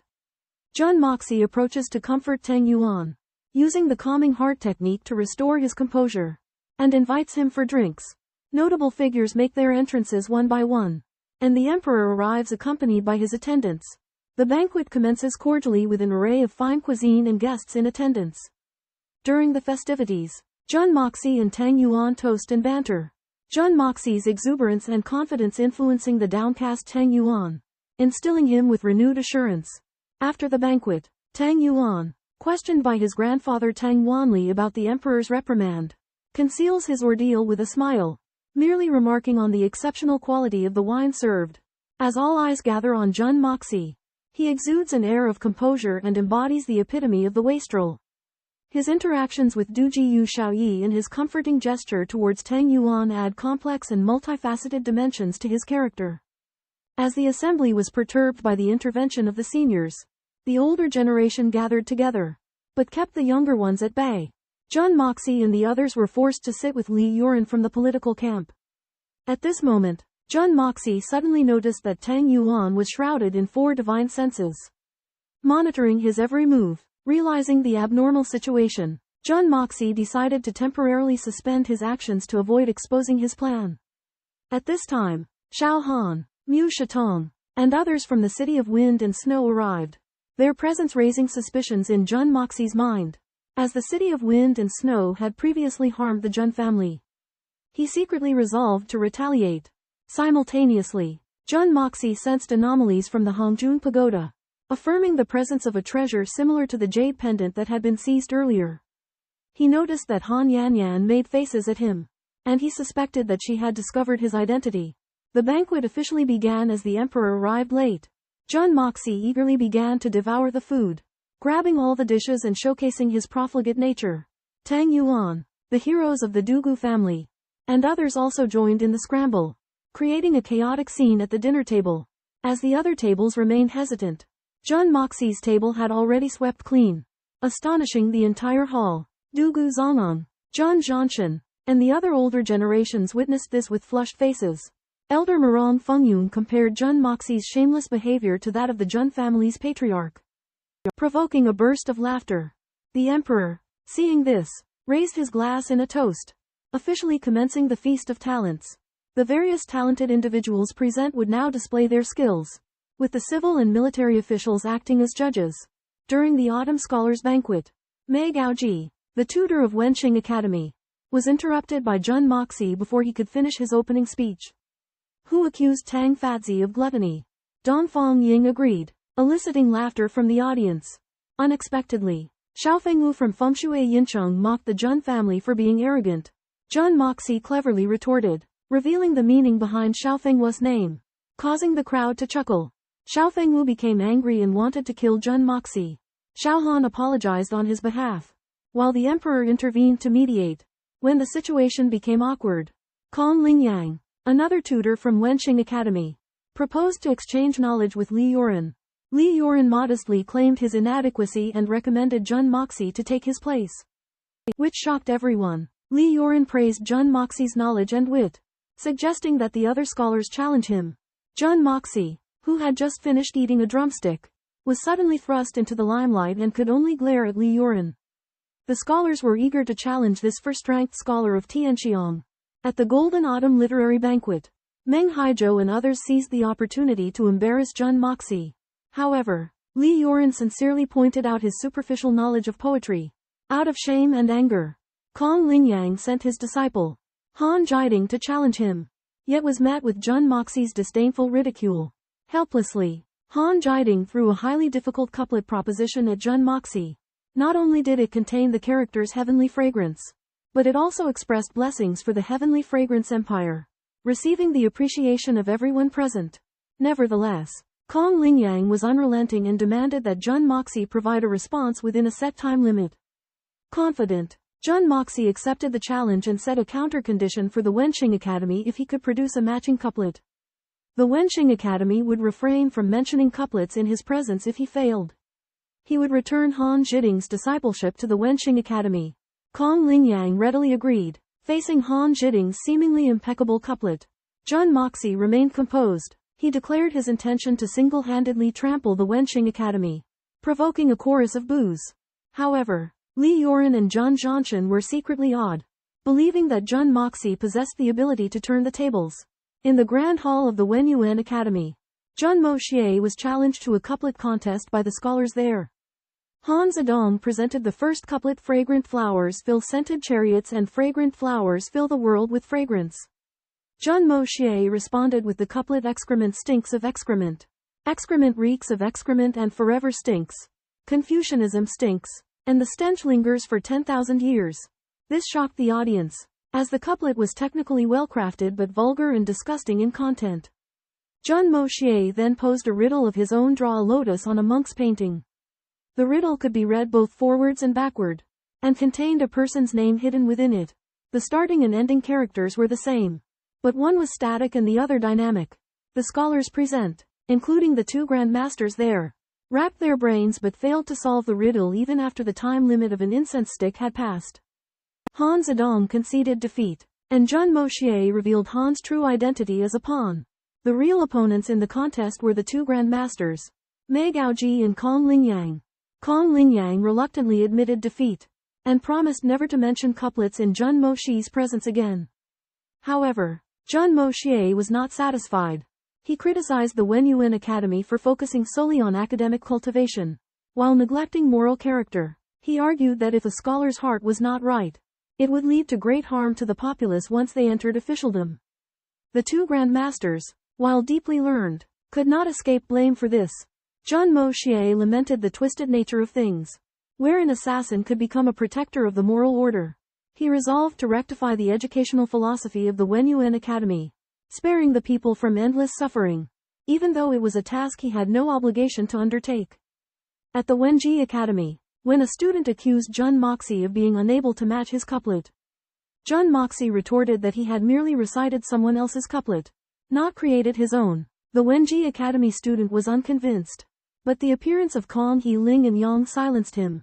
Li Yuran suggested a musical competition, but was easily defeated by Jin Yin Zhen. Then, both sides entered a poetry competition. Qin Chu Shi from Wenji Academy recited a poem, which was well received by the audience. When Jun Moxie took the stage, he unexpectedly began to dance the moonwalk and robot, and recited a lewd and vulgar poem. The audience was shocked, and Jun Zhantian rushed forward to kill Jun Moxie, but was stopped by Du Jiyu Zongheng and the ministers. The people of Wenji Academy complained to the emperor, demanding severe punishment for Jun Moxie. At this time, there was a battle report that the south had been attacked by the heavenly punishment profound beasts, and the emperor frowned in confusion. At the same time, the venerable of Dordi sovereign, Shi Chongshao, issued the venerable summoning order, and the emperor wondered about the seriousness of the matter. Finally, the Jinchu talent banquet ended abruptly in chaos. In the secluded chamber of the imperial palace, the emperor and Wen Kongyu were playing a game of Go. They analyzed Jun Moxie's behavior, concluding that despite his debauched appearance, he holds power in contempt and secretly claims he poses no threat to the imperial family. Wen Kongyu raises concerns about Jun Moxie's potential threat but believes it's not the right time to eliminate him. The emperor acknowledges that the Jun family has developed self-preservation capabilities, making it difficult to deal with Jun Moxie directly, and suggests creating an accident. At this moment, a crisis involving a stampede of magical beasts occurs. The emperor decides to dispatch various clans and an iron cavalry led by Jun Wuyu to provide support in the south. This decision both weakens the clans and harbors sinister intentions towards Jun Wuyu. After leaving the palace, Jun Moxie anticipates the emperor's doubts but trusts in his ability to handle any challenges. He realizes the rarity of medicinal herbs needed to refine a NINTH grade pinnacle profound pill and entrusts Tang Yuan with the task of gathering them. As Jun Moxie and his group depart from the palace, a shadowy figure suddenly appears and launches a swift attack, aiming for Jun Moxie's chest. The attack is so rapid that even Lord Jun fails to react. The figure retreats immediately, disappearing onto another tree. As the assassin swiftly leaps onto a large tree, everyone is left shocked but recovers quickly only to see him turn and glance back. However, the crowd does not see him clearly, as their attention is drawn to Jun Moxie. A sword had originally pierced Jun Moxie's body, and everyone assumes that he must surely be dead. However, he is seen perfectly fine, riding on a horse, with no trace of blood on his body. The crowd is left astounded. Unbeknownst to them, just when the assassin appeared, Jun Moxie sensed the danger and immediately teleports into the Hongjun Pagoda, saving himself from a deadly blow, and reappears while already sitting on horseback. The assassin's attack is unbelievably fast, comparable to the extreme speed of an eagle diving from the sky, leaving everyone perplexed. Jun Moxie, however, believes that the assassin can only perform this attack once, as otherwise, he would surpass Yun Bihan. Jun Zhantian's powerful strike misses, and the mysterious energy emitted by the assassin vanishes without a trace. Jun Moxie judges that the assassin's actual cultivation level is not very high and that his incredible speed must be a result of a desperate move, similar to the scorched earth tactic. After the assassin escapes, Jun Moxie realizes that his back is drenched in sweat. He has never encountered such a terrifying speed, even surpassing the velocity of a sniper bullet. Jun Moxie understands that the assassin's secret lies in a technique that boosts his speed but also causes self-harm. Although no casualties occur in this incident, everyone becomes more cautious. Jun Wuyi astutely deduces that the emperor will certainly dispatch troops, and Jun Wuyi will be the primary target. Jun Moxie decides to accompany Jun Wuyi on his southern expedition to the Heavenly Punishment Forest, believing it will be a beneficial move for the Jun family. Jun Zhantian assumes that the emperor will try to weaken the Jun family's power but remains unperturbed by it. Within the Jun manor, Jun Wuyi suggests easing the intensity of the soldiers' training, but Jun Moxie believes that the current training is still insufficient and continues to push them harder. On the training grounds, the soldiers engage in rigorous combat drills and soak in medicinal solutions. Jun Moxie observes in secret, witnessing the soldiers' continuous improvements in physical strength and profound energy cultivation. Although their profound energy levels may not be high, their physical strength reaches astonishing levels. Despite the extreme difficulty of the training, the soldiers endure, aiming to meet Jun Moxie's standards. This formidable force is undergoing a transformation and is nearing completion. In the training ground of the Jun Manor, Jun Moxie watched the brutal training with a cold eye. He aimed to push these soldiers to their physical limits to maximize the effects of an elixir he was developing, in order to create a future killing force. At the Jun Manor Grand Tower, Jun Zhantian and Jun Wuyi witnessed the training with concern over its intensity and purpose. Jun Wuyi perceived the force's purpose as slaughter, while Jun Zhantian emphasized the importance of motivation and purpose in the training. Jun Wuyi pointed out that these soldiers would fight only for Jun Moxie, as the Jun Manor's future depended on him. He also questioned the wisdom of keeping the purpose of the soldiers' training secret, regarding it as an army that would be coveted by generals. Jun Zhantian expressed unease over the potential backlash if the force were made public, but Jun Wuyi dismissed it, believing that the Jun Manor had always been under suspicion. He further suggested that the emergence of Jun Moxie would enable the Jun Manor to rise above its current limitations. Overhearing their conversation in the shadows, Jun Moxie felt a sense of unease. He decided to seize an object back from Xiao Fengwu during the night, and locate the assassin who had tried to kill him. He found the assassin's style and swift, silent killing technique tantalizing. Returning to his small courtyard, Jun Moxie encountered two young boys who begged for guidance in martial arts. Though their aptitude was mediocre, Jun Moxie was impressed by their determination and perseverance. After some torturous tests, Jun Moxie agreed to teach them his previous life's internal technique, resolving to mold them into ultimate assassins. During the night, Jun Moxie reflected on his past training experiences, questioning the meaning of being the strongest. Kier expressed her lack of desire for strength, content to be Jun Moxie's maid for life. Jun Moxie was touched by her simple wish, realizing that each person had different aspirations. Venturing out to investigate Shengbao Hall, Jun Moxie discovered its surroundings brimming with formidable divine senses, including 6 masters at the divine profound level. The discovery left him shocked and apprehensive, causing him to suspect that Shengbao Hall had received reinforcements. In the dead of night in Sky Fragrant City, 6 divine profound powerhouses, 7 peak heavenly profound experts, and 2 mid-heavenly profound cultivators lurked in the city, their presence alerting Jun Moxie's vigilance. He suspected they were targeting his Jun family. Jun Moxie infiltrated the enemy's camp and eavesdropped on their conversation. They came from Wind Snow Silver City, and their primary mission was to seize the Jun family's treasure and eliminate the Supreme Hawk, Zanbo Kong. Stationed there, their leader Xiao Baiyu devised a plan to concentrate their forces and besiege Zanbo Kong while heading to the southern heaven to deal with the heavenly beast tide, eliminating the threat once and for all. They also learned that Jun Wuyi would also be leading troops southward and planned to deal with the Jun family later when Zanbo Kong was away. Xiao Baiyu revealed their plan to set a trap for the mysterious black-clad masked person in the southern heaven to retrieve 2 soul renewal jades. Jun Moxie was secretly delighted upon hearing this news, as he happened to possess the soul renewal jades, rendering their plan harmless to him. Xiao Baiyu's godly perception binding ability drew gasps from the crowd, and he believed it meant they were sure to seize the mysterious person. However, Jun Moxie remained unconcerned, confident in his ability to easily evade Xiao Baiyu's methods. The enemy's conspiracy gradually came to light, revealing their plan to eradicate the Jun family while they were away in the southern heaven. Jun Moxie was deeply incensed and resolved to strike back. The enemies speculated that the heavenly beast tide may involve the heavenly punishment king, but they were unaware of the specific reason. However, Jun Moxie faintly guessed the cause, and he wryly smiled to himself, for it may have been connected to his own actions.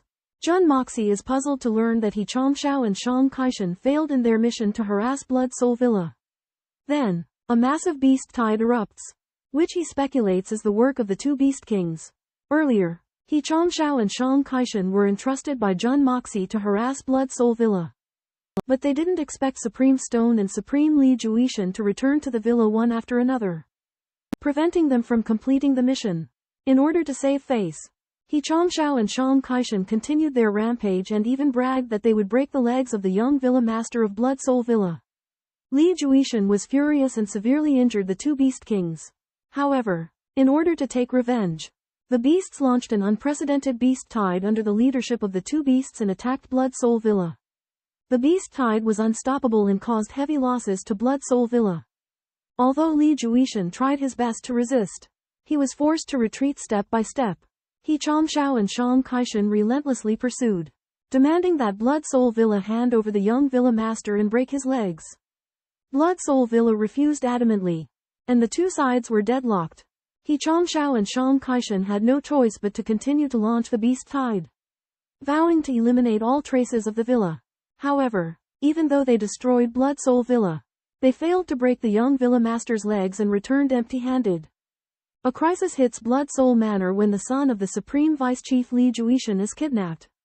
Li Juishan teams up with the kings of demonic beasts Shi Chongxiao and Shang Kaishan to issue the Supreme Summoning Order, seeking help from all corners of the world. However, the cause of this conflict is puzzling. The two kings of demonic beasts only received an order, without any explanation. Li Juishan's inquiries come to no avail, and Shang Kaishan utters a remark that enrages him: "I simply don't like the sight of you." The conflict escalates, and in his fury, Li Juishan proclaims the Supreme Summoning Order. Despite the demonic beast's attempts to retreat, Li Juishan refuses to relent.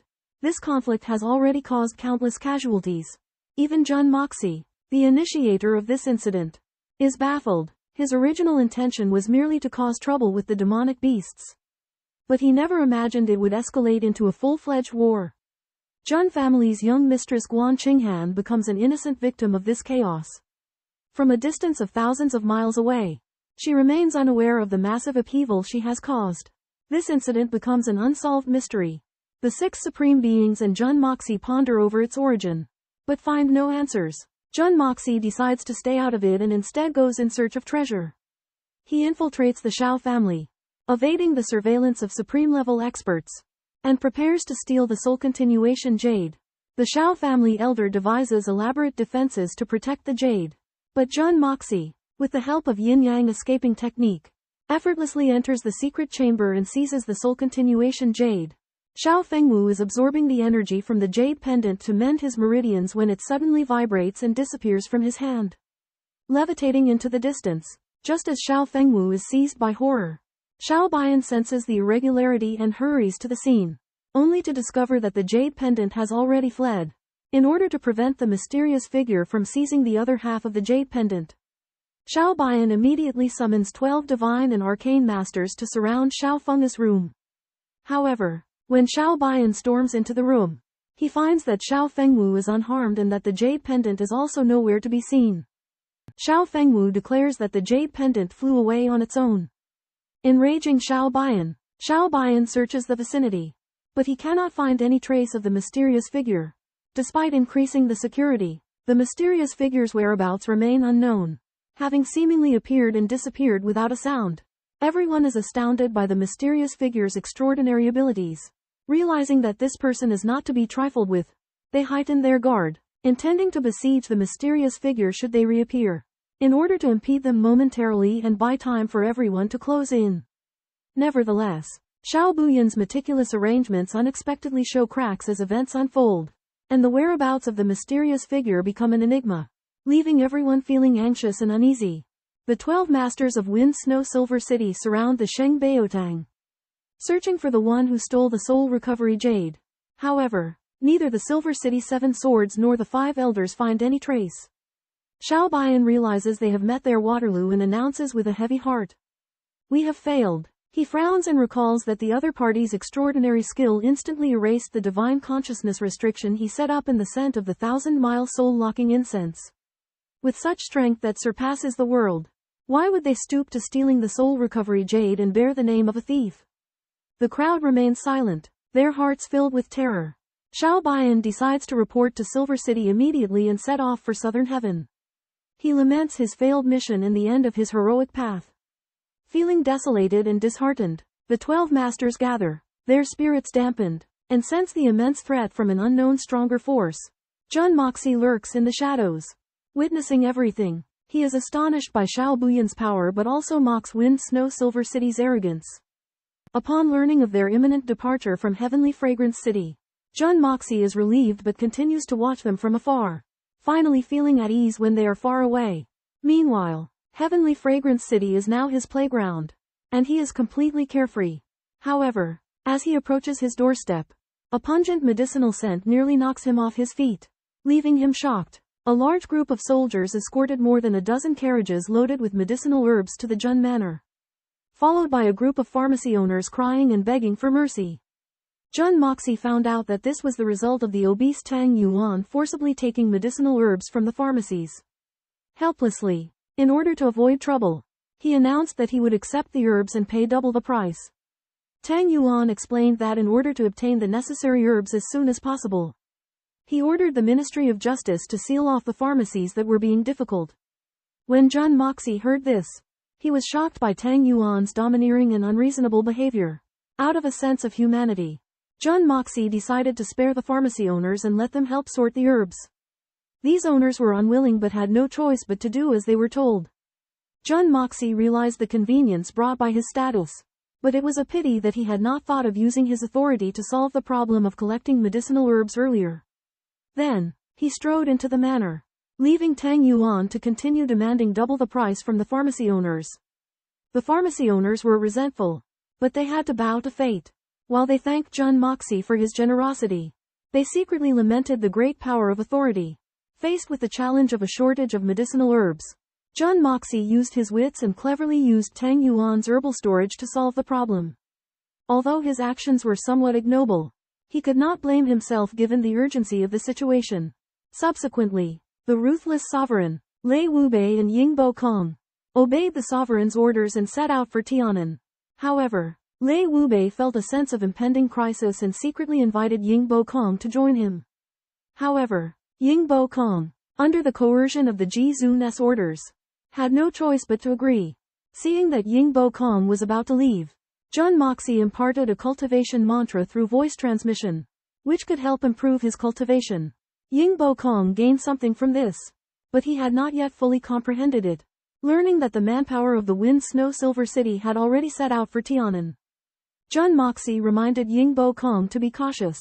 After weighing the pros and cons, Yingbo Kong decided to join Lei Wubei and expressed his gratitude to Jun Moxie for his guidance. In the heavenly fragrance city, numerous profound practitioners headed for Tiannan. Although the Jun family was formidable, Jun Moxie arranged for Song Shang and Hai Chenfeng to stay behind for safety. In the second prince's mansion, the second prince plotted to seize the throne using the profound beast sinew crossbow. But his strategist Fang Bowen vaguely sensed something amiss. Jun Moxie meticulously collected the required medicinal herbs. With the help of his two assistants, Guan Qinghan and Kier, he worked through the night to process the herbs. At daybreak, while his assistants were fast asleep from exhaustion, Jun Moxie quickly slipped away and entered the Hongjun Pagoda to refine elixirs. He carefully selected the formulas for 5 kinds of elixirs: Profound Yang Pill, Lesser Yin Pill, Mind Gathering Pill, Panacea Pill, and Meridian Clearing Pill. Jun Moxie, a gifted teenager, entered the Hongjun Pagoda alone to refine elixirs in order to improve his abilities and protect his family. He produced pills such as the Profound Yang Pill for physical nourishment, Yang Yin Pill similarly for physical nourishment, Concentration Pill to dispel mental devils during cultivation, All-Purpose Antitoxin Pill, and Channel Opening Pill to increase profound energy. Particularly, the Concentration Pill could drastically reduce the risk of chi deviation, while the Channel Opening Pill could directly enhance cultivators' profound energy. After rigorous pill refining, Jun Moxie overcame extreme fatigue brought on by energy exhaustion and, through repeated attempts, successfully refined the necessary pills. In the process of pill refining, Jun Moxie's profound energy and spiritual consciousness were significantly enhanced, and his strength increased by more than double compared to before he entered the Hongjun Pagoda. He distributed the refined pills into jade bottles, prepared to give them to 300 guards to augment their fighting abilities. However, Jun Moxie's stay in the Hongjun Pagoda for pill refining far exceeded expectations. Lasting 3 days and 3 nights, when he left the Hongjun Pagoda with a full supply of pills, the mansion was in chaos as people frantically searched for him. The disappearance of the sole heir to the 3,000-acre Jun Manor for such a long time had triggered widespread panic. Grandfather Jun and Lord Jun III are extremely anxious because Jun Moxie has been missing for 3 days. The capital is under martial law and a thorough search is underway. With even Great Moon from Lingwu Lake being apprehended, Jun Moxie returns in a disheveled state, and everyone is shocked to see him eating ravenously. Stewardess Qinghan is furious when she learns the reason for his disappearance. Jun Moxie produces 3 pills: the Profound Yang Pill, the Heart Demon Pill, and the 10-Year Pill, which delights his grandfather and uncles. However, when Stewardess Qinghan ingests the pill, she faces the risk of cultivation deviation due to insufficient cultivation. Jun Moxie intervenes in time, assisting her with his spiritual energy, allowing her to successfully break through to Golden Zon. The Jun family is overjoyed and fights over the pills, leading to conflict. After taking his leave, Jun Moxie lingers in Stewardess Qinghan's courtyard and convinces her to take the pill. Stewardess Qinghan's low cultivation cannot withstand the pill's potency. When Stewardess Qinghan loses consciousness, Jun Moxie intervenes, guiding the medicinal energy and helping her break through to Golden Zon. Jun Moxie takes advantage of the situation, touching Stewardess Qinghan's back and savoring their physical intimacy. At the Jun Manor, the housekeeper, Qinghan, successfully broke through into the profound gold realm after consuming an elixir bestowed by Jun Moxie. While assisting her, Jun Moxie took advantage of the situation and molested Qinghan, leaving her furious and resentful. Meanwhile, Jun Moxie recruited and trained 254 valiant warriors, intending to forge them into 2 formidable legions, the Blood Shadow Guard and the Soul Devouring Legion. He distributed precious elixirs to enhance their cultivation, warning them that their mission would be fraught with peril and casualties. Undeterred, the warriors consumed the elixirs. As the elixirs took effect, most endured excruciating pain, but they persevered, and one after another, silver profound warriors broke through to the profound gold realm. On the other side, Lord Jun Zhantian and Jun Wuyi closely monitored the situation. Concerned that Jun Moxie's elixirs could lead to trouble, they ordered a thorough investigation into the warriors' backgrounds, rooting out any potential suspicions. As the warriors' cultivation surged, Lord Jun Zhantian was awed, recognizing the birth of an unparalleled force. However, Jun Wuyi cautioned that their loyalty lay solely with Jun Moxie. Lord Zhantian marveled at Jun Moxie's foresight and daring, believing that with this army under his command, Jun Moxie's future held boundless possibilities. With the guidance of 254 profound practitioners, 300 people successfully improved their cultivation under the influence of the potion. Overwhelmed with gratitude, they knelt down together and swore allegiance to Jun Moxie. However, Jun Moxie's harsh methods were also clearly revealed. He ordered everyone to adapt to the changes within 2 days, and violators would be collectively punished. Jun Wuyi and the old master Jun Zhantian had different opinions on this, believing that although Jun Moxie's methods were tough, he was merciless and vicious, and he was not suitable for leading ordinary soldiers. At the same time, the emperor's imperial edict arrived, appointing Jun Wuyi to command an army of 20,000 to pacify the profound beast tide in Tiannan. Jun Moxie was also on the list, responsible for assisting the aristocratic families in preparation for the army's expedition. Marshal Jun Zhantian allocated supplies with lightning speed and completed all preparations in just 1 day. Jun Wuyi's return greatly boosted the morale of the army, and people eagerly awaited him to lead his troops into battle. In the palace, the emperor and Master Wen analyzed the situation. The emperor kept the ambitious Liu Ran, on the one hand, to control his weaknesses, and on the other hand, to observe his loyalty while letting Jun Moxie go was to test his fate in the profound beast tide. The emperor also planned to secretly mobilize the Blood Sword Hall to eliminate the people of the Zhao family, the Zhongnan Guild, and the Second Prince, and to make them disappear without a trace. He was disappointed by the Second Prince's intelligence because the Second Prince actually believed that the Blood Sword Hall had contacted him on their own initiative and did not suspect the emperor. The mastermind behind the Blood Sword Hall is shockingly revealed to be the king of the Heavenly Fragrance Empire. This explains the Blood Sword Hall's deep connections within the court and the royal family, extending to the assassination of royal members.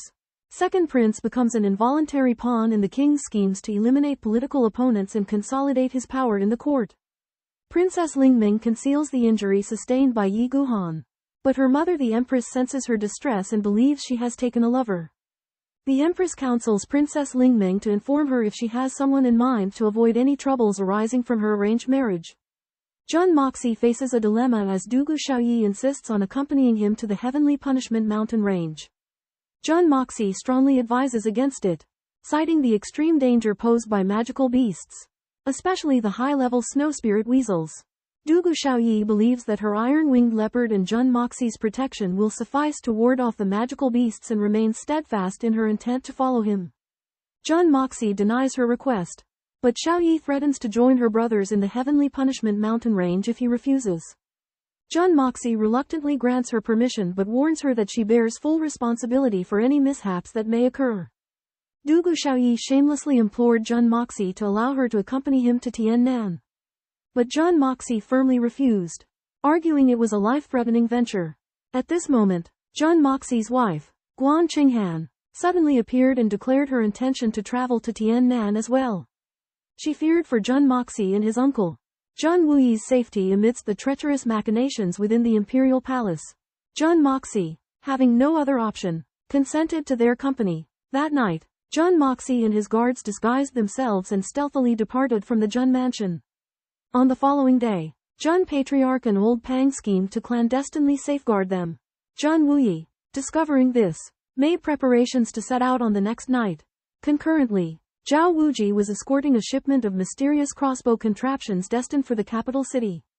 He proceeded with the utmost caution, dreading the possibility of an ambush. As he approached within 500 li of the Tianxiang capital city, he sighed deeply, realizing that he had become inexorably ensnared within the vortex of imperial strife. Meng Xiaosong led 20 companions to escort an unknown object. They were exhausted but had not encountered any danger. Discontent grew, and he accused Zhao Wuji of tormenting them for no reason. As they argued, 4 divine wind guardsmen accused Meng Xiaosong of being rude. Meng Xiaosong was furious, and both sides drew their swords. Dozens of warriors suddenly besieged Meng Xiaosong, forcing Zhao Wuji to intervene. Zhao Wuji revealed that the warriors were the emperor's personal guards. Meng Xiaosong was terrified upon learning this. The group continued their journey, and the atmosphere became more harmonious. They arrived at the top of Tianxiang Taibi Mountain, just a step away from Tianxiang City. As they relaxed, a cold voice declared a robbery. A profound sky master wreathed in blue light appeared, blowing up the cooking pot and injuring several people with the flying fragments. A masked man in black questioned Zhao Wushan about the location of the crossbow, and Zhao Wushan resisted. At the same time, another masked man in black entered the battlefield and began killing people. Zhao Wushan was killed by another person, infuriating Zhao Wuji. The leader of the second prince's divine wind guards, Zhang Kunxiao, claimed that he killed Zhao Wushan to prevent him from leaking secrets. Zhao Wuji was grief-stricken and charged at the masked man in black, causing chaos to break out. Under the night sky, a fierce battle unfolds in a mountain forest. 3 celestial profound experts suddenly appear and intercept Zhao Wuji's group, sparking a brutal fight. While both sides are at a standoff, a group of black-clad masked men emerge and join the fray, breaking the equilibrium. Godly Wind Guards commander Zhang Kunxiao is grievously wounded and sends out a distress signal. But no reinforcements arrive. The Blood Sword sect is also conspicuously absent, leaving everyone bewildered. Meng Xiaosong, Zhao Wuji, and Zhang Kunxiao fall into despair as the Godly Wind Guards gain the upper hand. Tier Sword Hong and his comrades launch a 3-pronged attack to end the battle swiftly. Jun Moxie, hiding in the trees, witnesses this silently. He had planned to intervene once they were surrounded, but the 3 celestial profound experts have disrupted his plan. Jun Moxie orders his men to hold their position and observe the situation. He speculates that the Blood Sword sect and Tier Wui's men may end up mutually destroying each other, and he will reap the benefits. However, the situation takes an unexpected turn.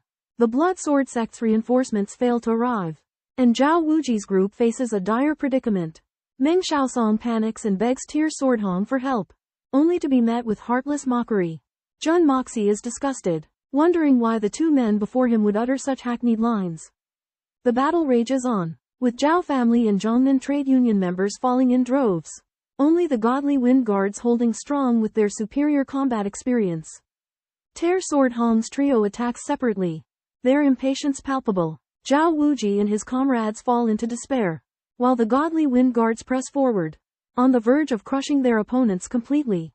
On the fiercely contested battlefield, 3 Sky Profound experts, Lei Jianong, Li Guards, and another, join forces to create an opening and break through the Divine Wind Guards' defense.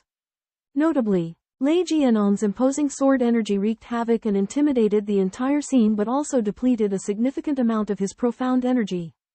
As Lei Jianong was charging, Zhongnan Trade Union's vice president, Meng Xiaosong, surrendered and begged for mercy. However, Zhou Jianming mercilessly kicked him, only to be seized by a blood-clothed assassin who seized the opportunity, pierced Meng Xiaosong's body, and severed Zhou Jianming's right leg. The blood-clothed assassin struck Zhou Jianming's chest with his elbow, crushing his ribs. Following that, he relentlessly pummeled Zhou Jianming with his elbows and knees, causing blood to gush from his 7 orifices until he died. Zhou Jianming's body instantly shriveled into a ball of pulp, and his bones were shattered. Lei Jianong and Feng Paohong were consumed by grief and rage as they charged towards the blood-clothed assassin. But it was too late. The blood-clothed assassin identified himself as a disciple of the Blood Sword sect and mockingly greeted Lei Jianong mercilessly. In the heart of the night, a fierce battle raged on. Assassins from the Blood Sword sect had stealthily approached and were now besieging Lei Jianong and Feng Paohong with an overwhelming advantage. The leader of the assassins in black revealed that the true target of the Blood Sword sect was not the second prince. However, after provoking the opponents, he used a soul-killing incense, greatly reducing their fighting power. Just as the Blood Sword sect was killing at will, an ethereal laughter echoed through the air. A mysterious figure ambushed the Blood Sword sect, leading an unknown force to their aid. The mysterious figure engaged in a fierce fight with 2 masters from the heavenly profound realm. Moving with incredible speed, the leader in red was astonished to find that his profound energy was being rapidly depleted. In the chaos, a masked man in black struck the leader in red with lightning speed. The mysterious figure shouted attack, and more black-clad figures rushed in from all directions, forcing the Blood Sword sect into a desperate situation. The leader in red was filled with terror, realizing that he had met his just deserts. At this moment, facing a mysterious masked enemy dressed in black, the crimson-clad assassins felt despair. Their mystic energy had dissipated entirely, leaving them unable to even circulate it to protect their bodies. The enemy possessed astonishing speed and an uncanny insight into the body's weak points, with each strike precise and merciless. Meanwhile, the 2 celestial profound assassins realized in horror that they too had been poisoned. Their cultivation greatly reduced, rendering them incapable of aiding their comrades. As they desperately gathered their remaining mystic energy, they found that it only accelerated its loss. Suddenly, a group of men dressed in black emerged, their bodies flickering with a golden light. Disregarding the enemy's formidable strength, they charged fearlessly, using their bodies to shield against attacks while simultaneously dismembering the enemy with poisoned weapons. The Crimson Assassins were powerless to resist, and under the dual onslaught of poison and brute force, they were annihilated in an instant. None spared. The 2 celestial profound assassins witnessed this in shock. The killing intent of these men surpassed that of wolves. They were monstrosities that seemed to transcend human limits. Finally, Jun Moxie appeared, personally eliminating the leading assassin. With a precise strike, he shattered his opponent's vital points, his fist piercing through his chest, suspending his heart in mid-air. The 2 celestial profound assassins were filled with terror, realizing that Jun Moxie was a true monstrosity. Even though the enemy's cultivation had been greatly reduced, the strength of his attacks from the Jade Profound Realm was still unable to shatter the body's strength of a celestial profound warrior, resulting only in agonizing screams. In a heated battle, Jun Moxie faces an opponent who appears to be in the early stage of the Sky Profound Realm. To his surprise, his attacks prove ineffective, unable to penetrate the opponent's defenses. Despite the opponent's lack of profound energy control, Jun Moxie senses that they have already reached the Sky Profound Realm. To intimidate his adversary and the spectators, Jun Moxie purposely displays his profound energy at the peak of the Sky Profound Realm. After a barrage of relentless attacks, he finally shatters the opponent's protective profound energy and delivers a fatal blow to the heart. However, this act appears as a brutal slaughter to those watching. Enraged by the sight, 2 Sky Profound assassins threaten to exact revenge if Jun Moxie does not release them. Jun Moxie scoffs and summons the 54 guards hidden in the trees, who entrap the assassins in a giant net. Although the assassins struggle fiercely, their depleted energy levels prove no match for the relentless attacks of the Golden Profound Guards. Their screams echo through the air as they are mercilessly beaten and ultimately reduced to a pulp. After clearing the battlefield, Jun Moxie leads his entourage away, leaving behind the bloody remnants of the brutal confrontation. As he raises his head, his gaze appears to fix upon a specific direction, his eyes holding a cryptic smile and an unspoken intention. In the shadows of the Jun Manor, a clandestine gathering takes place. Suddenly, a nauseating gagging sound shatters the silence. Elder Pang gasps for air, reporting to the Jun Patriarch. Master, the young master's methods are too cruel. The Patriarch asks for an explanation, and Elder Pang describes with horror how Jun Moxie had a man beaten to death, his heart ripped out from behind. The Patriarch is aghast, unable to restrain his own gagging. Meanwhile, a frustrated Jun Wuan leads his army to apprehend Maiden Yuer at the Neon Pavilion, only to find her already gone. Perplexed, he wonders what has become of her. The next day, Jun Moxie assembles his followers to deploy for war. He entrusts the aristocratic hall to Fatty, demanding confidentiality of intelligence, medicinal herb procurement, and handling royal requests. Xiao Yangmo takes care of the aristocratic hall's daily operations, with the option to consult with the King of Equality. Tang Yuan handles royal purchases, even at a loss. Song Shang is responsible for brewing and aristocratic hall security. Hai Chenfeng is tasked with developing a gang intelligence network and is rewarded with a pill that enhances his profound qi cultivation for a decade. Jun Moxie emphasizes the paramount importance of the Jun family's safety. In the afternoon, the army marches forth. Jun Wuan, clad in military garb, ascends a platform in his wheelchair. Brimming with bravado, he declares, "Fight, fear not," igniting immense morale among the soldiers. The Jun family's battle banner reappears, symbolizing their undefeated glory of a decade past. The mighty army embarks on its campaign to southern heaven, with Jun Moxie determined to use ruthless measures to dispel the darkness and restore the Jun family's honor. The day after the army's departure, the Emperor of the Heavenly Fragrance Empire received a secret message that the Blood Sword sect and its hired members of the Zhongnan Guild, along with the Wind God Guards of the Second Prince, had been annihilated. 3 Profound Heaven experts, 15 Profound Earth-level assassins and 40 Jade Profound-level Blood-cloaked assassins had also perished. The Emperor was furious, not only because he had lost an elite force, but also because the true target of the operation, an intricately crafted crossbow, was missing. Upon receiving the news, the second prince fainted due to the heavy losses. Li Yuran was also extremely depressed, having lost not only his elite warriors, but also one of his senior martial brothers. What was even more unsettling was that they had no idea who the culprit was. That night, Li Yuran's underground forces were also attacked and taken over by the Golden Sun Gang. Li Yuran suspected that Jun Moxie was secretly behind this. On the other hand, Jun Moxie, who had joined the expedition, was publicly punished with 30 military strikes by Jun Wuyi for violating military discipline by relieving himself. However, Jun Moxie felt unfairly treated and was dissatisfied. Marong Qian Jun mocked Jun Moxie, but was struck in the forehead by Jun Moxie's spear, resulting in a large bump and provoking widespread laughter. In the army barracks, the playboy Marong Qinjun assaulted Jun Moxie, who had provoked him. To everyone's surprise, Jun Moxie used his unmentionable thing to transform Marong Qinjun's head, leaving him looking ridiculously deformed. The incident sent shockwaves through the army, with laughter erupting even from the stern generals. Grand Commander Jun Wuyi, furious, promptly punished Jun Moxie. That night, the two groups engaged in a violent clash. Jun Moxie led 250 men to decimate the 500 guards of the Marong family, leaving dozens injured and crippled.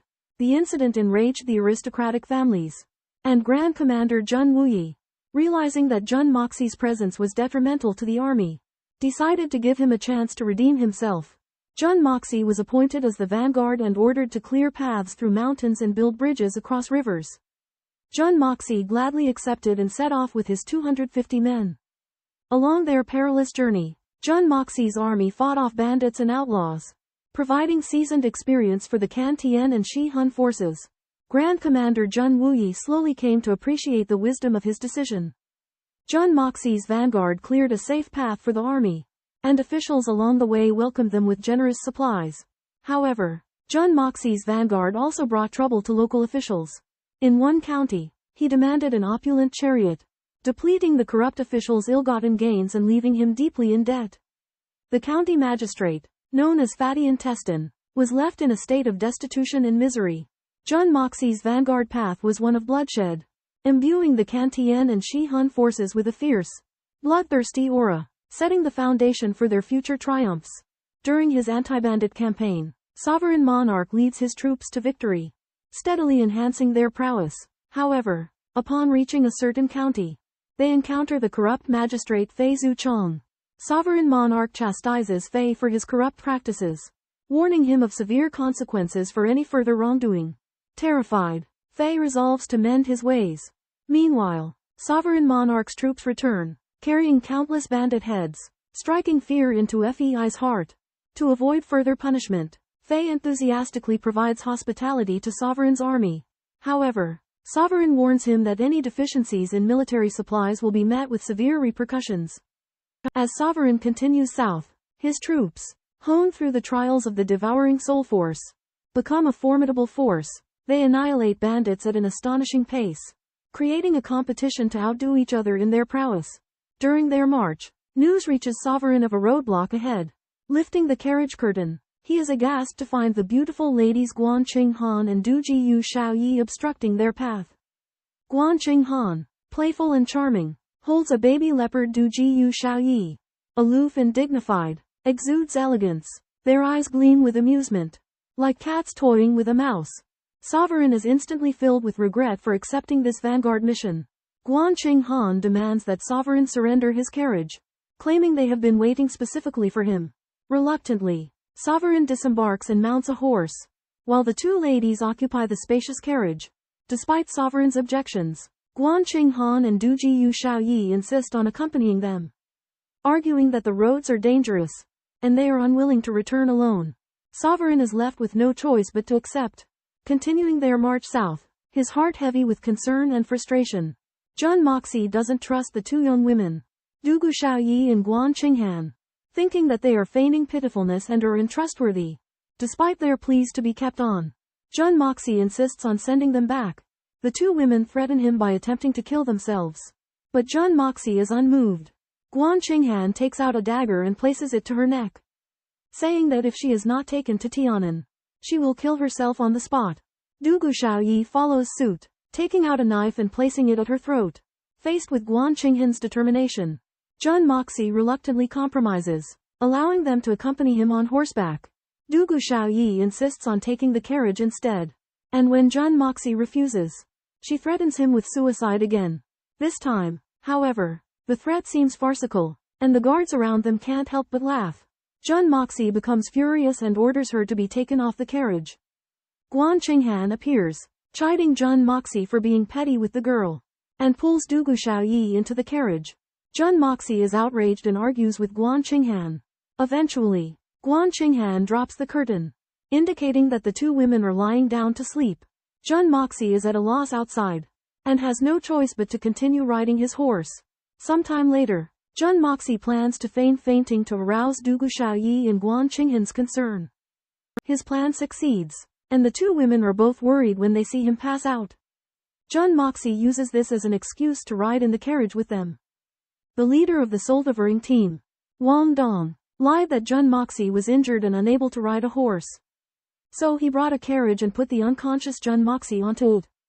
Du Xiaoyi was anxious to check his injuries, so under Guan Qinghan's persuasion, she entered the carriage and found out that Jun Moxie was not actually unconscious. The panicked Xiaoyi interrogated Jun Moxie about his injuries, but unexpectedly found out that he had been poisoned with a poison called yin-yang harmonization scattering, and the antidote required intercourse between a man and a woman. Guan Qinghan saw through Jun Moxie's tricks and exposed his lies. Xiaoyi realized that she had been deceived and was filled with shame and anger, and she accused Jun Moxie. Jun Moxie shamelessly suggested telling stories to ease the awkward atmosphere, but Xiaoyi angrily pounced on him. Time passed, and Jun Moxie enjoyed the company of beautiful women and extorted money along the way. The remnant Sky and Soul-devouring troops fought along the way, and their morale gradually sank. As they approached the heavenly punishment forest, the mountains became steeper and bandits became fewer.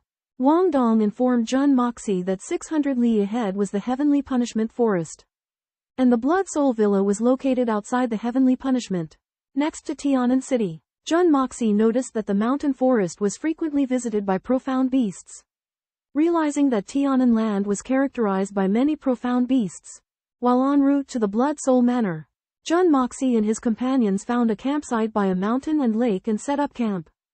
Guan Qinghan and Du Ji Yu Xiaoyi, drawn by the clear waters of the lake, decided to bathe. At this moment, Jun Moxie suddenly fell into deep thought and began to ponder his life's goals and aspirations. He asked himself whether he wanted to conquer the world, live in luxury and comfort, or live a carefree life.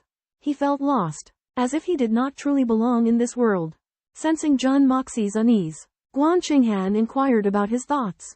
Jun Moxie expressed his confusion and sense of emptiness, admitting that he had lived an unremarkable life up until this point and yearned to find his purpose. Guan Qinghan shared her own experiences and insights with Jun Moxie. She believed that while an ordinary life sufficed for most people, those with ambitious spirits like Jun Moxie had a different destiny. Jun Moxie was inspired by Guan Qinghan's words and realized that his true goal was to find inner peace and freedom. He resolved to no longer be constrained by worldly desires or concerns about reputation, but rather to follow his heart and forge his own path, leaving an indelible mark in the world. A surge of formidable killing intent radiated from Jun Moxie's body as he declared that he would embark on a journey of bloodshed. Beginning in Tiannan, his killing intent soared, causing the heavens and earth to tremble, and affecting all living creatures nearby. In the distance, 3 middle-aged experts from the Dongfang family, who had been flying swiftly, sensed Jun Moxie's killing intent and immediately changed course to investigate. Among them, the man with the black beard stated that while Jun Moxie was his nephew, family feud had nothing to do with him, and he would not interfere in the Jun family's affairs. At the three-fork intersection outside the jungle, Jun Moxie stood idly, waiting. Suddenly, he noticed 3 powerful auras approaching. He squinted his eyes and saw that they were 3 experts of the divine profound realm. The overwhelming murderous intent from these 3 people made Jun Moxie realize that their strength should not be underestimated. It was even stronger than the elder from the Wind Snow Silver City he had encountered. The 3 experts appeared. The short and stocky Dongfang Wendaodao looked down on Jun Moxie from above and questioned him as to whether anyone had stopped here and then left. His attitude was arrogant and disrespectful, as if he was interrogating someone. Jun Moxie, the cold and ruthless killing god, naturally wouldn't put up with this. Dongfang Wendaodao was furious and threatened to punish Jun Moxie, but Jun Moxie remained unmoved. Dongfang Wenqing was puzzled and wondered if Jun Moxie had something to rely on or if he had a powerful background. Dongfang Wendaodao insisted on teaching this arrogant young man a lesson.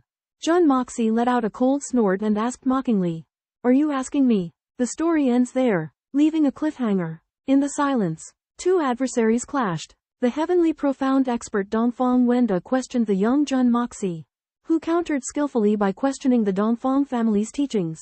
Jun Moxie then displayed his astonishing lightness skill, suppressing Dongfang Wenda despite his lower jade profound cultivation level, even cornering him into a life-threatening situation. Though he showed mercy, Dongfang Wenda was utterly defeated, his body and spirit suffering grievous blows. The battle overturned everyone's understanding. Dongfang Wenda was renowned for his lightness skill, yet it proved useless against Jun Moxie. Jun Moxie's ghostly movements left Dongfang Wenda unable to evade, and despite their over 20-level cultivation gap, his superior agility and technique rendered the heavenly profound expert helpless. Dongfang Wenda, after his defeat, suffered heavy internal bleeding, displaying an open-minded magnanimity in acknowledging his loss. Jun Moxie, in turn, admired his character. It was a remarkable duel, showcasing not only Jun Moxie's peerless lightness skill but also the composure and grace of a heavenly profound expert in the face of defeat. The 3 renowned brothers of the Zhonghu, Dongfang Wenqing, Dongfang Wenjian, and Dongfang Wenda, unexpectedly reunite after many years apart and encounter a young man. After a series of duels, they are astounded to learn that the youth, Jun Moxie, is their long-lost grandnephew. It turns out that Jun Moxie's maternal grandmother was Dongfang Wenqin, the younger sister of the Dongfang brothers. Tragically, Jun Moxie's father and uncle perished defending Tianxiang City, and his mother, overcome with grief, passed away shortly after returning to her family home. Thus, the Dongfang brothers lost contact with the Jun family. Upon hearing the truth, Jun Moxie is stunned, never having imagined that his paternal uncles were the legendary Dongfang trio. The brothers are equally overjoyed, having known of Jun Moxie's father as their nephew but being unable to locate him. However, their reunion is not without its challenges. In a moment of excitement, Dongfang Wenda makes an insensitive remark that incenses Jun Moxie.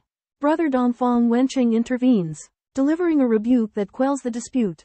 Dongfang Wenqing explains that Jun Moxie's mother, Dongfang Wenqin, was his and his brother's beloved younger sister, making them Jun Moxie's maternal uncles. Jun Moxie accepts this revelation, realizing that he now has the backing of 3 mighty divines. The reunion between the Dongfang brothers and Jun Moxie not only resolves years of misunderstanding but also provides Jun Moxie with invaluable support as he embarks on a quest to uncover the truth behind his parents' demise. The assistance of the Dongfang brothers will prove crucial. Jun Moxie learns that his mother's surname is Dongfang, and the 3 people in front of him are his uncles. However, his uncles mistakenly believe that he is the debauched and incompetent 3rd young master of the Jun family and are resentful of his reputation. Jun Moxie is unable to defend himself and can only helplessly clarify the truth. Dongfang Wenqing and the other 2 are surprised to learn that Jun Moxie is not the debauched son rumored to be, but a man of great talent and exceptional martial arts skills. They also learn that Jun Moxie will face great danger on his trip to Tiannan, especially from the threats of Fengshui Yincheng and Blood Soul Villa. Dongfang Wendao is furious and threatens to castrate the son of the villa master of Blood Soul Villa, Li Juishan, to avenge his coveting of Jun Moxie's wife, Guan Qinghan. Dongfang Wenqing sympathizes with Guan Qinghan's plight and implies that Jun Moxie can remarry Guan Qinghan and inherit the Jun family bloodline. Faced with his uncle's concern and marriage advice, Jun Moxie is at a loss. But he also realizes that his uncle's help may be vital in the perilous lands of Tiannan. That night, Dongfang Wenqing and the other 2 occupy 3 tents in Jun Moxie's camp, which greatly frustrates and depresses Jun Moxie. After learning about Mo Ye's identity, Dongfang Wenqing sentimentally recounted the past of Mo Ye's mother, Dongfang Wenqin. Back then, Dongfang Wenqin married Jun Wuwan against her family's wishes. However, this marriage eventually ended with Dongfang Wenqin feeling disheartened and falling into a decade-long coma. Before she passed away, she left behind the last words "no regrets in life," expressing her love for her husband. In order to avenge their daughter, the Dongfang clan mobilized the entire family to pursue the Shao family of Fengshui Yincheng. However, due to the interception of the 3 supremes, the Dongfang clan was vinused to make an oath that they would not appear on the continent again unless Chijiafeng collapsed and the snow mountain collapsed, and the mysterious beasts came out to face punishment from heaven. Dongfang Wenqing explained that although the Dongfang clan was hidden from the world, the 3 brothers still operated in the name of the Dongfang clan, but kept their identities secret. This time, the Dongfang clan was invited by the Blood Soul Villa to assist in the battle against the tide of mysterious beasts. After listening to his mother's story, Mo Yi had mixed feelings. On the one hand, he was grateful for his parents' true love, and on the other hand, he was shocked by the tragic history of the Dongfang clan. At the same time, he felt a sincere dislike for the 3 supremes, believing that they had used harsh conditions to suppress the Dongfang clan. At the request of Li Juishan, the Dongfang families Dongfang Wenqing, Dongfang Wendo and Dongfang Wenqing were each remunerated with 100,000 taels of silver, for a total of 300,000 taels to carry out a mission. Jun Moxie is astounded when he hears of this, believing that such formidable divine profound experts are worth more than mere laborers who could be hired with a mere 10,000 taels of silver for drinks. The Dongfang trio explain that, having secluded themselves for many years, they are lacking in funds and that the remuneration is of great importance to them. They also reveal that in order to avoid a devastating conflict between the Jun and Dongfang clans, Jun Moxie's grandfather signed a covenant with the imperial family vowing to endure in silence. Jun Moxie listens in quiet reflection, sensing his grandfather's helplessness and good intentions. Dongfang Wenqing then reveals the Dongfang clan's concern as a family of assassins, namely that their focus on assassination has left them lacking in experience in direct confrontations, hindering their advancement to the supreme realm. Using Jun Moxie's unparalleled agility as an example, he points out that Jun Moxie's over-reliance on techniques will hinder his martial cultivation, forever barring him from reaching the supreme realm. Dongfang Wenqing's words resonate deeply with Jun Moxie. making him realize the consequences of his excessive reliance on the Hongjun Pagoda. He comes to understand that as a cultivator, when facing formidable opponents, even when the odds are against him, he must boldly confront them head-on to hone his martial skills and willpower. After a night of contemplation, Jun Moxie finally comprehends his uncle's teachings and 3 days later welcomes the arrival of Jun Wuyi's army. An AWE-inspiring army marched forth with thunderous, synchronized steps, dust rising into streaks, demonstrating their elite prowess. Leading this force was the renowned and disciplined General Jun Wuyi. Observing from afar, Dongfang Wenqing and 2 companions were amazed. They remarked on the immense unity they witnessed in the soldiers' faces. Even the rebellious Jun Moxie was impressed by the army's flawless formation. However, when facing Jun Wuyi, Jun Moxie was met with icy coldness. Jun Wuyi reprimanded him for his lack of discipline as a vanguard, blaming him for poor communication, which had compromised the army's trust and authority. Despite his reluctance, Jun Moxie bowed his head and heeded the scolding, attempting to justify his actions. At this moment, the Dongfang family trio made an unexpected appearance. Reuniting with Jun Wuyi, past grudges were gradually forgotten, replaced by remorse and concern. Jun Wuyi revealed his decade-long longing for his wife, the pain of his disability, and the heartache of losing loved ones. Dongfang Wenqing and the others were deeply moved, expressing their understanding and sympathy for Jun Wuyi's plight. Jun Wuyi requested that if he were to meet with an unfortunate end, they must ensure Jun Moxie's safe return to Tianxiang.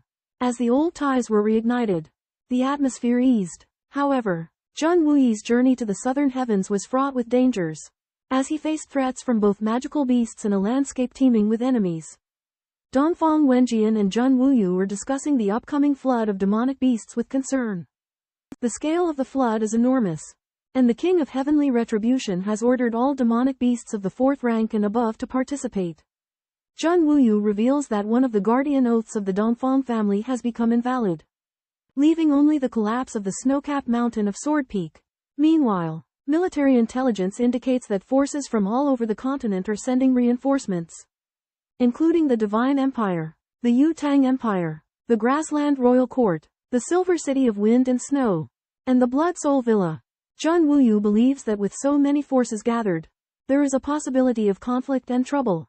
In addition to the battle against the demonic beasts, Dongfang Wenqing adds that in addition to the divine eagle Supreme Eagle fighting the sky, the Gale Sword God Feng Zhouyan has also arrived. Advanced Zon practitioners and secluded masters from all walks of life are also constantly pouring in. Dongfang Wenjian expresses that even with such a powerful lineup, there is no hope of victory, as the scale of the demonic beast flood is extremely large, and even if all forces join hands, it will be difficult to win. Jun Moxie, however, believes that with so many forces gathered, it will lead to command problems, as the leaders of each force are reluctant to submit to others. He believes that although the demonic beast flood is powerful, there is a clear hierarchy among the demonic beasts, and their obedience to orders is superior to that of humans. Faced with this fierce war, Jun Wuyu and Dongfang Wenqing and others are very worried. Jun Moxie, on the other hand, seems relaxed, believing that he only needs to ensure the safety of his own side. In this critical moment, Tianxiang's reinforcements arrived at Tianan City and were welcomed in by garrison commander Wan Wu Yan. Jun Wuyi found the city deserted except for young and able-bodied males and shops. After inquiring, they learned that the garrison commander had evacuated the people 300 kilometers away to avoid the demon beast attack. After entering the city, the Tianxiang army went to the city lord's chamber but found that the martial heroes of various sects, as well as the imperial army, were on equal footing and treated the Tianxiang army as inferior. Jun Wuyi frowned at this. He realized that if they wanted to win this battle, the military needed to take unified command and that the various sects were not necessarily capable of this. As everyone gathered in the chamber, Zhu Tian Supreme Li Wei Tian put forward a plan to repel the enemy. Jun Moxie and Li Tengyun got into an argument. Li Tengyun accused Jun Moxie of hitting on Guan Qinghan while Jun Moxie countered by pointing out that Li Tengyun had snatched a civilian girl, violating a major taboo in the martial world. Under Zhu Tian's rebuke, everyone calmed down. Suddenly, a long and mournful cry could be heard, shaking the soldiers present to the point of spitting blood. Zhu Tian's face turned pale, and he exclaimed in shock, "Heavenly punishment! the big boss, has come out. He revealed that the heavenly punishment Beast King had descended on Tiannan. Tiannan City is suddenly struck by a catastrophe, with millions of profound beasts howling together. Profound Beast King He Chongshao and Shang Kaishan successively let out imposing roars. Shang Kaishan is heavily wounded and his older brother Mei Venerable rushes to his side. Mei Venerable bluntly questions Li Juishan without holding back, and his attitude is tough. Li Juishan is not willing to give in and argues that his counterattack is justified. Mei Venerable satirically remarks that Li Juishan is always talking about reason but never acts on it. Li Juishan avoids Mei Venerable's question and warns him not to provoke the sacred land. Mei Venerable is furious and accuses Li Juishan of daring to enter the secluded immortal palace and heavily wounding Shang Kaishan. He warns Li Juishan using the sacred land as a threat. Everyone is shocked and speculates about the secrets of the secluded immortal palace. Li Juishan avoids answering, and the two sides confront each other. The outcome remains uncertain, leaving countless questions unanswered. Li Juishan cautions Venerable Mei against underestimating the taboos of heaven and earth and the sacred lands. However, Venerable Mei boasts arrogantly that he fears no taboos and would even dare to make the three sacred lands secluded celestial palace. Supreme Golden City. Illusory Blood Sea return in defeat from the heavenly punishment. Afterwards, the King of Heaven's punishment rallied a vast army of profound beasts, including a formidable lineup of NINTH-grade gold tigers, white jade lions, and earth-splitting bears. Innumerable flying and crawling profound beasts also joined the ranks, creating a magnificent spectacle. In the midst of it all, Jun Moxie is surprised to spot a solitary youth standing alone beneath the 100 Li family banner. Seemingly unfazed by the horde of profound beasts, Dongfang Wenqing explains that the youth is destined to be abandoned by the 100 Li family.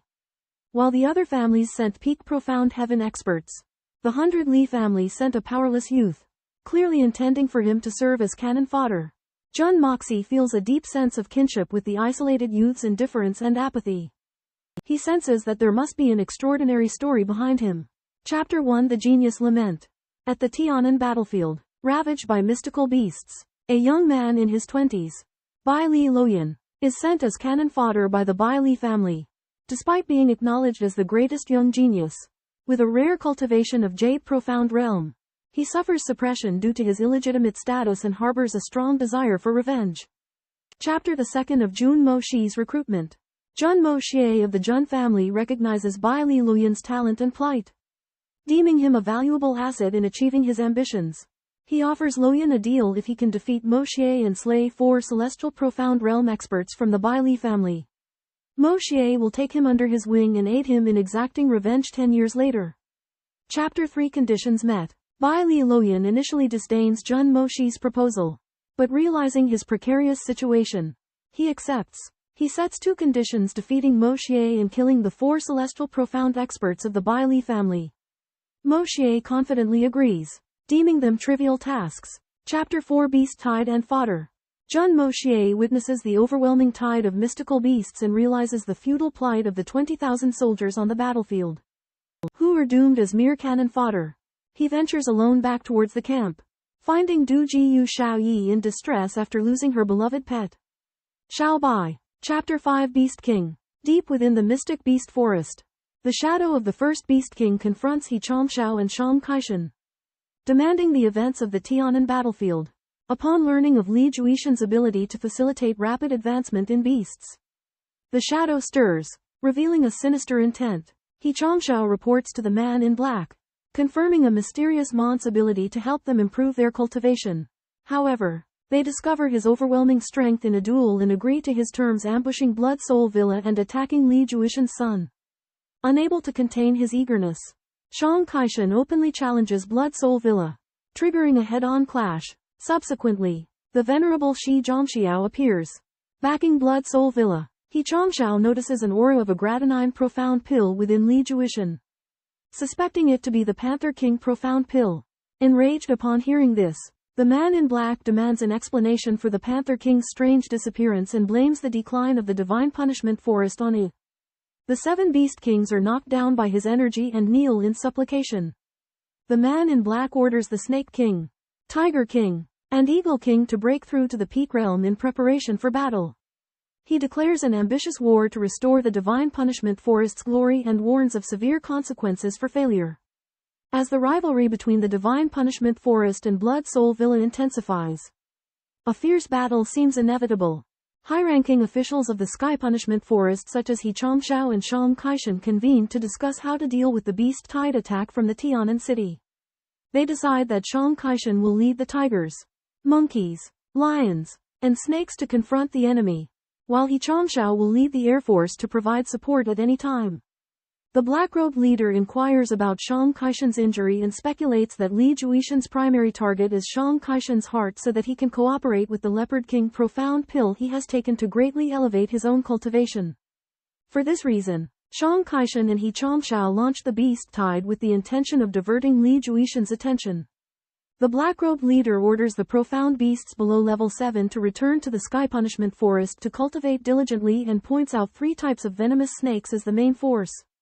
The green-clothed young lady Snake King accepts her orders and withdraws.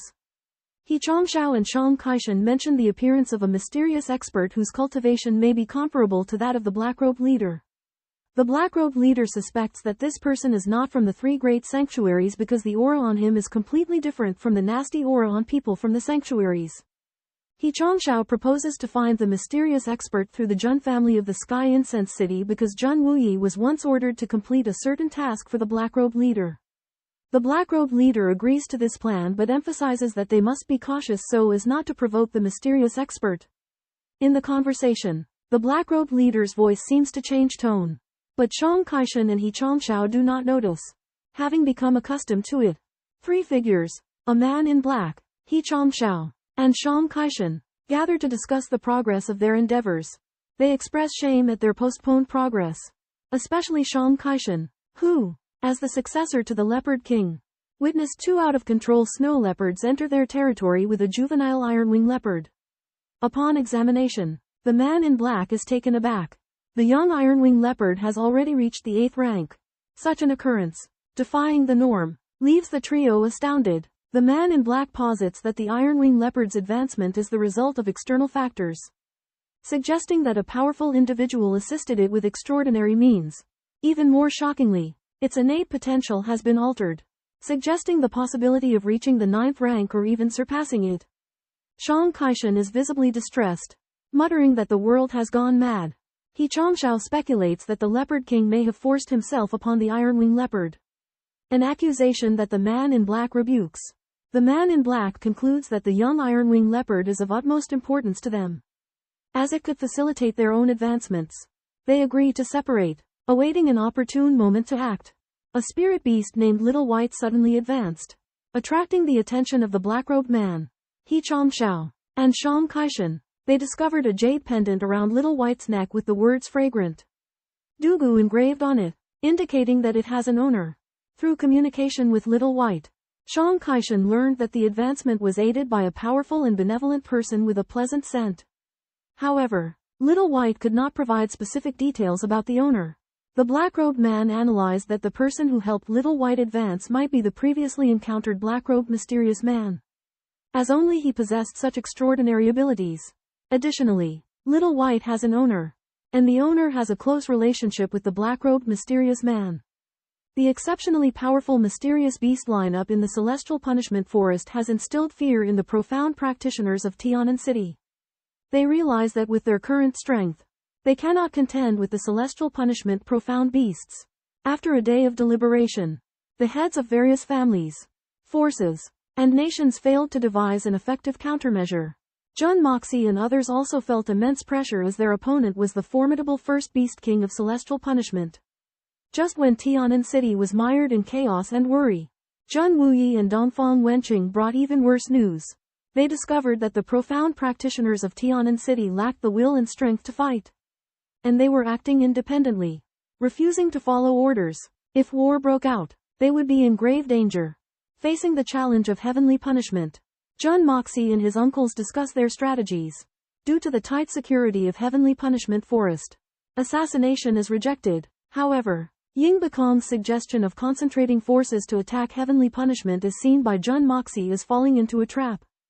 Jun Wuyi, upon seeing that the situation is grim, decides to go to war.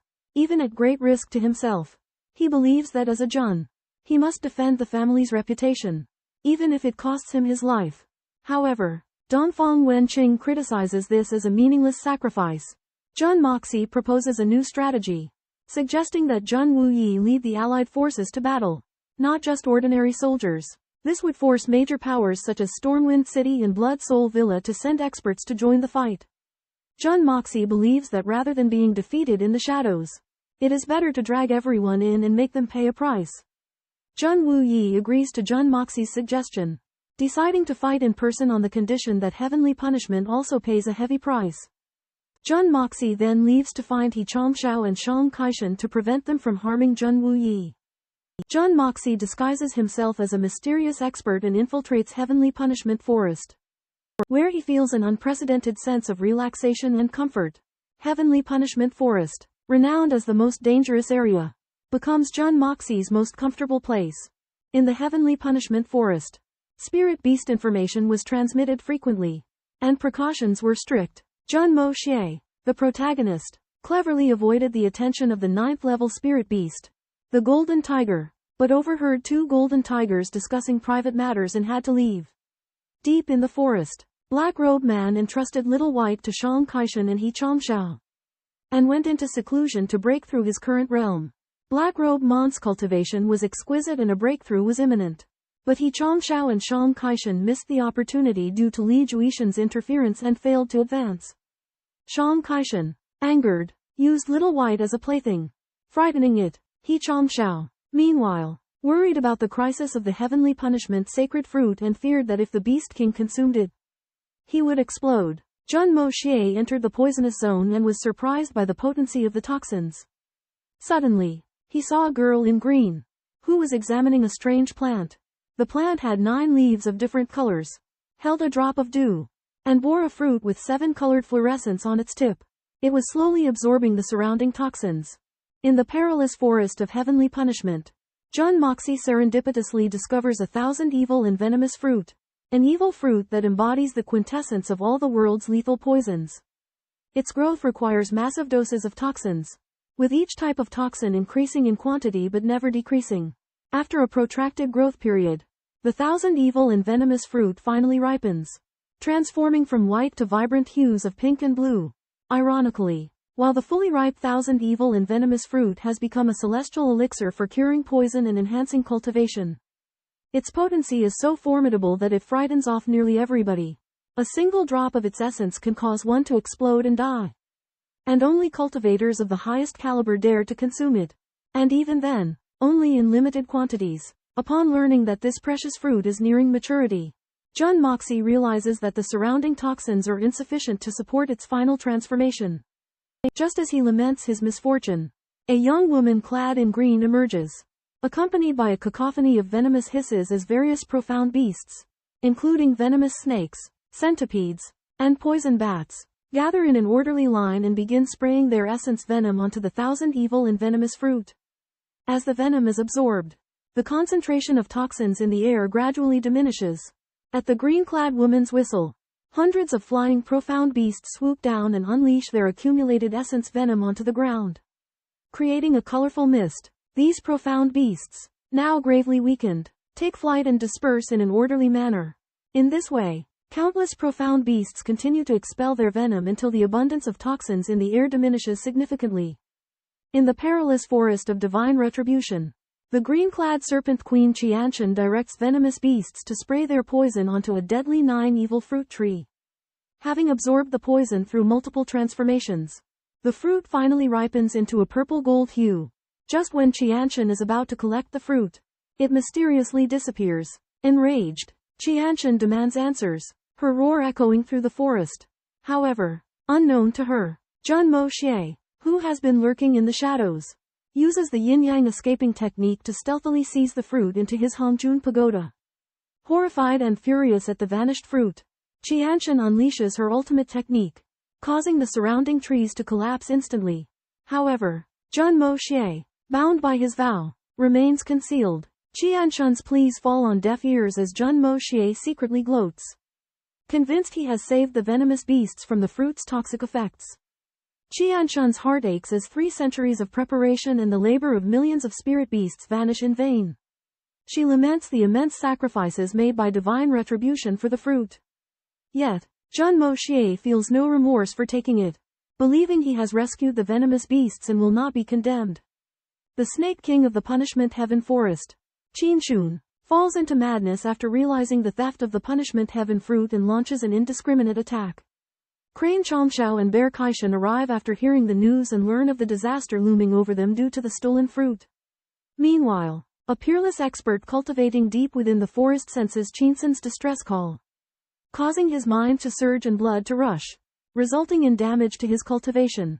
This expert, realizing the loss of the fruit that had prevented his breakthrough, feels resentment and blames Li Juishan.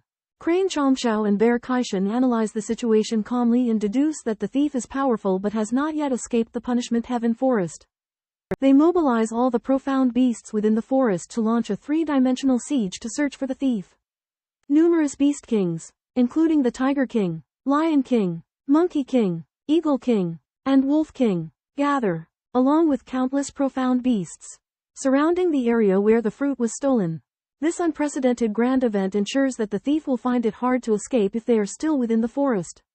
However, even with this massive search, a profound sense of despair lingers in the hearts of all present. As the loss of the fruit has ruined the Punishment Heaven forest's century-long cultivation efforts, the guilt-ridden Snake Lord Qianxuan was confronted by the accusations of the beast horde. Leaving her utterly ashamed, Crane Chongxiao ordered an all-out search for the thief who had stolen the Punishment Sky sacred fruit. However, a terror-inducing pressure descended upon Punishment Sky Forest, causing the beasts to tremble in fear. The 8 beast lords simultaneously felt an irresistible force, as if a divine being had descended.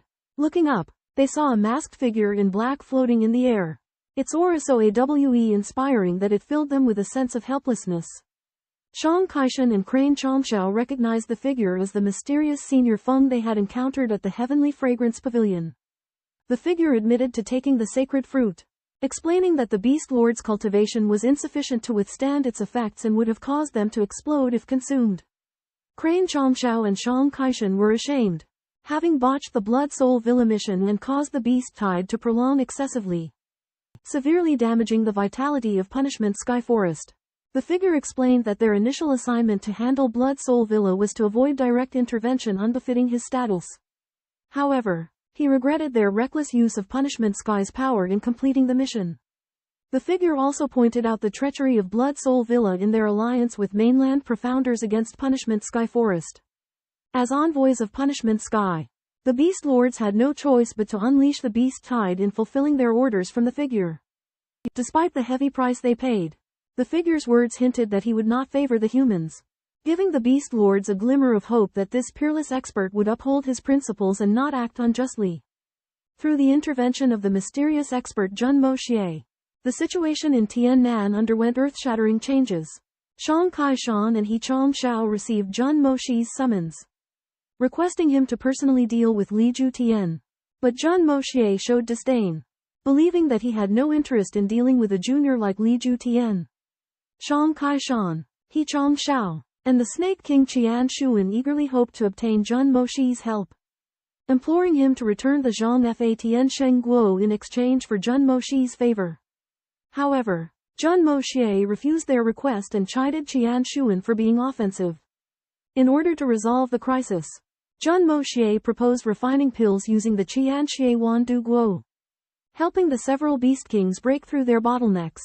Qianshuan was initially hesitant, but the guarantees of Hisan Shangxi and the medicinal pill in Jun Moxie's hands completely dispelled her doubts. Ultimately, Jun Moxie agreed to refine the spirit pill within 3 years. Assisting the beast kings in breaking through, he gave them several pills, each of which could increase their cultivation by 10 years. As a gesture of sincerity, the beast kings were deeply moved, believing wholeheartedly in Jun Moxie's capabilities and promises. Their gazes were filled with passion and anticipation. Through his ingenious tactics and clever rhetoric, Jun Moxie stabilized the situation in Tiannan, gaining the trust and support of the beast kings.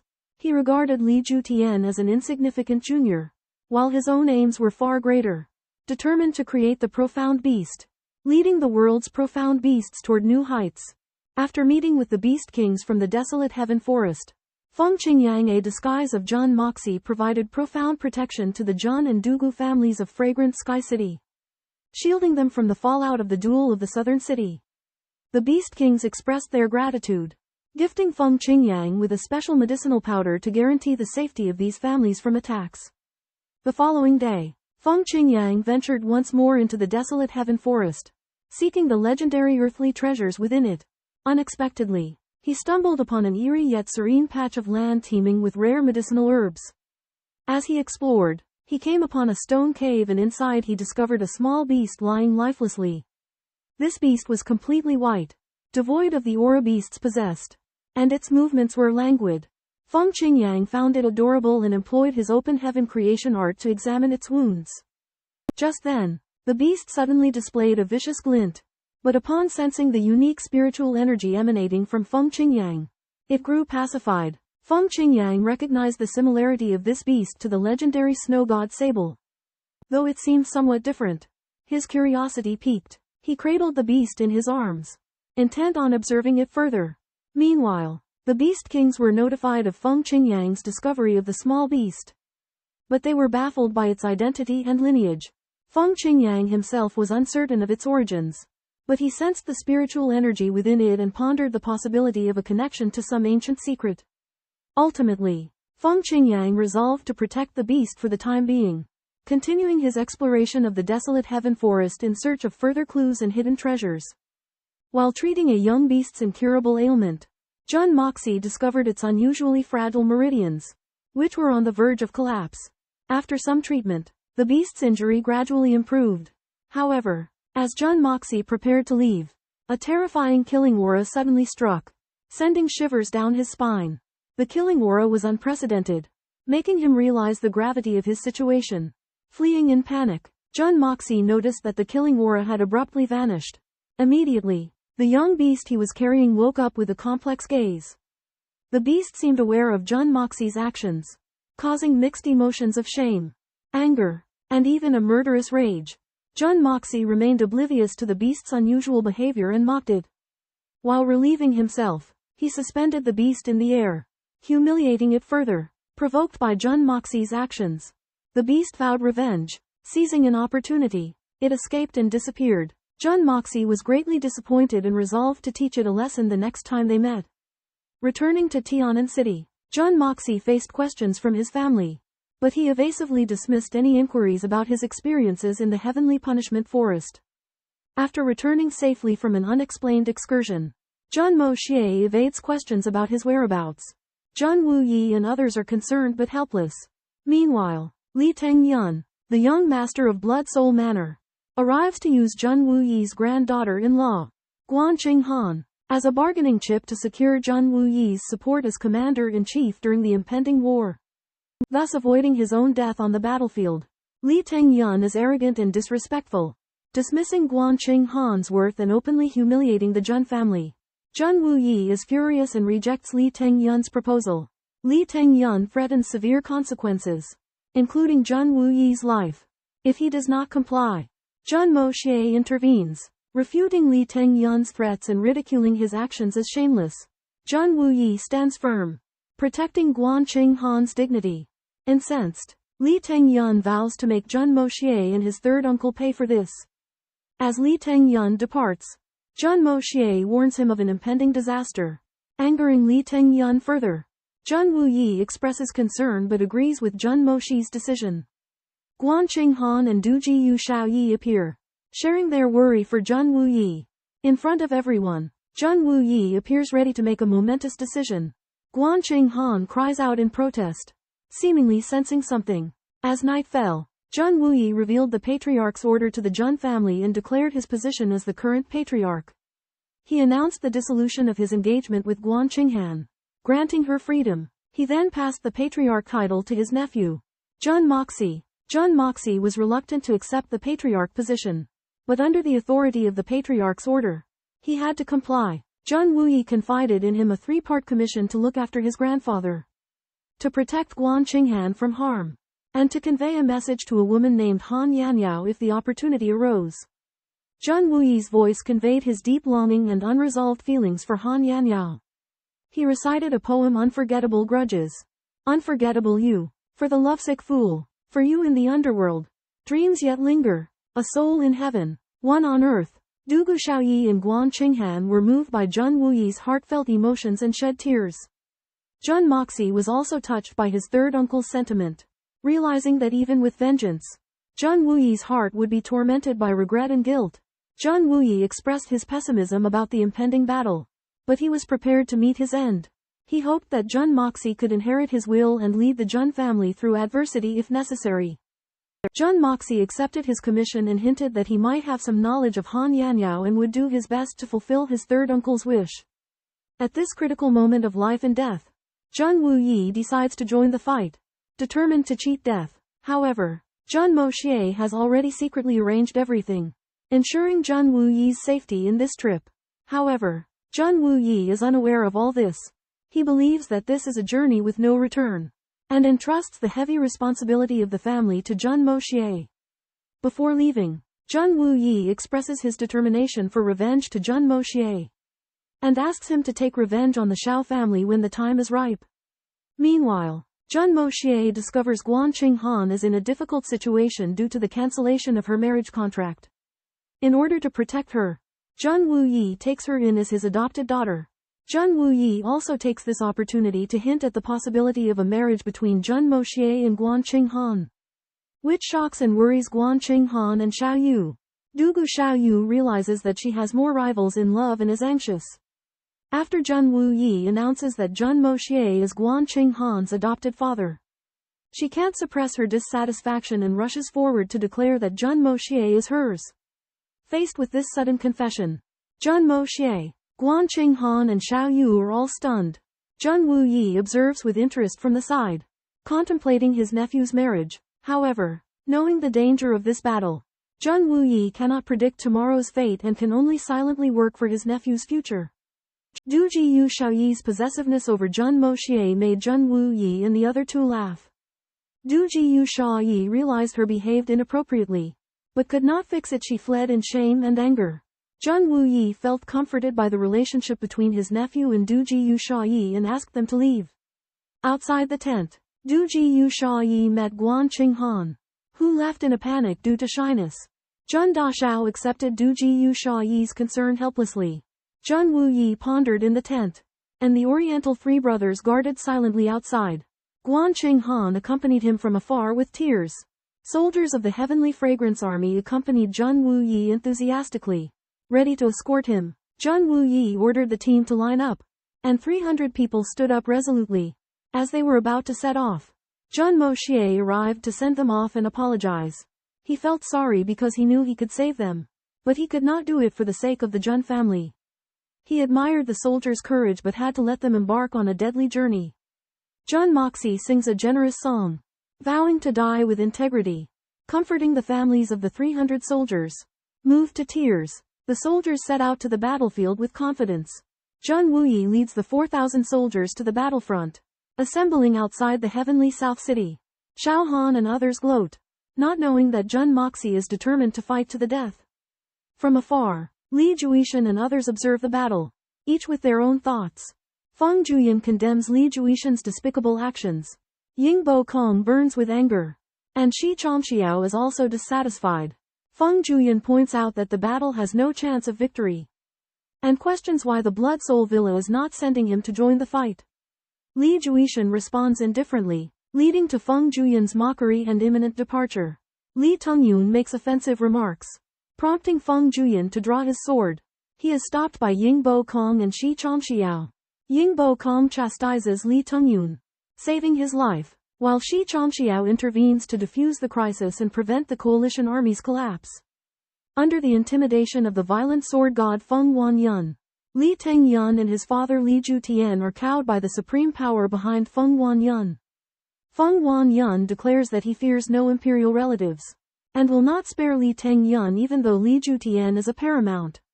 However, Li Zhutian is determined to protect his son, even if it means becoming the enemy of the world. Ying Bo Kong and Shi Chomxiao step forward to mediate, but Li Zhutian insists on his position. believing that as the second in command of the paramounts, he has the authority to stand up for his son. Ying Bokong berates Li Zhantian for distorting right and wrong. Acknowledging that his son provoked trouble but choosing to shield him, Ying Bokong even indignantly points out that Li Zhantian's son is no more precious than other fallen warriors. Tears Unending also joins the debate, stating that it is meaningless for the four paramounts to fight among themselves, and that they should prioritize resolving the impending crisis. Under the persuasion of the crowd, the four paramounts temporarily put away their differences. But tensions remain. Ying Bokong is restless, and under Jun Moxie's instructions, he keeps a close eye on the situation, looking for Jun Moxie's whereabouts. At this time, a mysterious voice is heard from afar, identifying himself as Venerable Mei and asking if Li Zhantian is prepared. Venerable Mei arrives at the scene, but is enraged by Li Zhantian's seemingly unintentional greeting, and curses him. Li Zhantian is bewildered, unaware of why Venerable Mei is so furious, and the atmosphere between the two becomes tense. Venerable Mei exudes murderous intent, as if Li Zhantian harbors some unspeakable secret. All this stems from the psychological shadow Venerable Mei has developed due to the humiliation he has suffered. When the Lord of Heavenly Punishment roared thunderously outside the city, Xuanxuan assembled his magical beast troop and prepared to go into battle. A voice suddenly echoed in his mind, ordering him to lead the first wave of the fight that day. He was astounded, realizing that the voice was from Jun Moxie. Jun revealed that he had sprinkled medicine powder on the heads of 5 enemies and warned Shang not to confuse them with others. He also bestowed a large amount of spiritual energy on him, healing his injuries and raising his cultivation level. Jun entrusted Shang to keep those 5 well protected, as they were in danger not only from the enemy but also from within the allied forces. Meanwhile, Jun demanded that Shang ruthlessly deal with the rest of the enemies, especially those from Snowy Silver City and Blood Soul Villa. Jun left, and Shang felt a sense of loss, but a refreshing sensation in his body assured him that it was no illusion. Meanwhile, Jun also reminded He Changxiao to ensure a foolproof plan. At the same time, Venerable Mei and Li Zhuishan confronted each other, fuming with anger. Shi Changxiao tried to calm them down, but Venerable Mei lost control of his emotions and openly humiliated Li. Outraged, Li retaliated, and the two engaged in a fierce battle. With the assistance of Skyfire Forest, Xuanxuan and his allies gathered their strength, preparing to fight the southern region profound cultivators. However, the violent clash between Venerable Mei and Li prematurely ignited the battle between the two sides. The 8 mighty masters engaged in a fierce duel, their chi colliding in deafening blasts. Li was struck down by Venerable Mei, and she and others attempted to rescue him, but they were unable to stop Mei's pursuit. Eventually, the 8 masters combined their forces to withstand Mei's deadly blow, resulting in a cataclysmic explosion. The scene was terrifying, and Shang became a victim of the blast, a rock flying into his mouth. However, as a bear king, he miraculously survived, chewing and swallowing the rock. Confronted by the combined attack of 7 masters, Venerable Mei's profound prowess reached its peak, matching them blow for blow. Amidst the deafening explosion, the concealed Jun Moxie was struck by a boulder, hurled into the air, and narrowly escaped a deadly encounter. Unexpectedly, 2 purple gold guardians, Thunderstorm and Gale, arrived on the scene, revealing their identities as the renowned Thunder and Gale, the 2 unstoppable swordsmen. They had come on behalf of the secluded Immortal Palace to witness the heavenly punishment battle and deliver a message from the palace master. Venerable Mei could fight as she wished, but must exercise restraint to prevent innocent casualties. Venerable Mei mocked the hypocrisy of the secluded Immortal Palace, asserting that the Forest of Heavenly Punishment had its own agenda and would not be swayed by any external influence. Though angered by her words, Thunderstorm and Gale ultimately restrained themselves, stating that they would not engage in battle but would await a future opportunity to spar. With Venerable Mei's gaze now turning to the 4 Supremes, the story continues. Venerable Mei of the Sky Penalty Forest leads numerous profound beasts to challenge the secluded Immortal Palace, demanding that Palace Master Li Zhuishan hand over the Leopard King Profound Pill, expel Continental Profound Practitioners into Sky Penalty, and cripple Li Zhuishan's son's legs. Li Zhuishan's side confronts the 4,000 profound beasts with 4,000 people, led by Jun Wu. Jun Wu had initially devised a sound strategy, but the rebellion of the Blood Soul Manor disrupts his plans.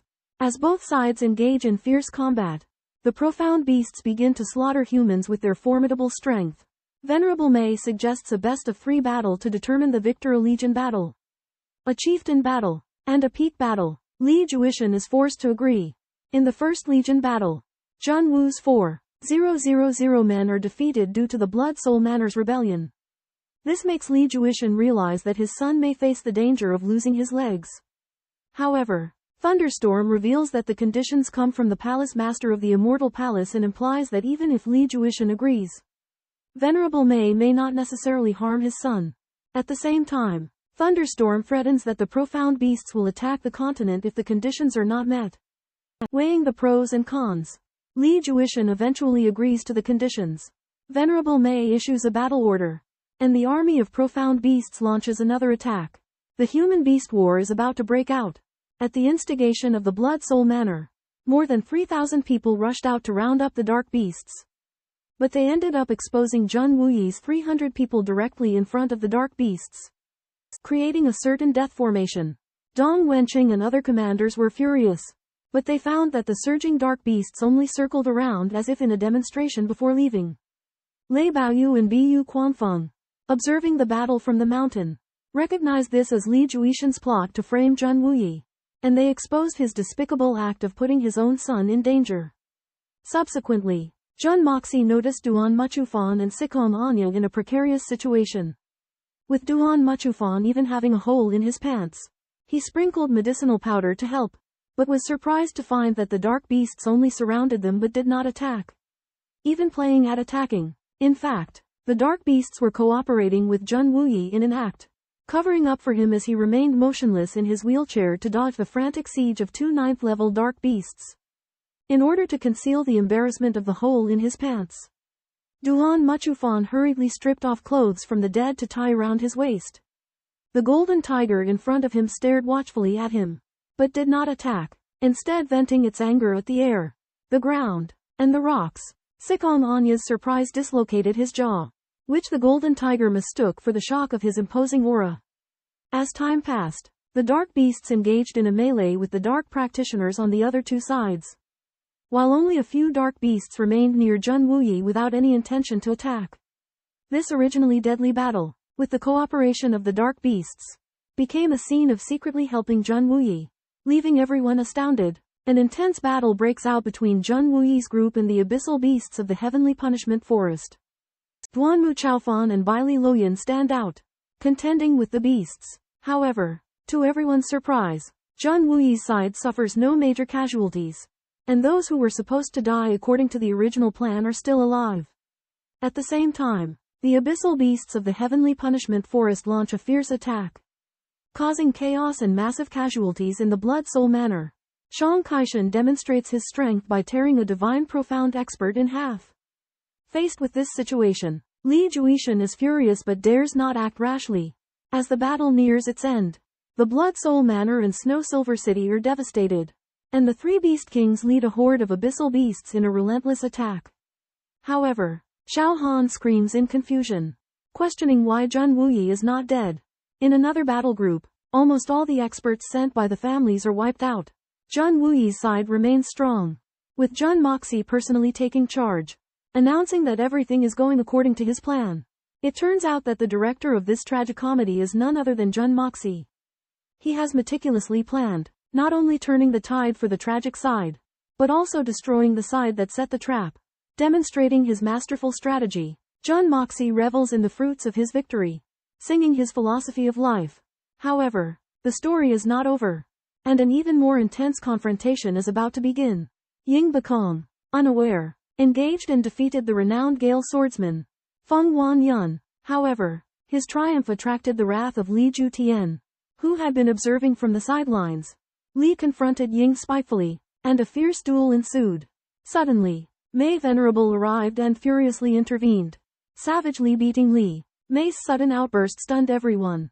Unbeknownst to them, she had recognized the nearby Jun Moxie as the vile man who had deceived and humiliated her. This pent-up rage exploded as Mei mercilessly attacked Li. Ying initially assumed Mei's wrath was directed at him and prepared to assist. However, Jun stopped him. Mei demonstrated astonishing power, employing the universe technique to imprison Li in a celestial cage.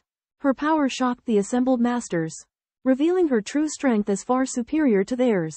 Mei cast Li aside and turned her icy gaze on Jun. She demanded his identity through gritted teeth. Jun, realizing he couldn't extract her purpose from Ying, volunteered to answer. He suspected Mei held no ill will towards him, possibly even considering him as a disciple. In a fortuitous encounter, Jun Moxie happens upon Venerable Plum, the esteemed entity of Heavenly Punishment Forest. However, unbeknownst to Jun Moxie, this seemingly amiable elder harbors an unyielding vendetta against him. Jun Moxie's self-aggrandizement draws the attention of Venerable Plum, who discerns the youth's connection to the enigmatic figure who purloined the holy fruits of punishment from the forest. Though consumed by rage, Venerable Plum recognizes that slaying Jun Moxie could jeopardize the impending advancement of the heavenly punishment beast king. Thus, Venerable Plum channels his grievance into sadistic torment.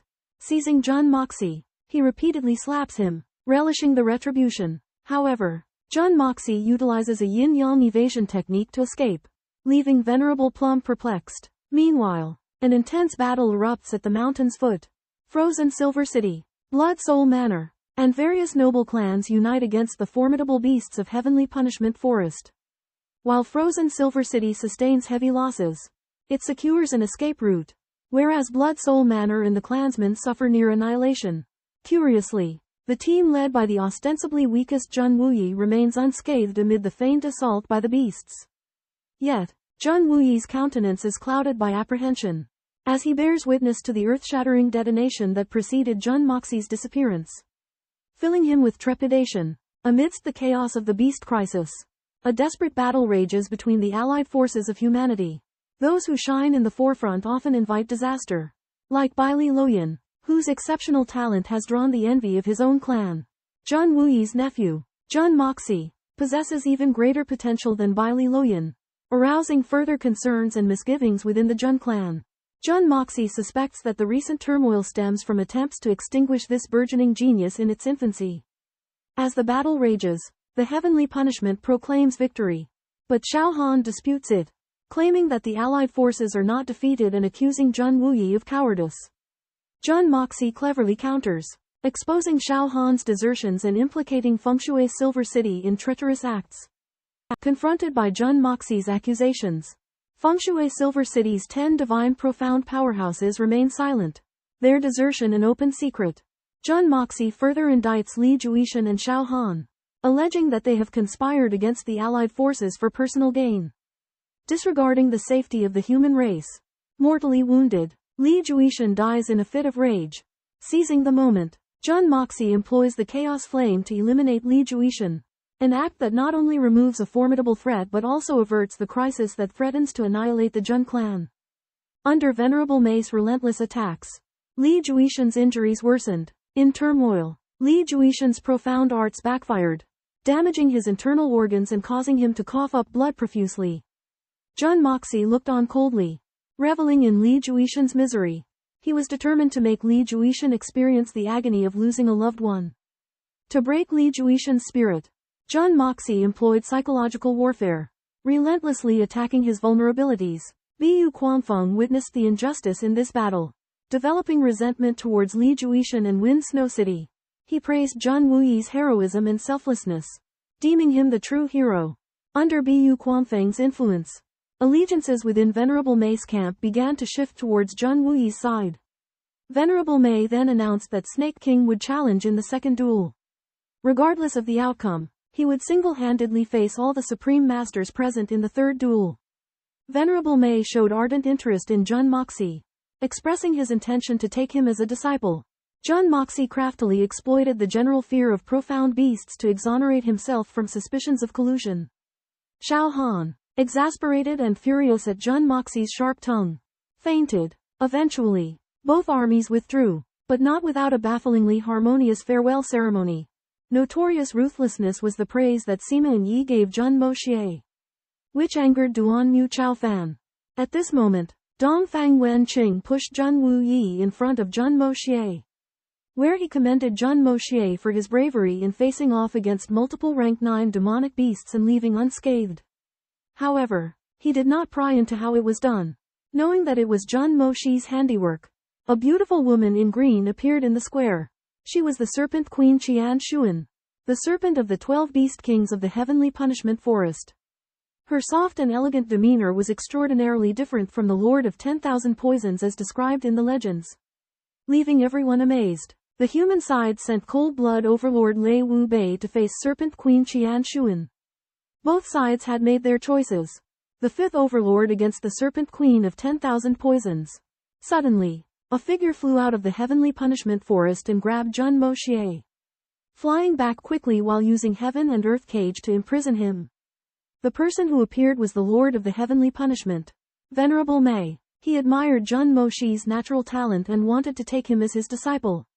Although Jun Moxie intended to escape into the Hongjun Tower to break free, he found that the heaven and earth cage, which sealed his spiritual energy, prevented him from moving. Venerable Mei kicked Jun Moxie and warned him not to make a move.